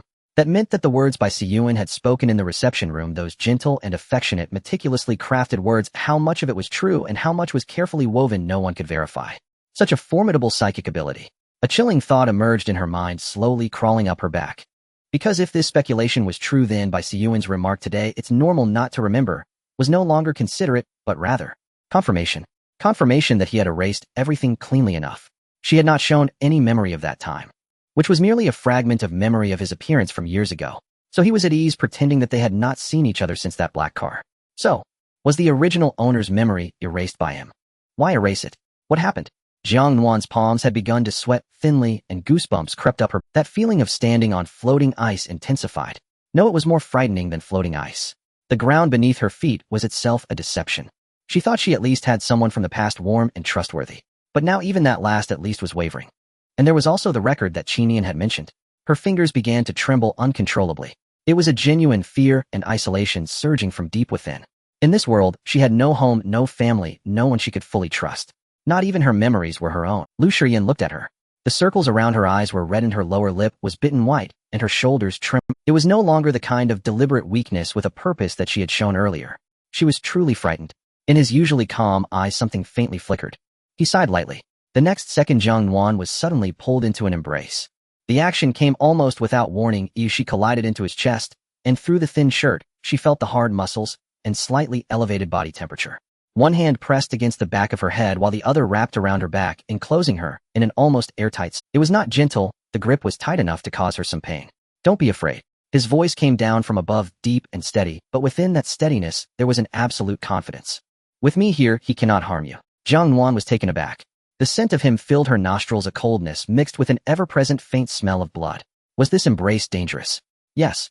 The way he enclosed her was just like how he did everything else, with an undeniable sense of control. But strangely, it was this unabashed control that gave her an absurd sense of safety at that moment. Because he truly had that capability. The captain of Team Zero. One of the top figures in this world's food chain. When he said he cannot harm you, it was. Jiang Nuan closed her eyes. Then she slowly raised her arms, wrapping them around his waist. Her fingertips tightened around the fabric of his shirt behind him, pressing closer into his embrace. This embrace deepened. Lu Shiyan's arms tightened around her, embedding her into his chest, the back of her head firmly held in his palm. Even her breath was carried away by the rise and fall of his chest. He lowered his head, his lips brushing against her hair. The precondition is that you can only be mine. He paused. You are from Team Zero. The second half of the sentence was delivered a full beat slower than the first. Jiang Nuan's body stiffened slightly, but she did not pull away. The warmth from his body was seeping through the fabric of his shirt little by little into her skin. With a sense of slow, irresistible encroachment. The next second, she was lifted off the ground. Captain! Jiang Nuan exclaimed, instinctively wrapping her arms around Lu Shiyan's neck. Lu Shiyan carried her toward the inner room. The sliding door was open. The lights in the bedroom were off, and only a slant of dim yellow light from the living room slanted and landing at the foot of the bed. You don't need to go back to the dormitory tonight. His tone was as if he were saying, we're working overtime tonight. What? Jiang Nuan's words were not finished. She was gently placed onto the bed. The mattress sank slightly. Lu Shiyan supported himself on either side of her body, looking down at her. The collar of his shirt was open, and a strand of hair had fallen across his forehead due to the earlier movement. In his eyes, usually devoid of warmth at this moment, there was a deep and intense flame. Jiang Nuan felt her breath become shallower under his gaze. A pervasive feeling enveloped her once more, just like that one night. But strangely, under this almost suffocating pressure, the heart that had been hanging in her throat all afternoon slowly settled down. It was not that she was not afraid. It was just that the danger within this embrace was far brighter than the outside. She slowly raised her hand, hesitating for a moment before reaching out to grasp his hand beside her. Lu Shiyan paused for a moment. He looked down at that hand. He gazed for a long time. Long enough for Jiang Nuan to think he was about to break her fingers. Then he slowly reciprocated the grip, enclosing her entire hand in his palm. Jiang Nuan was awakened by thirst. Her throat was parched, and the first thing that came to her mind upon regaining consciousness was not what had happened the night before, but rather a desperate need for water. She moved slightly, her waist sore, as if someone had twisted it, and her arms felt too heavy to lift. With her eyes closed, she contemplated for 3 seconds, and arrived at a conclusion. Lu Shiyan had indeed shown mercy on that night, when she was crushed. So was there none last night? Jiang Nuan slowly propped herself up, leaning her back against the headboard. There was a glass of water on the bedside table. A thin layer of condensation clung to the outside of the glass, and when her fingers touched it, the temperature was just right for drinking. She lifted it and drank half a glass before the burning sensation in her throat subsided. The bedroom door was slightly ajar, and she could hear the faint rustling of paper from outside. He was out there. Jiang Nuan placed the cup back on the bedside and glanced down at herself. She was wearing Lu Shiyan's oversized black t-shirt, the collar askew, exposing a large part of her shoulder. She adjusted the collar and casually tidied her messy hair. As her feet touched the floor, her knees felt soft, and she steadied herself by holding onto the bed's edge for 2 seconds. The mirror was next to the wardrobe, and she accidentally caught a glimpse of herself as she passed by, quickly averting her gaze. The collar around her neck was still there. A faint pink hue spread from her collarbone to her shoulders. She resolved not to think about it. When she changed her clothes and opened the sliding door, she regretted it. In the outer office, there was not only Lu Shiyan, but also 2 other people. Shun Wu and Qin Yan. They stood quietly in front of Lu Shiyan's desk, waiting for him to review the documents in his hands. The gazes of the 3 of them turned towards her at the same time. Lu Shiyan's gaze lingered on her for less than half a second before returning to the papers in his hands. Awake. Sit down for a moment. Breakfast will be delivered shortly. Shenwu stood on the left side of the desk glancing at her with a blank expression in his light-colored eyes, yet Jiang Nuan felt the hairs on the back of her neck stand up. Jiang Nuan desperately tried to clear her mind. Yet the more she controlled it, the more chaotic it became as the sensations and warmth from the previous night surged up within her. The strength of his wrist, the heat of his chest pressed against her back, the low breath by her ear. Stop. Stop, stop, stop, stop. Shenwu withdrew his gaze, returning to the documents in Lu Shiyan's hands with an impassive expression. It was as if he had given her one last bit of dignity. Qin Yan, however, was not so courteous. He leaned against the side of the desk, his black shirt outlining his toned muscles, arms crossed. From the moment Jiang Nuan pushed the door open, a smirk began to form at the corner of his mouth. That arc slowly broadened. Oh, Qin Yan's tone rose at the end, carrying a playful delight. Good morning, Nuan. Did you sleep well? Each word seemed normal, but together with his expression it made one want to find a crack in the ground to hide. It was okay. She realized her voice came out hoarse. Qin Yan's smile deepened, tilting his head in it. The captain hasn't been seen since yesterday afternoon. Ooh, I thought something urgent had come up. He shrugged, his gaze circling around Jiang Nuan's flushed ears. Turns out it was for something else. Qin Yan. Lu Shiyan's voice fell neither loud nor soft as he continued flipping through the pages. Just 2 words. Qin Yan immediately fell silent, raising his hands in surrender. Jiang Nuan shot him a glare. This guy was really annoying. She sat on the sofa contemplating whether it would be better to eat in the cafeteria. At least, she wouldn't have to swallow her food under the gaze of these 3. Let's talk business. Lu Shiyan closed the documents in his hands and casually placed them on the table. His tone and demeanor instantly shifted back to that of the cold, unapproachable captain, as if nothing other than official matters had ever occurred in this office. The Bai family submitted a formal document through the Federal Family Affairs Bureau at 6 this morning. The wording is very strict, relying on the kinship clause in federal law, requesting a transfer for Jiang Nuan. What is the command center's attitude? Lu Shiyan leaned back in his chair. Hesitant, Shen Wu continued, the Bai family's offer is substantial. 3 batches of high-purity ability stabilizers plus a promise for the loan of an strength purifier. Jiang Nuan's fingers curled slightly. Bai Siyuan was using resources to exchange for her. Moreover, the price was so high that the command center couldn't refuse outright. She had been assigned a value. Just yesterday, he said no rush, and today a formal document was submitted. Bai Siyuan. Lu Shiyan's gaze passed over Qin Yan and Shen Wu, landing on Jiang Nuan on the sofa. That glance was brief. But Jiang Nuan understood. Look, the words I spoke yesterday have come to fruition today. Bai Siyuan wants you not through warmth, but through cold leverage and unspeakable means. How long will the document approval process take? Lu Shiyan withdrew his gaze. Under normal procedures, 7 working days, Shen Wu replied. But if the Bai family exerts pressure, it can be shortened to 3 days. 3 days. Lu Shiyan repeated those 2 words, standing up and picking up the communicator from the table, tucking it behind his ear. That's enough. What do we need to do? Qin Yan raised an eyebrow. You and your brother stay at the base. Lu Shiyan glanced at Jiang Nuan. Keep an eye on her. Qin Yan lazily responded. Shen Wu, come with me. As he passed by the sofa, he paused for a moment, reaching out to lightly brush his fingers through her tousled hair, as if smoothing out unruly strands. He'll take care of it within the day. Then the door opened and shut, and the sounds of Lu Shiyan and Shen Wu's footsteps faded away. Qin Yan emitted a meaningful tch from the side. She pretended not to hear. The breakfast tray was brought in, and the steamed red bean buns emitted steam. It was as if they had been transported straight from a breakfast shop before the apocalypse. She picked one up and took a bite, the warmth enveloping her with dense red bean filling. The taste was too luxurious. Qin Yan had moved to the sofa beside her at some point, one long leg resting over the other, tilting his head to watch her eat. Don't worry too much, he said seriously for once. If the captain can't handle even the Bai family, he wouldn't be in this position. It's fine. Jiang Nuan nodded, swallowing the red bean bun in her mouth. She hesitated for a moment, trying to keep her tone casual. By the way, have you seen a record before? Are you talking about the one about Huang Min Jimi Fan? Qin Yan raised an eyebrow, looking at her. Jiang Nuan turned in surprise. How did you know I was going to ask about that?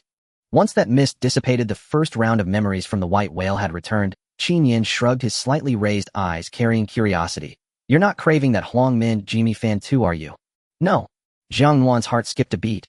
I'm just quite curious about the world before the apocalypse. Qin Yan nodded in understanding. I'm curious about that too. My brother just got that record for me to read. Jiang Nuan's heart jolted. Is it Chi Sui record? Why would Chi Sui have a record that matched her memories from before she crossed over? I'm not too clear on the source either. Qin Yan stroked his chin. How about I ask him for you? Jiang Nuan hesitated for a moment, then shook her head. I'll ask him myself when I get the chance. As for that record, she wasn't sure what it might involve. It was better if fewer people handled it, until she figured it out.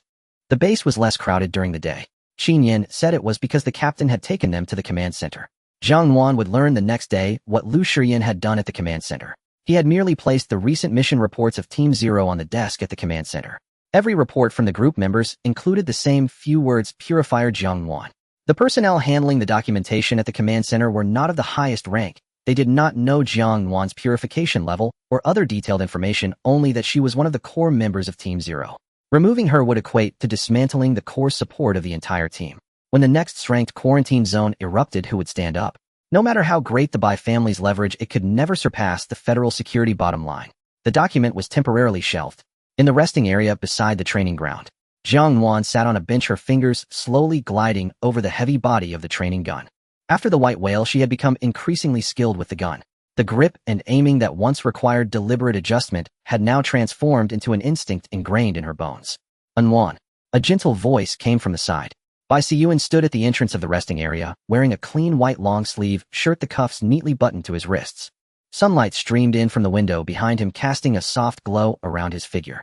His complexion was a bit better than yesterday, yet still somewhat pale. "May I sit here?" He pointed to the seat next to her. Jiang Nuan put down the gun in her hands. "Why are you out? Shouldn't you be resting in the medical room?" "I lay there the whole day," Bai Siyuan chuckled, sitting down beside her, keeping a little distance. It was that kind of comfortable distance. "Nuan, about yesterday." Bai Siyuan began, his tone carrying a hint of apology. "I was too hasty. I shouldn't have interrupted you without asking for your opinion first." Jiang Nuan slowly formed a question mark in her mind. What was the formal document this morning about? As if he had heard her doubts, Bai Siyuan quickly added, "Regarding the document. It was arranged by the Bai family without authorization. I have already reprimanded them, and the document has been withdrawn." Jiang Nuan looked at him. He was apologizing. The point of his apology was precise. It wasn't an apology for wanting to take her away, but rather for not asking her about the method. He had lowered his stance, but did not relent on his objective. Moreover, Jiang Nuan suspected that the captain had already talked to the command center. The document was suppressed by the command center, which was why he came to apologize. Packaging forced failure as active consideration. This tactic was rather skilled. Jiang Nuan's nails silently pressed into her palm. Every word from the person in front of her landed precisely where it needed to, like a chess game, each move calculated to gauge her reaction. Bai Siyuan lowered his eyes, casting a small shadow from his eyelashes. "I haven't seen you in so many years, and now that I've finally found you, I'm afraid of losing you again." He raised his head, his gaze sincere. "Rest assured, I won't force you. I won't do it again in the future." Jiang Nuan looked into those eyes. The clean and gentle feeling mirrored that of the boy in a white shirt from her fragmented memories, but now she knew. For someone who climbed to the top in a place like the Bai family, how much of his sincerity was instinctual and how much was technique. She didn't know. "It's fine." Jiang Nuan forced a smile. "I know you care about me." Bai Siyuan nodded, not continuing the By the way, he seemed to recall something, pulling out a small flat box from his pocket and handing it to her. "This is for you." Jiang Nuan took it and opened it. Inside was a silver earring. It was small, delicate, and glimmered softly. Made by the Bai family, it has a certain shielding effect against spiritual abilities. Jiang Nuan held the earring, not refusing it. Shielding against spiritual abilities. Could this thing defend against Shen Wu? Or against himself? Or perhaps it was meant to make her feel protected, thereby lowering her guard against him. "Thank you." She closed the box and tucked it into her pocket.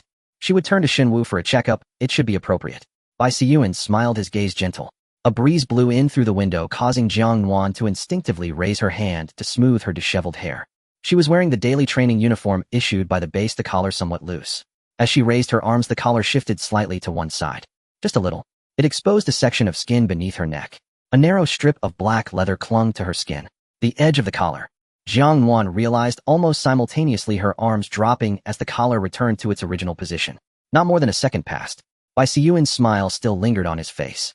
But in that brief second, the warmth in his always gentle eyes flashed with a fleeting, forcefully suppressed coldness. The next moment, that expression vanished. No one noticed. His gaze transformed back to warmth, even carrying concern. "Nuan, is the training intensity at the base too high? You look a bit tired." "It's fine," Jiang Nuan smiled. "I'm used to it." She didn't notice anything. Bai Siyuan stood up, brushing off non-existent dust from his clothes. "Then I won't disturb your rest any longer." He took a couple of steps, then paused, turning back to look at her. Against the light, his expression was hard to discern. "Nuan, moi." "No matter what happens," his voice was soft. "Brother will protect you." Sunlight fell on him, clean and warm. Jiang Nuan watched as that figure walked away, raising her hand to touch the back of her neck. A layer of fine goosebumps broke out there. She couldn't articulate why, but she felt that the word protect coming from his lips sounded less like a promise and more like a declaration of ownership. The corridor of the Zero Squad base. Jiang Nuan walked alone in the empty corridor, her footsteps mostly swallowed by the floor. Outside the window, dusk was settling, and the waning light bathed the window at the end of the corridor in a thick orange hue. Lu Shiyan and Shun Wu had gone to the command center and had not returned. The Qinian brothers were left to guard the base, and also to watch over her. She paused in front of Qishui's door, warm yellow light seeping through the crack. How should she start? Qisue, what exactly is hidden in your old records from the past era? It was too direct. The more direct one was with Qisue, the easier it was for him to gently redirect the conversation. I heard from Qinian that you recorded things from before the apocalypse. There was no build-up, it was too deliberate. With Qishui's keen sense, he would definitely suspect her intentions. Jiang Nuan took a deep breath. The emptiness of the corridor made her inexplicably uneasy, as if she were the only one left standing in the world, facing the unknown answers behind a door. What was written in that record? Why did those descriptions align with her memories from before her crossing? Was her past life truly real? Don't trust anyone. Could that also include herself? Jiang Nuan felt a chill down her spine, clenched her fists, and raised her hand to knock on the door. But the door opened by itself. It wasn't locked. Inside the room came the faint sound of glass clinking and Qinian's carefree laughter. Jiang Nuan pushed the door and entered. Qinian was half leaning on the windowsill, wearing only a black tank top, the overlapping old and new scars on his arms exposed in the warm yellow light, shaking a bottle of strong liquor he had somehow obtained. Qisue sat on the sofa against the wall, two glass cups placed on the table, before him his jacket neatly folded on the chair beside him, and the cuffs of his shirt rolled up to his forearms, revealing a smoothly contoured wrist. He was pouring liquor into a cup, his movements as gentle as if he were brewing tea. The atmosphere in the room was an overly quiet relaxation. Two beasts, finally retracting their claws, shed all pretense in the enclosed space. No mission, no restricted zones. Just two brothers, strong liquor, and dusk. Jiang Nuan was momentarily stunned, instinctively wanting to retreat. You guys are resting, he'll come back another day? Oh, you're here. Just in time, we were short one. Qinian's slightly raised eyes, reddened by alcohol, curled into a mischievous smile. Don't go. Qishui's tone was gentle as he pulled out another cup from under the table, the bottom of the glass tapping against the wood with a crisp sound. Three's a party, we can only celebrate when we're all here. Qinian had already stepped forward to block the doorway, one hand propping against the door frame, looking down at her, with an imposing presence, the mixed scent of alcohol and his elevated body temperature hitting her face. In that round on the white whale, the three of us actually died together once. Qinian leaned slightly forward, lowering his voice. It wouldn't be fair if you don't have a drink, right? Jiang Nuan's breath hitched for a moment. In the previous timeline that had been reset, Qisue had used his life to protect her and Qinian from monsters, while Qinian burned away the last of his flame to clear the deck. Don't look back. They really had died. But now they were all alive. Jiang Nuan walked in.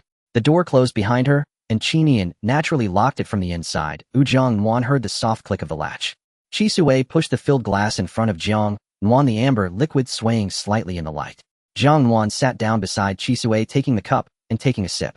Cough. She choked a little, the spiciness rushing from her throat to her nose, her eyes instantly watering. Qinian leaned back against the window, laughing, his eyes crinkling with a hint of mischievous delight. You drink like a little animal. Shut up. Jiang Nuan glared at him. Qisue gently tapped his cup against the rim of hers, smiling with his eyes crinkled. To celebrate being alive. A few words light as a feather, yet they weighed heavily on her heart. Qinian didn't use a cup, but lifted the bottle, directly clinking it in the air with the two of them, then tilted his head back to gulp down a large mouthful.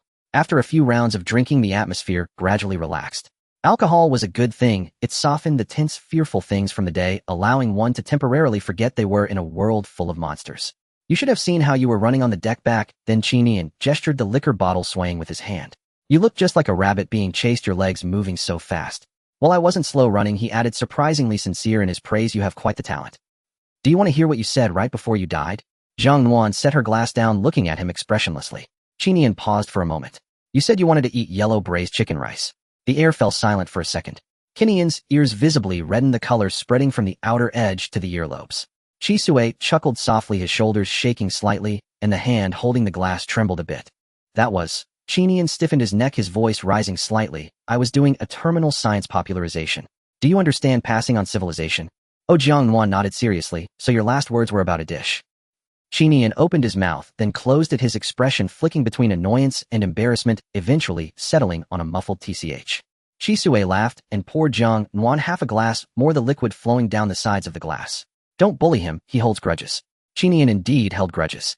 He jumped down from the windowsill, walked a few steps to Jiang Nuan, propping one hand on the back of the sofa, behind her, leaning in closer to her, the scent of alcohol and warmth overwhelming her. His eyes, red at the corners, were very close to her, the warm yellow light reflecting in his pupils like two low-burning flames. Jiang Nuan leaned back, her head hitting the back of the sofa with no retreat left. "Stay away from me. You smell like alcohol. What are you afraid of?" Qinian didn't back away but tilted his head, the curve of his lips carrying a bold provocation. "It's not like we've never been closer." This statement made the temperature in the air suddenly rise a few degrees.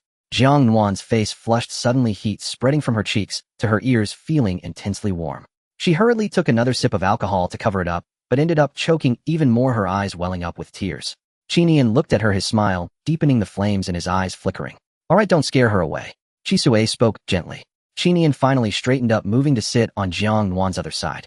The sofa was small, and the three of them squeezed together with Jiang Nuan sandwiched in the middle. On her left was Qijui's cool body temperature, and on her right was Qinian's higher warmth, two distinctly different temperatures seeping in from both sides.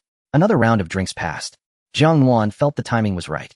The alcohol made her cheeks flush lightly, her gaze occasionally drifting, but her mind was still relatively clear.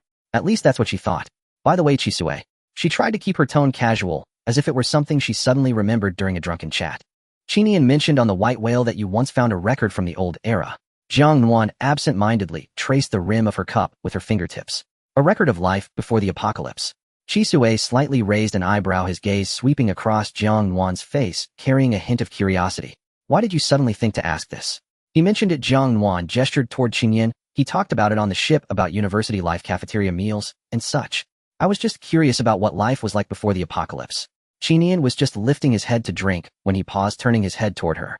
A flicker of emotion passed through his slightly tipsy eyes. He wrapped an arm around Jiang Nuan's shoulders, tightening his hold, pulling her closer to himself. "Is it because of what I told you right before I died that you've remembered it all this time?" His voice carried a barely perceptible softness. Then he returned to his nonchalant demeanor, cleared his throat. "Isn't it because you can't forget our shared memories on—" Jiang Nuan was nearly breathless from his grip, rolling her eyes in exasperation as the carefully cultivated atmosphere was completely ruined by this annoying guy. "Let go, you're choking me." "Not letting go." Qinian tightened his grip a bit more, resting his chin on her head. "Keep talking, ew, I love to listen." Jiang Nuan elbowed him. Chisue watched their interaction and smiled. Then he set down his glass, his long fingers gently tracing the rim of the cup, his tone still gentle. "That notebook." Jiang Nuan's heartbeat paused for a moment.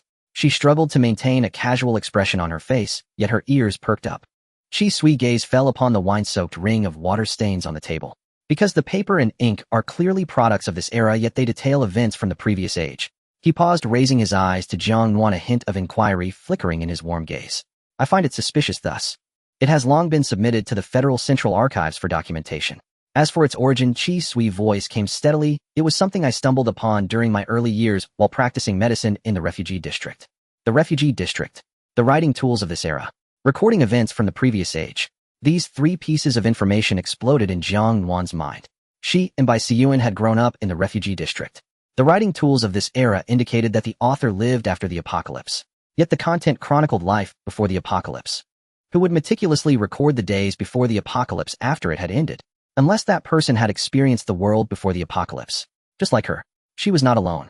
In this cannibalistic world, there were others who shared the same memories as her. This thought spread in circles within her mind. The other person was also a university student. After all, university life was pretty much the same for everyone. It should be right. A wave of indescribable warmth surged in Jiang Nuan's heart. Her long-standing sense of loneliness faded significantly, and an inexplicable feeling of belonging quietly enveloped her. "I see." She lowered her eyes, concealing the emotions surging beneath. "It's quite a pity. I wanted to see how people lived before the apocalypse." She raised her glass and gulped down a large mouthful.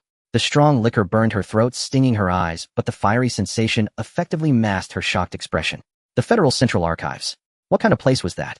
The positioning of her collar prevented her from casually leaving. The clue was broken, severed at a place she couldn't reach. "Drink slowly," Chisui's voice sounded in her ear. A cool hand pressed down on the back of her hand, holding the cup. "This liquor has a strong after effect." Jiang Nuan hazily murmured an mm. But one thought was clearly etched in her mind. She had to see that journal. She took another couple of sips. Or maybe 3 sips. She couldn't quite remember. The room began to spin, the lights softened and blurred, and Qin Yin and Chisui's voices became distant. Jiang Nuan braced herself against the table, trying to stand up. I think I've had too much to drink." Her tongue felt unresponsive, her words became slurred. "I'll head back first." As soon as she stood up, her legs gave way. The ground seemed to tilt suddenly, the ceiling and walls swayed violently in her vision. Her body uncontrollably toppled to one side. She did not fall to the ground. A scorching arm caught her waist from behind. Qin Yin's reaction was quicker than someone who had been drinking. His arm was firm, extremely warm, and the muscles pressed against her waist through the thin fabric of his shirt. He pulled her back, and Jiang Nuan's back collided with his solid, heated chest. The sound of his heartbeat resonated through her back, strong and steady. "Where do you think you're going?" Qin Yin's low voice fell from above. "You can't even walk straight, yet you still want to act tough." She was pulled back onto the sofa. At the same time, Qi Sui wrapped his arm around her shoulder from the other side. Qi Sui's fingers were cool, resting on her shoulder through her thin clothing. "If you're drunk, just rest here for a while." His voice carried a hint of laughter. "Well, go back once you're sober." Jiang Nuan was pinned to the sofa, unable to move. Her waist was firmly held in Qin Yin's embrace. His hand was extremely warm, fingers curled, palm pressed against her side, making her shrink back slightly from the heat. "What are you running from?" Qin Yin's low voice echoed by her ear, his breath cascading over her neck. The warmth brushing against her skin made her heartbeat skip a beat. His lips were almost touching her ear, and his voice was low and laced with laughter. In the next moment, a very light kiss unexpectedly landed on her neck. Jiang Nuan froze completely. That spot on her skin felt as if it had been splashed by a spark, burning enough to raise the hairs on her body. She instinctively wanted to duck to the other side.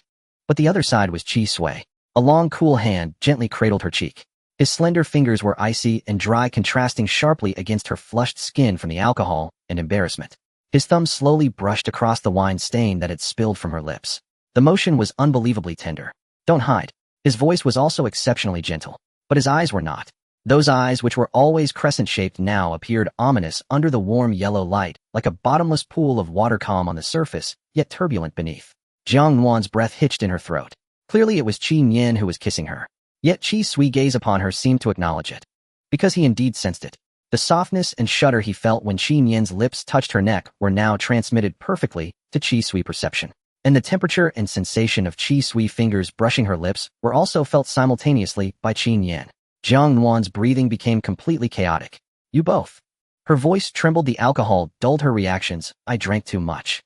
"Not too much." Qin Yin's voice was muffled against her neck. "I'm very sober." A moment of silence followed. "Do you know what I was thinking before I died on the white whale?" "I was thinking." Qin Yin's lips lightly brushed her skin as he spoke. "I haven't kissed her enough. What a loss. Can you be normal for once?" Her voice was soft and hoarse, lacking any intimidation. Qin Yin laughed, the sound vibrating through his chest, resonating in her back. "When have I ever been normal?" Qi Sui's thumb lingered at the corner of her lips. Nuan, he gazed at her gently, leaning slightly forward to place a very light kiss on her forehead. "Cool." A temperature completely different from Qin Yin. "If there's anything you must tell us." After a pause, "Don't bear it alone. We have already survived together from the abyss. We are the closest of people now." Jiang Nuan felt a sudden sting in her nose. She bit her lower lip desperately, but the scene of Qi Sui rushing into the white mist on the white whale surged uncontrollably in her mind, making her eyes sting. She blinked hard, forcing the tears back, her voice muffled. "I understand." Qin Yin's hand around her waist tightened even further. Jiang Nuan closed her eyes. The alcohol and fatigue made her consciousness begin to blur. Qi Sui's fingers wove through her hair, the motion as gentle as petting a cat. "Relax," he whispered in her ear. The long night stretched on, and no one let go. Jiang Nuan was awakened by the heat. To be precise, she was burned awake. The moment her consciousness returned, her senses revived as well. A muscular arm tightly wrapped around her waist, its temperature astonishingly high. A cool chin pressed against her neck, long fingers unconsciously curling around a strand of her hair. Jiang Nuan's eyes snapped open. The ceiling was unfamiliar, and faint morning light seeped through the gaps in the curtains, the air thick with the lingering sweetness of evaporated alcohol. Memories of a wild and uncontrollable night flooded her mind. She had only intended to pry for information. Instead, after 3 glasses of strong liquor, she had not only failed to gather clues, but had also thrown herself into the mix. Jiang Nuan. Not only was she embarrassed, but she was also frightened. In front of Qin Yin and Qi Sui, she had let down all her defenses, or just how drunk had she been? What had she said? Had she revealed anything she shouldn't have while her consciousness was hazy? She wasn't sure. The thought sent chills down her spine more than any intimate contact could. She shifted slightly.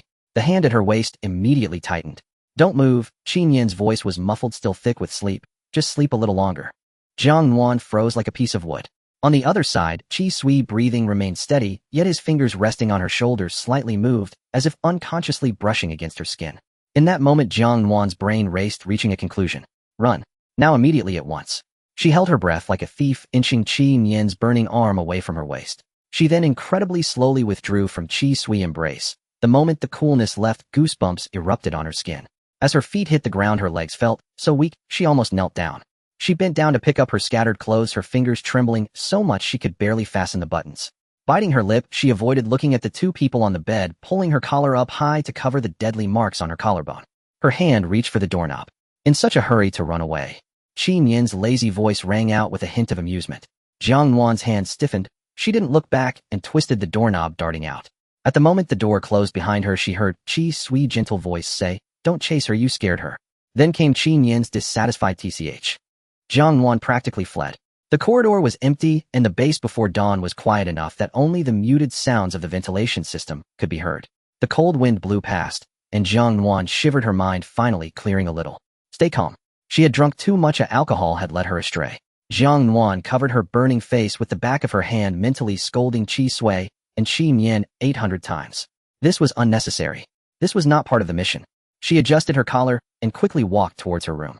First she would return to her room, take a shower, change clothes, and pretend nothing had happened. After walking less than 10 steps, she instinctively looked up. At the corner of the ceiling at the end of the corridor, a hemispherical surveillance camera was facing her. The red indicator light was flashing. Once, twice, 3 times. It was highly regular, exceedingly calm, like an unblinking eye that saw everything. In that instant, Jiang Nuan's blood ran cold. The highest level of surveillance in the base was accessible only when did Lu Shiyan return. What had he seen? The thought that those oppressive eyes might be watching her through the screen sent a shiver down Jiang Nuan's spine. She nearly stumbled back to her room in a panic. 2 hours later, a team meeting for all members. Jiang Nuan splashed cold water on her face twice in the bathroom, then changed into a black combat uniform with a very high collar zipping it all the way up to her chin. The moment she pushed open the door to the conference room, there was a subtle sense of stagnation in the air. Lu Shiyan sat at the head of the long table, dressed in a formal black uniform. High collar, fitted waist, and the hidden buttons at the cuffs meticulously fastened to the wrist bone. He rested his hands on his chin, his expression as cold as ever. However, the moment his gaze swept over her as she entered, it precisely scanned her deliberately raised collar and the faint red still lingering at the corners of her eyes. Jiang Nuan's shoulders tensed. Qi Nian and Qi Sui then walked in. Qi Nian had changed back into a black combat uniform, broad-shouldered and long-legged, looking refreshed. A satisfied smile graced his lips, his eyes slightly narrowed, staring unabashedly at Jiang Nuan. That gaze was extraordinarily blatant. Jiang Sui glanced back and forth between Qi Nian's face and Jiang Nuan, frowning. He raised a hand and slapped Qi Nian on the back, not lightly, saying, "Control that gaze of yours." Qi Nian stumbled forward from the slap, but not only did he not get angry, he smiled even wider. Qi Sui continued to maintain his gentle demeanor, even thoughtfully placing a cup of warm milk in front of Jiang Nuan. "Thank you." Jiang Nuan took it and took a sip. The temperature was just right. Ye Ke leaned back in his chair, arms crossed with an expressionless face. But the moment Jiang Nuan walked in, his gaze locked onto her neck, specifically the small section of marks that her collar failed to cover, his eyes darkening slightly. Shenwu sat to the left of Lu Shiyan, his long legs crossed, watching the scene with a cool gaze. "Shenwu, don't read my mind. Don't read. Don't read. Don't read." Shenwu's lips twitched slightly as he raised his teacup to hide his expression. Jiang Nuan inexplicably felt that the air pressure in this conference room was low enough to suffocate. The matters from last night at the command center have been resolved, and a few things need to be synchronized. Lu Shiyan's gaze calmly swept over the room, his tone indifferent. Before that, he paused, pressing his palm flat on the table. The base's wine cellar inventory system reported an anomaly this morning. 2 bottles of 58-degree liquor are missing. The air froze. Lu Shiyan looked at Qi Nian and Qi Sui. "Qi Nian, Qi Sui, during your guard duty at the base, the security task execution report is due in my office by tomorrow morning. I only drank 2 bottles of liquor. Why do I need to write a report?" 3,000 words. Lu Shiyan's tone showed no fluctuations, including the timeline, personnel movements, and the patrol records of all areas in the base. His thumb unconsciously rubbed against the hidden button at his cuff, as if suppressing something. "Also, for the next month, double the physical training." Qi Nian's smile finally froze for a moment. Qi Sui tugged at him, his smile gentle. "The captain is right. It is indeed our oversight." Lu Shiyan's gaze finally shifted to Jiang Nuan. It was that same sweeping gaze, from the faint red at the corners of her eyes to the zipper that reached her chin. Then he looked away. His fingers resting on the table curled inwards slightly, the knuckles turning pale. Jiang Nuan froze, her heart pounding heavily and rapidly in that instant. Yet in the next second, an indescribable emotion surged from the depths of her heart. What was she guilty about? She was the one he personally pushed into the system. Purification, collar, contraceptive needle, every step was arranged by him. Now he looked at her with such a gaze. What did that mean? She raised her eyes, meeting his gaze unflinchingly. Then she slowly raised her hand, tugging the zipper that had already reached her chin a bit higher. The movement was slow, like a silent proclamation. "I have nothing to hide. You have no standing to judge me." In that moment, Lu Shiyan's gaze deepened. Jiang Nuan lowered her eyes and took a sip of the milk. Shinwu across from her took a sip from his teacup, his voice cool. So are we having a morning meeting now, or a post-drinking review meeting? Now we will discuss serious matters. Lu Shiyan withdrew his gaze, paused, and opened the documents. The first matter. The holographic projection screen overhead lit up. On the screen appeared a dark golden crystal only the size of a thumb with a row of words at its core. EXP-004, the crystal analysis report for EXP-004 and the evidence chain for the Apocalypse Society's manufacturing for the Forbidden Zone has been submitted to the command center and relevant countermeasures are under discussion. Everyone's expressions stiffened, shaking off their earlier laxity. The second matter. Lu Shiyan's long fingers swiped, bringing up the structure diagram of the white whale and the fog diffusion model. Regarding the Forbidden Zone of the white whale, the research department has provided the latest analysis report. Puzzle theory. Lu Shiyan stood up, hands on the table, surveying everyone. The fog on the white whale is on the verge of breaking through to SS level.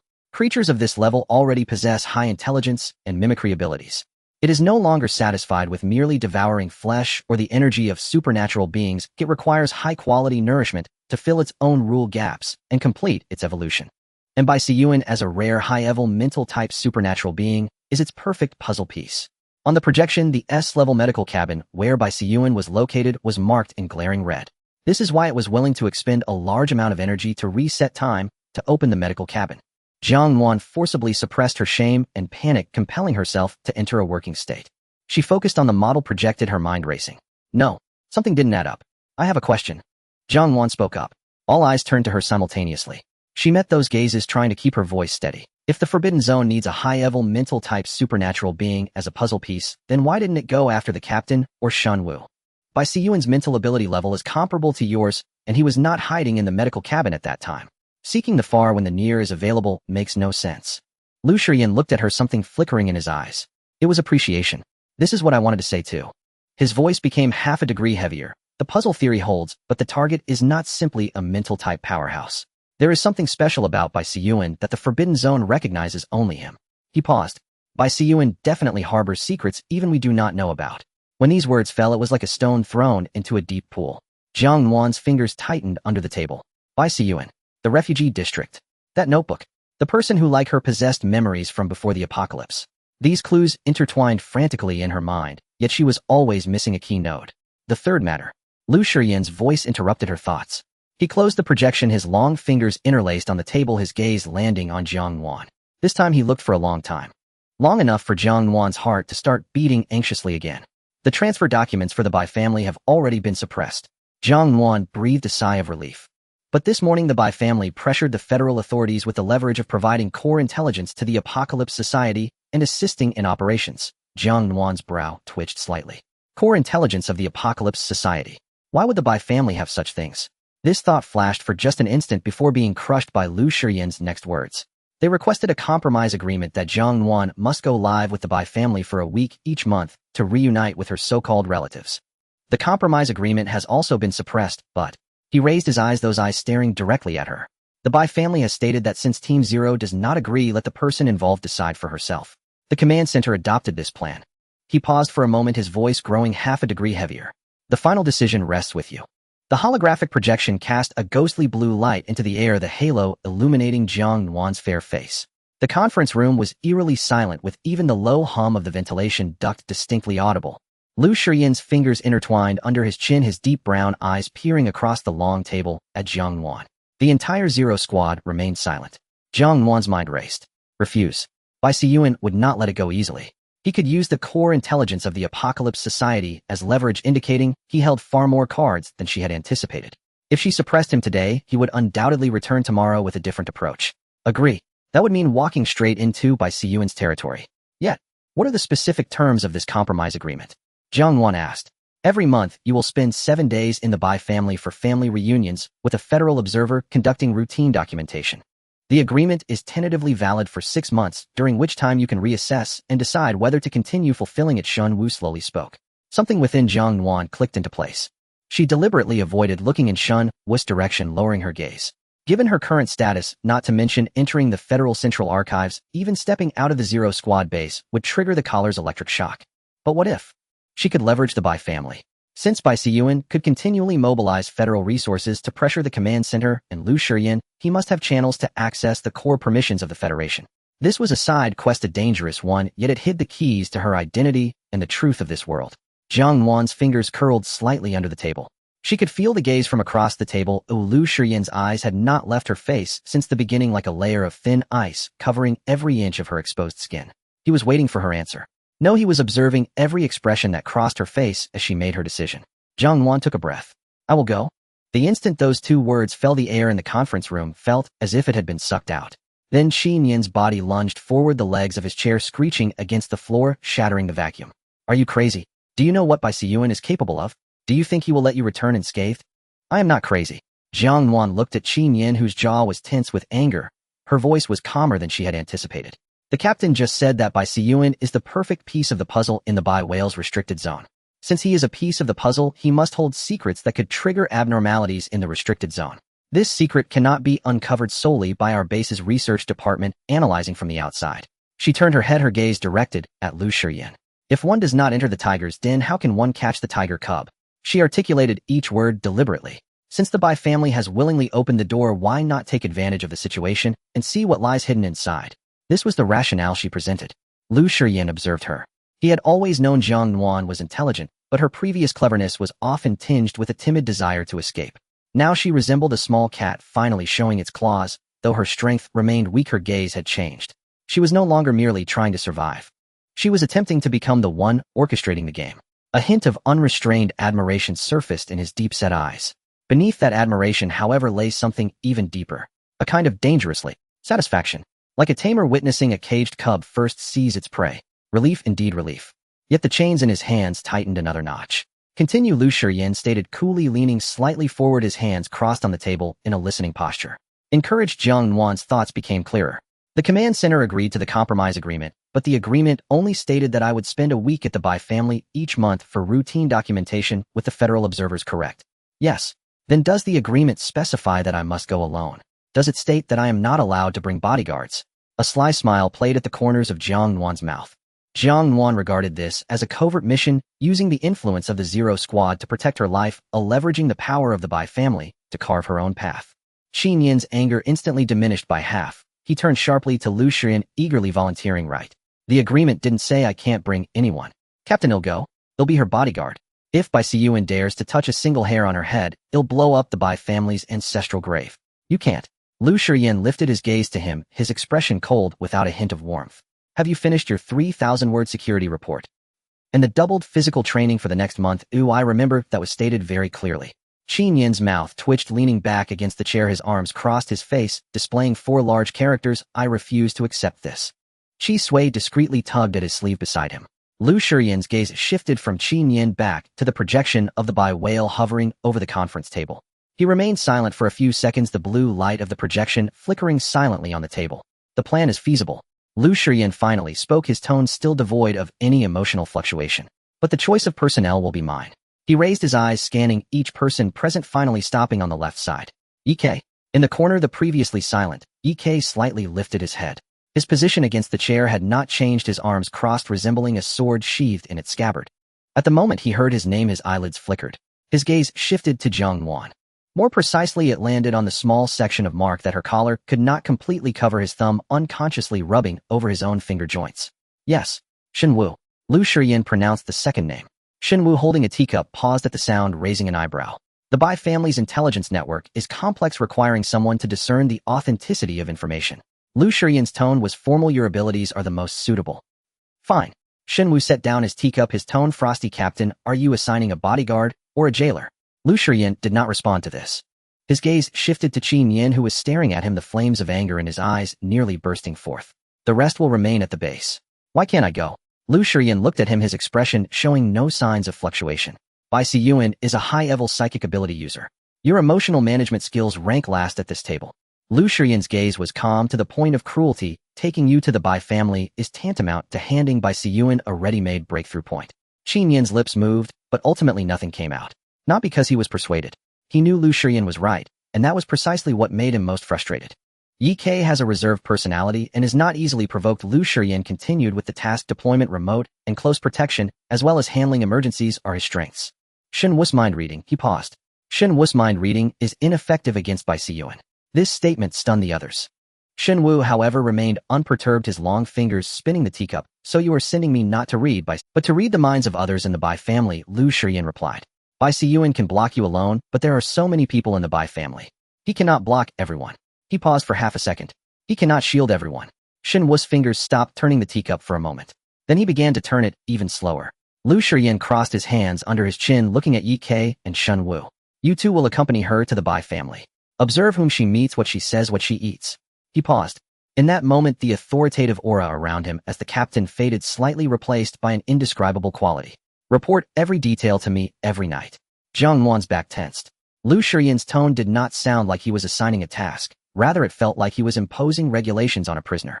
Shen Wu leaned back against the chair and clapped slowly twice. Captain, do you want me to count how many bites she takes in each meal as well? Jiang Su next to him shrugged his shoulders, trying to suppress his laughter, his face turning red. Lu Shiyan glanced at Shen Wu, his expression unchanged. If you think it's necessary, you can add that too. Shen Wu's teasing smile froze for a moment before slowly fading away. Are you serious? Lu Shiyan did not respond, closing the document in front of him. This was indeed serious. Jiang Nuan's fingers gripped the cup on the table, the warmth of the cup gradually cooling, contrasting with the chill creeping up her neck. Being protected, being monitored, or trapped in an invisible web, every step controlled by others. Her hand unconsciously tightened into a fist, gradually relaxing after a while. But she had no room to refuse. In fact, she needed this web. The Bai family was not an ordinary place. Without the Zero team members accompanying her, she might never return once she went. She lowered her eyes, picked up the slightly cool milk, and took a slow sip, suppressing all the swirling emotions back. Any questions? Lu Shiyan scanned the room. Silence. No one spoke. Then we will proceed with the compromise agreement. I will handle the coordination with the Bai family. He stood up, the hem of his uniform falling, outlining a straight silhouette in the light. Meeting adjourned. The sound of chairs moving echoed throughout the room. Qin Yan still looked unwilling, stepping forward, wanting to approach. Nuan Yu. A broad hand reached over from behind, firmly grabbing the back of his collar. Let's go, let's go. Jiang Ce's voice was cheerful, but the grip in his hand was unyielding. The training ground is waiting for you. You can't escape today's extra practice. Qin Yan was dragged out of the door by Jiang Su, his voice fading away, mixed with a few uncivil words. Chi Sui rose leisurely, adjusted his cuffs, and naturally moved 2 steps closer to Jiang Nuan. Be careful in everything. His voice was very soft. Some things, no matter how important, cannot compare to your own safety. Jiang Nuan thought he was worried about her investigation into the Bai family's restricted areas. Feeling warmth in her heart, she nodded. I know. Chi Sui said no more and turned to follow Qin Yan out. The flow of people at the entrance had diminished significantly, leaving the conference room unusually quiet. As Yi passed by Jiang Nuan's side, his footsteps hesitated for a moment. It was not very obvious, but it was enough for his gaze to complete a thorough scan from her slightly lowered profile, sliding down to the side of her neck, barely covered by a high collar, pausing for a moment at the barely visible boundary. His hand hanging by his side slowly curled into a fist, and then released. Then he withdrew his gaze and walked out in silence. Shen Wu placed the teacup back on the table, the bottom tapping lightly against the surface, then walked around the long table towards the door. He paused briefly beside Jiang Nuan. Jiang Nuan instinctively tightened the strings in her mind. Every time Shen Wu approached her, her thoughts would become a chaotic mess, spilling out all sorts of jumbled ideas. But this time Shen Wu did not look into her eyes. He pulled out a folded piece of paper from his inner pocket and handed it over. The public area layout of the Bai family main residence. The paper contained a hand-drawn outline, the handwriting so neat it did not seem human. The main residence front hall, guest area, garden, and corridors were all clearly marked and easy to understand. However, the eastern wing of the layout was a blank space with a small question mark lightly drawn at the edge. Jiang Nuan glanced at that question mark before looking up at Shen Wu. Shen Wu had already retracted his hand, his expression indifferent. My information network has not been able to determine that area for now. This place does not exist in any public records. Thank you.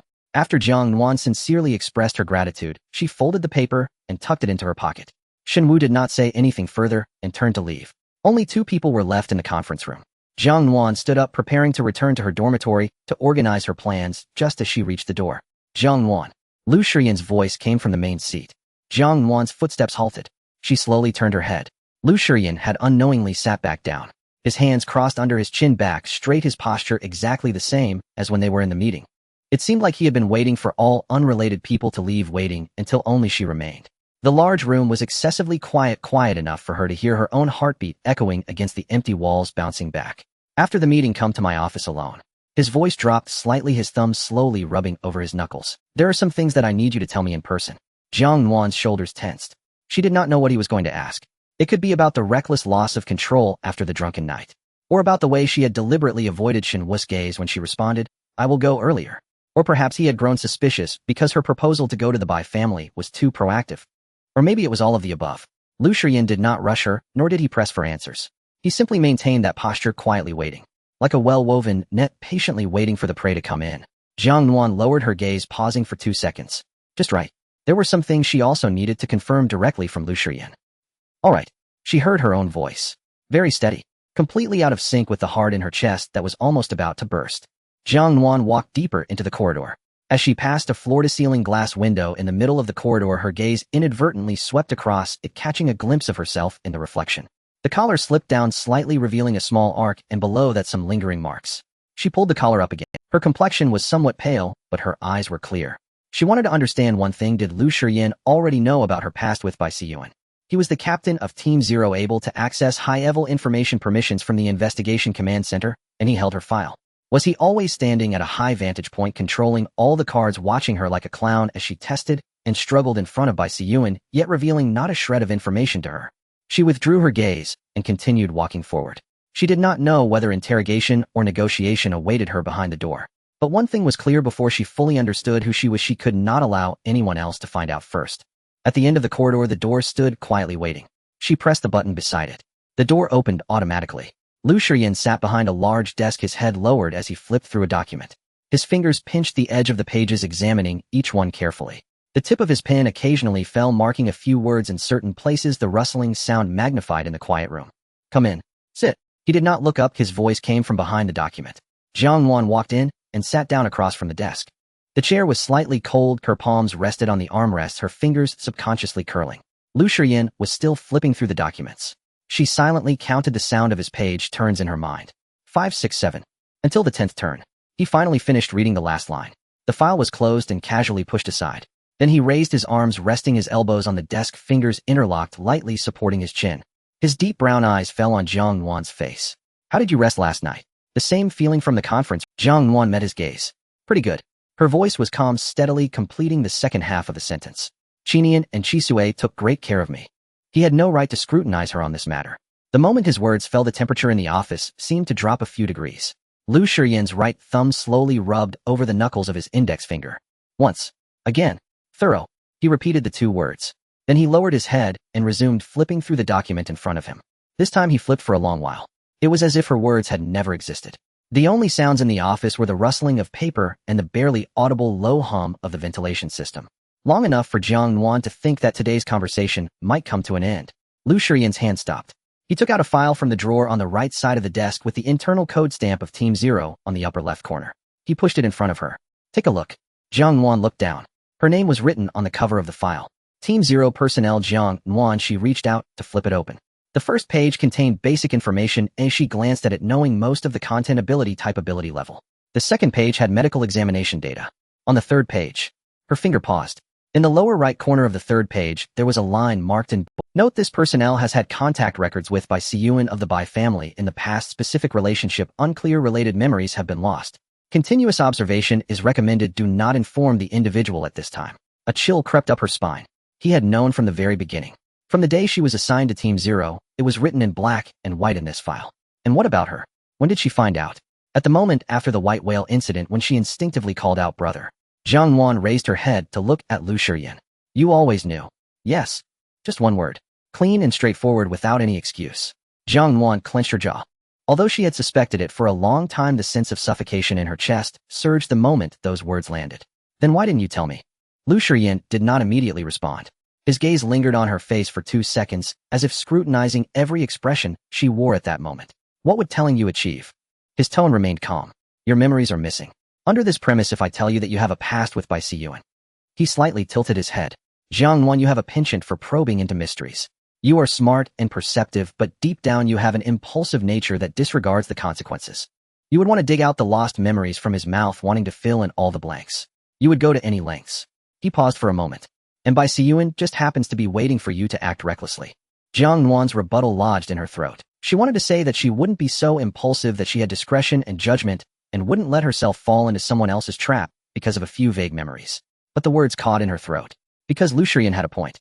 If she had known earlier about their past, could she guarantee that she wouldn't seek the truth? Not necessarily. In the process of seeking the truth, she might fall into Bai Siyuan's trap. Or maybe not. She would weigh the pros and cons, act cautiously or not at all. But she was preemptively judged. Decisions about what was safest for you were made for her, and she was left in the name of protection, cleanly stripping her of the right to choose. Don't trust anyone. The only relic left to her by the original owner. In retrospect, this was the most lucid survival rule in the apocalypse. Her anger rose quickly but was suppressed even faster. Within a few breaths, that surging emotion was pushed back down. Since he didn't trust her, thinking that telling her the truth would lead to loss of control, then she didn't need to be completely honest either. The moment this thought took shape, Jiang Nuan's mind became unusually calm. For the first time, she truly realized she no longer just wanted to survive. She didn't want to be a pawn. But to avoid being a pawn, she must first understand what was going on with this body. These thoughts rapidly sorted themselves in her mind. Jiang Nuan's expression returned to calm. You're right, I do have a tendency to act impulsively, but in this matter, I should at least have the right to choose. Her gaze met his directly without evasion. He looked at her. In his deep brown eyes, something subtle changed. It approached. A confirmation after scrutiny. As if what he had been testing finally received an unexpectedly anticipated answer. The office fell into a long silence. Long enough for Jiang Nuan to hear her own pulse beating in her ear. Then Lu Shiyan moved his hand, reaching to the other side of the desk, pulling out a thin piece of paper from under a stack of documents. His fingertips paused at the edge of the paper for a moment, as if weighing something. Then he pushed the paper to the center of the desk. Take a look at this. Jiang Nuan's gaze fell. It was an investigation brief, very short, containing only a few lines. The Bai family had dispatched personnel to the refugee zone twice in the year. They retrieved Bai Siyuan, presumably to search for specific individuals. The final search results are unknown. No action traces or contact records of Jiang Nuan during that period were found, and related clues were interrupted. Jiang Nuan felt a chill seep from her back.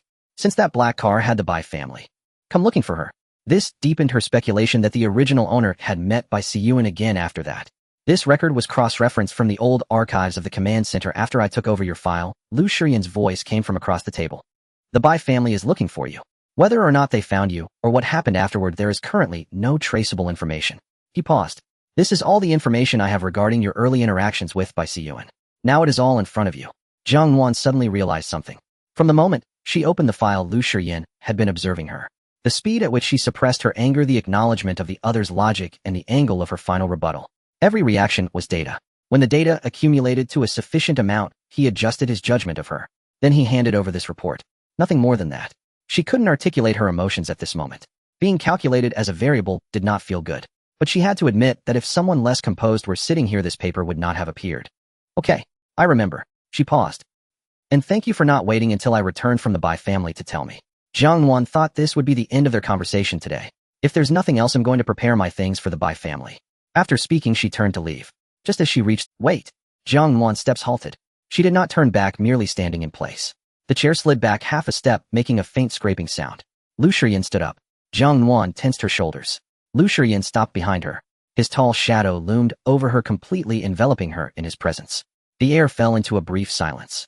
Jiang Nuan's heartbeat began to quicken. She did not know what he was about to do, whether it was because she had not given him an adequate emotional response regarding the information she had disclosed, or for some other reason. She turned around to face him. Lu Shiyan lowered his head, looking down at her. From that angle, his gaze became extremely deep, the pupils almost devoid of light. Then he raised his hand toward her collar. Jiang Nuan's muscles tensed in that instant, feeling those marks that had yet to fully fade. Instinctively, she raised her hand to push him away, to dodge. But before her wrist could even lift halfway, he intercepted it. He advanced a step, pinning Jiang Nuan against the door. Both of her wrists were captured, and one of his hands lifted above her head, pressed against the door panel. Unable to move, Jiang Nuan was forced to tilt her head back, her back pressed tightly against the cold door panel. Lu Shiyan, what are you? The words caught in her throat. Because the hand he had freed did not touch her collar. The cool pad of his fingers slowly brushed along her neck, sending a shiver through her. Then his fingers landed on the collar that was tightly against her skin. He found the tiny lock hidden behind her neck. Lu Shiyan lowered his eyelids, his gaze unwaveringly fixed on her face, watching the astonishment and wariness in her eyes. He gently pressed his thumb. Click. A faint mechanical sound. The collar that had pressed against her neck for how many days and nights came loose. The moment the collar left her skin, a chill spread throughout her body. The air rushed in, bringing a sense of unfamiliar exposure and weightlessness. The place that had long been compressed by the collar left a faint impression on her skin. Lu Shiyan took off the collar and casually placed it on the desk beside him, producing a soft sound. He still held her wrist, looking down at her. Going to the Bai family with this thing is too conspicuous. He paused. He leaned slightly closer near her ear. Jiang Nuan, remember what you once said. You have no other choice. You can only and will only return here.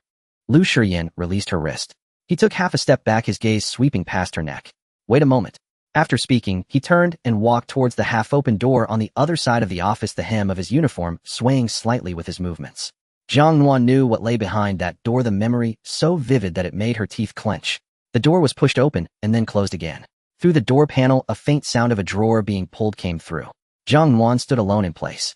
Her gaze had nowhere to settle, unconsciously scanning the wide office desk.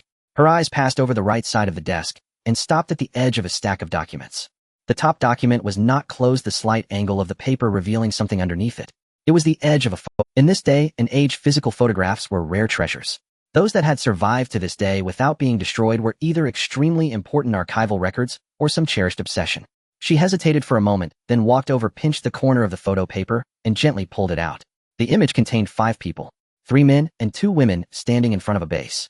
On the outer wall of the base, a tower-shaped logo could be vaguely seen, but it had blurred to the point of only having an outline. All 5 were very young, dressed in matching dark combat uniforms. The woman on the far left had a neat bob haircut, her arm resting on the shoulder of the man next to her, smiling broadly. The woman on the far right, however, was much quieter, her smile subtle, but her eyes sparkled. The man in the middle. Jiang Nuan's breath hitched. With broad shoulders and a narrow waist, this face bore a striking resemblance to Lu Shiyan, about 70% alike. The biggest difference was in the expression of his eyes. When the man in the photograph looked at the camera, there was something in his gaze that Jiang Nuan had never seen in Lu Shiyan. It was warmth. The other 2 men, one with tousled hair and the other with slightly curly hair, smiled extravagantly. Footsteps could be heard approaching from behind.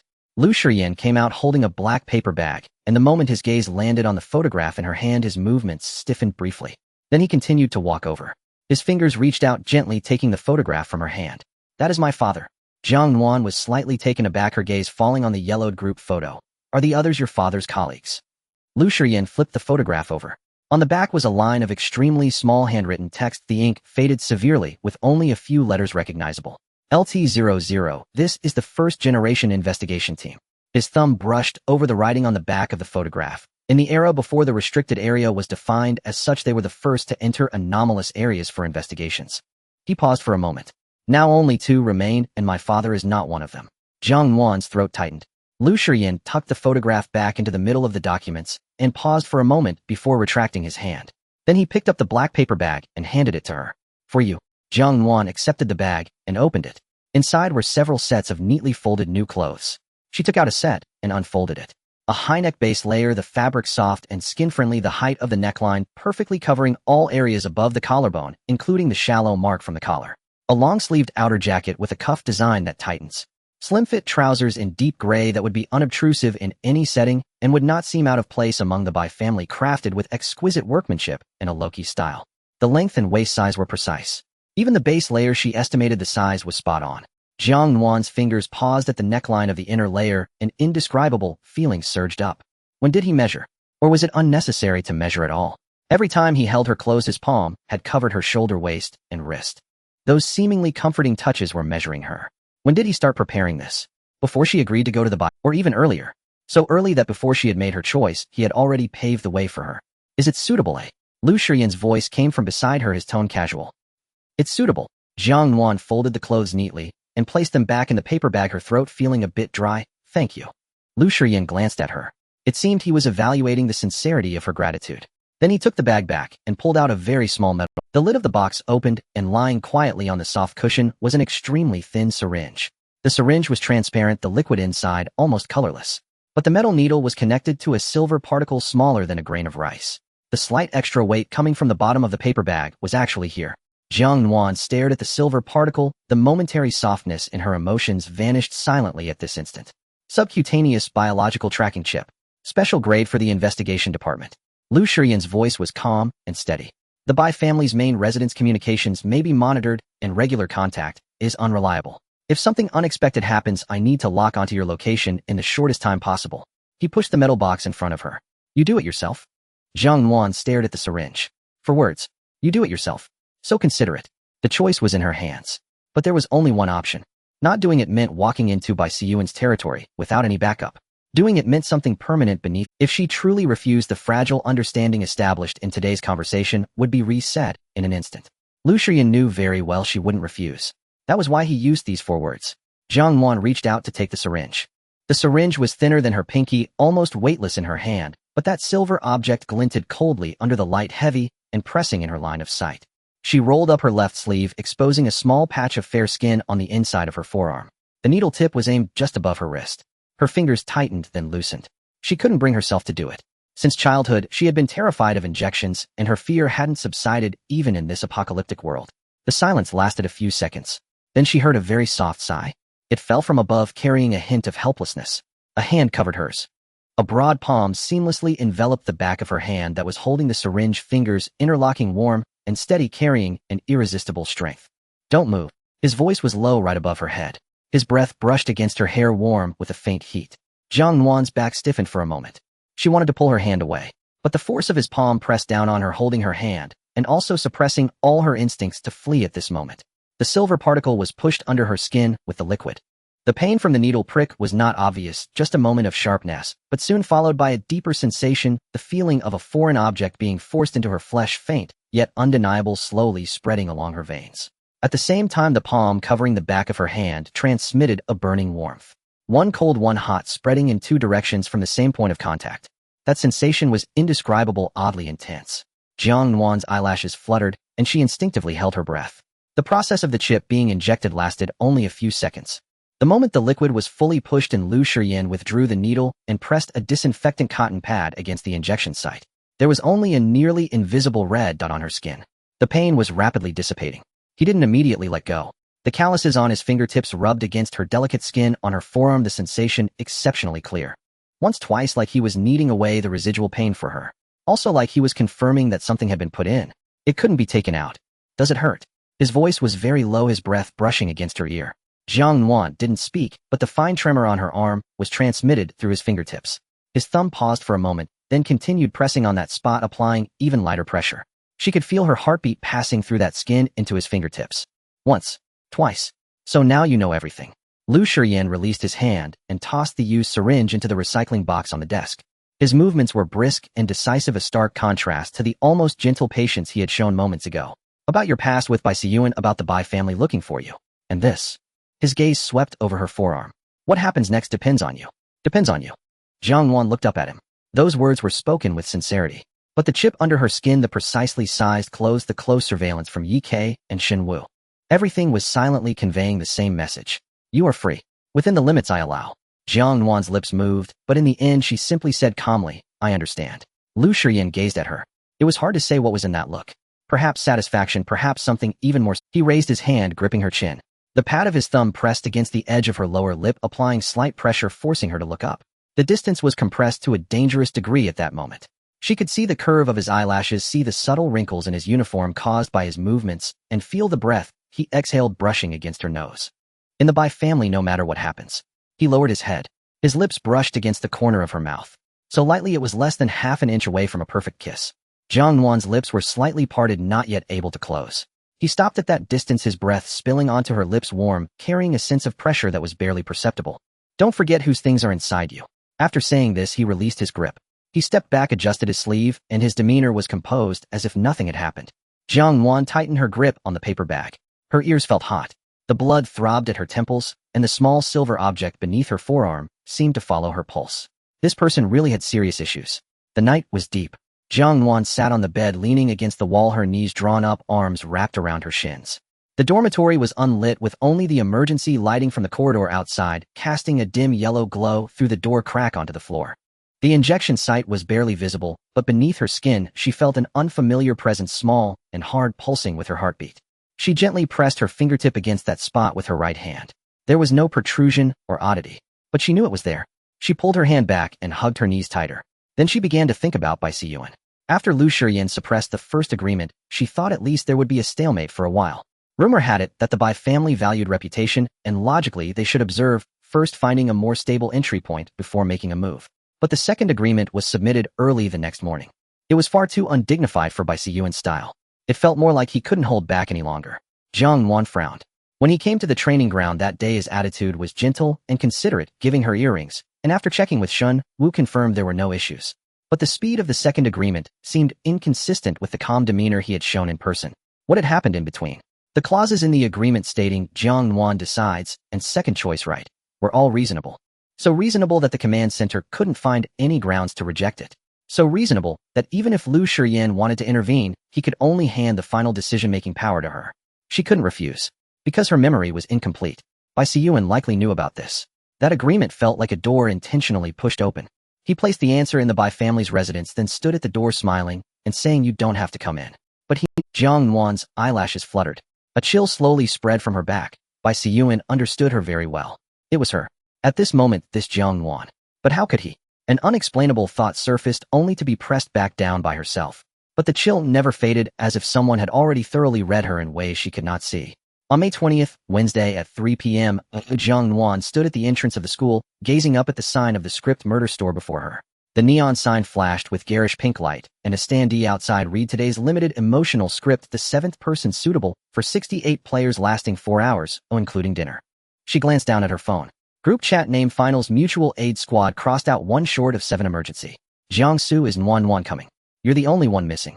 Qinyan, if she doesn't come I won't go either. Shenwu, then don't come. Qinyan, what did you say? Jiangsu, please stop arguing, I'm begging you. Lu Shiyan, Jiang Nuan, what time will you arrive? After the last message was sent, the group fell silent for a few minutes. Jiang Nuan stared at her thumb hovering over the input box. She typed a line, I might be a little, and then backspace, deleting it letter by letter. Then she locked her phone. Lu Shiyan asked what time will you arrive instead of are you coming. He didn't give her any options. But he never did. The student council president top of the class Jiang Nuan had managed to scrape through her last linear algebra class thanks to his notes. She didn't have the confidence to refuse someone she owed a favor. She still came. Pushing the door open, the store was filled with warm dim lighting, and along the corridor were themed rooms. The receptionist gave her a meaningful smile. Player for the 7th person. Room 3. You're the last one, everyone else is here. Jiang Nuan walked down the corridor and pushed open the door to room 3. Inside, 6 people were already seated. A round table, warm lights with script materials, and several stacks of cards in the center. Lu Shiyan sat directly opposite the door, leaning against the back of his chair with a cup of unsweetened Americano beside him. His school uniform jacket draped over the back of his chair, the sleeves of his shirt rolled up to his forearms, revealing a glimpse of his wrist. He noticed her entering and shifted his gaze towards her before glancing at the empty seat beside him. That empty seat was on his left side. Qinyan lounged on the sofa, legs crossed, sucking on a lollipop, and smiled at her, his eyes slightly narrowed. You're here. I thought you were going to stand us up. I'd stand you up, but not the others, Jiang Nuan replied bluntly.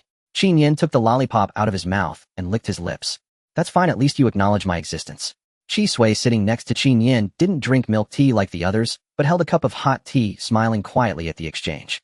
He wore a light, gray thin knit sweater, looking very amiable. Yi Kei leaned against a chair in the corner, remaining the captain of the school shooting team, usually quiet, yet strikingly handsome. He attracted a crowd of girls eager to join the shooting team. His gaze swept over Jiang Nuan, then returned to himself. He glanced over again. What was his problem? Shenwu, sitting diagonally across, flipped through a script while sipping milk tea, not lifting his head as he spoke. You hesitated in the corridor before entering. He turned a page. You were considering whether to feign a stomachache, and I did not. You did. Shenwu lifted his eyelids. You pinched your bag strap with your left hand. It's a little nervous habit of yours. Jiang Su leaned over from the other side, pressing a hand over Shenwu's mouth to stop him. Don't mind him, just sit down. I've saved a spot for you. He glanced at the empty seat next to Lu Shiyan. Then he looked at the empty seat next to himself. Both spots were. The air was quiet for a second. Lu Shiyan's gaze swept over again, this time not moving away. Jiang Nuan chose to sit down in the seat next to Lu Shiyan. There was no particular reason. It didn't matter where she sat. She told herself. Jiang Su let out a small, his shoulders drooping slightly, but still smiling as he pushed her milk tea over to her. Lu Shiyan watched her settle and giving a slight nod. The movement was very small. The kind that showed satisfaction. Jiang Su muttered softly. After reserving a spot for so long, she walked straight to the president as soon as she came in. Shenwu didn't even look up. You're still relying on him for your final notes? She is too. Smart people know where to sit. The receptionist walked in to start distributing scripts. Hello players, welcome to experience the 520 limited emotional script, the 7th person. The story is set in a villa where 6 residents are trapped during a snowstorm and discover traces of a 7th person's existence. You need to find out who the 7th person is. This script includes reasoning factions. She paused for a moment, her smile deepening, and emotional interaction tasks. After each round of evidence collection, the system will randomly select 2 players to pair up for intimacy task cards. Completing the tasks can earn additional clues, while refusing the tasks will deduct 1 existing clue. The task content is determined by the cards. Players cannot preview them in advance. Jiang Nuan's smile gradually faded. Random pairing. Intimacy tasks. She suspected she was being set up. The first and second rounds would draw lots together. The receptionist walked in holding a lottery tube. For the first round pairing, each person will draw one stick. Players with the same color will pair up. 7 people drew lots in turn. Lu Shiyan drew blue. Qin Yin was the fastest, reaching out second, and upon drawing he looked red. His expression visibly dropped. Jiang Nuan drew red. Qin Yin's expression visibly brightened. Shen Wu casually drew one blue. The receptionist checked the colors. Blue pairs with blue Mr. Shen Wu and Mr. Lu Shiyan. Red pairs with red Mr. Qin Yin and Miss Jiang Nuan. The remaining 3 will skip this round. Qin Yin hadn't had time to celebrate. The task card opened. 10 seconds of eye contact, distance no more than 20 centimeters. The receptionist added this card is for the blue group. Lu Shiyan and Shen Wu stared at each other expressionlessly for a second. Shen Wu flipped the card over to confirm it wasn't a joke. 10 seconds later, Shen Wu took a step back. I never want to make eye contact with you again. Lu Shiyan calmly took a sip of coffee. The task card for the red group. The receptionist flipped over the second card. Tie a red string around the wrist, keeping them together for 15 minutes. Qin Yin almost dropped his lollipop. He shoved the candy back in his mouth, biting down on the stick as he stood up, his eyes shining brightly. Fate, he said. The receptionist handed him a thin red string. Qin Yin took it. He didn't tie it immediately. Instead, he held the red string in his palm, staring at it for 2 seconds. Then he turned around, crouched down, and looked up at Jiang Nuan, who was sitting in the chair. From this angle, his gaze appeared very different. Looking up from below, the curve of his eyes seemed extended. Give me your, he said, his voice low. All 5 others in the room were present. Jiang Nuan felt 5 pairs of eyes simultaneously land on her hand. She extended her left hand. Qin Yin's fingers were warm. He wrapped the red string around her wrist, then around his own, tying a knot. Not tight, but if she moved, the string would gently tug towards his side. He stood up, unwilling to return to his seat, and directly moved a chair over to sit next to her. The 2 hands connected by the red string rested on the table. His thumb brushed over her wrist bone. 15 minutes, he said softly, is too short. Too long, came Lu Shiyan's calm and indifferent voice from across the table. Yet the coffee cup in his hand had already been creased. Qi Sui raised his teacup, taking a sip. His gaze fell on the wrists of his brother and Jiang Nuan, tied together, pausing for 2 seconds. Then he squinted his eyes. The smile wasn't deep, but lasted long. 15 minutes passed quickly. When it was time to untie the string, Qin Yin's fingers hesitated, while Jiang Nuan stretched out her hand to tug at the knot. The string fell onto the table. Qin Yin stared at it. Can I keep it? That's the store's prop, Jiang Nuan. I wasn't asking you. Qin Yin turned to look at the receptionist. The receptionist blushed slightly and nodded. Qin Yin tucked the red string into his pocket. The third round. Pairing result, Yi Ke and Jiang Nuan. Yi Ke stood up from the corner. He looked very cool with high cheekbones and deep-set eyes, his gaze like a target locked in a sniper scope. The task card flipped over in a blindfolded state. Find each other's hand by touch and hold all 10 fingers together within 30 seconds. The receptionist handed over 2 blindfolds. As soon as Jiang Nuan put on the blindfold, everything went black. She stood still, extending her hand forward. She touched nothing. Yi Ke. No response. It was quiet around, only the breaths of others could be heard. She took a step forward. Her fingers grazed something. It was fabric. The fabric of a hooded sweatshirt. Just as her fingers brushed against his clothing, her wrist was grasped. Yi Ke's fingers were distinct with a strong, bony feel. He didn't speak. 5 fingers slid into her gaps, perfectly fitting. The movement was so quick it was like he had already measured the distance beforehand. Jiang Nuan's heart raced suddenly. He was too fast in finding her. While she was still groping around, he had already accurately grasped her hand. It was as if he didn't need to see her to know where she was. 30 seconds were up. They released their hands. Jiang Nuan took off the blindfold. Yi Ke had already retreated back to the corner. His right hand rested on his knee, fingers spread apart, then coming together, as if lingering warmth remained in his palm. The fourth round. Pairing result, Qi Sui and Jiang Nuan. Qin Yin made a why-him expression. Qi Sui set down his teacup, smiling as he stood up. The task card flipped over. One party closes their eyes, and the other draws a heart on their face with a finger. Who closes their eyes? Jiang Nuan asked. You draw, Qi Sui said. He sat down in front of her, closing his eyes. The light fell on his face, his eyelashes long.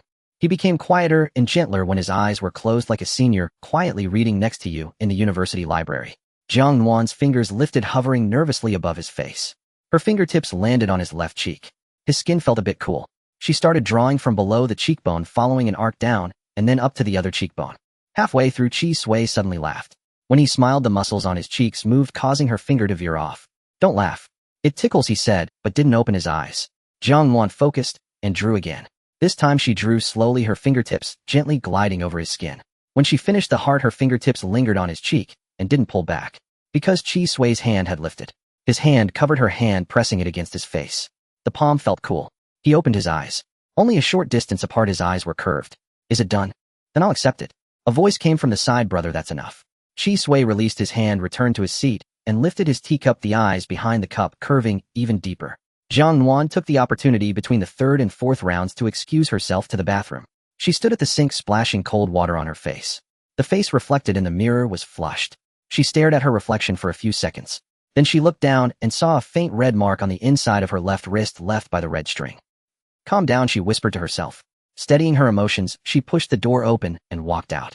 The fifth round. Pairing result: Jiang Su and Jiang Nuan. Jiang Su first expressed joy for a second. The task card flipped over. Princess, carry the other person, maintaining for 10 seconds. His eyes lit up. Then he looked at Jiang Nuan, then at his own arms. I'm strong, I definitely won't drop you. But if you don't want me to, I can. Jiang Su walked over seriously, seeking her opinion. Is it okay? Jiang Nuan looked at his height, which was a head taller than her, and his broad shoulders developed from school team training. She swallowed nervously. Okay. As soon as she finished speaking, she was lifted by two hands. One hand at her back, the other at her knee. Her body was lifted into the air and then steadied against a chest as solid as a wall. Jiang Su held her securely. There was not a hint of swaying. His arms were firm, but he controlled the pressure with great care. Jiang Nuan was enveloped in a space that felt overly safe. He looked down at her, his smile broad, but his ears were red. 10 seconds is 10 seconds. Oh, I will count. 1, 2, 3. He counted slowly. So slow that Jiang Nuan suspected he was doing it on purpose. Shen Wu's voice came from the side. Jiang, so put her down quickly. I can hear your heartbeat. Be careful not to faint. Jiang Ce's face turned completely red. How do you know my heart is beating fast? It's written on your face, Shen Wu said blandly. 10 seconds were up. Jiang Se set her down. After Jiang Nuan steadied herself, she turned back to look at him. Jiang Se had his head down, one hand covering his ear. The other hand was clenched into a fist, probably controlling his heartbeat. The sixth round. The last round of evidence collection was over. By now the plot had progressed enough. Jiang Nuan had gathered enough clues. But one clue remained missing: the identity of the seventh person. She laid out all the clue cards in her hand on the table. In the background stories of the 6 characters, the same person was repeatedly mentioned. No name, no gender only. However, the details described in each clue were different, piecing together a person's outline. She arranged the 6 clues in order and read through them from start to finish. Her heartbeat gradually quickened. This codename was N. She flipped to the pairing card from the last round. No longer random, but a designated card. Pairing target: Lu Shiyan. Jiang Nuan stared at those few words for 3 seconds. From the first round to the 5th round, Shen Wu and Lu Shiyan, Qin Yin, and her Yi Ke, and her Chi Sui, and her Jiang Su, and her. The first round paired Lu Shiyan and Shen Wu, excluding him from being her partner. In every subsequent round, she was with different people. Only in the last round did it finally reach him. So coincidental. Coincidental enough to feel like it wasn't random. She looked up at Lu Shiyan. Lu Shiyan sat across from her, without any unusual expression, his fingers resting on the edge of the table, his shirt collar neat. The last task card was flipped over. In the dark, tell the other person a secret known only to the two of you. The room instantly darkened. Only the small ambient light in the center of the table remained lit, casting a warm yellow glow that couldn't reach far, barely illuminating a few figures. Everyone else fell silent. A hand reached out in the dark and snapped off the small light. Complete darkness. Jiang Nuan sat in the pitch black. She couldn't see anything. But on her right side, she felt someone approaching. Then came the pressure change as the body drew closer. Lu Shiyan's voice emerged in the darkness, very near. I'll say one. His breath brushed past her ear. I reserved this script a month ago. I've seen the order of the task cards. I altered the task pairings, including the first round where I excluded myself. His voice was calm. I had them draw first because I wanted to keep the last round for myself. Silence. In the darkness, only the breaths of 2 people could be heard. Why? Jiang Nuan's voice was very soft. Because I wanted them to come first. Lu Shiyan paused. Only then do you realize the person standing in front of you last is different. He didn't finish speaking. Because it didn't need to be completed. In the dark, Jiang Nuan clutched the hem of her clothing. Her heartbeat was somewhat fast. Well, your secret is done. Jiang Nuan's voice was a bit hoarse. Now it's my turn. She took a deep breath. Actually, I knew this script was reserved by you before coming here. There was no restriction on your consumption record visible to friends. The world outside the window began to change. The bumpy sensation disappeared, and the road transformed into smooth asphalt with neatly trimmed bushes sprouting on both sides of the shoulder. Jiang Nuan stared out the window for a while before slowly leaning back in her seat. In this apocalypse, even clean drinking water was rationed, while the Bai family used water to irrigate the bushes. Her fingers unconsciously brushed against the small silver earring on her earlobe. It was a gift from Bai Siyuan, and she had specifically asked Shen Wu to verify it, confirming that it was simply a tool for a pure defensive mental ability user. She had always wanted to find an opportunity to test its effectiveness. Now there were 3 people in the car. Yi Ke was driving, while Shen Wu and she sat in the back seat, making the conditions just right. Jiang Nuan decided to give it a try. She mentally prepared her words and released a probing statement. Shen Wu is an idiot. The person sitting beside her did not react. Effective. Jiang Nuan felt a surge of courage. Shen Wu is a sharp-tongued man. Shen Wu's face is expressionless every day, and with his mind-reading ability, he would definitely be the head eunuch of the Eastern Factory in ancient times. Wait, that's not right. He is too good-looking. He should be from the Western Factory. Anyway, he is nothing but a heartless Tang Yuan filled with bad water inside, always pretending to be deep and aloof, when in fact he is. That's enough. After the second sentence, a cold voice interrupted Jiang Nuan's growing enthusiasm. Her excitement came to an abrupt halt. Shen Wu was looking at her, saying going further would constitute personal attack. You can hear me. Jiang Nuan froze in her seat, her ears burning. Routine shielding is fine. But if I amplify my ability, your mind is like a loudspeaker, making it hard to ignore. This person would rather amplify his ability just to eavesdrop on her cursing him. Was he insane? She turned her face away, her gaze scanning the car, colliding with Yi Kei's profile in the rearview mirror. He had a slight smile at the corner of his mouth, expertly steering the wheel.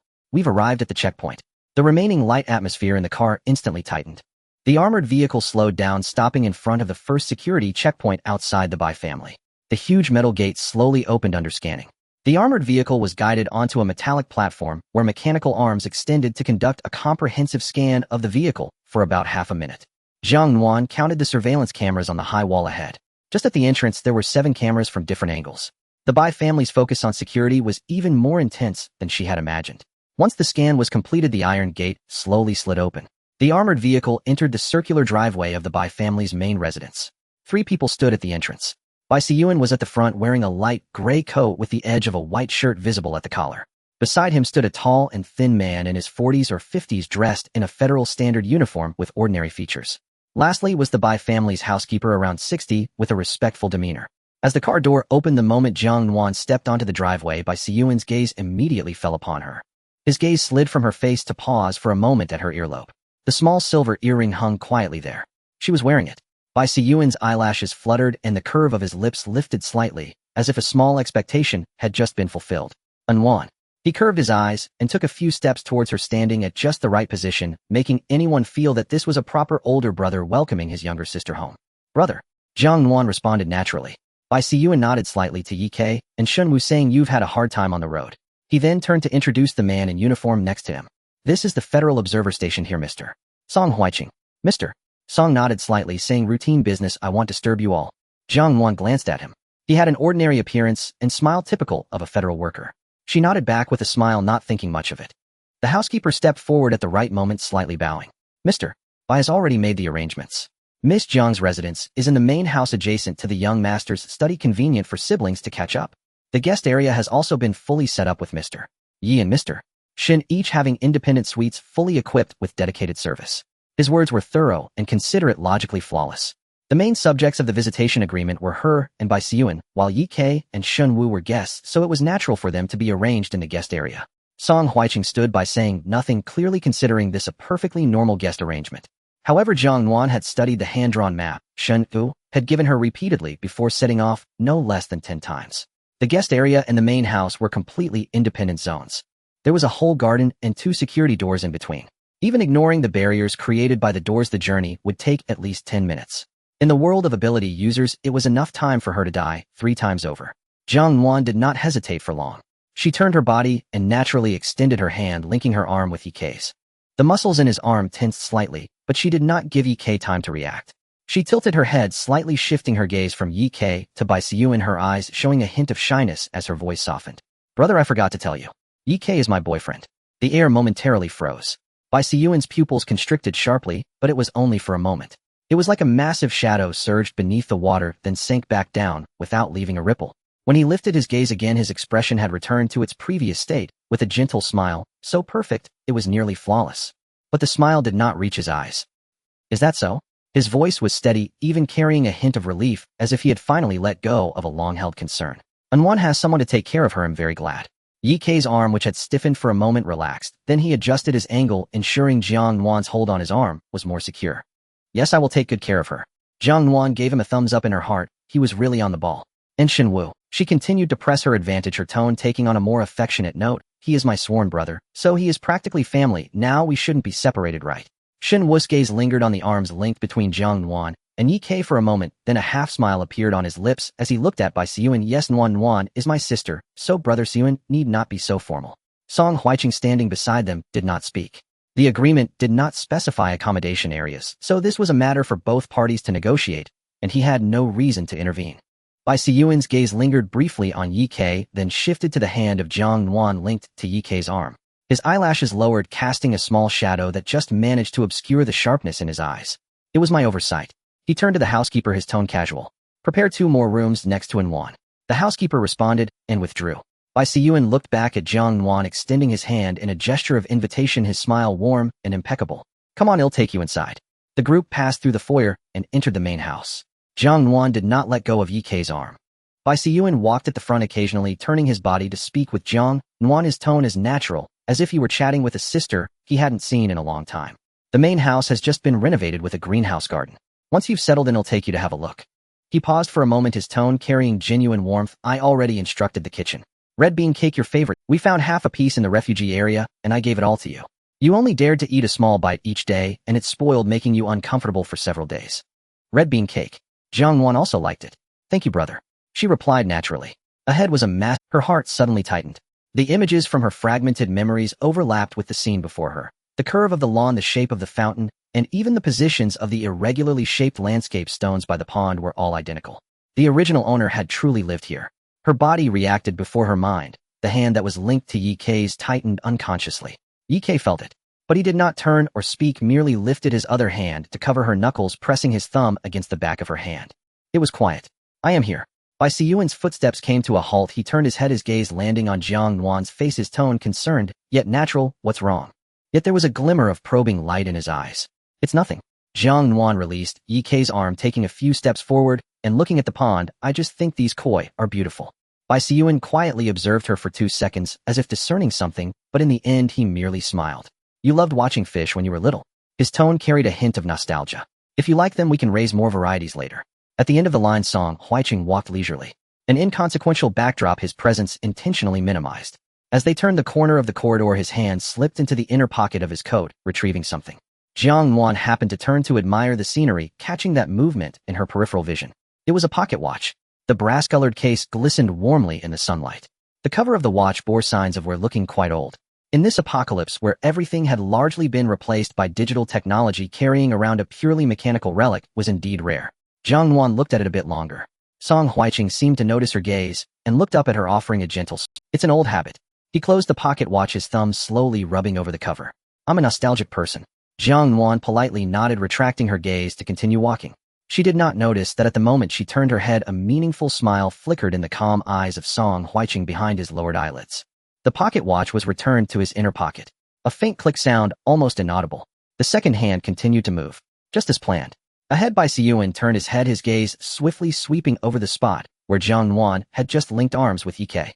His smile remained unchanged, but the hand hanging at his side slowly clenched into a fist. The opulence of the Bai family estate surpassed the comprehension of an ordinary person from the apocalypse. The spiral staircase adorned with thick cashmere carpets wound its way up from the grand hall on the first floor. The crystal chandelier above cast light that illuminated the carved designs on the walls. Bai Siyuan, occupied with something else, did not follow, and the butler stood on the second floor steps, raising his right hand in a gesture of invitation. Mr. Yi, Mr. Shun, and Mr. Song rooms have been prepared for you on the east side of the second floor. He then turned to Jiang Nuan and slightly bowed. Miss Jiang, the room on the third floor has been arranged for you. The young master specifically instructed this, ensuring your comfort during your stay. Jiang Nuan felt her back teeth grind slightly.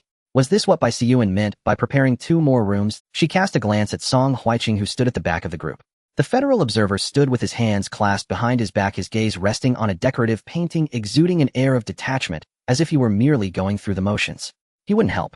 Jiang Nuan quickly calculated in her mind, accommodation arrangements were a discretionary decision and were not governed by any agreement. The Federation wouldn't intervene in such matters. Moreover, her refusal couldn't be too harsh. Song Huiqing was right beside her, and no one could afford to break the peace in front of this federal observer. The butler obviously anticipated this. He stood there maintaining a respectful posture, waiting for her to obediently ascend the stairs. She couldn't be alone, the thought screamed in her mind like an alarm. She hesitated for only 2 seconds before turning around. Yi Kei was dressed in a black combat uniform today, the tactical straps accentuating the long and powerful lines of his legs. He stood at the junction of light and shadow, his posture tall and exuding an air of chill. Jiang Nuan steeled her heart and stepped forward. She tiptoed, her hands climbing up to Yi Kei's neck. Her arms tightened around him, her soft body pressing against him without reservation. Yi Kei. Her voice was playfully coy, the tone sweet enough to draw out strands. Of course my boyfriend should sleep in the same room as me. She buried her face in his neck, her voice carrying a teasing nasal tone. We can't be apart for even a moment, right? Yi Kei's body stiffened in that instant. She was too close. Close enough that he could feel her rapid heartbeat through the fabric, close enough that the warmth of her neck was scorching against his, close enough that her faint scent lingering from a light bath filled the air between them. Clean and soft. His Adam's apple slowly bobbed. His hands hung by his sides, fingers curling, and then he turned his hand to wrap around Jiang Nuan's waist. His palm firmly gripped the slender curve of her waist, fingers slightly contracting, pressing into her soft waist through the fabric, holding her securely in front of him. His breath lowered above her head for a moment. Then he raised his gaze, looking past Jiang Nuan's shoulder at the butler. There's no need for trouble. One room is enough. He paused. She can't be away from me. This person is quite a good actor. Jiang Nuan nestled in his neck, silently sighed in relief. But for some reason the strength in the hand around her waist was heavier than what was necessary for the act. The butler glanced awkwardly at Jiang Nuan. Miss Jiang, the master bedroom on the 3rd floor was specifically arranged for you. Young people have strong tempers. A cool voice floated in from the side. Shunwu leaned against the stair railing, his expression blank as he spoke. The butler should refrain from playing the villain in this love story. He paused, the corners of his mouth twitching into a smile that was neither a smile nor a frown. After all, the agreement does not state that family members cannot live together. The words, family members, were pronounced particularly clearly. Song Huiqing finally withdrew his gaze from the decorative painting, casting a smile at the two embracing, then glancing at the butler, his tone warm and considerate. The agreement indeed contains no relevant restrictions. Since Miss Jiang is willing, the Bai family need not force her. The butler maintained a smile that could only be described as professional. He bowed. In that case, naturally we will respect Miss Jiang's wishes. Please follow me to the 3rd floor. Jiang Nuan lowered her eyes, her lips slightly moving. She won this round. As she released her grip around Yi Kei's neck, her fingertips brushed across the back of his neck, and she felt the unusual warmth on his skin. A bit hot. Meanwhile, Bai Siyuan sat in a glass greenhouse, his legs crossed as fragmented sunlight streamed through the glass. He wore a pristine white shirt, the collar buttoned to the top, giving off a clean and aloof appearance. A semi-transparent light screen floated before him. In the center of the screen, Jiang Nuan was on her tiptoes, wrapping her arms around that man's neck, her body leaning against him in a soft and unreserved arc. The sound from the surveillance was sweet, with a teasing rise at the end. Boyfriend. He whispered the word again. In the image, the man in the black combat uniform wrapped his arm around. His grip was tight, firmly holding her at her narrowest point at the waist. Bai Siyuan slowly smiled. He then extended his hand, gently touching Jiang Nuan's face through the cold surface of the light screen. Nuan. His voice remained gentle, as if soothing a temperamental child. You've started to act out again. He closed his eyes, memories from long ago uncontrollably surfacing in his mind. At that time she could only depend on him tightly. When she was sick with a fever curled up in his arms, even her sleep-talking was calling his name. Only his name. Only him. She clearly belonged to him. From the very beginning. What is that man even worth? What is Team Zero even worth? Those people who later appeared beside her, what right do they have to stand next to her? It's okay. Bai Siyuan opened. The tumultuous emotions in his eyes were forcibly suppressed and replaced with a gentle facade. He murmured softly, as if comforting himself, or perhaps making an unbreakable promise. He is just temporary. A soft click echoed. The light screen before him silently extinguished. He rubbed his fingers, lingering on the cold touch of the screen, slowly standing up. Sunlight filtered through the glass dome, casting transparent light spots at his feet. The greenhouse was filled with red roses, each blooming just right, cared for without a single withered leaf. It was a scene that was truly unique in this apocalypse. Beautiful and perfect. When the door to the master bedroom on the 3rd floor was pushed open, Jiang Nuan was momentarily stunned. She had prepared herself to welcome some exaggerated extravagance with golden wallpaper, massive crystal chandeliers, and intricate carvings. After all, this was the Bai family. For a family capable of raising koi in the apocalypse, creating a resplendent suite was simply basic operation. But this bedroom was not. The room, though large by pre-apocalypse standards, had an unexpectedly warm decor style.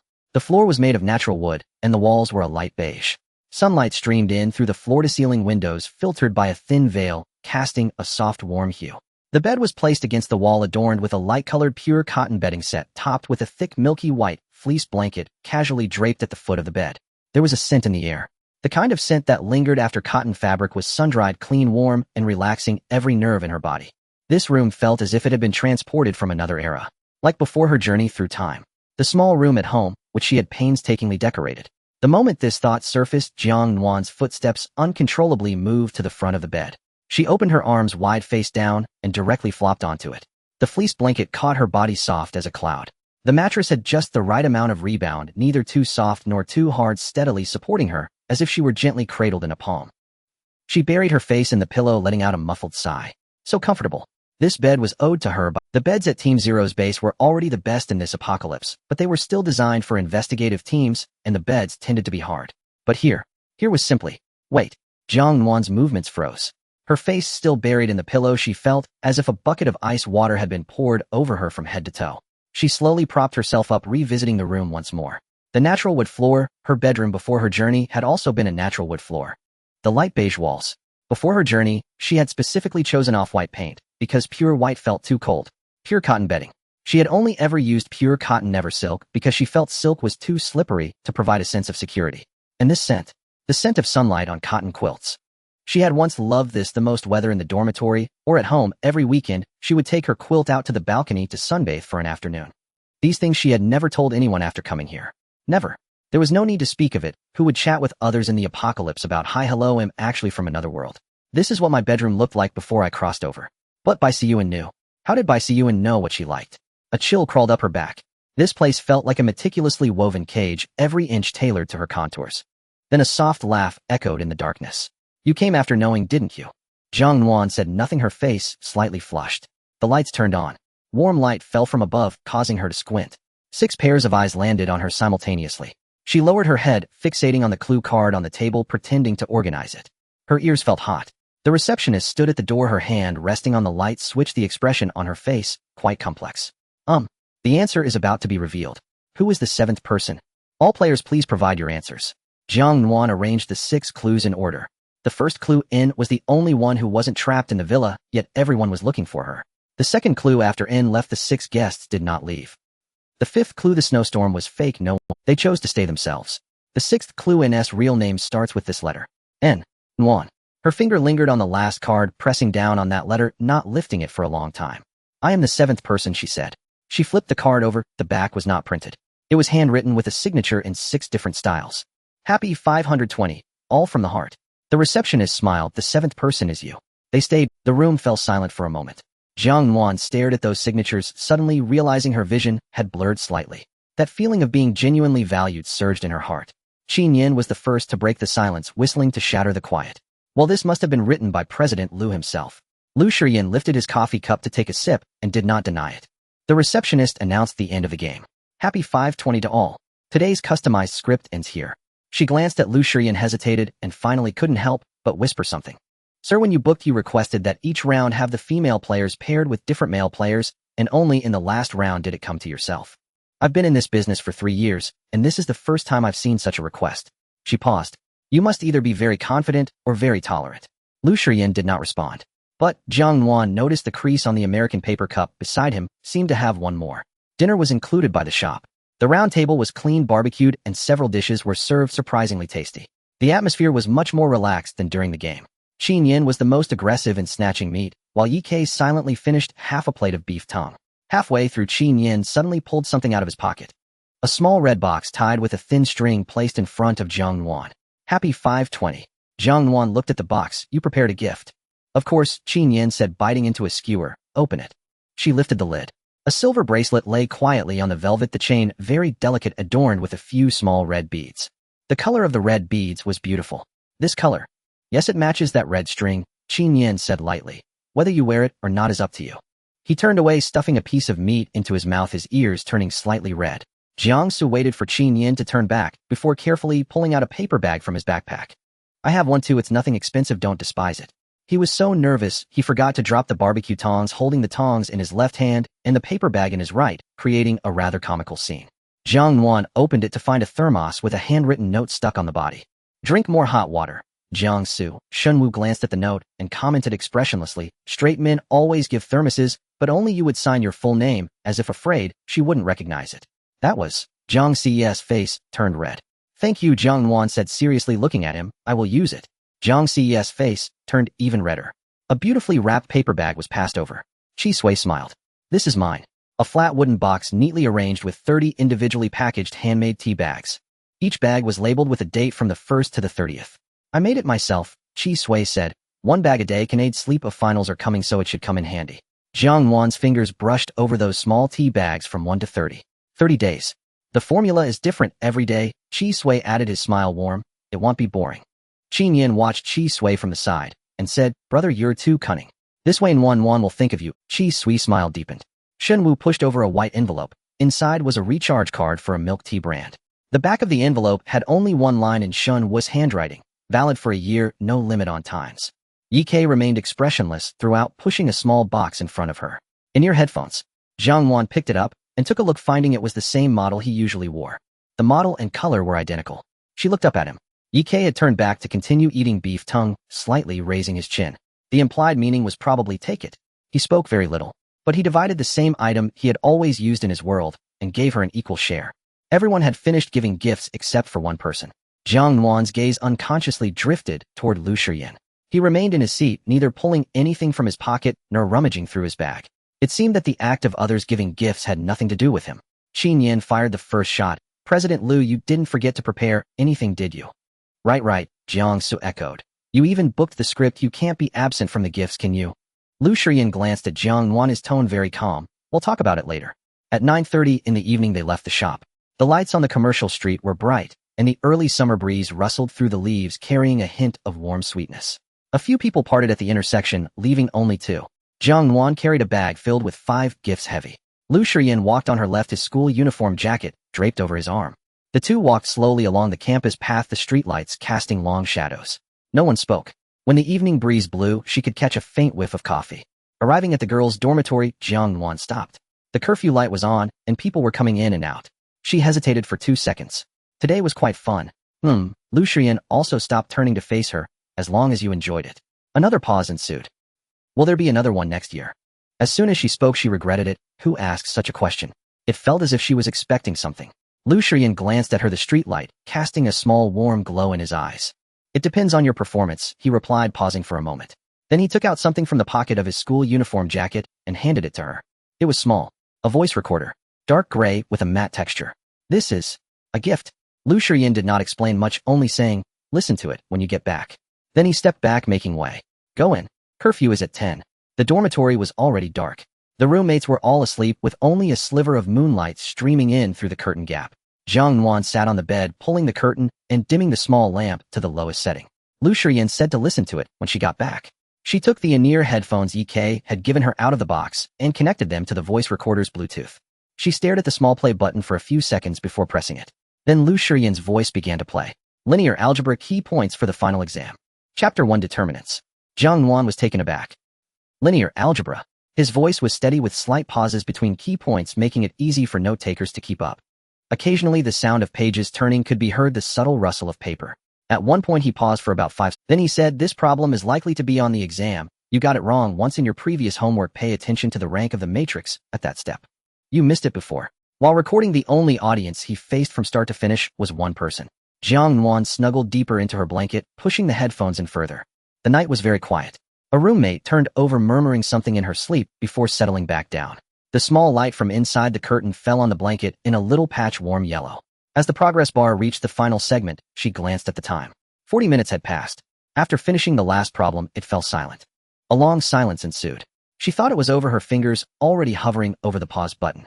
Then she heard a very soft breath. It was as if the person recording hesitated, almost as if he wanted to say something, yet felt it unnecessary. In the end, he still spoke.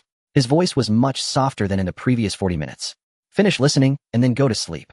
It was as if he knew she would only listen late at night. How annoying. Jiang Nuan took off the headphones and lay back on her pillow. She held the voice recorder tightly in her palm, the matte shell warmed by her body temperature. Her heart raced. So fast it didn't feel like she had just listened to 40 minutes of linear algebra. She closed her eyes, silently curving her lips in the darkness. Then she turned over, burying her face in the pillow. She had finished listening, but it seemed she couldn't fall asleep. Ye Kei clearly thought of this issue as well. He moved swiftly and meticulously, starting from the ceiling lights, checking the smoke detector's air conditioning vents, and even disassembling the base of the small night light. About 5 minutes later, Ye Kei straightened up from the last corner. He frowned. There are no surveillance devices. Ye Kei's gaze swept around the room before settling back on her face. The whole room is very clean. This answer should have brought a sigh of relief. In her expectations, having surveillance was the logical thing. However, could it be that she was overthinking? In fact, upon reflection, every action Bai Siyuan took could be reasonably explained. Gifting earrings was a sign of concern, inviting her back to the Bai family was a chance to reminisce, and decorating the room to her liking. Such a cozy bedroom before the apocalypse could surely be found in the archives of the old era. It was just thoughtful, right? If she hadn't first encountered the Zero Team, hadn't experienced the dangers in the Forbidden Zones, the Apocalypse Society, or the life-and-death situations aboard the White Whale, but had instead been found by Bai Siyuan right after arriving and taken back to the Bai family, she would likely feel incredibly lucky. She would trust him completely, depend on him. After all, in this apocalypse, a gentle, good-looking person who knows your preferences opens their arms to you. Who wouldn't fall for it? She even briefly imagined that scene. Being well taken care of. Not having to purify resources, not risking her life in the Forbidden Zones, not having to practice until her hands trembled at the training ground. Every day waking up to the scent of sunlight on freshly aired bedding. Very warm. Very safe. And then, what is the then? She did not know. But somewhere inside her body a warning was being issued, an indistinct intuition that she couldn't articulate. Jiang Nuan. Yi Kei's voice interrupted her thoughts. He didn't know when he had already stood up looking at her. It's nothing. Jiang Nuan forcibly suppressed the coldness surging within, forcing a smile. Since I'm here, I might as well settle in. At least I can sleep well tonight. She turned and walked into the bathroom, quickly taking a shower and changing into the long-sleeve pajamas she had brought. When she came out, the curtains in the room had already been drawn. There were still a few hours before dinner, allowing for a nap. Yi Kei was lying on a three-seater sofa in the room. At nearly 2 meters tall, his long legs couldn't fit comfortably on this sofa. He had to bend his legs at an awkward angle, looking uncomfortable no matter how you saw it. Jiang Nuan paused while drying her hair, feeling inexplicably soft in her heart. Yi Kei. Moi. Yi Kei opened his eyes. Why don't you come sleep on the bed? Jiang Nuan tried to make her tone sound casual. Such a big bed, it's not like it can't fit 2 people. The air fell silent for 2 seconds. Yi Kei's gaze crossed the dim light, landing on her. Her freshly washed long hair cascaded over her pale collarbone, and the neckline of her pajamas was slightly loose, revealing a slender neck. She looked completely unguarded. His breath hitched for a moment. Then he closed his eyes and turned over, facing the back of the sofa, as if he were trying to forcefully extinguish something along with his gaze. No need. His voice was hoarse. I'm used to it. After a pause, he added, you'd better hurry and sleep. His tone carried a hint of gritted teeth. I don't have that kind of self-control. Jiang Nuan replied with an oh, her face slightly flushed. She said nothing more and casually tossed the cream-colored throw blanket from the bed over to him.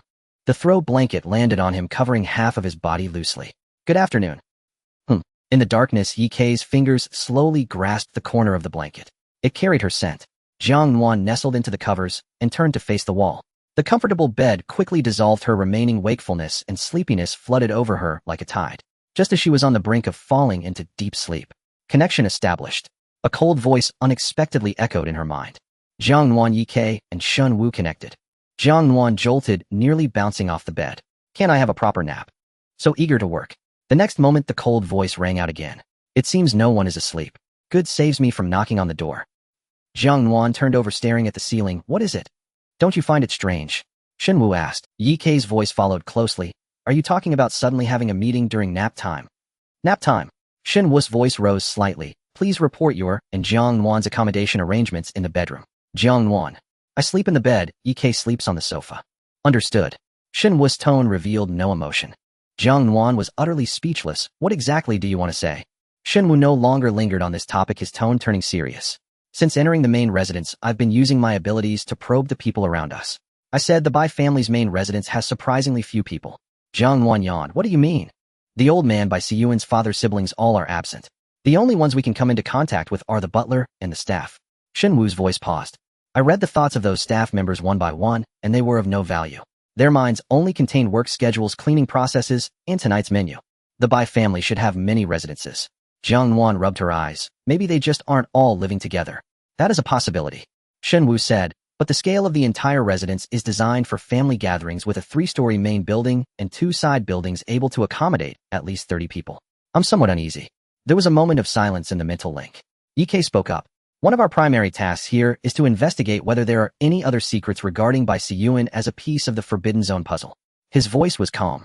As long as Bai Siyuan is here, it doesn't matter whether others are present or what grievances exist within the Bai family. It won't affect anything.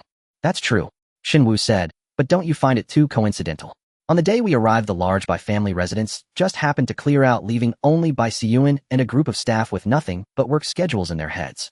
Jiang Nuan's drowsiness was completely dispelled by this statement. She stared at the ceiling, slowly piecing together Shen Wu's meaning.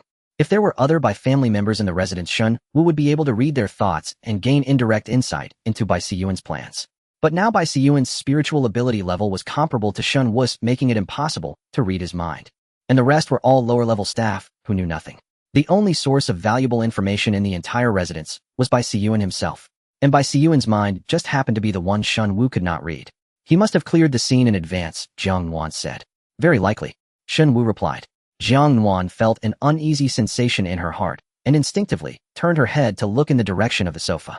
In the dim light, Ye had silently sat up, the blanket sliding to the floor. He was also looking at her.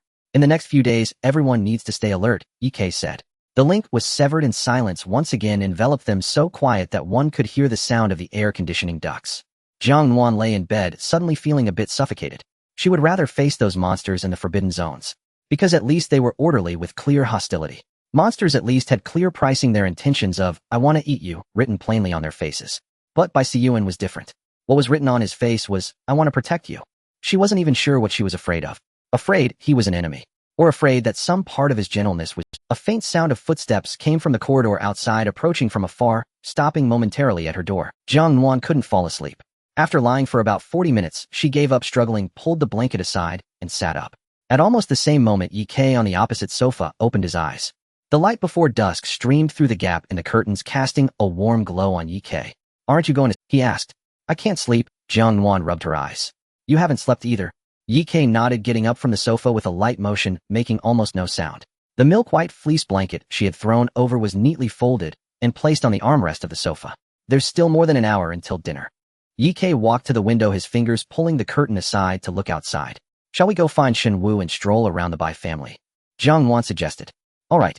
As she searched for her clothes, she quietly prayed that Shen Wu was already asleep. Deeply asleep, ideally dreaming of a peaceful life.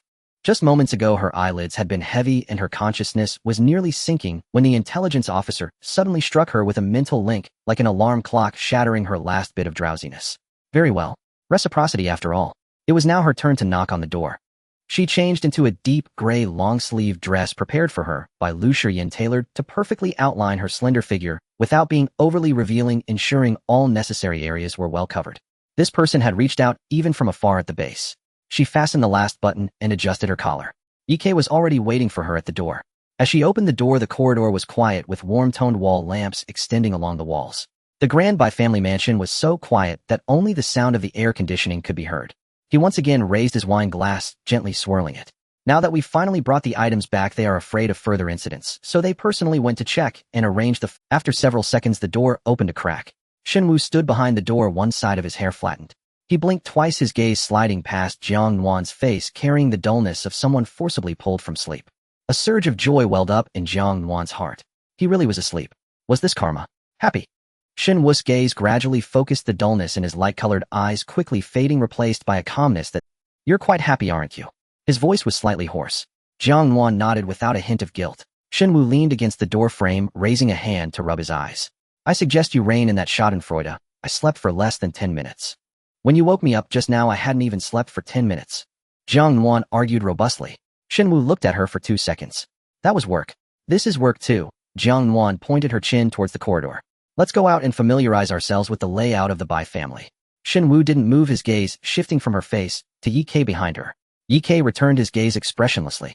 The two locked eyes for a second before Shen Wu looked away, stepping back to open the door. "Give me a minute." The door closed again. The three of them walked down the corridor towards the stairs, with various decorative paintings hanging on the walls, most of which were works from before the apocalypse. Jiang Nuan paused in front of a large oil painting. She remembered this was the painting that Song Huiqing had been looking at during her discussion with the housekeeper about their accommodation. The frame was dark gold, exuding a sense of age. The image depicted a towering, yet broken circular giant tower, its body piercing through the swirling clouds. At the base of the giant tower, densely packed figures like ants knelt on the ground, gazing up at the pinnacle of the tower. Jiang Nuan had seen a printed version of this painting before the apocalypse, a story from the Old Testament. Humanity once spoke a single language, shared a common belief, and decided to build a tower that reached the heavens, straight to the dwelling of the gods. The tower grew ever higher. Then God descended with punishment, disrupting humanity's language, rendering them unable to communicate. The builders began to quarrel, to divide, to mistrust one another, and eventually scattered. The tower was never completed. She couldn't quite explain why, but when her gaze fell on the figures kneeling at the bottom of the painting, her mind suddenly flashed with images of people trapped in the forbidden zone, small and helpless in the face of unknown terror. A vague sense of discomfort rose from her heart. Ye stood 2 steps behind her, his imposing height of nearly 1.9 meters, exuding a sense of pressure, with his hands in the pockets of his tactical pants, appearing relaxed.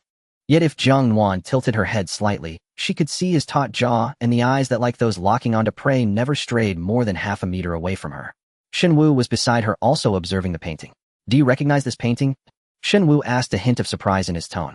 "The Tower of Babel," Jiang Nuan replied, "a painting from before the apocalypse. Peter Bruegel, 1563. A voice spoke from behind her. At the corner of the stairs, Song Huiqing was walking up from downstairs, looking like he had just returned from a stroll in the garden. His gait was leisurely, with a federal uniform jacket draped over his forearm.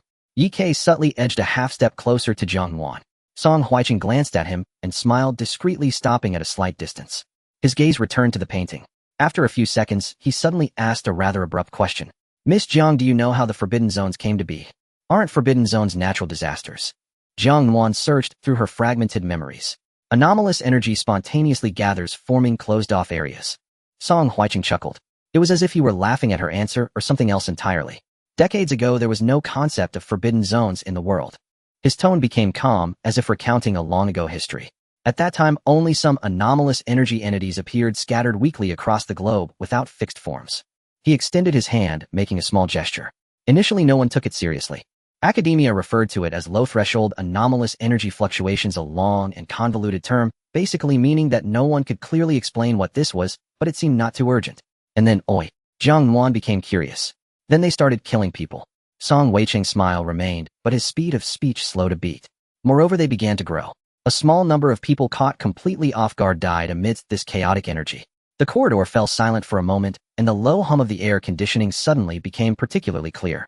In response to this situation, countries at the time jointly established the first special investigation team. Song Huiqing revealed the name. The original investigation team, codenamed Lighthouse. Jiang Nuan's heart skipped a beat. Lighthouse. In her mind, a photo from Lu Shiyan's office desk flashed before her eyes. One of the people in it bore an identical skeletal structure to Lu Shiyan. LT-00 Lighthouse. So that's how it is. The code name for the Zero team was not chosen arbitrarily. It inherited the numbering of the lighthouse. Shen Wu's gaze shifted from the painting to Song Huiqing, quietly listening. However, he seemed to have no surprise, as if he had known this information long ago. The lighthouse team was composed of the most elite superhumans and researchers at the time, Song Huiqing continued. Their task was to investigate the nature of anomalous energy and seek methods to contain it. He spoke with a glimmer in his eyes. They succeeded. At least everyone at the time believed they succeeded. Jiang Nuan's fingertips instinctively tightened. The lighthouse team proposed a theory: since this energy was scattered randomly and could not be eradicated one by one, we should do the opposite. Forcefully compress the anomalous energy scattered over a wide area and seal it within designated zones. Jiang Nuan guessed what he would say next. This is also what created the first generation of forbidden zones, Song Huiqing said. The air seemed to solidify with that statement. Jiang Nuan looked at Song Huiqing. So, the forbidden zones were artificially created from the start. You could say that. Song Huiqing smiled slightly. Originally, this was a good thing. After the scattered energy was gathered and sealed, the chaotic attacks greatly decreased, and the death toll dropped sharply in the early stages. At that time, the news referred to the lighthouse team as the Keepers of the Long Night. The Keepers of the Long Night. Jiang Nuan bit her lip. Everyone thought the crisis was over. Song Huiqing paused. But not long after, unexpected events occurred. Jiang Nuan held her breath. The compressed energy inside the enclosed area began to enhance at an exponential rate. Song Huiqing's fingers traced a circle in the air. It's like putting a flame into a sealed jar, thinking it would, but it didn't suffocate. Instead, it burned even brighter in the closed space. The temperature rose and the pressure increased. His fingers came together. Until the jar could no longer hold it, it spread out. Jiang Nuan felt a chill run down her back. The oil painting in front of her suddenly appeared different. The towering giant tower and those kneeling figures were no longer an ancient religious parable. They were a prophecy. Moreover, the intensity of the compressed energy far exceeded the initial estimates. Song Huiqing's voice lowered. Ordinary humans have almost no resistance in the face of such high concentration energy, except for a small number of superhumans. Even worse. Song Huiqing's tone turned chilly. It was later discovered that the newly generated energy also evolved a tendency to coalesce. Meaning, without human intervention, they would naturally coalesce, and over time the accumulated energy would reach a critical point, giving rise to new forbidden zones. Pausing. After that the death toll surged. In just 2 or 3 decades the total human population was reduced to only 10% of what it was before the apocalypse. No one spoke in the corridor. Jiang Nuan noticed a change in Yi Kei's breathing rhythm. A very subtle shift, hardly perceptible unless standing this close, as if something was being forcibly suppressed. This number was not merely statistical data for him. Song Huiqing looked back at the painting before him. The giant tower loomed high and the figures appeared insignificant. History always repeats itself, he said. Humanity attempts to control a power that does not belong to them. In the end the tower fell. The divine punishment descended. Jiang Nuan stood frozen in place, her blood running cold. 90%. 90% of humanity had perished due to the forbidden zones. The image of that photograph surged in her mind again. Those youthful faces standing proudly, each pair of eyes sparkling with light. At that time, they must have believed they were saving the world. Everyone thought so.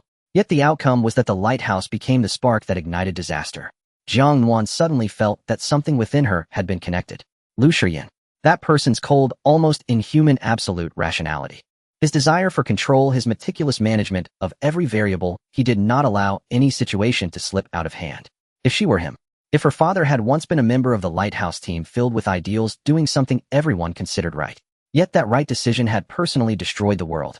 If she had known from a young age that good intentions do not guarantee good outcomes, and that goodwill cannot compensate for loss of control, what would she become? Perhaps she too would have become someone who believed in no uncontrolled factors.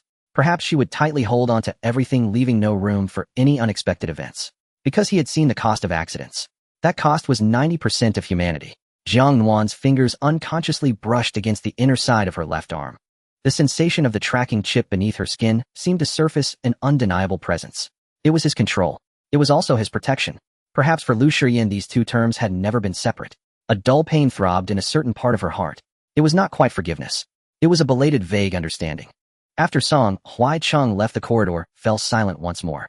The painting of the Tower of Babel still hung on the wall with the shadow of a kneeling figure, silently gazing at the eternally unfinished tower. A few people walked east along the central corridor of the residence. Their route largely matched the map provided by Shen Wu until they reached the eastern wing. On the blueprint, the eastern wing was left blank, marked only by a small question mark at the edge. In reality, Jiang Nuan stood at the end of the corridor, looking at the normal courtyard wall before her. It was smooth, and even with not a single seam in sight. She glanced back at the path they had taken to the doors to the rooms on both sides of the corridor were evenly spaced and appeared as normal as any courtyard could. Shen Wu stood 2 steps behind her, arms crossed over his chest. His gaze did not rest on the wall, but was slightly turned as if he were listening for some faint sound. After a few seconds he spoke. The structure is fine. After a pause his tone took on a rare hint of confusion. How could there be nothing here? Jiang Nuan thought to herself, the so-called Shen Wu, whose information network supposedly spanned every corner of the Federation, was unable to grasp even a single area of the Bai family's residence. TSK. Shen Wu's gaze shifted to her, his expression unreadable. I suggest you delete that line from your mind. Jiang Nuan remained composed, her gaze sincere. Shen Wu retracted his gaze, his voice chillingly cool. The Bai family's permissions regarding the alteration of special ability architecture are specially approved by the Federation. There is a possibility. Suddenly, a very faint sound echoed from deep within the corridor. The 3 fell silent simultaneously. After a few seconds, the sound did not reoccur. It could merely have been the pipes creaking, or perhaps not. Shen Wu did not continue the previous topic. Instead, his expression grew somber as he said, let's discuss this later. Yi Kei did not participate in this conversation. From the beginning, his attention had never strayed from the surrounding environment. He walked back and forth along the wall, his fingertips silently gliding over the surface as he crouched down to examine the baseboard for a few seconds. His movements were swift and extraordinarily quiet. He was inspecting the environmental points, every corner, window, and potential hiding place along the way had been. It was an instinct of a sniper. Someone who had long lived behind the scope would automatically divide the world into ranges, blind spots, and cover, where living beings were merely categorized into targets and obstacles. At this moment he straightened up and turned back, no suspicious equipment. Jiang Nuan and Shen Wu nodded. So far the Bai family had not detected any anomalies. It was uncertain whether this should be considered a good or a bad thing. Dinner was about to begin, and the 3 turned back along the original path. As they exited the eastern wing corridor. Oh, by the way, Shen Wu suddenly spoke. About the 2 of you pretending to be a couple. Jiang Nuan paused in her. Shen Wu's gaze shifted from Jiang Nuan to Yi Kei, and then back to Jiang Nuan. The distance between them was roughly the length of a whole arm. The distance between you two, Shen Wu said expressionlessly, is enough to build a magpie bridge. Are you waiting for Bai Siyuan to come personally to set it up for you? Bai Siyuan's observational skills far surpassed those of ordinary people. In this state before him, you wouldn't last 3 minutes before being exposed. Shen Wu continued. Once he sees through the disguise, he will use this matter to his advantage as a reason to control and restrict our actions. Jiang Nuan's heart skipped a beat. Shen Wu made a valid point. When she proposed the couple idea earlier, she only thought about keeping Ye Ke by her side. Yet she overlooked another crucial point. Bai Siyuan was not an ordinary person. Acting in front of him wasn't as simple as saying a line or striking a pose.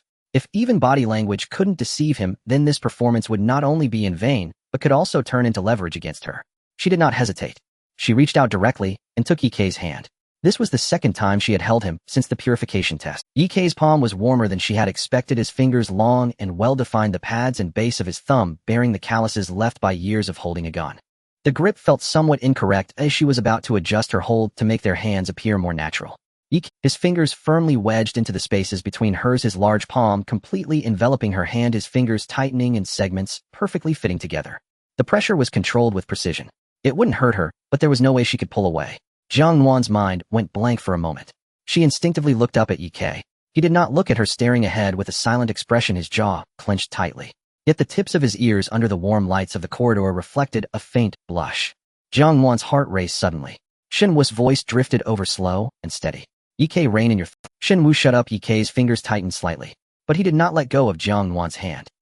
What is he? Jiang Nuan couldn't help but ask. Purely out of curiosity. Truly just pure curiosity. Shen Wu shot her a glance. That look was complex, carrying a subtle, "Are you sure you want to ask? You really don't want to know." His tone was chilling. Jiang Nuan fell silent. When the three of them returned to the main residence, the sky had already darkened. Voices and the clinking of dishes came from the restaurant at the end of the corridor. Staff were setting up for dinner. Jiang Nuan slowed her steps. She glanced down at her hand intertwined with Ye Ke's. Their fingers were tightly clasped, palms pressed together from the outside. It indeed looked quite convincing. But the issue was the person they would face next was not an ordinary person. It was Bai Siyuan, a mental type ability user, someone who had relied on the original owner since childhood, and someone who was intimately familiar with her habits, expressions, and subtle movements. She could indeed use amnesia as an excuse if she had indeed lost her memory. However, Shen Wu's mind reading did not work on him, which was the most critical point. This meant that once she sat at that dinner table, her greatest advantage in terms of information would be lost. During dinner, I will maintain our mental link among the three of us. Shen Wu said quietly. Ye Ke nodded. If any one of us detects something unusual, we will synchronize immediately. At that moment, Jiang Nuan's heart began to settle down. From the red bean cake alone, it was clear that Bai Siyuan wanted her to recall the days in the refugee districts, to remember their past. This urgency was in itself a weakness. Perhaps she could use this weakness to draw closer, thereby finding a breakthrough to the central archives of the Federation. Jiang Nuan closed her eyes for a moment. When she opened them again, the trace of panic and insecurity on her face had disappeared. In its place was a girl somewhat curious and cautiously hopeful for a reunion with her long-lost brother. She felt Ye Ke's thumb pressing down on the back of her hand. She knew he was still speaking. I am here. Ye Ke pushed open the door to the restaurant. Warm yellow light spilled out. The dining table was already set. White porcelain plates, silver cutlery, and a vibrant bouquet of roses in the center of the table, exquisite enough to seem out of place in the apocalypse. Bai Siyuan sat at the head of the table. He wore a white shirt with the collar unbuttoned, his black hair falling naturally, making him appear clean and gentle. His right hand held a teacup as he drank tea. Hearing the footsteps, he looked up. A smile first appeared on his lips. Then his gaze dropped slightly, landing on the intertwined hands of Jiang Nuan and Ye Ke. The curve of Bai Siyuan's lips did not change. It even deepened slightly, appearing warm and gentle in the candlelight. However, his right hand trembled slightly. The tea in the cup swayed, spilling silently over the rim and quietly dripping onto the white tablecloth, staining it with a small patch. He did not lower his head to look. You have arrived. He spoke with a smile, his voice as gentle as ever. Nuan, come sit next to me. Jiang Nuan held Ye Ke's hand as they walked towards the seat beside Bai Siyuan. The warmth of their palms pressed together calmed her noticeably, and the strength conveyed between her fingers was neither too strong nor too light, like a silent reassurance of don't be afraid. Ye Ke stopped beside her and released her hand. She thought he was about to take a seat, but instead he moved to the back of her chair and pulled it out for her. The action was incredibly natural. So natural, in fact, that even Jiang Nuan was momentarily stunned. She looked up at him, his expression was calm, slightly turned to the side, silently waiting for her to sit down. It seemed as if he had done this 1,000 times before. A voice floated through the mental lingo. Ye Ke, do you really have such gentlemanly gestures? Did you learn that temporarily at the Bai family, or did you practice in the base in front of the air? Jiang Nuan nearly laughed out loud. Shut up, Ye Ke said. After she sat down, he promptly took a seat to her left. His tall figure, broad shoulders, and long legs naturally enveloped her in the warm glow of the ambient light as he settled into his chair. Sometimes a sense of security is physically manifested. Shenwu walked around the dining table and pulled out the chair across from her. "Ye, you can let go of Jiang Nuan's hand now." Shenwu's voice came through the link. Jiang Nuan glanced down. Her left hand rested beneath the table, and she noticed that Ye hand had covered hers again, at some point his palm pressing against the back of her hand, his fingertips touching her wrist bone, as if the gesture naturally continued after taking a seat. Or rather, he had no intention of letting go at all. "Shenwu, you really could say less." Jiang Nuan rolled her eyes within the mental link. This was clearly his suggestion to maintain a facade in front of Bai Siyuan. "I just wanted to reduce the amount of content to report later." Jiang Nuan. "Shenwu, what do you mean?" She maintained her composure as she picked up her glass and took a sip, glancing around the dining table. The host seat was Bai Siyuan, to her left was Ye, and Shenwu sat across from her. Someone was still missing from the table. Brother Jiang Nuan turned her head to Bai Siyuan, her tone curious. "Where's Mr. Song? He might still be resting." "Ooh, I've sent someone to remind him." "As I said," Bai Siyuan said, reaching out to adjust her water glass. His fingertips brushed against the rim, seemingly checking if the water temperature was suitable, a meticulous and delicate action. As soon as he finished speaking, the restaurant door swung open. "Sorry for being late." Song Huiqing walked in dressed in a dark vintage suit, as if he had intentionally tidied himself up before leaving. He smiled apologetically. "The Bai family's garden is truly beautiful. It's a rare sight in the entire Mr. Song is being too kind," Bai Siyuan said with an appropriate smile, gesturing for him to take a seat. "The residence is merely a place to stay. What the Bai family truly cares about has always been the larger picture of the Federation." Song Huiqing chuckled in response, saying some polite words for the sake of the Federation. Bai Siyuan gestured for him to sit at the position to his right. Song Huiqing shook his head. "No need. It would be inappropriate for an outsider like me to sit in such a position." He walked around most of the dining table and pulled out a chair at the far corner. With his back against the wall away from the main light source, he found himself at the edge of the restaurant's shadows. His expression was so vague that it was hard to discern. Why do these two people like to speak like this? Jiang Nuan frowned intensely in the mental link. "Adults speak like this," Shen Wu's voice chimed in. "The literal meaning and the real meaning are always antonyms. You'll get used to it, little Jiang Nuan." "Thanks, Teacher Shen. Next time I'll hold up a sign before I make a sarcastic comment, so you won't automatically switch to teaching mode." "You've improved, little Jiang Nuan." Ye raised his glass and took a sip. "Ye, the corner of your mouth is twitching," Shen Wu remarked. Ye slowly set down his glass, picked up a napkin, and wiped his lips. His movements were composed and his expression flawless. "Not anymore." Staff entered one after another, bringing various dishes to the table. The white porcelain plates held exquisite dishes, their vibrant colors and enticing aromas creating a presentation too delicate for this world, illuminated by silver cutlery and warm lights. The last dish that was brought out was a plate of red bean cake. The glossy cake was cut into neat squares and placed in a celadon dish specifically positioned right in front of Jiang Nuan. Bai Siyuan glanced at her with a hint of gentle expectation in his eyes. In Jiang Nuan's fragmented memories, the original owner had loved eating red bean cake. By a stroke of luck, she also liked it very much. She smiled at Bai Siyuan, saying, "Thank you, brother." Bai Siyuan's lips curved into a softer smile, as long as Nuan likes it. He raised his hand, signaling the staff to withdraw. The restaurant door closed behind them, footsteps fading away. In the vast space, only 5 people remained, the sound of dishes clinking and their breathing amplified by the high ceiling, creating an intentionally cultivated sense of intimacy. "Speaking of which, I haven't had the chance to officially thank you all for the rescue on the White Whale." He leaned slightly forward, his tone sincere. "The situation was dire at that time. If it weren't for Team Zero's dedication, I might have had a hard time making it out unscathed." He paused here as if weighing his words. His gaze then crossed over Ye and Shen Wu, landing on the corner where Song Huiqing sat, his smile deepening slightly. "The Federation is truly fortunate to have such dedicated blades like you. Seeing you all working so hard, the Federation must surely feel reassured. Isn't that right, Mr. Song?" There was a brief silence in the mental link. Then Shen Wu let out a cold laugh. "Humph, little fox." Jiang Nuan took a piece of red bean cake and placed it in her mouth, her face showing a touched smile. "I heard it too. Dedication, commitment, blades. This is a direct compliment, but with a hidden insinuation. Translated, it means Team Zero is a tool raised by the Federation that risks their lives to work. Doing this is merely your duty, so don't think you can leverage this, because you saved me." Moreover, he doesn't forget to drag Song Huiqing down with him, having the Federation representative personally affirm this characterization. "Shen Wu, I take back what I said before. It's not just improvement, it's a meteoric rise." Song Huiqing evidently did not expect the flames of war to reach him in the corner. He raised his glass and took a sip. "Mr. By you flatter us, Team Zero has always been excellent, and that's widely acknowledged." He then set down his cup, smiling at Bai Siyuan. "Today's protagonists are you all, don't mind me." His words elegantly deflected the topic, neither acknowledging Bai Siyuan's remark nor bolstering Team Zero. smooth as silk. Yi Ke naturally brought the plate in front of Jiang Nuan closer, his knife and fork moving adeptly, cutting the entire steak into evenly sized cubes. It's part of the job, he said, looking down as he sliced the steak. The sound of cutlery grazing the plate was extremely soft. Clearing danger zones and protecting victims is originally part of the team's responsibilities. He pushed the cut steak back in front of Jiang Nuan. Only then did he lift his eyelids and look at Bai Siyuan. Mister, I need not be polite. The phrase victims landed on the table, neither heavy nor light. Bai Siyuan paused momentarily, holding his teacup. Then he smiled and gently placed the cup back onto the saucer. The porcelain clinked softly. What Mr. Yi said is indeed correct. Beautiful, Shen Wu remarked in the mental. He's saying that he is merely a useless person in need of protection, so don't act all high and mighty. He paused. Little Yi Ke, you've grown. Shut up, Yi Ke said. Shen Wu remained unfazed. If you say that word again, I will compile all the details of today regarding you and Jiang Nuan into a report. Jiang Nuan took a bite of the red bean cake. Do you want me to write it for you? Lu Shiyan was far away at the base. What did she have to fear? In the quiet corner of the dining table, Song Huicheng lowered his head and cut a small piece of bread to eat.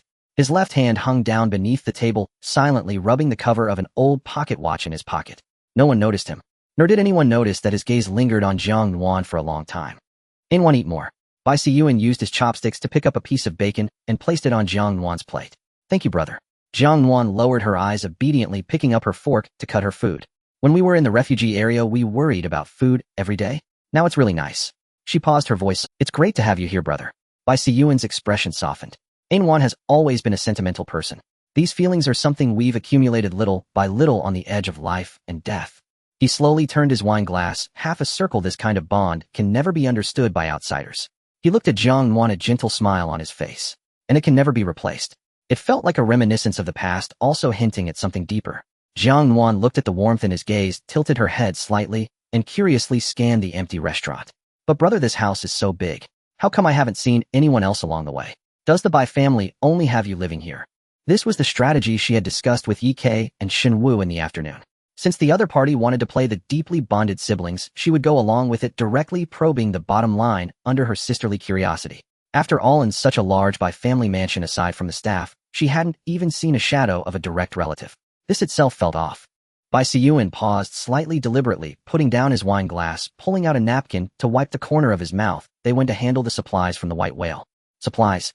Yes, the white whale encountered a restricted area, and part of it was damaged, but fortunately the critical supplies were preserved intact. His tone was as if he were talking about a trivial household matter. They are afraid of further accidents, so they personally went to arrange the follow-up handover. Shen Wu put down his knife and fork, his eyes narrowing slightly. I wonder what kind of supplies are so important that several core members of the Bai family need to handle it personally. Mr. Shen is joking. Bai Siyuan met Shen Wu's gaze, the curve of his lips unchanged, composed and flawless. That is a batch of top-secret supplies prepared by the Foundation for the Federation. I didn't expect this voyage to be so perilous, so I only arranged for myself to accompany the ship. He once again raised his wine glass, gently swirling it. Now that we've finally brought the items back, they are afraid of further incidents, so they personally went to check and arrange the follow-up work handover, that's all. He took a gentle sip of wine and smiled warmly at Shen Wu. Thank you for your concern, Mr. Shen. I see. Shen Wu nodded, lowering his eyes to cut the sausage on his plate. The mental link was silent. But Jiang Nuan knew what he was thinking, because she was thinking the same. The Federation supplies were so important that it warranted Bai Siyuan accompanying the ship, significant enough for the entire Bai family to mobilize for the aftermath.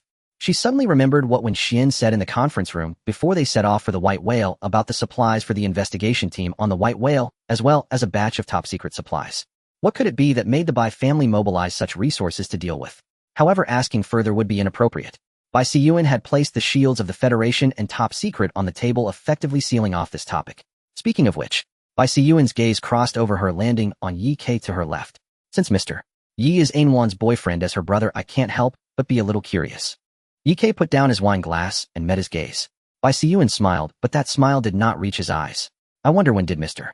Yi develop feelings for my sister? He paused. To have her entrust her heart so quickly, Mr. You must have put in considerable effort, right? Jiang Nuan's heart skipped a beat. When did he touch her? They hadn't even gone over such details in the script. Her left hand instinctively lifted from her knee, reaching for the wine glass on the table, trying to find some cover. Before her fingers could rise, a large, strong hand reached out from beneath the tablecloth. His hot fingers touched hers, gliding along the edges of her fingers, then unhesitatingly pried open her tightly closed fingers. The rough pads of his fingers grazed her delicate skin, sending a shiver of almost overwhelming tingling sensation through her. Ek firmly held her hand in his palm. The knuckles tightened, intertwining impenetrable. Above the table, wine glasses clinked, and an undercurrent surged. Under the tablecloth, their fingers intertwined, refusing to yield an inch. The warmth from his palm continuously transmitted to her. In the mental link, Shun Wu's voice drifted in. The script didn't write this part. Ek, are you capable? If not, I'll improvise a hero saving the beauty. Ek ignored him. In the tunnel's restricted area, he began to speak. Jiang Nuan turned her head sharply to look at him. The tunnel's restricted area. That was the 5th day since she crossed over. Being chased by monsters, her knees smashed by the bulldozer man, limping in the dark, desperately running, and finally being carried away by him like a sack. Bai Siyuan narrowed his eyes, slightly seemingly surprised by this answer. Oh, a restricted area? Ek remained unfazed, a hint of an almost tender light surfacing in his deep black eyes. Under the tablecloth, he gently rubbed her hand with his thumb. At that time she was harmed and injured. His voice was low and steady, as if recounting a scene he had replayed in his mind countless times. She was very scared, but she didn't give up. Even while injured, she kept running forward. I shot and killed the monster. He paused for a moment. And the person who harmed her. Jiang Nuan's heart skipped a beat. Not just because that bulldozer man blocked her way. He fired that shot because he saw that person push her. Perhaps both reasons played a part. But he had noticed, for a moment, she even forgot that this was a performance for Bai Siyuan. Ek's voice continued. At that moment, I wanted to protect her. The mental link fell silent for a few seconds. Then Shun Wu's voice floated over, filled with genuine astonishment. You brat usually playing mute, but when it comes to sweet talk, even I almost believed you. Jiang Nuan didn't hear it. Or rather, she had no strength left to listen. Because beneath the tablecloth, Ek's rough fingertips kept brushing against her hand.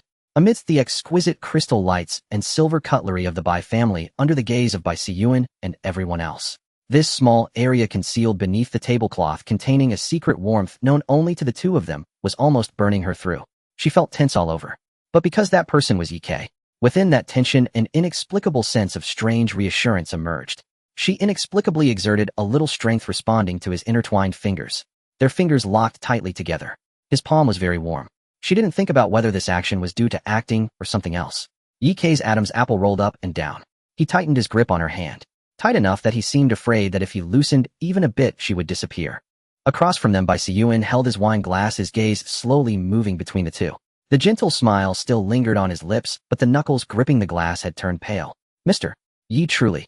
He gently set the wine glass back on the table. The porcelain surface clinked softly. Deeply affectionate. Those two words slipped from his lips, the ending tone kept low, as if in admiration. It also felt like a declaration of war. What exactly does Miss Jiang like about Mr. Yi? The voice floated over from the corner of the dining table. Song Huiqing leaned against the back of his chair, most of his face hidden in shadow, making it hard to discern whether the smirk at the corner of his mouth was one of genuine curiosity or something more sinister. Jiang Nuan had just swallowed the last bite of her red bean cake and nearly choked on her own saliva. What does she like about Ek? This person had been sitting in the corner trying to be invisible and suddenly jumped in. What was he trying to do? Her mind raced. Ek had just recounted a flawless story about love at first sight in a forbidden tunnel, leaving Bai Siyuan with no choice but to conclude with the word deeply affectionate. Then Song Huiqing suddenly threw out such a question. Jiang Nuan instinctively turned her head to look at Ek. Ek was also looking at her, his dark eyes fixed steadily upon her face. He just looked at her. It was as if he were waiting for an answer. Jiang Nuan's heart skipped a beat, and her gaze uncontrollably slid down from his eyes. His high nose bridge and sharp facial contours were evident even when sitting down. His physique was impressive, and the black tactical uniform accentuated his broad shoulders and narrow waist. Sitting next to her, the exposed part of his forearm displayed beautiful muscle lines, and at that moment, he was gripping her hand, his fingers tightening with a steady strength. Lowering her gaze further revealed his long, straight legs, which even while seated displayed proportions far surpassing that of an average person. Jiang Nuan abruptly retracted her gaze. Enough. If she looked any longer, she might lose her composure. Because Ek is both handsome and has a great figure. The moment the word slipped out, she herself was stunned. While that was indeed her most genuine thought at that moment, the restaurant fell silent for a full 2 seconds. Bai Siyuan's wine glass hung suspended in midair. Song Huiqing slightly raised an eyebrow. Shen Wu paused with the knife while slicing the sausage. The temperature on Jiang Nuan's face visibly rose as she quickly grabbed the wine glass in front of her and took a gulp. The cold wine slid down her throat, momentarily easing the heat rising in her chest. But it did not completely suppress it. She caught a glimpse of Ek beside her. His expression changed ever so slightly. First he appeared momentarily stunned, as if he hadn't anticipated her response. Then he lowered his gaze, letting it drift from his chest over his forearm, finally landing on the hands intertwined beneath the tablecloth. The corner of his mouth curved slightly. It could almost be described as pleasure. Jiang Nuan's heart raced a beat faster. What are you smiling about, Ye? This is acting. Do you understand that it's acting? In her mental link, Shen Wu's voice came through slowly. Jiang Nuan, have you really run out of words to that extent? A whole table of people waiting for you to say something movingly affectionate, and your response is just that he is handsome and has a good figure. Shen Wu, you're just envious of Ye's physique, aren't you? Jiang Nuan bit her back molars. In the mental link, there was a brief silence. I am 9 meters tall, but you are rather skinny. Although Shen Wu was also just over 9 meters tall, his proportions were perfect, yet his physique was on the lean side, starkly contrasting with Ye's explosive and imposing presence. There was another moment of silence in the mental link. Jiang Nuan, tonight's report will be quite spectacular. Just write it. Jiang Nuan rolled her eyes internally. After all, Lu Shiyan was far away at the base, and she hadn't done anything. What was she afraid of? Just don't cry later. Shen Wu, I won't hold back in the next training session. Ye spoke. Well, TSK. Shen Wu clicked his tongue a few times, but didn't say anything more. Jiang Nuan smirked internally, enjoying the turn of events. The relationship between Miss Jiang and Mr. Yi is truly enviable. Song Huiqing smiled, his tone laced with nostalgia. His eyes remained hidden in shadow, revealing no sign of goodwill or malice. He simply watched. Ziz, a harsh metallic sound cut through the quiet of the dining table. Bai Siyuan's right hand held a silver fork, its tip scraping across the plate, leaving a fine white scratch. He clearly realized his faux pas. Sorry. He raised his eyes, offering a smile. This dish was overcooked, making it hard to cut through. He said this while raising his hand to ring a bell. Before long, a staff member approached silently and removed the dish. Compared to Bai Siyuan's abnormality, it was Song Huiqing who truly puzzled Jiang Nuan.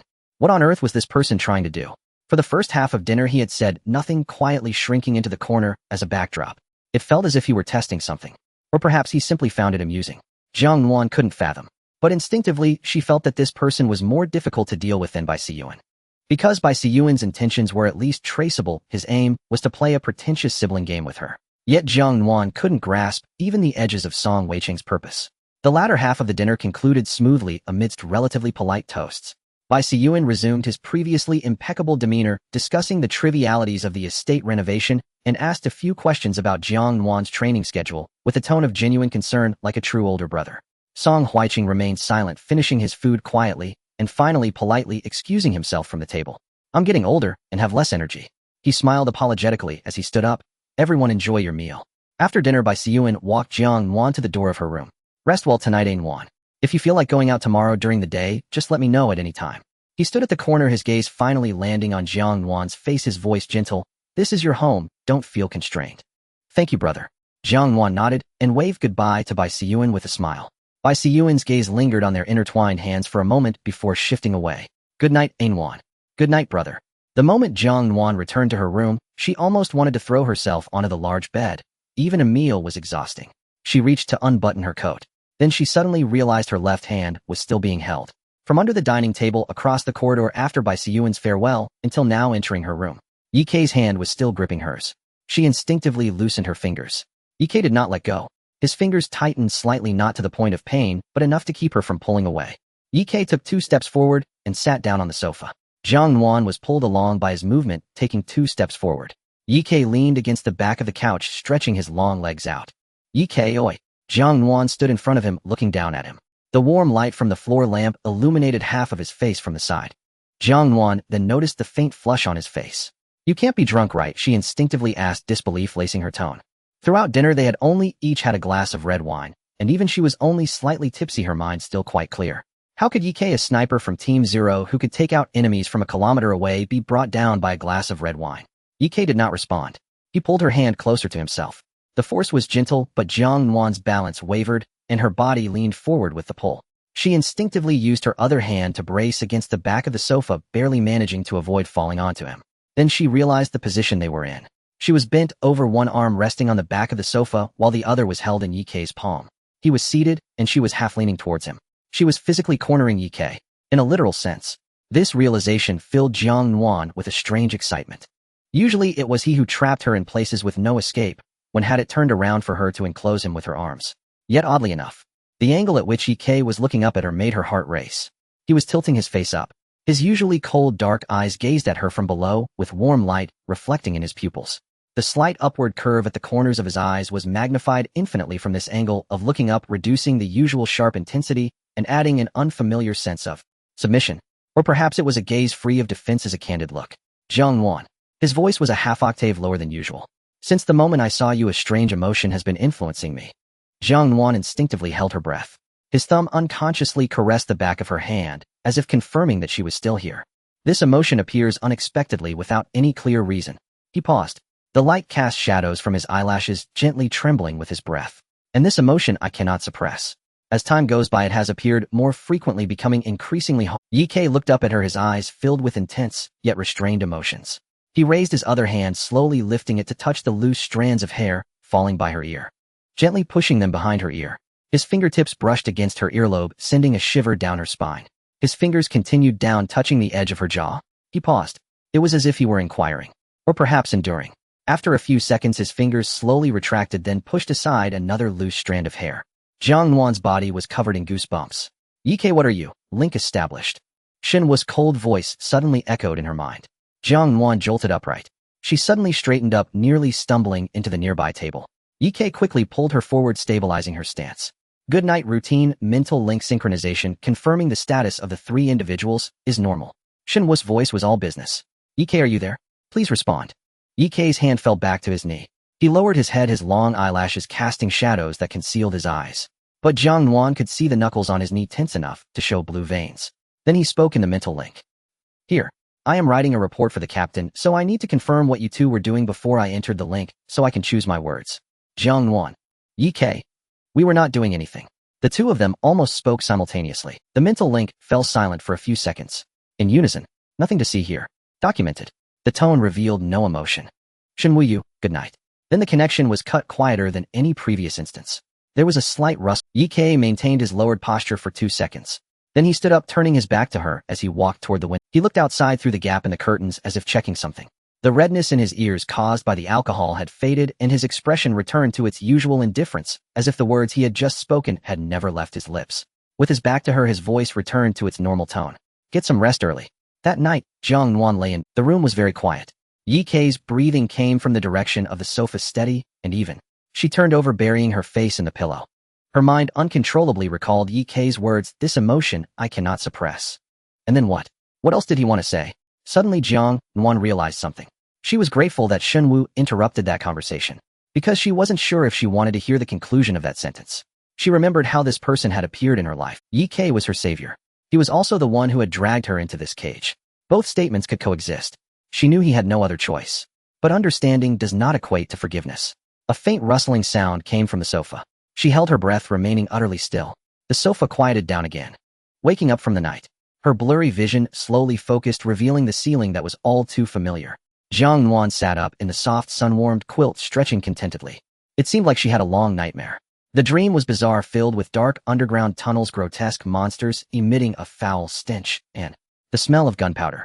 In fact, she even dreamt of being carried on the shoulder of a man in a black combat uniform who was running frantically, firing a gun with one hand, his shoulder as hard as iron, causing her stomach to ache. He seemed to have turned back to glance at her. What color were his eyes? Jiang Nuan pondered, unable to recall. What a mess, she murmured softly, rubbing her temples. She turned to sit up, her bare feet touching the wooden floor, the cool sensation waking her slightly. The bedroom was arranged in her favorite cozy style, with the morning lights streaming through the gaps in the curtains, casting warm, soft rays on the floor.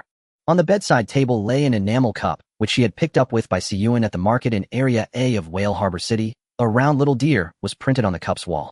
She remembered that on the day they bought it by Siyuan, said the deer's expression resembled her dazed look, and she chased him around the house for quite a while. A bouquet of roses was arranged in a vase beside the sofa, the petals bright and vivid, as if freshly cut from a greenhouse, with water droplets still clinging to the leaves. Everything was so familiar. Having crossed over for quite some time, Jiang Nuan had long since adapted to life. From the beginning, when she and Bai Siyuan relied on each other in the refugee area, to later, when he was taken back by the Bai family, who soon brought her along as well. They had gone through many twists and turns in between, facing the Bai family's bullying, the undercurrents of intrigue in the main residence, and those long nights she spent by his side, as Bai Siyuan gradually gained a foothold. Recalling those times was not easy, but fortunately the hardest moments had passed. Bai Siyuan was now the one in command of the Bai family, and she could finally live steadily in this chaotic world, sheltered under his wings as his sister. At least that was. Jiang Nuan pushed open the bedroom door, walking through the corridor toward the study with familiarity. The study door was half ajar, light streaming in through the floor-to-ceiling windows. Bai Siyuan was sitting behind a large desk. He wore a soft white shirt, the collar slightly open, revealing his pale, well-defined collarbone. His black hair fell in front of his forehead, and his long eyelashes cast a small shadow beneath his eyelids. At that moment, he was focused on writing something with a pen in his hand on a black hardcover notebook. His expression was so serious, as if he were reviewing some confidential documents that determined the fate of the family. He was so absorbed that he didn't notice Jiang Nuan's approach at first. Jiang Nuan tilted her head, curiosity piqued. She stepped lightly forward, nearly pressing against the edge. "What are you writing?" Bai Siyuan's pen stopped. He raised his head and saw Jiang Nuan standing by the desk, her hair a bit messy and her eyes still sleepy. "Awake." Bai Siyuan's tone was gentle, as natural as any ordinary morning. "Why don't you sleep a little longer?" In the meantime, he had discreetly closed the notebook. "What are you writing, brother?" Jiang Nuan leaned closer. "So engrossed you didn't even notice me coming in. Just some work records, nothing interesting."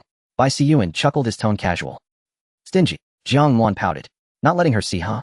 She would find a time when her brother wasn't around to take a look. Bai Siyuan ignored her little temper, his gaze dropping down to her bare white feet. The smile faded slightly. "Why aren't you wearing shoes again?" Before Jiang Nuan could respond, Bai Siyuan had already stood up, walked around the desk, and approached her.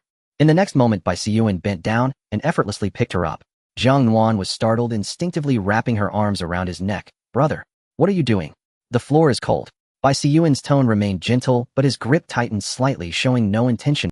Jiang Nuan felt the fabric of his shirt collar brushing against her arm, the cool touch contrasting with the hard outline of his collarbone beneath. He held her steadily, one hand supporting her back, and the other gripping her knee, walking with a steady pace. He carried her to the corner of the study by the sofa and gently set her down.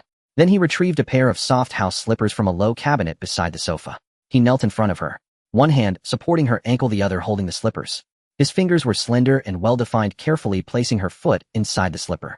As his fingertips brushed against her instep, Jiang Nuan instinctively shrank back.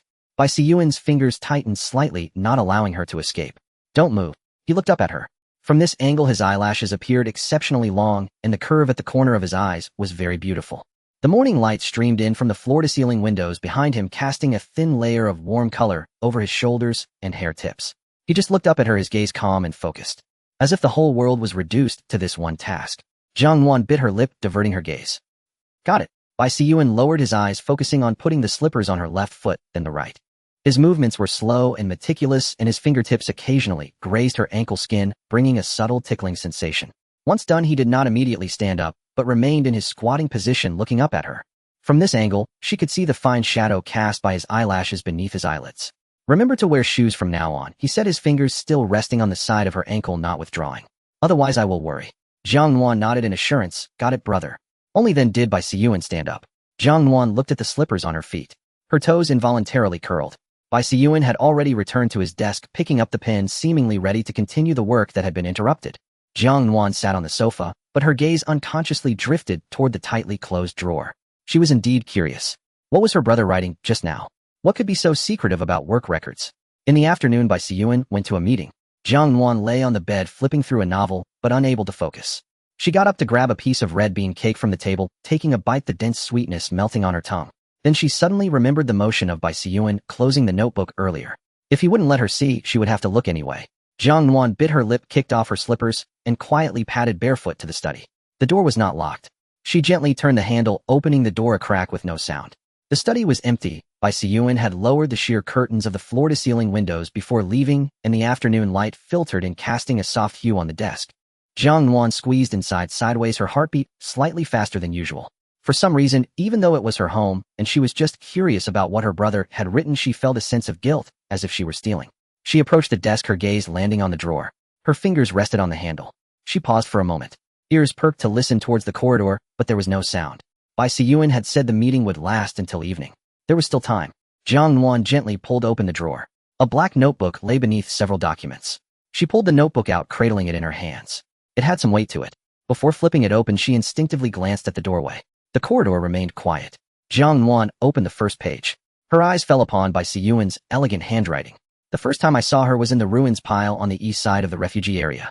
She was curled up in a corner, dirty, with only a pair of eyes shining brightly." Jiang Nuan was stunned. Was this about her? She continued flipping through. Each subsequent page recorded trivial daily details, but every sentence was about her. She is afraid of thunder. During thunderstorms, she always curls up in a corner, wrapping herself tightly in a blanket. I can only sit beside her and wait for her to fall asleep. She likes sweets, but what sweet things are there in the refugee? I found half a piece of red bean cake. She was so happy, her eyes curved into crescents, but she was reluctant to eat more than a small bite each time, and it eventually went bad, leaving her uncomfortable for several days. She is very smart. I found an old world book and she could understand it. She read it aloud for me, saying the world once was beautiful. The handwriting became much more scrawled. Life in the Bai family is harder than I imagined, but to save her, in the future, I must deal with all those involved. Jiang Nuan's fingers trembled slightly. She instinctively flipped to the next page. But the following pages were all blank. Nothing at all. It was as if for a long time he had written nothing.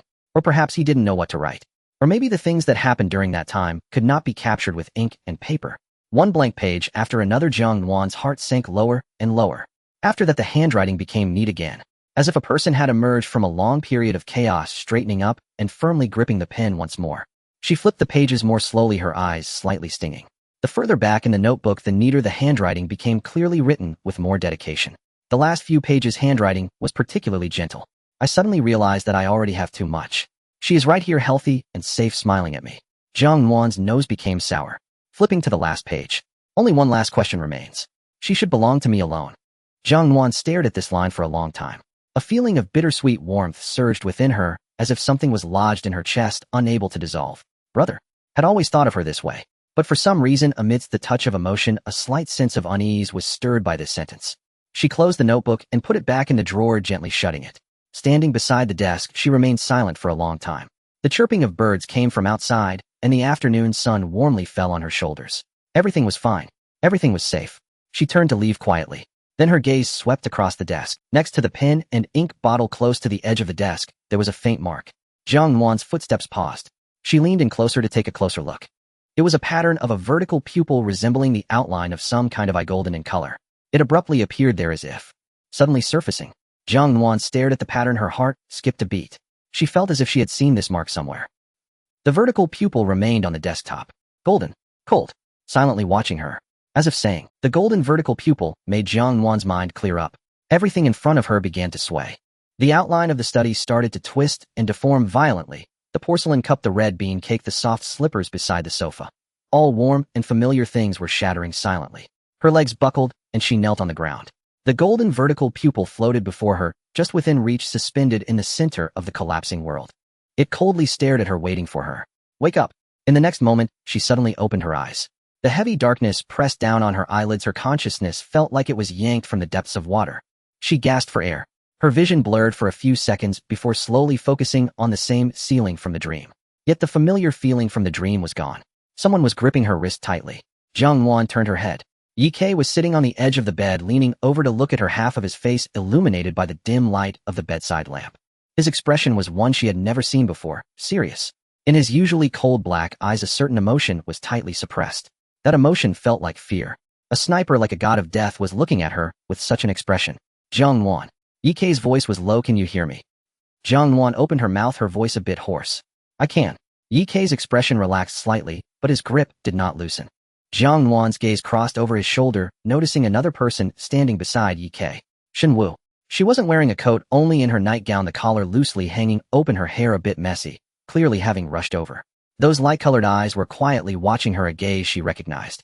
Shen Wu looked like this when analyzing a situation, calm, as if she were a machine without emotions. What happened? Jiang Nuan propped herself up on her elbows, her head spinning. Yi Ke's other hand quickly reached over, steadying her back, the warmth of his palm seeping through the thin fabric of her nightgown. 2 minutes ago, Shen Wu sensed your mental fluctuation was abnormal and notified me. Yi Ke's voice calmed down. At that time, your vital signs were normal with no external injuries, but you had no reaction to external stimuli.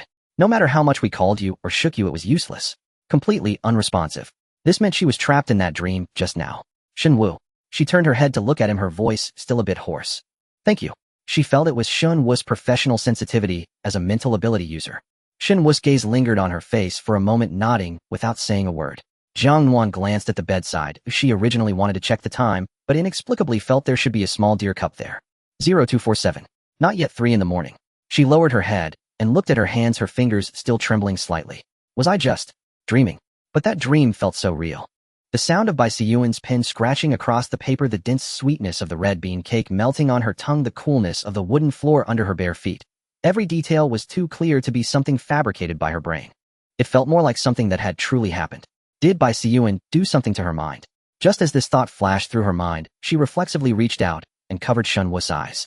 No mind reading. The moment her palm pressed against him, she felt Shun Wu's eyelashes gently brush against her palm. It was ticklish. He did not pull her hand away. This surprised Jiang Nuan. Normally, given Shun Wu's sharp tongue, he would have made some sarcastic remark. But at this moment, he simply allowed her to cover his eyes, even cooperating by closing them. She could feel his eyelids gently closing under her palm, his eyelashes brushing against her once more before settling. After a few seconds, he spoke. "You can take your hand away now." His voice was a bit heavier than usual, lacking its usual teasing tone. "You know, I can't read your mind without looking into your eyes." Jiang Nuan slowly withdrew her hand. As her fingertips slid past the side of his face, they brushed against a few strands of his hair that had fallen across his forehead, cool and soft. Shen Wu opened his eyes, but deliberately averted his gaze, looking at her shoulder, instead not making eye contact with her. "Go on." Shen Wu's voice was calm. "What did you dream about?" She straightened up and briefly described the contents of the dream. That dream felt extraordinarily real, as if she had lived in the Bai family. Shen Wu continued to look at her shoulder, remaining silent for a moment after she finished. "Your memories are incomplete, and you know this yourself." He slowly spoke, as if weighing his words. "I investigated before. The method used to seal the memories is highly sophisticated, pushing them to the deepest layers of consciousness. Unless the seal bearer themselves unseals them, it is nearly impossible to unlock." He paused for a moment, seemingly sensing something. His long fingers unconsciously pressed against his temple, a habitual gesture when he concentrated his mental energy. But now there are signs of loosening in this seal. Jiang Nuan's breath hitched, loosening. It seems as if the person who sealed the memories is wavering, hesitating to unseal them. Shen Wu's brow furrowed even deeper. And in this interval of loosening, another force has taken advantage of the gap. It forcibly invaded, dragging out the fragments of memories within and stuffing them into your dreams. He looked out the window, the pale moonlight reflecting in his eyes. The method was very violent, completely disregarding the threshold of your mental endurance. So that memory dream had both of these factors. Jiang Nuan slowly opened her mouth. "The one who sealed my memories hesitated, and someone took advantage of that hesitation to forcibly pull out the memories." Shen Wu glanced at her, not denying it. "So that's why I had such a severe headache just now." Jiang Nuan rubbed her temple. "It sounds like the owner of that force is very anxious. Anxious to help me regain my memories." The room fell silent for a few seconds. Jiang Nuan's mind was racing. The sealer was hesitating.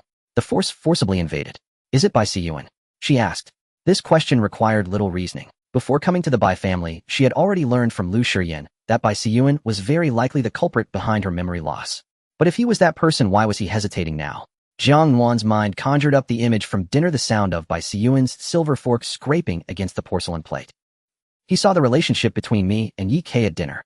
As she spoke, she organized her thoughts. "The reason for his hesitation is that he feels I'm getting too close to someone else. He wants me to remember the past with him in the Bai family, wanting me to return to his side." At this point she paused.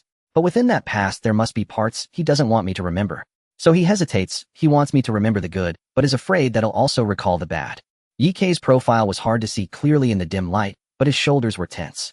"Now another question." Jiang Nuan lowered her voice. "The force that forcibly invaded. If Bai Siyuan was just hesitating about whether to unseal the memories, then the one who actually dragged the memories out and stuffed them into her dreams was most likely another person. Song Huiqing."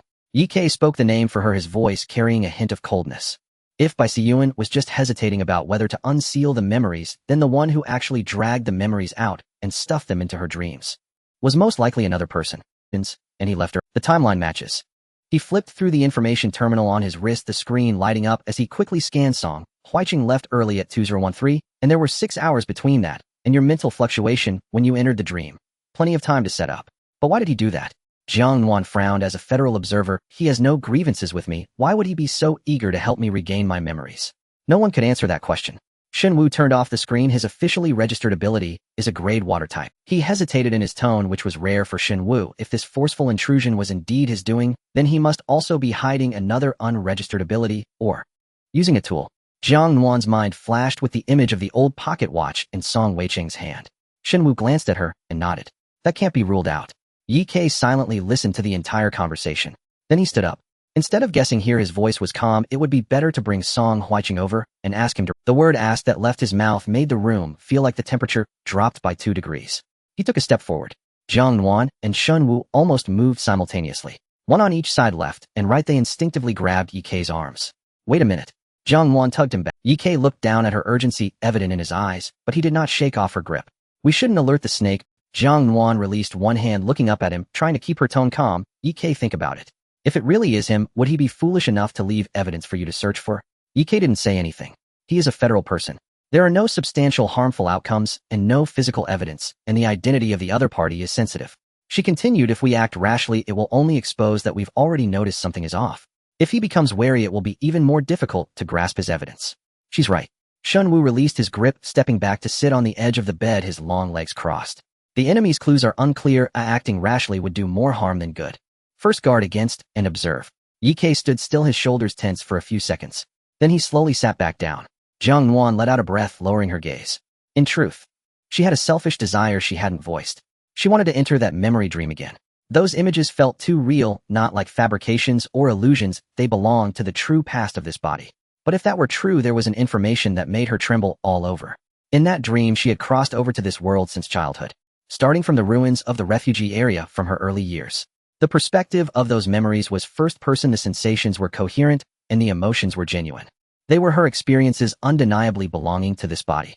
But she had clearly only just crossed over for less. The same body. Two traversers. How could that be possible? The moment this thought arose, Jiang Nuan felt her heartbeat pounding, as if it were striking her eardrums. That feeling of stepping on floating ice returned. A terrifying guess began to take shape in her mind, vague, yet logically coherent. Because if that guess were true, then the self she believed she was from the very beginning was wrong. Jiang Nuan's fingers unconsciously clenched the blanket. No, she needed more information. The notebook that Chi Sui had mentioned, or a complete restoration of her memories. Either way, it couldn't be resolved tonight. She took a deep breath, forcibly suppressing those surging thoughts. The three of them briefly discussed the response plan for tomorrow. Jiang Nuan would maintain her current state in front of Bai Siyuan and Song Huiqing, showing no signs of abnormality. Shen Wu would investigate Song Huiqing in depth without alarming him, focusing on observing that pocket watch. Ye was responsible for handling emergencies and ensuring they always had a way to retreat. Then a more practical issue arose. To respond in case tonight's situation happens again, I need to monitor your mental state in real time.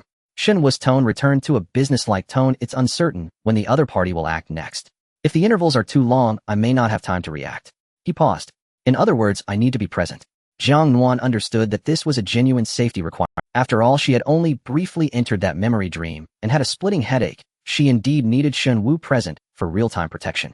The problem was 3 people, 1 bed, 1 sofa. Ye was silent for a moment. You sleep on the sofa. He looked at Shen Wu, his tone firm. M1, 92 meters tall, and that sofa is roughly 6 meters. Shen Wu raised an eyebrow, a half smile forming on his lips. You curled up on it for a while this afternoon. Tonight your neck won't turn smoothly. Ye, unless you want to sleep on the floor. Shen Wu's tone was light, then you'll just have to suffer and sleep on this. It fell silent for 2 seconds. The atmosphere subtly hung in the balance. Jiang Nuan cleared her throat, interrupting the standoff. The 2 men turned to look at her simultaneously. Let's all sleep on the bed, she said. There's enough space. Indeed, the bed was large enough, estimated to be over 2 meters. Even 3 people sleeping horizontally wouldn't feel cramped. Shen Wu stayed to protect her. She couldn't bear to have him curled up on the sofa or sleeping on the floor. Besides, they were just sleeping, not doing anything. Ye and Shen Wu looked at her at the same time. The contents of their gazes were different, but one point overlapped. Are you serious? These words were almost glaringly written on their faces. Jiang Nuan felt a bit puzzled under their gazes. I mean, just to sleep properly. Oh, what's with those expressions? Shen Wu was the first to avert his gaze, lowering his head and chuckling softly. The laugh was light, like the night wind brushing over the water's surface. All right. Jiang Nuan shifted further into the bed, leaving the middle and outer positions empty. Then she pulled the blanket over herself, wrapped up, and lay down facing the wall. With her back to them, a familiar breath with a faint scent of gunpowder wafted from behind her. Ye was behind her in the middle position. Then the outer mattress sank slightly, the movement very light. Shen Wu was on the outer side.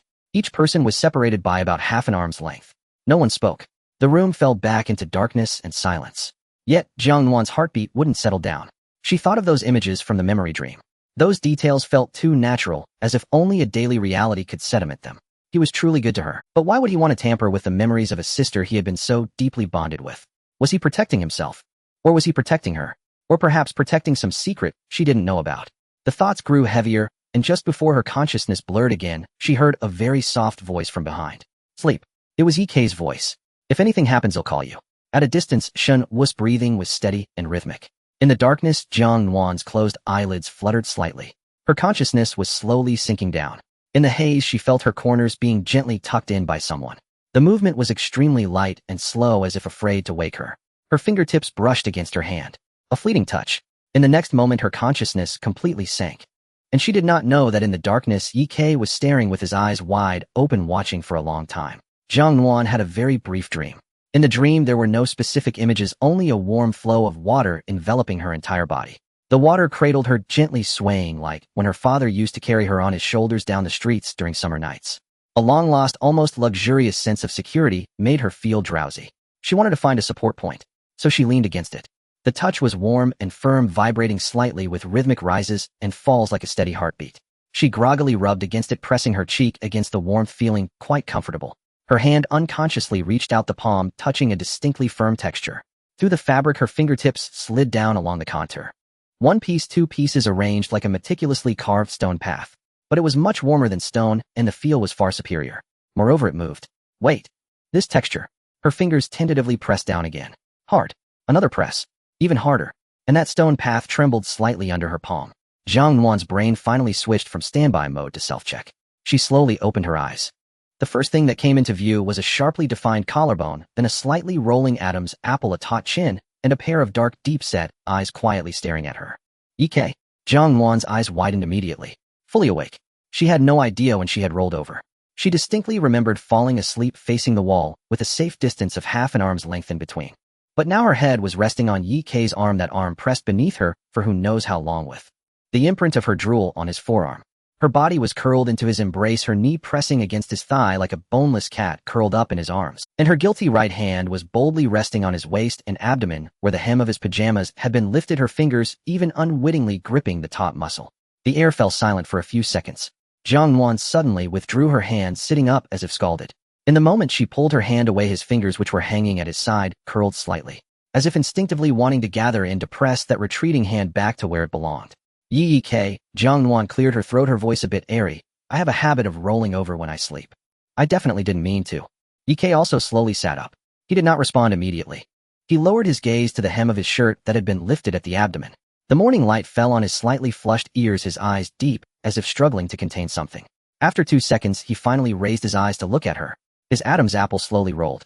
A subtle suppressed breathing could be heard, as if he were using his last bit of reason to set limits on himself. It's fine, he said. The curve of his lips was somewhat off, a kind of indescribable relaxation that even vaguely carried a hint of pleasure. It was exactly the same as when he heard her praise his physique last night. Jiang Nuan's face grew even hotter. A lazy voice floated in from the far side of the bed. Good morning. Shen Wu had unknowingly woken up, propping his face up. Do you need me to provide suggestions for the next steps? For instance, revealing a detailed rating of how it felt to touch abs during breakfast. Shen Wu. Jiang Nuan's cheeks burned. Just kidding. Shen Wu sat up, stretching his gaze, sweeping over. But the way someone was too scared to move is worth documenting and archiving. Ye looked over expressionlessly, his gaze locking on a Shen Wu like a sniper aiming at a target. Do you need me to add some comments about your lack of physical fitness in your file? Shen Wu shrugged, wisely quickening his pace towards the bathroom, the door closing behind him, cutting off any. Only Jiang Nuan and Ye remained in the bedroom. The morning light was just right, yet the atmosphere was subtly stagnant. She dared not look at him.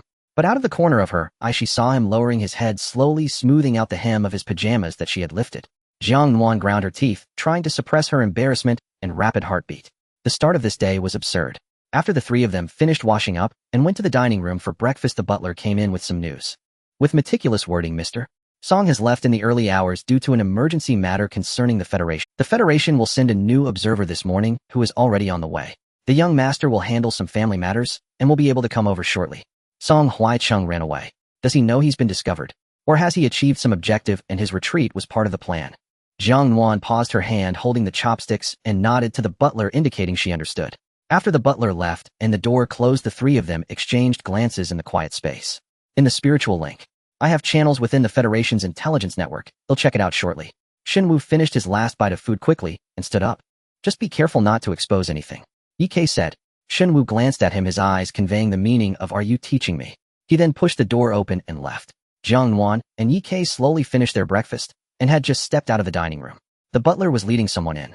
Miss Jiang, this is the newly assigned observer from the Federation, Mr. Chen Pingon. Jiang Nuan looked up. The newcomer appeared to be in his early 20s with fair skin and bright round eyes. He followed the butler, holding a small booklet in his hand. Upon seeing Jiang Nuan, he hurriedly stuffed the booklet into his uniform pocket. The movement was so frantic that it took him 2 tries to get it in. The cover of the booklet flashed just before it disappeared into the pocket. Federation Observer's Handbook, 3rd edition. He was still memorizing the handbook on his first day of work. Was he here for an internship? Jiang, Miss Jiang. Chen Pinggan glanced at her, his cheeks faintly reddening. He resembled a college student who had just graduated and received an offer visiting clients on his first day. Hello, Mr. Chen. Jiang Nuan smiled warmly and stepped forward a couple of paces. You must be tired. It was arranged quite suddenly, wasn't it? Coming over so early in the morning. Chen Pinggan's evident tension eased somewhat. Someone was taking the initiative to talk to him, and the tone was so friendly that his expression relaxed considerably. Not at all, not at all. Chen Pinggan waved his hand, scratching the back of his head, mainly because I received the notification last night, and it was quite sudden. No arrangements were made overnight. So rushed. Jiang Nuan continued, what urgent matter did Mr. Song encounter? We had dinner together yesterday, and he left in such a hurry that he didn't have time to say goodbye. Chen Pinggan looked a bit embarrassed. I'm not too sure either. All I know is that he said there was an urgent matter in his department, but I don't have access to the specific details at my level. His department. Jiang Nuan tilted her head slightly. Isn't he an observer like you? Ah yes, Chen Pinggan nodded, but Mr. Song originally came from an investigation team and later left the team to join the Federation. Considering his background in the investigation team, the Federation placed him in the observer department that interfaces with the command center. This time it was because you were a member of the investigation team. The Federation deemed it appropriate to send someone with relevant experience, so they specifically sent Mr. Song over. In short, it's the same unit, but different roles. One is a general position and the other is a specialized one. Shen Wu likely also knew this information, but it seemed of little use at the moment. Jiang Nuan revealed an expression of I see and nodded. They chatted casually for a bit. The weather in the Federation and the distance between the bases were all trivial topics. Jiang Nuan quickly confirmed that this kid really had no more information to offer. He knew only this much. She turned to wave at Yi Kei, who was waiting in the corner of the hall. Yi Kei approached his black combat uniform, making him look tall and cold, a stark contrast to the clear and youthful Chen Pinggan. Standing beside him, the sense of oppression was overwhelmingly apparent. Chen Pinggan's smile visibly faded. Yi Kei's gaze calmly swept over Chen Pinggan's face, lingering for a moment on the slightly flushed cheeks from when he looked at Jiang Nuan. Then he withdrew his gaze and expressionlessly stood by Jiang Nuan's side, standing very close. Close enough that the back of his hand nearly brushed against her hand. Chen Pinggan wisely took half a step back. As they exited the hall, Jiang Nuan felt Yi Kei's hand silently press against her waist. This was no longer a mere act. Moreover, she could feel the warmth of his palm, hotter than it had been that morning. Somewhere in a building. The concrete walls isolated all external sounds. At the end of the corridor stood a round archway leading into a room furnished with a long table. The light cast by the embedded wall lamps illuminated each person's face at the long table, highlighting their contours and deep shadows. At the head of the table sat a middle-aged man in his 40s with naturally slightly curled hair. The left side of his face was marred by a patch of old burn scars stretching from the cheekbone to the jaw, the skin shriveled and distorted. His right hand rested on the armrest, lightly tapping the table intermittently. We have checked the goods sent by the boy from the Bai family, reported a person standing beside the table holding a list. The quantity is sufficient and the quality is assured. Please take a look, Chief. The chief took the long list and scanned it from top to bottom. Not bad. Just 2 words, yet the reporter visibly sighed in relief and returned to his seat. The meeting room fell silent once more. A dozen people sat around the long table, exchanging no words or glances, all quietly observing the man seated at the head. Click. A faint brittle sound echoed, reminiscent of dislocated joints. A man sitting towards the front of the long table suddenly leaned forward, his elbow crashing heavily onto the table, causing his teacup to shake. Ji-Bai slipped off his chair. His skin was the pale white of someone who had not seen sunlight for years, with blue veins clearly visible at the temples and sides of his neck. The corners of his narrow eyes were raised in agony and blood was drawn from his lips. He knelt on the cold floor, his hands gripping the icy tiles. Something was slowly writhing beneath the fabric of his back. The outline was small but oddly shaped, as if some sharp, hard object was attempting to pierce through the skin on either side of his spine. With each movement, the fabric on Ji-Bai's back bulged into irregular protrusions, only to collapse again, as if a living creature was breathing beneath his skin. No one dared to look at him. The silence in the meeting room was so profound that one could hear the sounds of the things writhing beneath Ji-Bai's skin, wet, sticky, and fragmented like insects gnawing on bones. Ji-Bai exerted all his strength to control his trembling body, struggling to kneel, and his forehead struck heavily against the ground. Chief. The words squeezed out between his teeth. Last time. It was my failure to bring her back. His forehead pressed against the cold ground, cold sweat trickled down his temples. I am willing to atone for my failings. Please, Chief. His sentence was cut short. Another violent writhing in his back caused him to arch in pain. He bit down hard on his tongue, blood oozing from the corners of his mouth. A large scar on his right shoulder felt faintly hot beneath the fabric. It was a gift left by the sniper from Team Zero, now compounded with the excruciating pain brought on by his own abilities birthed from the energy of the restricted zone. There was no grace. He couldn't hold on for long. Since he failed to bring back Jiang Nuan last time, grace had been suspended. Today marked a full month. The chief remained silent. The silence lingered for a long while. So long that the breaths of everyone else in the meeting room became light and shallow, as if instead of a group of abilities wielders, they were merely a bunch of mice caught by the throat. Then the chief stood up. He walked around the long table step by step, approaching Ji Bai. He bent down, placing his hands on Ji Bai's shoulders, lifting him off the ground. The gesture was gentle, even tender. Get up. His tone resembled that of an elder comforting a wayward junior. Ji Bai trembled slightly as he was helped up. The chief tilted his head, slightly beckoning someone from behind. A person who had been standing in the corner approached quickly, holding a box in which lay a syringe resting in a sponge recess. Grace. The person retrieved the syringe and injected it into the side of Ji Bai's neck. The effect was almost instantaneous. The protrusion seemed to be suppressed by some force, slowly receding back beneath the skin. Ji Bai's breathing gradually steadied from quick gasps, his complexion shifting from a grayish pallor to a hint of color. Thank you for your grace, Chief. He raised his hand to wipe the cold sweat from his forehead. Last time, it was my negligence. He paused, lifting his gaze. At that time, I didn't know Jiang Nuan had lost her memory. Her reactions were completely different from before. With Team Zero's sudden intervention, I was caught off guard. If the chief is willing to give me another chance. The chief looked at him for a few seconds, then patted Ji Bai's shoulder. What's the rush? He returned to the head of the table, sat down again, and picked up the lukewarm tea. Jiang Nuan has lost her memory, so she certainly won't remember what she wanted to do. So we are not in a hurry. He lightly tapped the list with his fingers. There are more important matters at hand. He set the teacup down. The trading conditions proposed by the boy from the Bai family are quite simple. We help him deal with the Bai family, and he hands over this batch of goods. We leave behind an old man to prevent too much upheaval, ensuring his position is more secure. A good calculation. No one in the meeting room dared to interject. The chief glanced at his hands, his fingers long and clean. But he sealed Jiang Nuan's memory. As these words fell, the air in the meeting room froze for a moment. Our plan has gained an additional variable due to his selfishness. The chief's gaze shifted from his fingertips to Ji Bai's face. With an extra variable, someone has to bear the cost. Ji Bai, you take 005 to the dock. The Bai family's ship hasn't returned. Those people are still there. Yes. Ji Bai nodded. As per our agreement, bring out the old man from the Bai family. The agreement. The chief smiled faintly. He took a sip of the cold tea. The rim of the cup rested on his lips for a moment. He has added a variable for me, and I shall return the favor. This time not a single person on that ship will be left. He paused. Go on. Ji Bai lowered his head, yes. He turned around, pushed open the door to the meeting room, and walked out. The door closed silently behind him. The morning sunlight filtered through the Bai family's corridor, casting a warm glow on the stone path. Jiang Nuan had just taken a small walk with Ye in the front yard. Sister. A gentle voice came from the side. Bai Siyuan stood at the corridor, the collar of his white shirt still buttoned to the top. Sunlight fell on his shoulder, appearing almost unreal in its cleanliness. He tilted his head slightly, looking at Jiang Nuan, a gentle smile gracing his lips. Did you sleep well last night? Jiang Nuan's back stiffened for a moment. Last night. The memory dreamed the script on the black hardbound book, that phrase, she should be mine alone. And what Shun Wu said, the one who sealed her has wavered. Facing Bai Siyuan, a wave of complex emotions surged within her. You are hesitating whether to let me remember, right? I slept very well. Jiang Nuan curved her lips in a smile, her voice showing no signs of strangeness. That's good. Bai Siyuan nodded. I mentioned yesterday that I would take you to see the greenhouse, and today happens to be free. I just watered the plants this morning, it's the best time to go now. Jiang Nuan nodded, sure. It was indeed a place they had not yet visited.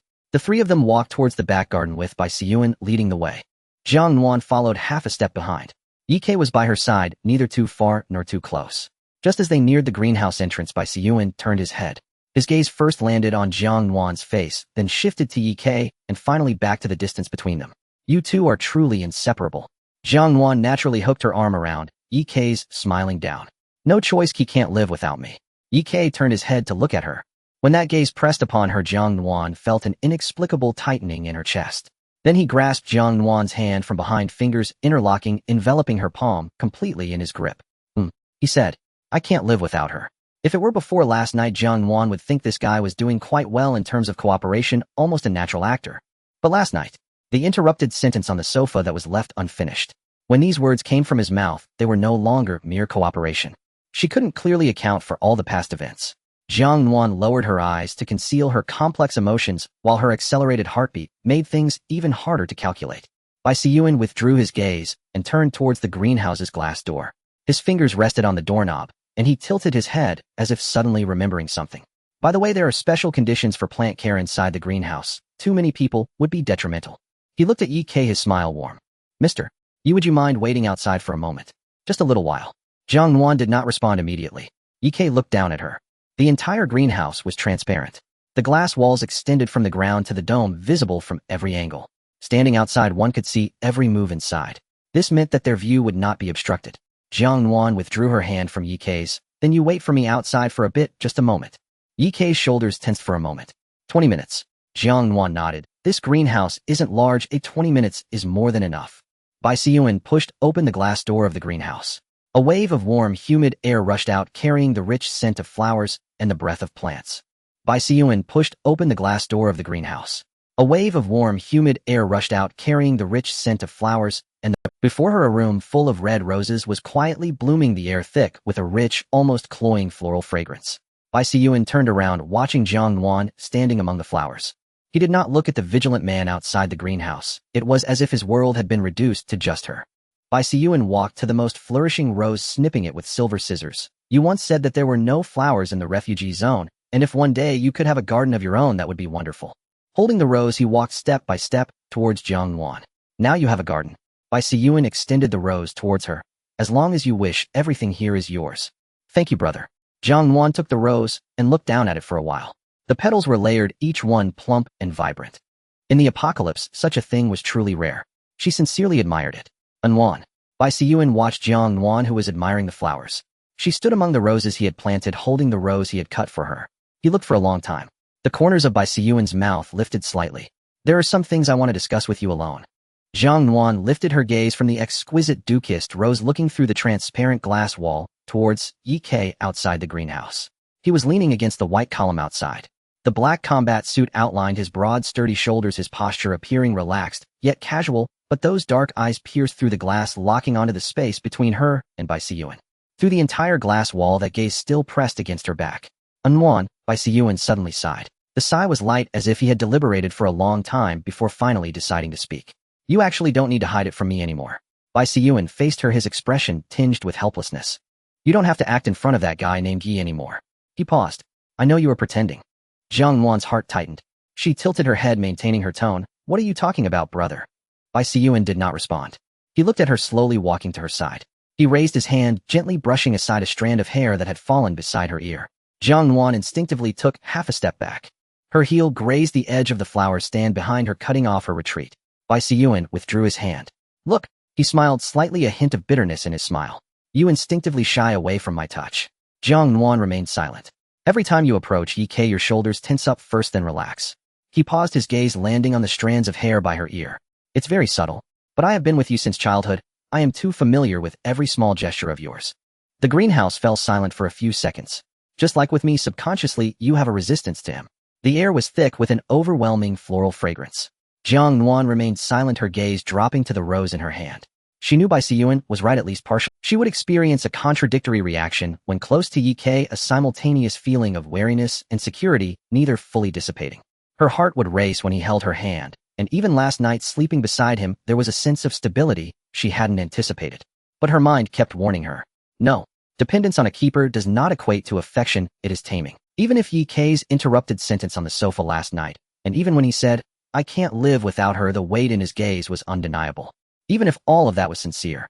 But she couldn't even distinguish whether her racing heart was because of Ye himself, or simply because he happened to be the closest source of security in this perilous world.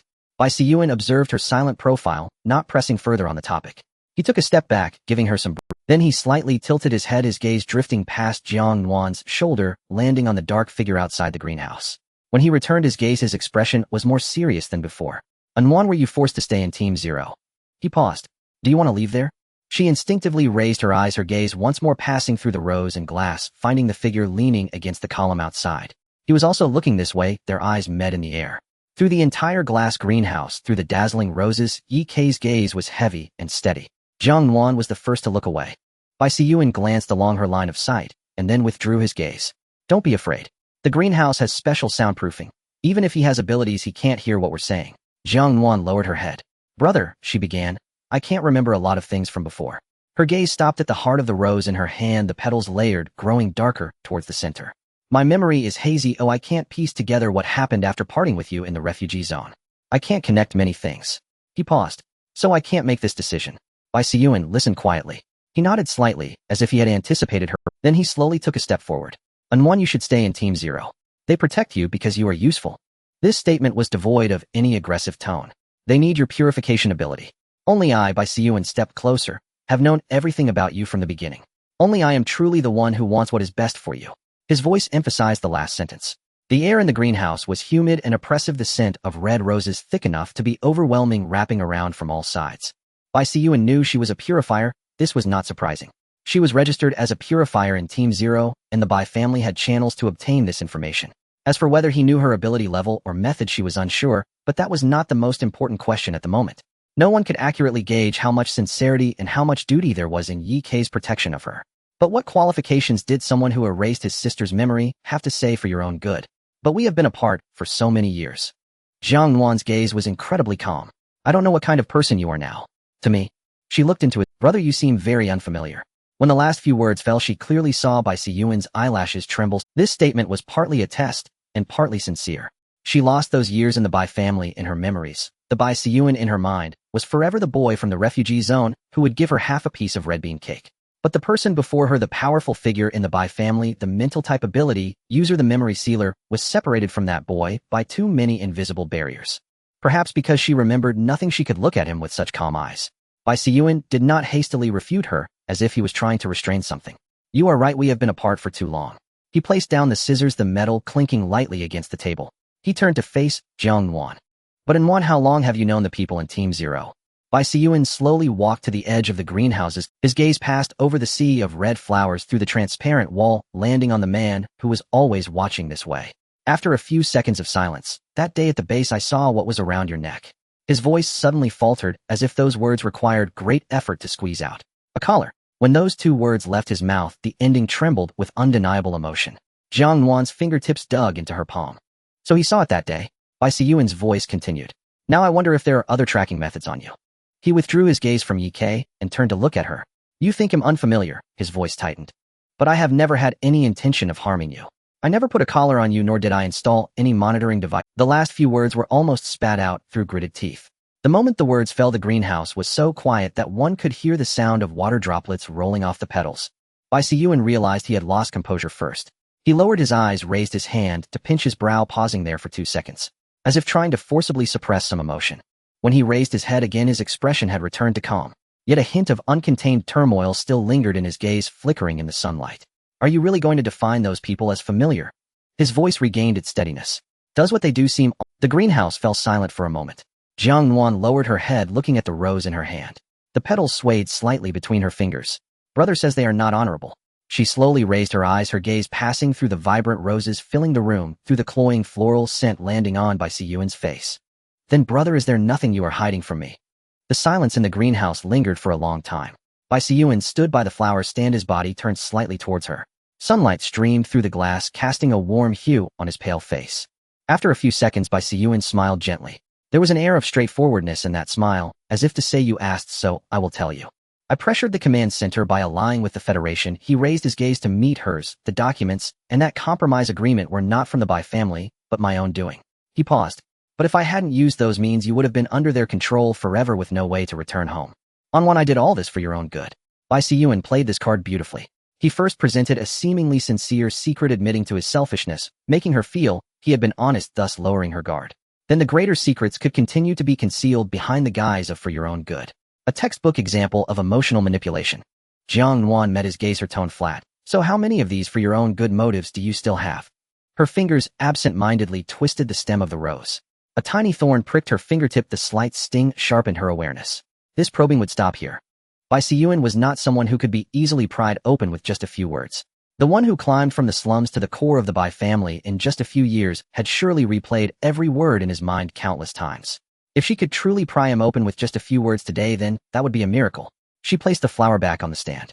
Bai Siyuan's gaze followed the rose as it returned to the surface. His lips moved slightly, as if he wanted to say something. but he hadn't the chance to speak. Click. The door of the greenhouse was pushed open. A rush of cold air from outside swept in, dispersing the sweet fragrance of the flowers inside. Ye Kei's boots stepped on the ground, approaching step by step. His gaze first flicked over Bai Siyuan before landing on Jiang Nuan. 20 minutes are up. Bai Siyuan chuckled lightly, relaxing back against the flower stand. Mr. Yi really is punctual. Thank you for reminding me of the time. Jiang Nuan turned to Bai Siyuan, smiling. Brother, let's head back to our room now. Ye Kei's hand naturally reached out. His fingers were splayed, palm up, quietly waiting there. She placed her hand in his, and his fingers closed around hers, enveloping her entire hand. Bai Siyuan claimed to have seen through the facade of the two, but she did not admit it. The observer's files recorded their relationship as a couple in black and white. As long as she didn't state it explicitly, this veil remained unbroken. Speculation without evidence is merely conjecture. The figures of the two faded out of sight beyond the greenhouse door. Behind her, the glass door slowly closed, isolating the cold air from outside. The greenhouse returned to its sealed warmth. Bai Siyuan stood in place, his gaze penetrating through the transparent glass wall, watching as those two figures walked further down the corridor. His eyes finally settled on the joined hands of the two. The silence stretched for a few seconds. He lowered his head to look at the rose Jiang Nuan had placed back on the stand, noticing a dark red stain on the petals. It was her blood. He reached out to pick up the flower, his fingers slowly tightening. The stem snapped silently. On the way back to the bedroom, Jiang Nuan's hand remained clasped in Ye Kei's, their fingers entwined. From an outsider's perspective, the two walked side by side, their posture intimate and natural. But her mind was racing through the events. Bai Siyuan had seen through the disguise. The reason was simple: he understood her too well, the current version of her. He possessed a complete analytical framework regarding her. Jiang Nuan lowered her eyes, looking at the hand that Ye Kei held. This issue, unresolved, made every second in the Bai family feel transparent. At the end of the corridor, the door to the bedroom came into view. Ye Kei released one hand to push open the door, stepping aside to let her enter first. Once both were inside, the door closed behind them, shutting out all other sights. Jiang Nuan immediately released Ye Kei's hand and took a step back. Bai Siyuan figured us out. We are pretending. Ye Kei did not show any surprise. He leaned against the door panel, arms crossed over his chest, looking down at her. The afternoon light did not fully penetrate the curtains, so a beam of light slanted through a gap, casting a shadow over one half of his face. The interplay of light and shadow perfectly traced his brow bone, causing his eyes to sink into darkness, obscuring his emotions. What did he say? When he got close to you, Jiang Nuan paused. He said my body had an instinctual resistance reaction. The room fell silent for a moment. So quiet that she could hear her own heartbeat. Is he right? Ye Kei asked. Jiang Nuan's back stiffened. She did not deny it. I can't control that reaction. She looked at the floor. My body instinctively remains wary of those who get close. You, Bai Siyuan, everyone is the same. She was lying. Not entirely the same. But she did not intend to say this at this moment. Ye Kei did not expose her. He straightened up from the door panel and took a step forward. Jiang Nuan did not move. He took another step, this one slower than the last. So slow that it seemed deliberately intended to give her time to retreat. The distance between them shrank to less than half an arm's length. Jiang Nuan could smell the scent of him, a clean soapberry fragrance mixed with the lingering scent of gunpowder. Her shoulders involuntarily tensed. Ye Kei looked down, his gaze landing on her taut shoulders. He saw it, the light in his eyes dimmed for a moment. You do indeed have an instinctual resistance towards me. His voice lowered slightly. Jiang Nuan remained silent as she wanted to take a half step back, but her body did not comply. This contradictory reaction surfaced again. Ye Kei's right hand lifted slowly and deliberately. His fingers slightly spread, stopping just an inch above her shoulder. It did not descend. That hand hovered there like a motion that had been paused. Jiang Nuan could feel the warmth of his palm crossing the air, landing on her tense shoulder. So close that if she breathed even a little deeper, she would touch his fingertips. She held her breath. He seemed to hold. The only sounds in the room were heartbeats, hers, and his intertwined, indistinguishable in urgency. He was waiting for her tense shoulders to reveal the answer. She could no longer let her body make the decision for her. She wanted to try to control her body's instinctual reaction. She gradually relaxed her shoulders. Ye Kei noticed he did not withdraw his hand. His fingertips descended, very lightly. Through the fabric, a hint of warmth still seared into her skin. Jiang Nuan's eyelashes fluttered, but she did not pull away. Ye Kei's fingers slowly glided from her shoulder to the side, finally resting on the outer side of her upper arm, gently encircling it without applying any pressure. It framed a space that she could leave at any moment. Ye Kei's gaze shifted from her shoulder to her eyes. He looked at, let's give it a try, he said. Can we make this resistance disappear? The final tone was soft. The final syllable dissolved into the air, spreading silently to every corner. Jiang Nuan remained rooted in place. She could feel the warmth of Ye Kei's palm hovering just above the outer side of her upper arm, a small weighty patch of heat pressing gently against her skin. It was not heavy, yet she could not ignore it. She lifted her gaze and met his eyes. His were half hidden in shifting shadow, their expression unreadable. How exactly do I do this? Her voice emerged calmer than she had anticipated. She wanted to reclaim control over her body's instinctive reactions. Ye paused for several seconds. Try not resisting, he said, his voice dropping half a tone lower than before. Instead, adapt to me. As the words settled, he leaned forward, just slightly. It was no deliberate act of domination, merely a subtle shift.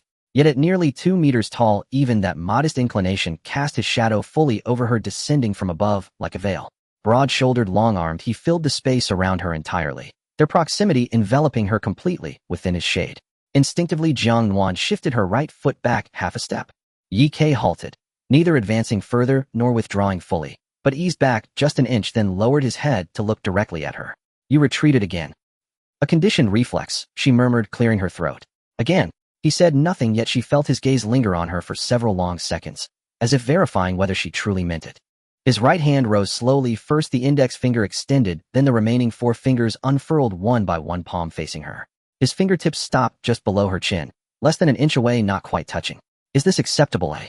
She fixed her eyes on his suspended hand, long-fingered with a thin callus across the webbing earned from years gripping a firearm. His nails were neatly trimmed, his knuckles sharply defined. This was a hand that had taken many lives. Now it hovered before her, still and patient, awaiting her silent descent. She glanced up again at the face so near, deep-set brows, a straight, commanding nose, lips pressed into a faint, restrained line. She nodded barely perceptibly, as though afraid she might rescind the gesture if she lingered, then froze motionless. Ye's fingertips descended. At the moment of contact, Jiang Nuan trembled faintly. His fingers settled beneath her jaw, applying gentle pressure to tilt her face upward. Her gaze aligned perfectly with his. His pupils were profoundly dark. Within them, her own reflection shimmered tiny and contained, framed entirely by his presence. He bent closer. His breath arrived first, warm, brushing across her nose, then her upper lip. Then came his lips, light as gossamer. His mouth grazed only the corner of hers, restrained, tentative. Jiang Nuan's shoulders tensed. Ye paused, watching closely to gauge her response. She did not push him away, and when his lips returned, they settled fully upon hers, soft, deliberate, tracing the contours with quiet reverence. Her upper lip, her lower lip, the delicate arc of her Cupid's bow. He kissed her slowly, each touch followed by a breath, letting air seep through the narrow gaps between them. Jiang Nuan's fingers clenched the fabric of Ye's chest. Then his hand slid from her jaw to cradle the nape of her neck, fingers threading into her hair palm, cupping the base of her skull, applying just enough pressure.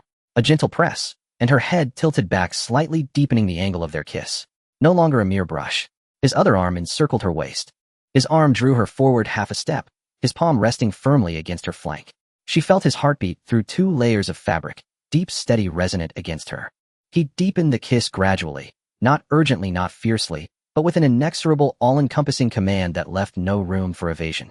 Jiang Nuan's calves brushed the edge of the sofa. Guided by his hands, she leaned back, her center of gravity shifting her lower back, meeting the sofa's firm edge. Ye's arm tightened around her waist, his other hand glided from her nape to the side of her neck. Soft upholstery bore her weight, while his body, half draped over hers, blocked out all light, leaving only his broad shoulders framed her within the sofa's confines, his arms braced beside her, black fabric spreading across her field of vision like a swath of dusk. Her fingers pressed flat against his chest. Beneath the fabric she sensed heat and unyielding strength, the taut outline of pectoral muscle, and again his heartbeat, now heavier, faster. His fingers resting at her waist tightened incrementally, sinking softly into the yielding curve of her side, yet holding back from going further. That pressure felt like containment. His breath grew ragged against her lips, his forehead brushed her strands of hair, grazing her skin. He was holding himself in check, tightly, deliberately. Jiang Nuan saw it clearly. And precisely within that pressure, she found clarity. Endurance alone was insufficient. If she remained the one being approached, her body language would always read as passive resistance.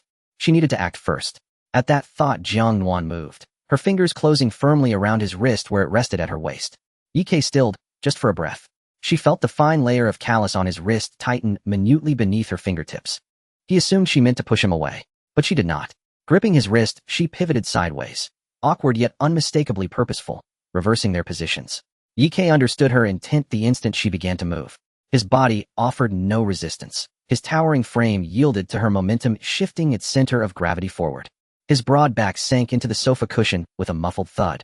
Jiang Nuan followed the motion, swinging herself upward, knees bracketing his hips, one hand anchoring itself on his shoulder. Their positions had reversed.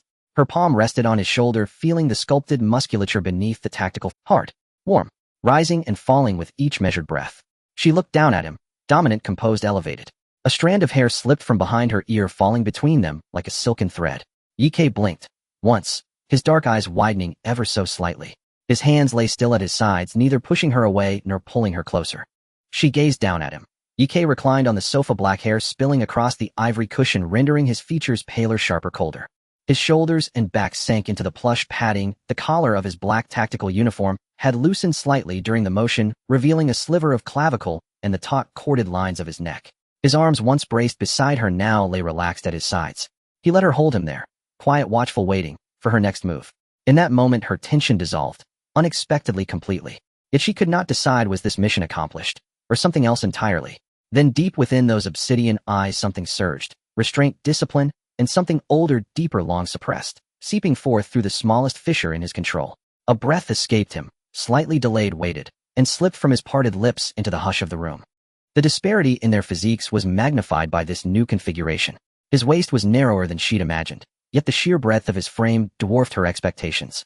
She looked down, breathing quickly.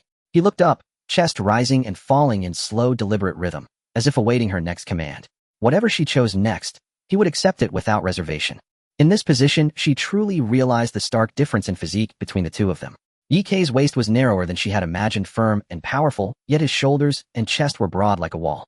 Sitting astride him, her knees barely wedged into the side cushions of the sofa, she appeared even more petite.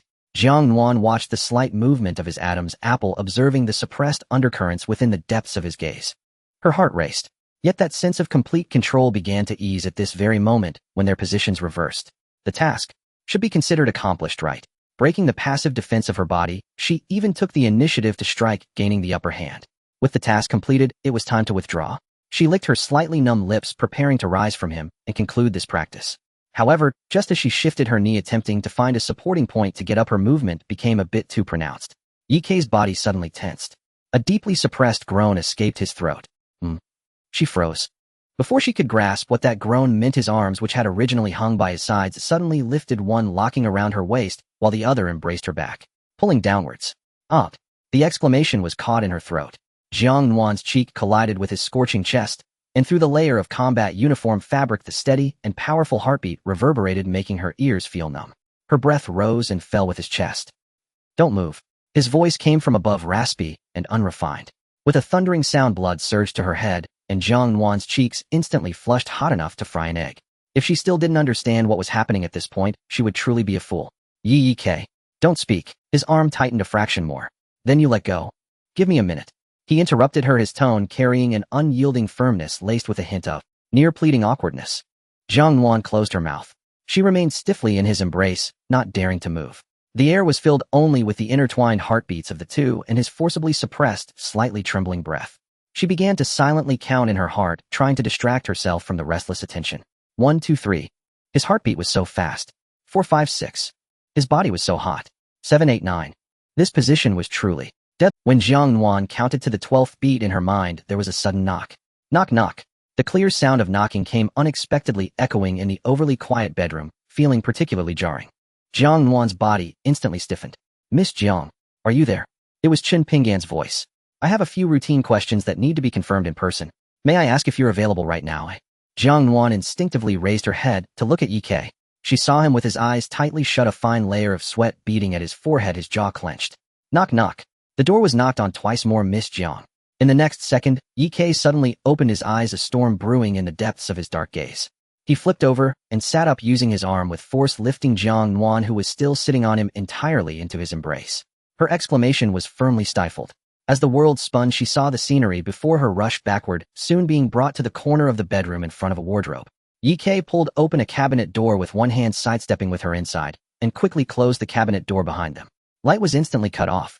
The world plunged into a darkness where one could not see their hand in front of their. Jiang Nuan was held in his arms, her back pressed tightly against the cold cabinet wall, her knees against his thigh. In the cramped enclosed space, their breaths were amplified countless times, distinctly audible.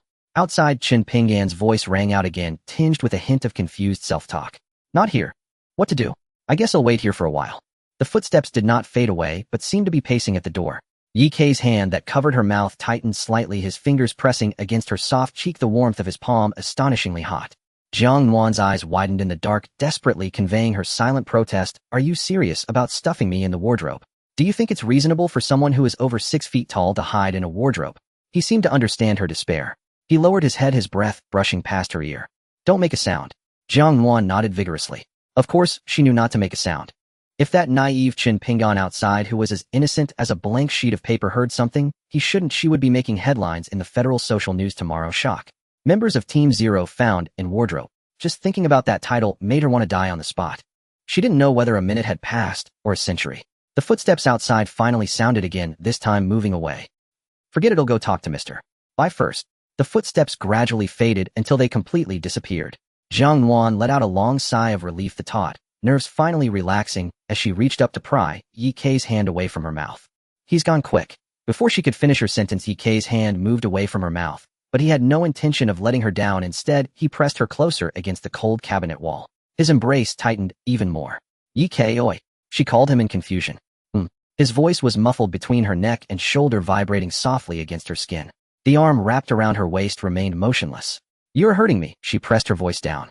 His fingers eased their grip slightly, but that arm still did not release her. Let me go first. I can't let go. His response was swift, without any pause for thought. The darkness swallowed her vision, sharpening her other senses. She could feel his heartbeat pounding against her own chest, heavy and rapid thudding against her breast. She reached out to push him, but he was as solid as iron. Her palm pressed against that scorching chest, her fingers tracing the contours of muscle and the erratic heartbeat. Yi Kei suddenly lowered his head, his nose unintentionally brushing against her earlobe, his slightly trembling breath sweeping over her ear. Jiang Nuan. His voice was low and hoarse. Do you see me as a practice tool, eh? He paused, his breath growing even hotter. When you're done, do you just want to discard me? A practice tool? Throw it away. How could he say such an aggressive thing in such a pitiful tone? In an instant, all of Jiang Nuan's embarrassment and tension transformed into gritted teeth. Have you been plotting this for a long time? She asked in a suppressed voice, deliberately suggesting to practice in this way. In the darkness, he did not deny it. The sound of breathing was close at hand, hot, an unsteady brushing against her skin by her neck. With his forehead resting in the crook of her shoulder, his posture made it seem as if he were enduring some immense pain and yet also seeking a small favor. Jiang Nuan's hand was still pressed against his chest, and the heartbeat beneath her palm was unusually rapid. She wanted to push him away. But what he said? Did he want to throw it away after using it? If someone else had said that, she would have thought it unreasonable. But coming from Yi Kei, I want to get closer to you, to stay by your side, his voice muffled in her shoulder. This has been my long-planned intention. Jiang Nuan's breath hitched. Yi Kei. Last night on the sofa, the half-sentence interrupted by Shen Wu. At the time, she had thought it was just something said in a drunken state. Or perhaps she had gotten too deeply into character. After all, they had acted as a couple in front of Bai Siyuan for an entire day, holding hands, linking arms, exchanging glances, pretending to be intimate in a very convincing manner. What normal person could act and do for over 10 hours without being possessed by their role? Yet now in this dark and cramped wardrobe, there was no one to perform for. Only him, and his breath suppressed to the point of trembling. Did you also drink today? She asked. No, I didn't drink yesterday either. Yi Kei's words were straightforward and decisive. The alcohol from last night wasn't enough to cloud my judgment. His eyelashes brushed against her neck, bringing a tingling sensation that made her shiver slightly, but enough to make me unable to endure any longer. Jiang Nuan's fingers unconsciously curled. The mission requires me to monitor you, to restrict your movements. His voice came from the darkness, and under such a premise, what I say you have every reason not to believe. When you grabbed me, Jiang Nuan couldn't help but retort, was that also a long-planned scheme? In the darkness, his body stiffened for a moment. The hand that had been gripping the back of her head loosened, slowly sliding down to her neck, his fingertips gently stroking behind her ear. Yes, no hesitation at all. I took on the mission voluntarily. He said I looked at your file and photo and checked all your information before setting off. Jiang Nuan was stunned. Although she had long known that it was a meticulously calculated hunt by the Zero Squad with her as the prey. But Lu Shiyan was supposed to send Jiang Su. His breath was hot against her skin, sending a tingling sensation through her, but I intercepted it. Why? Silence lingered for 2 seconds. His thumb unconsciously rubbed at her waist, as if considering his words, or perhaps simply unable to restrain himself. In the photo you were smiling. Just like that. Just because of a single photograph. Jiang Nuan's back pressed against the cold cabinet wall, her chest against his burning body, and amidst the intertwining of heat and cold, a shiver crept up her spine. She should be afraid. You're crazy, she said, her voice so soft she could hardly hear it herself. He did not deny it. In the darkness, nothing was visible, only the sense of touch amplified infinitely. His body heat, his heartbeat, the slight tremor of his fingers. This embrace had begun to tremble slightly, at some point a tremor that was restrained to the limit, bordering on losing control. What hunter trembles like this in front of their prey? Next, K's voice continued to resonate by her ear. You can call it off at any time.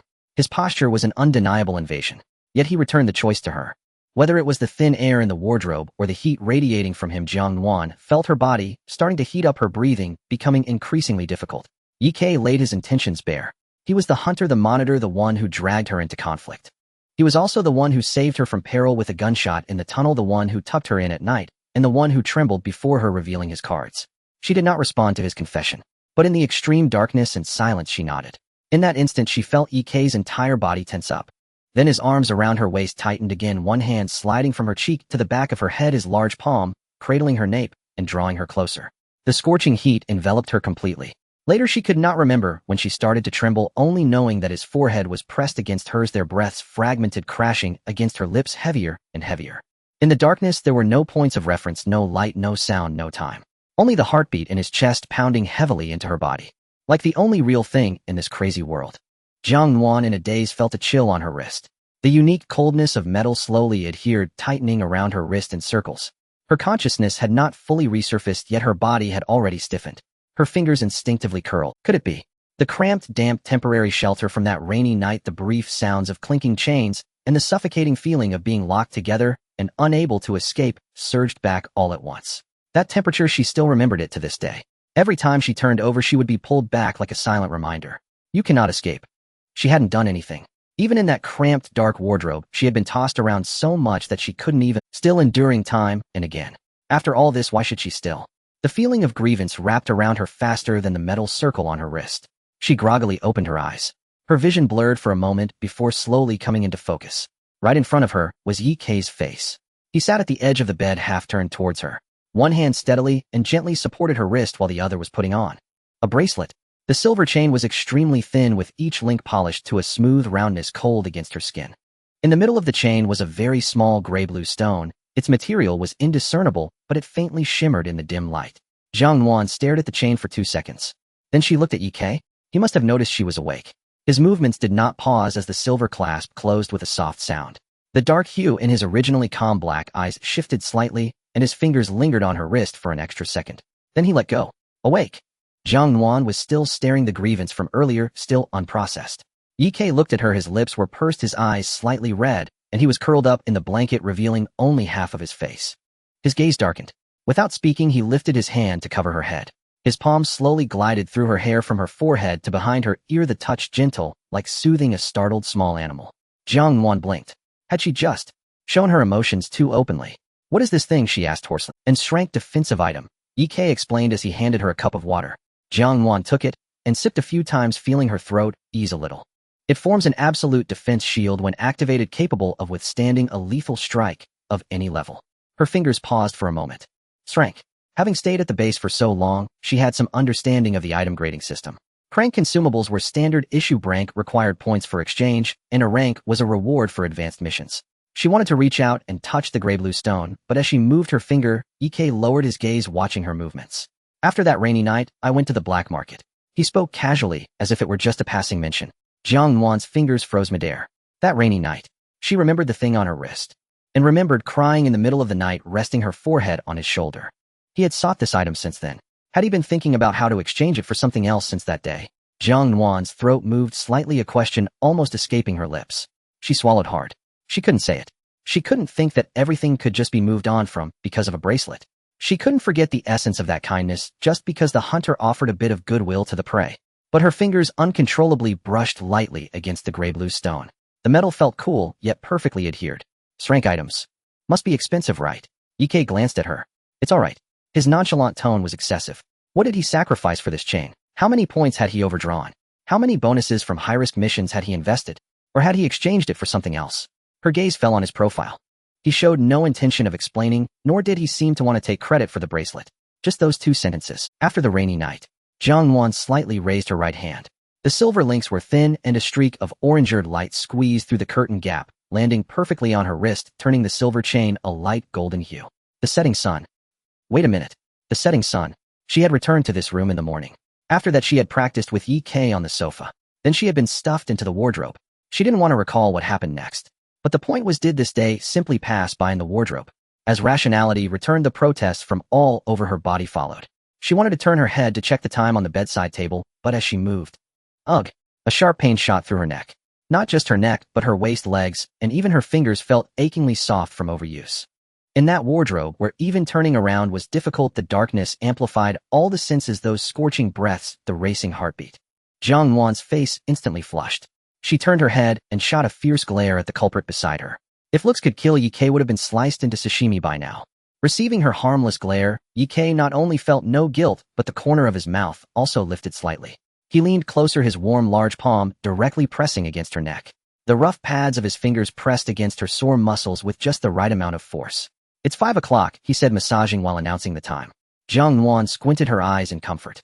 Just as she was about to hum a few sounds, she heard the next sentence from above her head.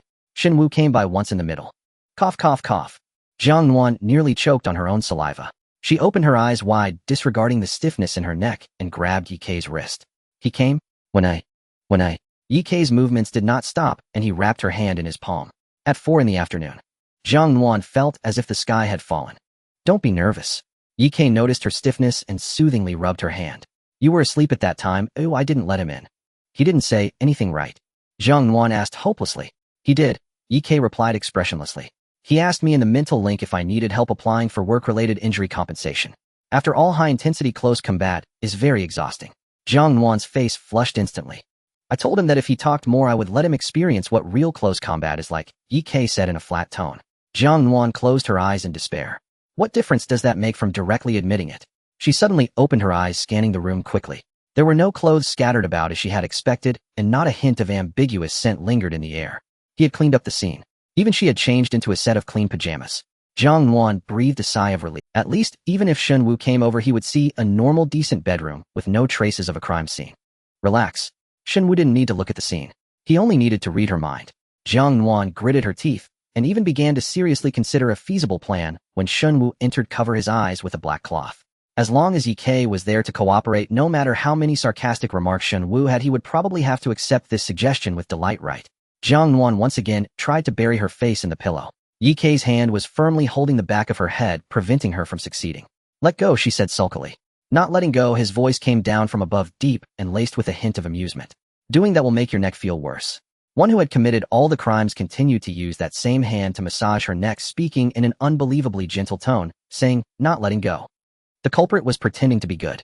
Jiang Nuan closed her eyes, deciding to temporarily give up struggling. Her neck ached too much, she couldn't even muster the strength to be angry. His fingers slowly rubbed on her neck, occasionally brushing against the skin behind her ear, causing a tingling sensation. The sunlight from the curtain gap dimmed a little.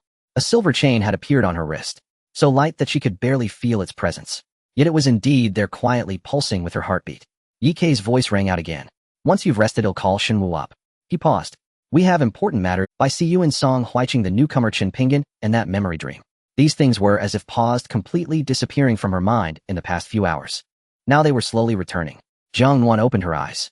The room began to darken. Ye's fingers were still resting on her neck, kneading neither too hard nor too soft. She suddenly felt that the bracelet was heavier than she had imagined. Or perhaps it wasn't the bracelet that was heavy. It was something else.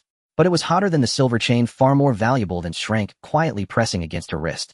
When Shen Wu pushed the door open, Jiang Nuan was sitting upright at the edge of the bed, her hands resting on her knees, her expression dignified, as if she were attending the annual awards ceremony of the Federation. Her hair was neatly arranged, her pajamas were clean, and the room was spotless. There was even a faint scent of disinfectant in the air, indicating that Ye had cleaned the scene with more precision than he would when polishing his weapon. Simply perfect, she silently praised herself, and Ye. She had secretly hidden a piece of black cloth under her pillow, planning that if Shen Wu opened his mouth with sarcasm, she would have Ye cover his eyes. The goal was to create a physical barrier, rendering his all-seeing gaze utterly useless. However, as soon as Shen Wu stepped half into the room, his footsteps halted. His gaze swept across Jiang Nuan's tense shoulders, and Ye's arm, which was already coiled and ready to... In the next moment, he very sensibly raised his hands. He even took a half step back, leaning against the door frame, adopting an extremely standard posture of surrender. You don't need to think about how to cover my eyes with that black cloth anymore. He strolled in leisurely, casually locking the door behind him. But could you please control your brains a bit?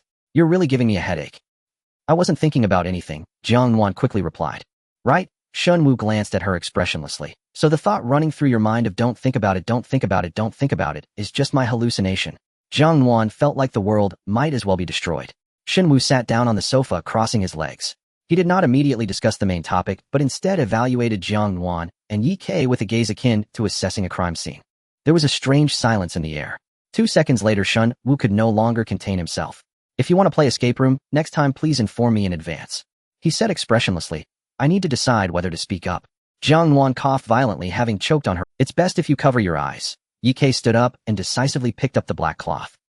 "Let's get down to business." Shin Wu cleared his throat and raised his hands again. Jiang Nuan breathed a sigh of relief. The ecological chain of dominance was particularly effective at such moments. Shin Wu slowed his speech as if weighing each word. "While Bai Siyuan took you to the greenhouse to reflect on the past, I visited his study." Bai Siyuan's study. Jiang Nuan remembered in a dream that it was one of the most highly secured places in the Bai family. So this is the intelligence officer of Team Zero.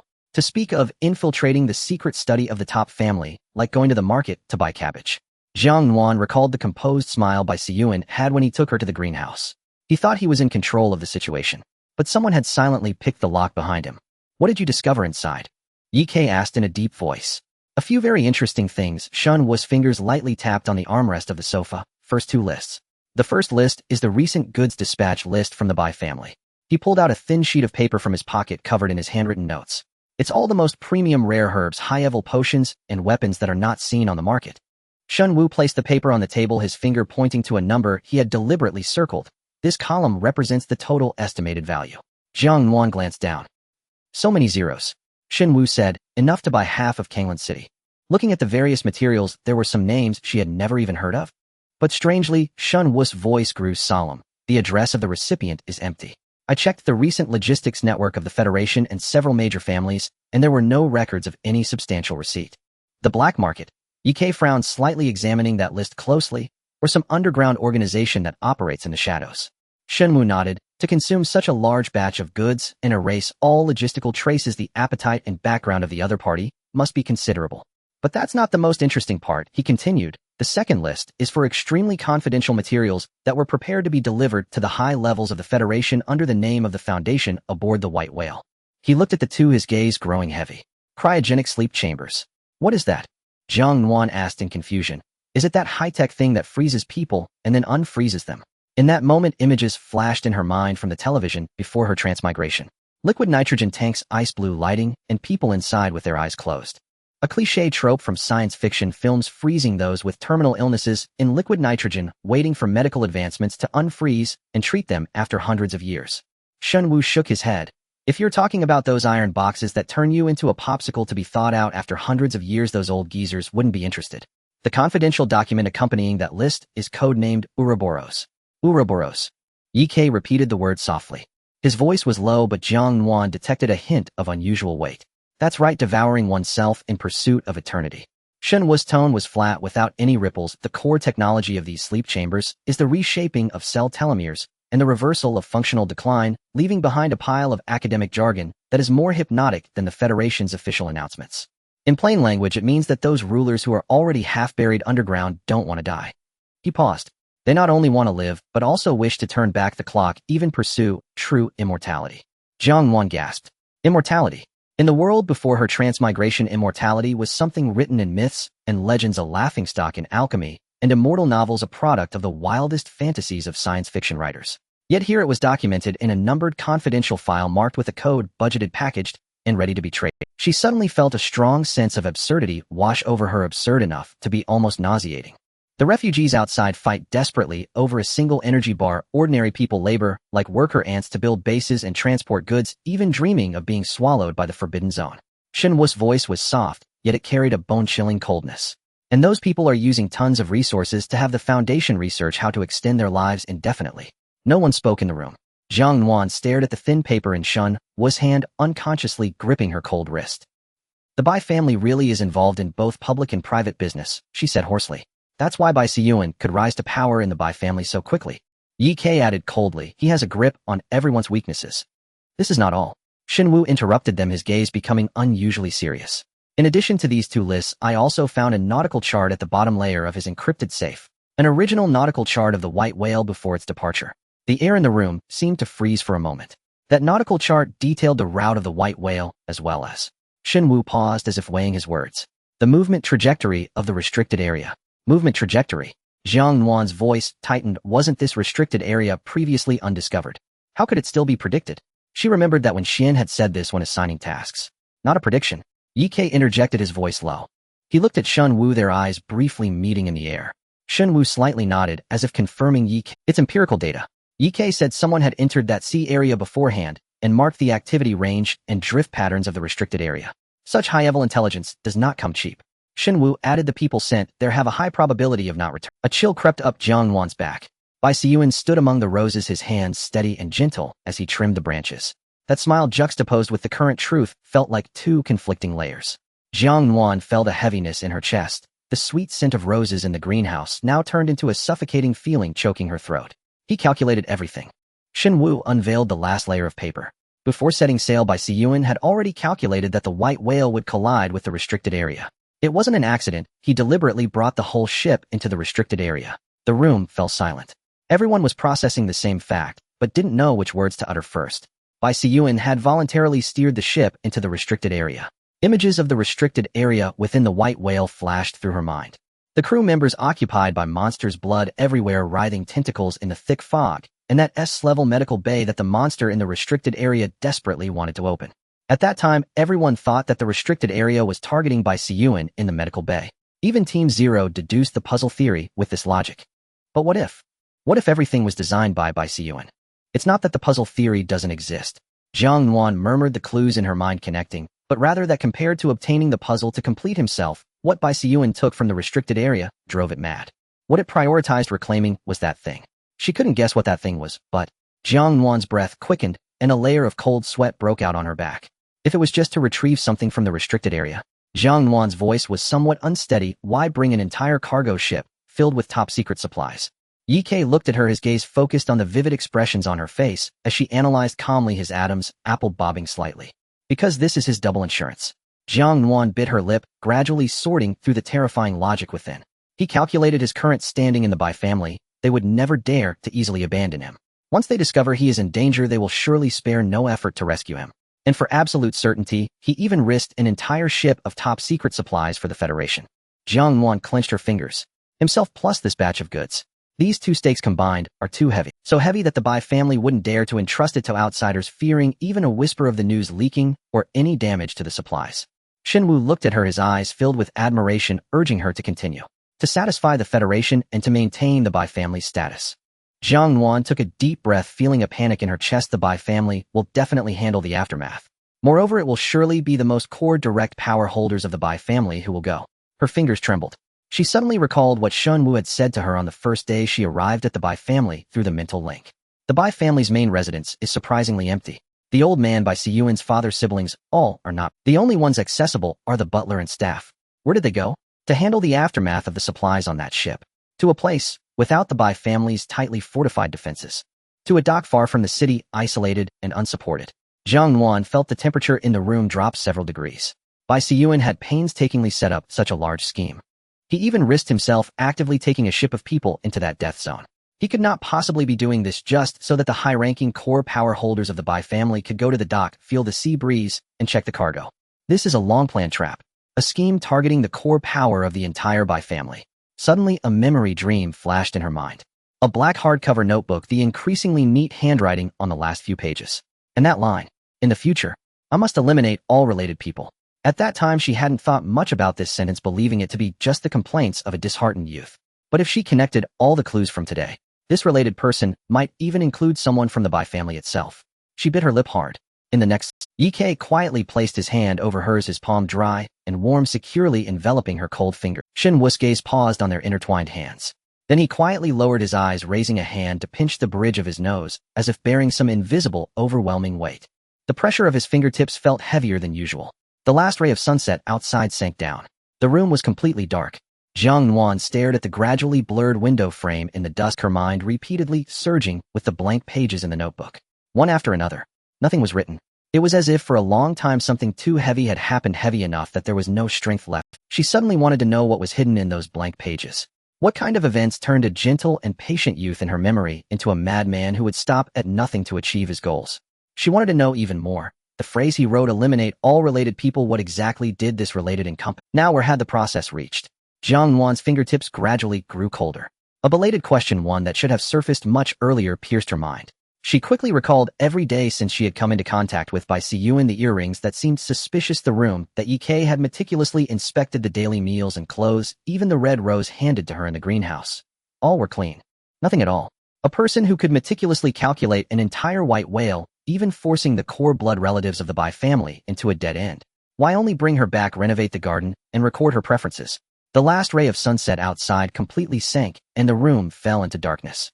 Jiang Nuan stared at the pitch-black sky, a deeper chill than facing a conspiracy creeping up her back. The last flicker of light in the room vanished. 3 people sat silently in the darkness, none of them reaching for the light switch. Shun Wu folded the 2 handwritten lists and tucked them back into his inner pocket. Should these confidential lists be reported to the command center or the Federation? This thought only flickered in Jiang Nuan's mind for half a second before being completely extinguished. Report to whom? The absurd project Ouroboros that pursues immortality is backed by the highest echelons of the Federation. If they were to rashly follow procedures and report, they would not be exposing the Bai family at all. Instead, they would be desperately signaling to those in power, we know far too much. Naive notions of justice have never been justice, they are merely death sentences. Ultimately, the 3 reached a tacit consensus: this information would be temporarily sealed within their ranks, and not a word would be leaked outside of the Zero Team's 7 members. Perhaps in the future there might be other occasions to use this as leverage. This chilling inference, built upon multiple clues, did not force them to wait long. That very night, it was validated in an extremely tragic manner. Ding! The communicator on his wrist suddenly vibrated with red lights flashing. The 3 of them simultaneously pressed the answer button. The vacation is over. Lu Shiyan's voice crashed down from the communicator, instantly draining the last vestige of tranquility from the room. Jiang Nuan's nerves tensed immediately. Half an hour ago, a high-risk restricted area erupted in District E of Whale Harbor. Initial rating A, breaking through to S level in 10 minutes, and is still expanding rapidly. The core of the restricted area is at the E District dock. All core members of the Bai family and Li family who just handled the supplies for the white whale have been devoured, their fates unknown. After a pause, the 3 investigation teams dispatched by the command center have all lost contact after entering. Now the highest command has issued orders for the Zero Team to take over the area immediately. The call disconnected. The room fell silent with only the sound of breathing. Jiang Nuan sat at the edge of the bed, a chill creeping up her back. This was the trap set by Bai Siyuan. He had calculated everything precisely. She suspected that the Li family of the Foundation mentioned by Lu Shiyan was also a part of Bai Siyuan's scheme. Moreover, besides the Bai family, countless innocents were caught in the crossfire. To completely reshuffle the power, he was willing to drag the entire District E down with him. A madman. A thorough madman. Pack your things, we leave in 10 minutes. Ye Kei's voice was low and steady, suppressing the chill in Jiang Nuan's heart. It seems this Bai family leader can hardly wait to close the net. Shen Wu's voice carried a hint of coldness. He had already destroyed the important documents and kept the key evidence close. The 3 moved swiftly, finishing their preparations in under 5 minutes, ready to evacuate. The night wind was cool. They hurried through the luxurious, yet empty corridor of the Bai family mansion. However, just as they were about to step out of the Bai family mansion's front door, the night wind stirred the fallen leaves in the courtyard, and a figure stood quietly in the shadow of the door. Bai Siyuan. He wore a thin white shirt, and the night mist dampened his disheveled hair.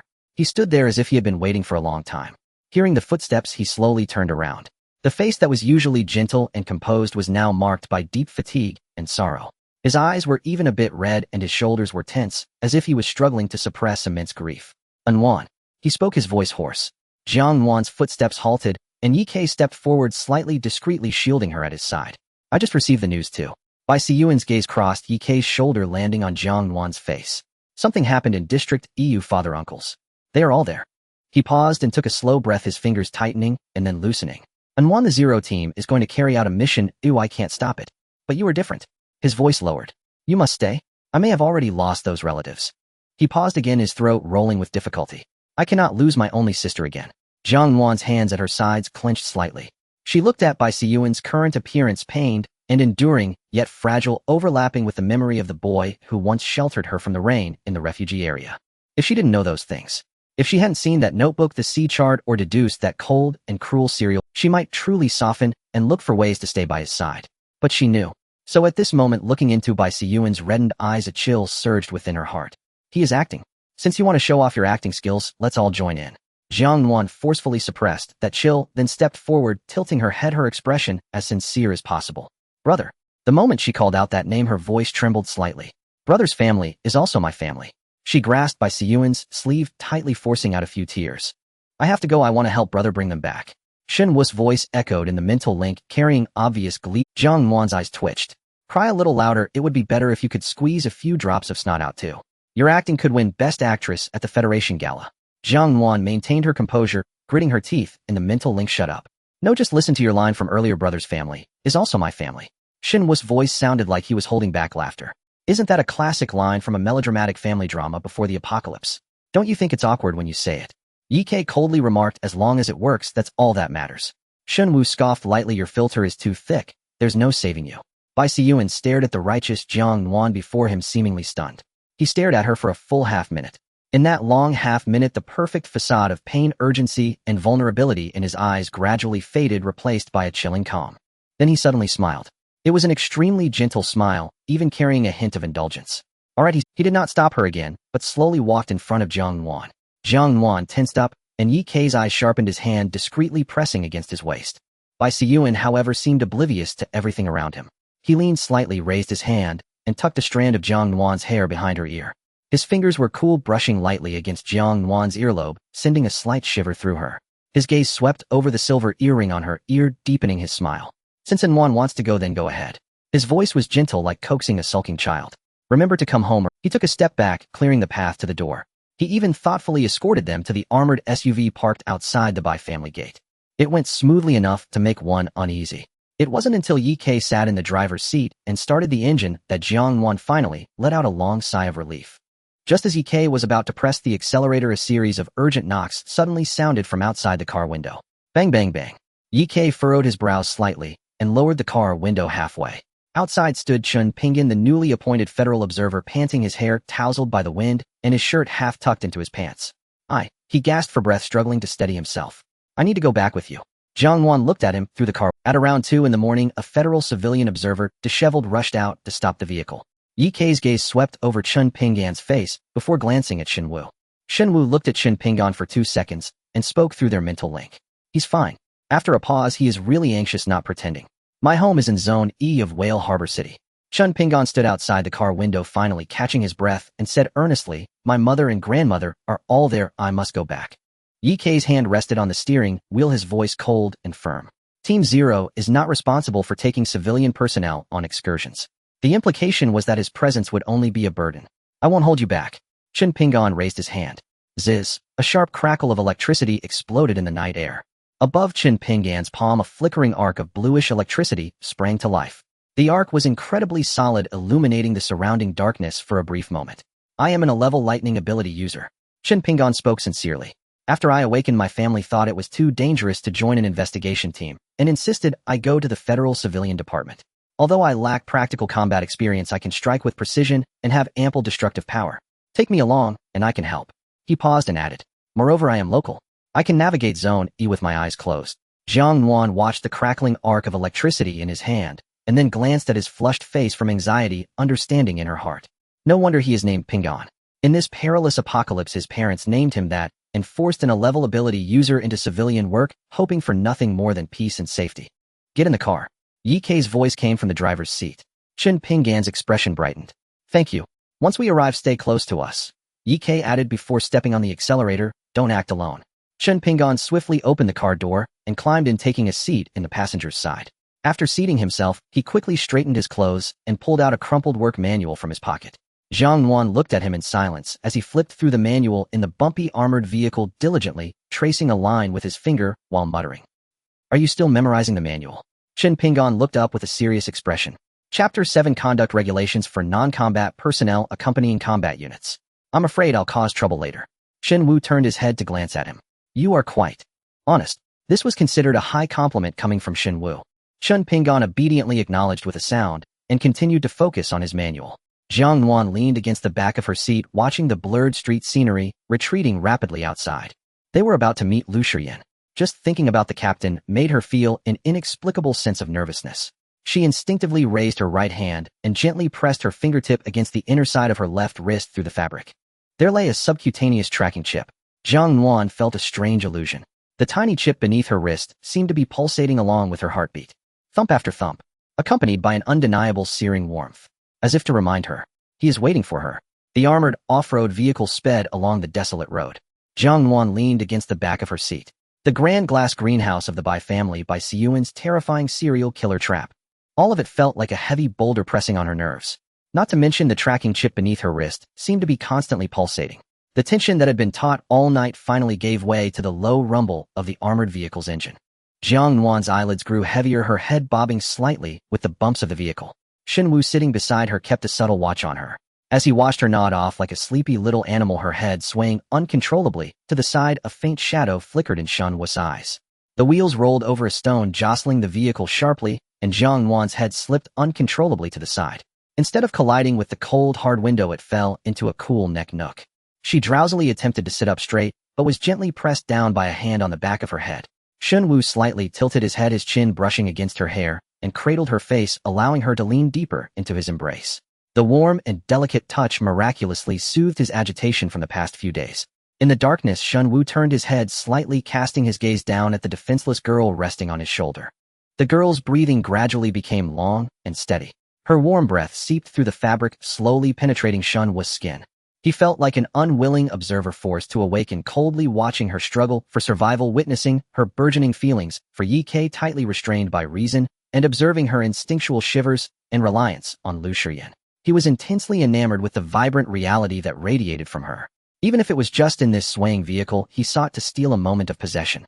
He slightly tilted his head, his chin brushing against her hair, closed his eyes, and allowed himself to indulge in this fleeting moment.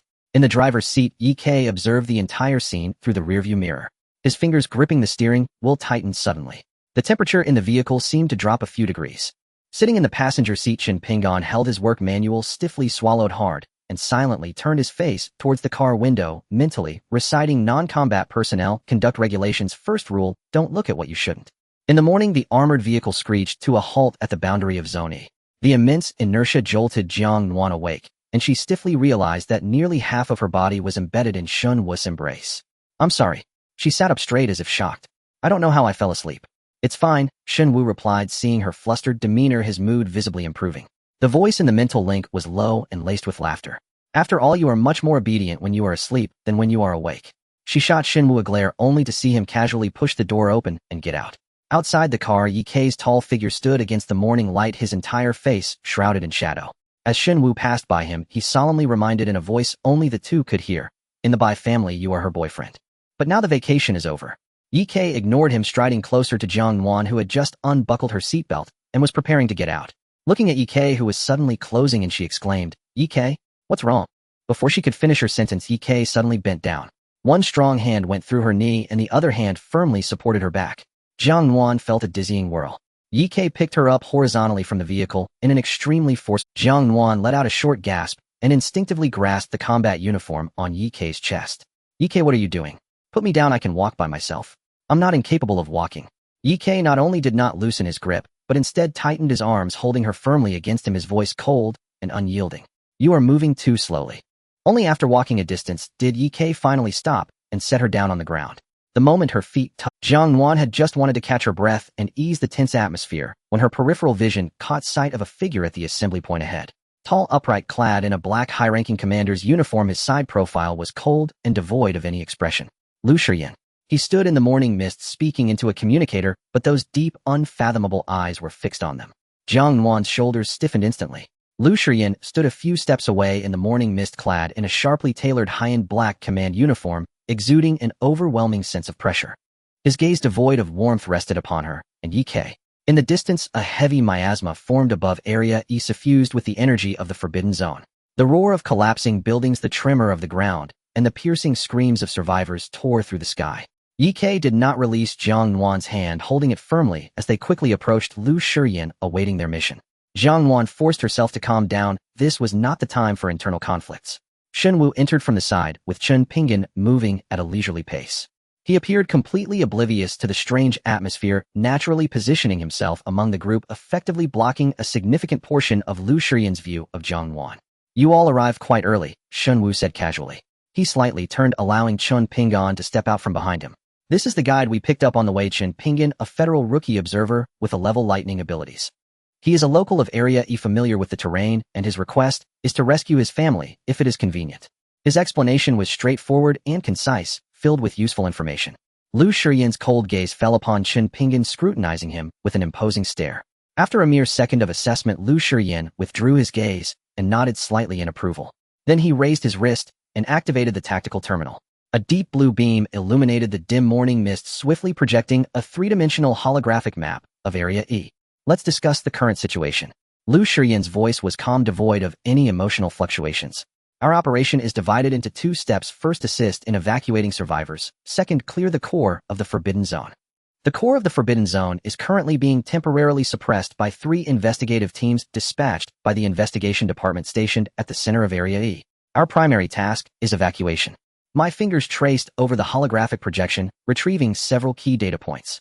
At present, the 3 investigative teams have lost contact, and energy leakage continues unabated, rapidly eroding the surrounding area. Main roads 1 to 4 have been completely blocked by abandoned vehicles and panicked crowds, severely hindering rescue. Jiang Nuan's gaze followed his movements. On the holographic map, the shocking red contaminated areas writhed and expanded like living creatures, while the continuously rising casualty figures pierced her eyes. A massive and palpable sense of crisis enveloped her. Her mind began to race, instinctively tracing the terrain information on the map, searching for possible breakthroughs. Lu Shiyan's fingertips lightly tapped the map, marking 2 red lines. Qin Yin, Qi Sui, Jiangsu. You 3 are responsible for clearing main roads 1 and 3, and you must open a lifeline for the survivors in the shortest time possible. Qin Yin's fire abilities can swiftly eliminate physical obstacles. Qi Sui will support with close and long-range control, and Jiang Su will be responsible for defense and breakthroughs. Lu Shiyan looked up, his voice deepening. Execute immediately. TCH, all the dirty work is left to us. I haven't had a proper reunion with Nuan yet. Qin Yin smirked, his gaze aggressively scanning Jiang Nuan. Qi Sui firmly placed a hand on his brother's shoulder. Let's go now. Jiang Su, tall and robust like a wall of iron, glanced at Jiang Nuan and left a sentence, "You all stay safe," before turning to follow his brothers. As the first group hastily departed, the number of people on site decreased, and the deliberately suppressed, tense atmosphere rebounded exponentially. Ye Kei instinctively moved half a step closer to Jiang Nuan. His tall frame almost pressed against her shoulder, clearly indicating his unwavering stance, a silent declaration. Lu Shiyan's gaze lifted from the holographic map. His eyes briefly paused on Ye Kei and Jiang Nuan. Ye Kei shunned Wu Chen Pinggan. Lu Shiyan spoke again, his tone still devoid of any emotional fluctuations. You 3 will form a reconnaissance team. He looked at Ye Kei, outlining the tactical arrangements.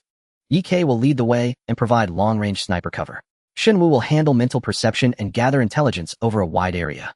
Chen Pinggan will be the living map, responsible for guiding the way. Lu Shiyan paused, his voice calm. This is currently the most efficient reconnaissance configuration. Your task is to understand the energy diffusion patterns in the outskirts of the Forbidden Zone and mark all anomalies. Depart now. Jiang Nuan felt Ye Kei standing beside her tense up. Ye Kei understood this was an open scheme. The tactical configuration proposed by Lu Shiyan was flawless from a rational perspective, representing the most perfect utilization of combat strength and terrain advantages. As the main combat force of Team Zero, he found no reason to refuse this reasonable order. Yet he was aware of the hidden selfish motives lurking behind this command. Ye Kei stared at Lu Shiyan. Lu Shiyan met his gaze calmly, his eyes carrying the absolute pressure of a superior. In that moment of their eye contact, it felt as though invisible sparks ignited in the air. Ultimately, Ye Kei's gaze lingered on Lu Shiyan's face for half a second before slowly turning away, casting a deep glance at Jiang Nuan. In that glance lay a profound affection and reluctance. From deep within his mind, a familiar light laughter suddenly echoed. TCH, did you see that? Shen Wu's voice emerged from the mental connection that had yet to be severed among the 3. Look at this, a textbook example of public resources for private use. Turning an open scheme into an art. Jiang Nuan's eyelids twitched, but she remained silent. This could actually be interpreted as a normal and reasonable tactical arrangement. As the reconnaissance team departed, the dilapidated street fell utterly silent. Only Lu Shiyan and Jiang Nuan remained. The surrounding temperature seemed to drop several degrees. Lu Shiyan's long fingers manipulated the terminal, enlarging the map and locking onto a high-rise building pulsating with blinding red light. Ocean God Tower. He finally turned around, his gaze locking firmly onto Jiang Nuan's eyes. Heat source scans show that over 500 survivors are trapped here. It is currently the most densely populated gathering point known. However, the building's structure is being eroded by the energy of the Forbidden Zone and may collapse at any moment. Jiang Nuan's attention was immediately drawn to this. The situation inside is unclear and communications have been completely cut off. Forcing an entry will only trigger a stampede and cause greater casualties. Lu Shiyan took a step forward, his towering figure completely overshadowing her. He looked down at her with focused eyes. I need a deputy on site to quickly construct an evacuation model based on real-time conditions and plan the optimal escape route. Jiang Nuan examined the map carefully. Your analytical skills are impressive. Lu Shiyan's voice suddenly softened slightly. For this outer evacuation mission, you will be my tactical analyst. Jiang Nuan's breath momentarily caught. A tactical analyst, positioned beside the main commander strategizing together. An unprecedented sense of fulfillment surged from her chest, mingled with a secret thrill at the prospect of executing a mission alone with him climbing up her spine. I understand, Jiang Nuan clenched her fingers, answering resolutely. A hint of a smile finally flickered in Lu Shiyan's eyes. He turned directly, the black commander's uniform slicing through the morning wind with a sharp arc. Keep up. The moment Jiang Nuan stepped forward, the chip in her wrist seemed to pulse lightly, once more like a silent, persistent declaration. No matter where she went, the line that tethered her had never loosened. Jiang Nuan spotted the sea god building from a distance.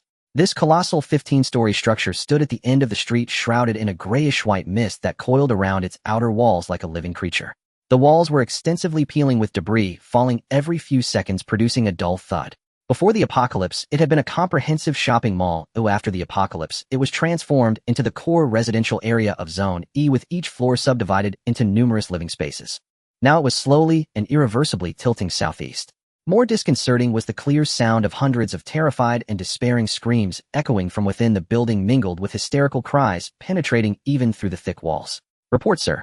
The front entrance breach has failed. The captain of the special operations team stumbled back, his voice hoarse. 3 of the load-bearing columns in the first-floor lobby have broken, and the entire entrance is sealed off by concrete. We attempted to clear it, but debris continues to fall, making it impossible to hold our ground. Jiang Nuan stood 2 steps behind Lu Shiyan, watching him activate the tactical terminal. A holographic projection lit up, and a 3-dimensional model of the building hovered in the air, with a dense cluster of red dots flickering and colliding across various floors. Over 500 lives. The standard breach plan is void, Lu Shiyan stated calmly. The front entrance, east side door, and parking lot entrance are all blocked. A frontal assault will only accelerate the structural collapse. His fingers glided over the holographic projection, bringing up real-time data on the building's tilt. The numbers were fluctuating. Jiang Nuan focused on that number, automatically calculating the load-bearing limit in her mind. At this rate, once the tilt angle of the building exceeded the critical structural threshold, all the floors would collapse like a stack of dominoes. In less than 40 minutes, this place would become a grave for 500 people. Another muffled boom echoed from within the building, causing the ground beneath to tremble. The cries of the people penetrated the thick walls.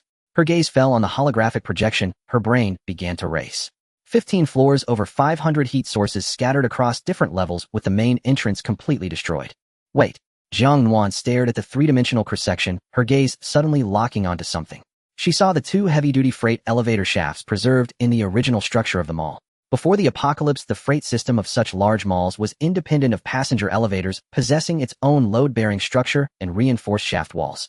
After being converted into a residential area, the freight elevators were dismantled and the shafts were sealed, but the structure itself remained. Her eyes swiftly scanned the floor cross-sections, the 3rd, 7th, and 11th floors. The main ventilation ducts of the central air conditioning system penetrated the entire building with a diameter sufficient for an adult to pass sideways. The freight elevator shaft could serve as a vertical main passage, while the ventilation ducts guided horizontally across each floor. A complete vertical evacuation route bypassing all blocked entrances began to take shape in her mind.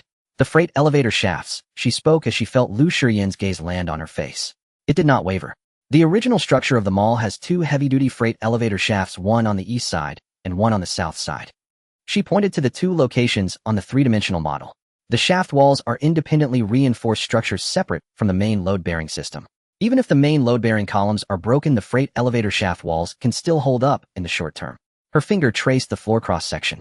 The main ventilation duct of the central air conditioning extends to the top floor, with a maintenance access point every 2 floors. Entering the ventilation duct from the access point allows lateral connection to the freight elevator shaft. She paused, rapidly calculating the crowd density and passage efficiency. Those using the east freight elevator shaft will move from the 3rd to the 7th floors, while those on the south side will go from the 8th to the 12th floors. There are fewer people above the 13th floor who can use the external fire escape to evacuate directly. Lu Shiyan remained silent, yet his eyes never left her face. Jiang Nuan did not notice his gaze. Her attention was entirely focused on the holographic map. But the freight elevator shaft is currently sealed off. She frowned. The outer entrance is blocked by several tons of concrete, and conventional demolition would trigger a chain collapse. At this point, she looked at Lu Shiyan.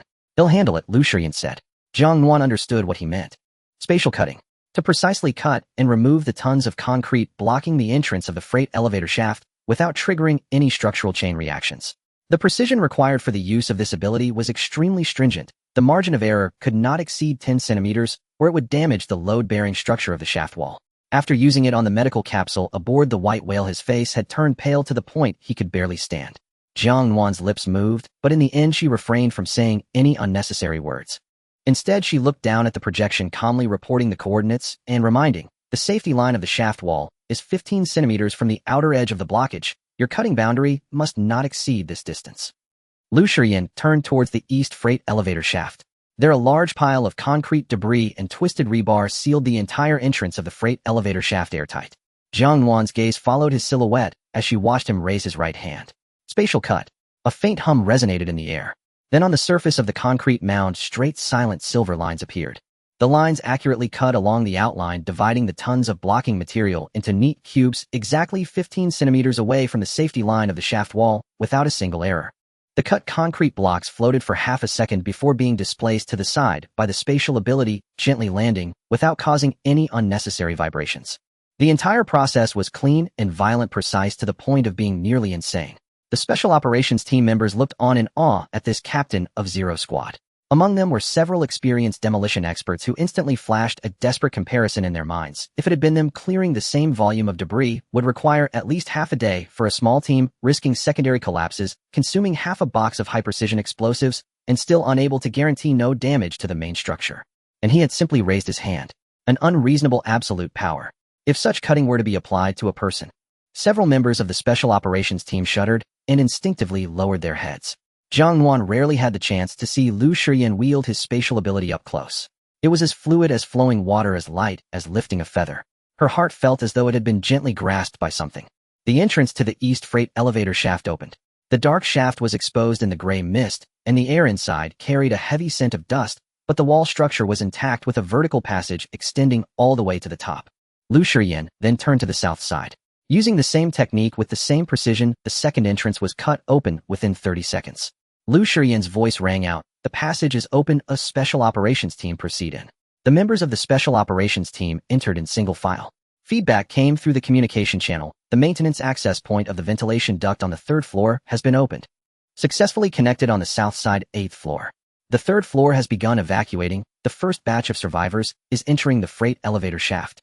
Jiang Nuan focused on the distribution of heat sources on the holographic projection as those dense red dots began to slowly and orderly converge towards the 2 freight elevator shafts. This was useful. Her heart was still racing, but her breathing was gradually stabilizing. The crowd was evacuating in an orderly manner along the route she had planned. Lu Shiyan returned to her side. Jiang Nuan noticed that his breathing was heavier than usual. The collar of his black command uniform was slightly turned up and cold sweat dripped down from his brow. Her gaze lingered on that drop of sweat for less than half a second before quickly returning to the projection. At that moment, the ground shook. A louder, sharper cracking sound echoed from within the building. Jiang Nuan suddenly looked up. The main load-bearing column is about to break. A scream erupted from the communications of the Special Operations team.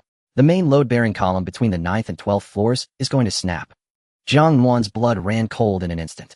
Between the 9th and 12th floors, there were still dozens of glowing dots flickering in those levels. Lu Shiyan was 2 steps in front of her, facing the building with his back to her. In the gray mist, the 15-story building was slowly and irreversibly tilting.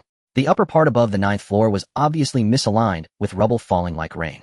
At the current acceleration of the tilt, in no more than 5 minutes, the structure above the 9th floor would undergo a folded collapse, with the upper floors pressing down on each other like a deck of cards.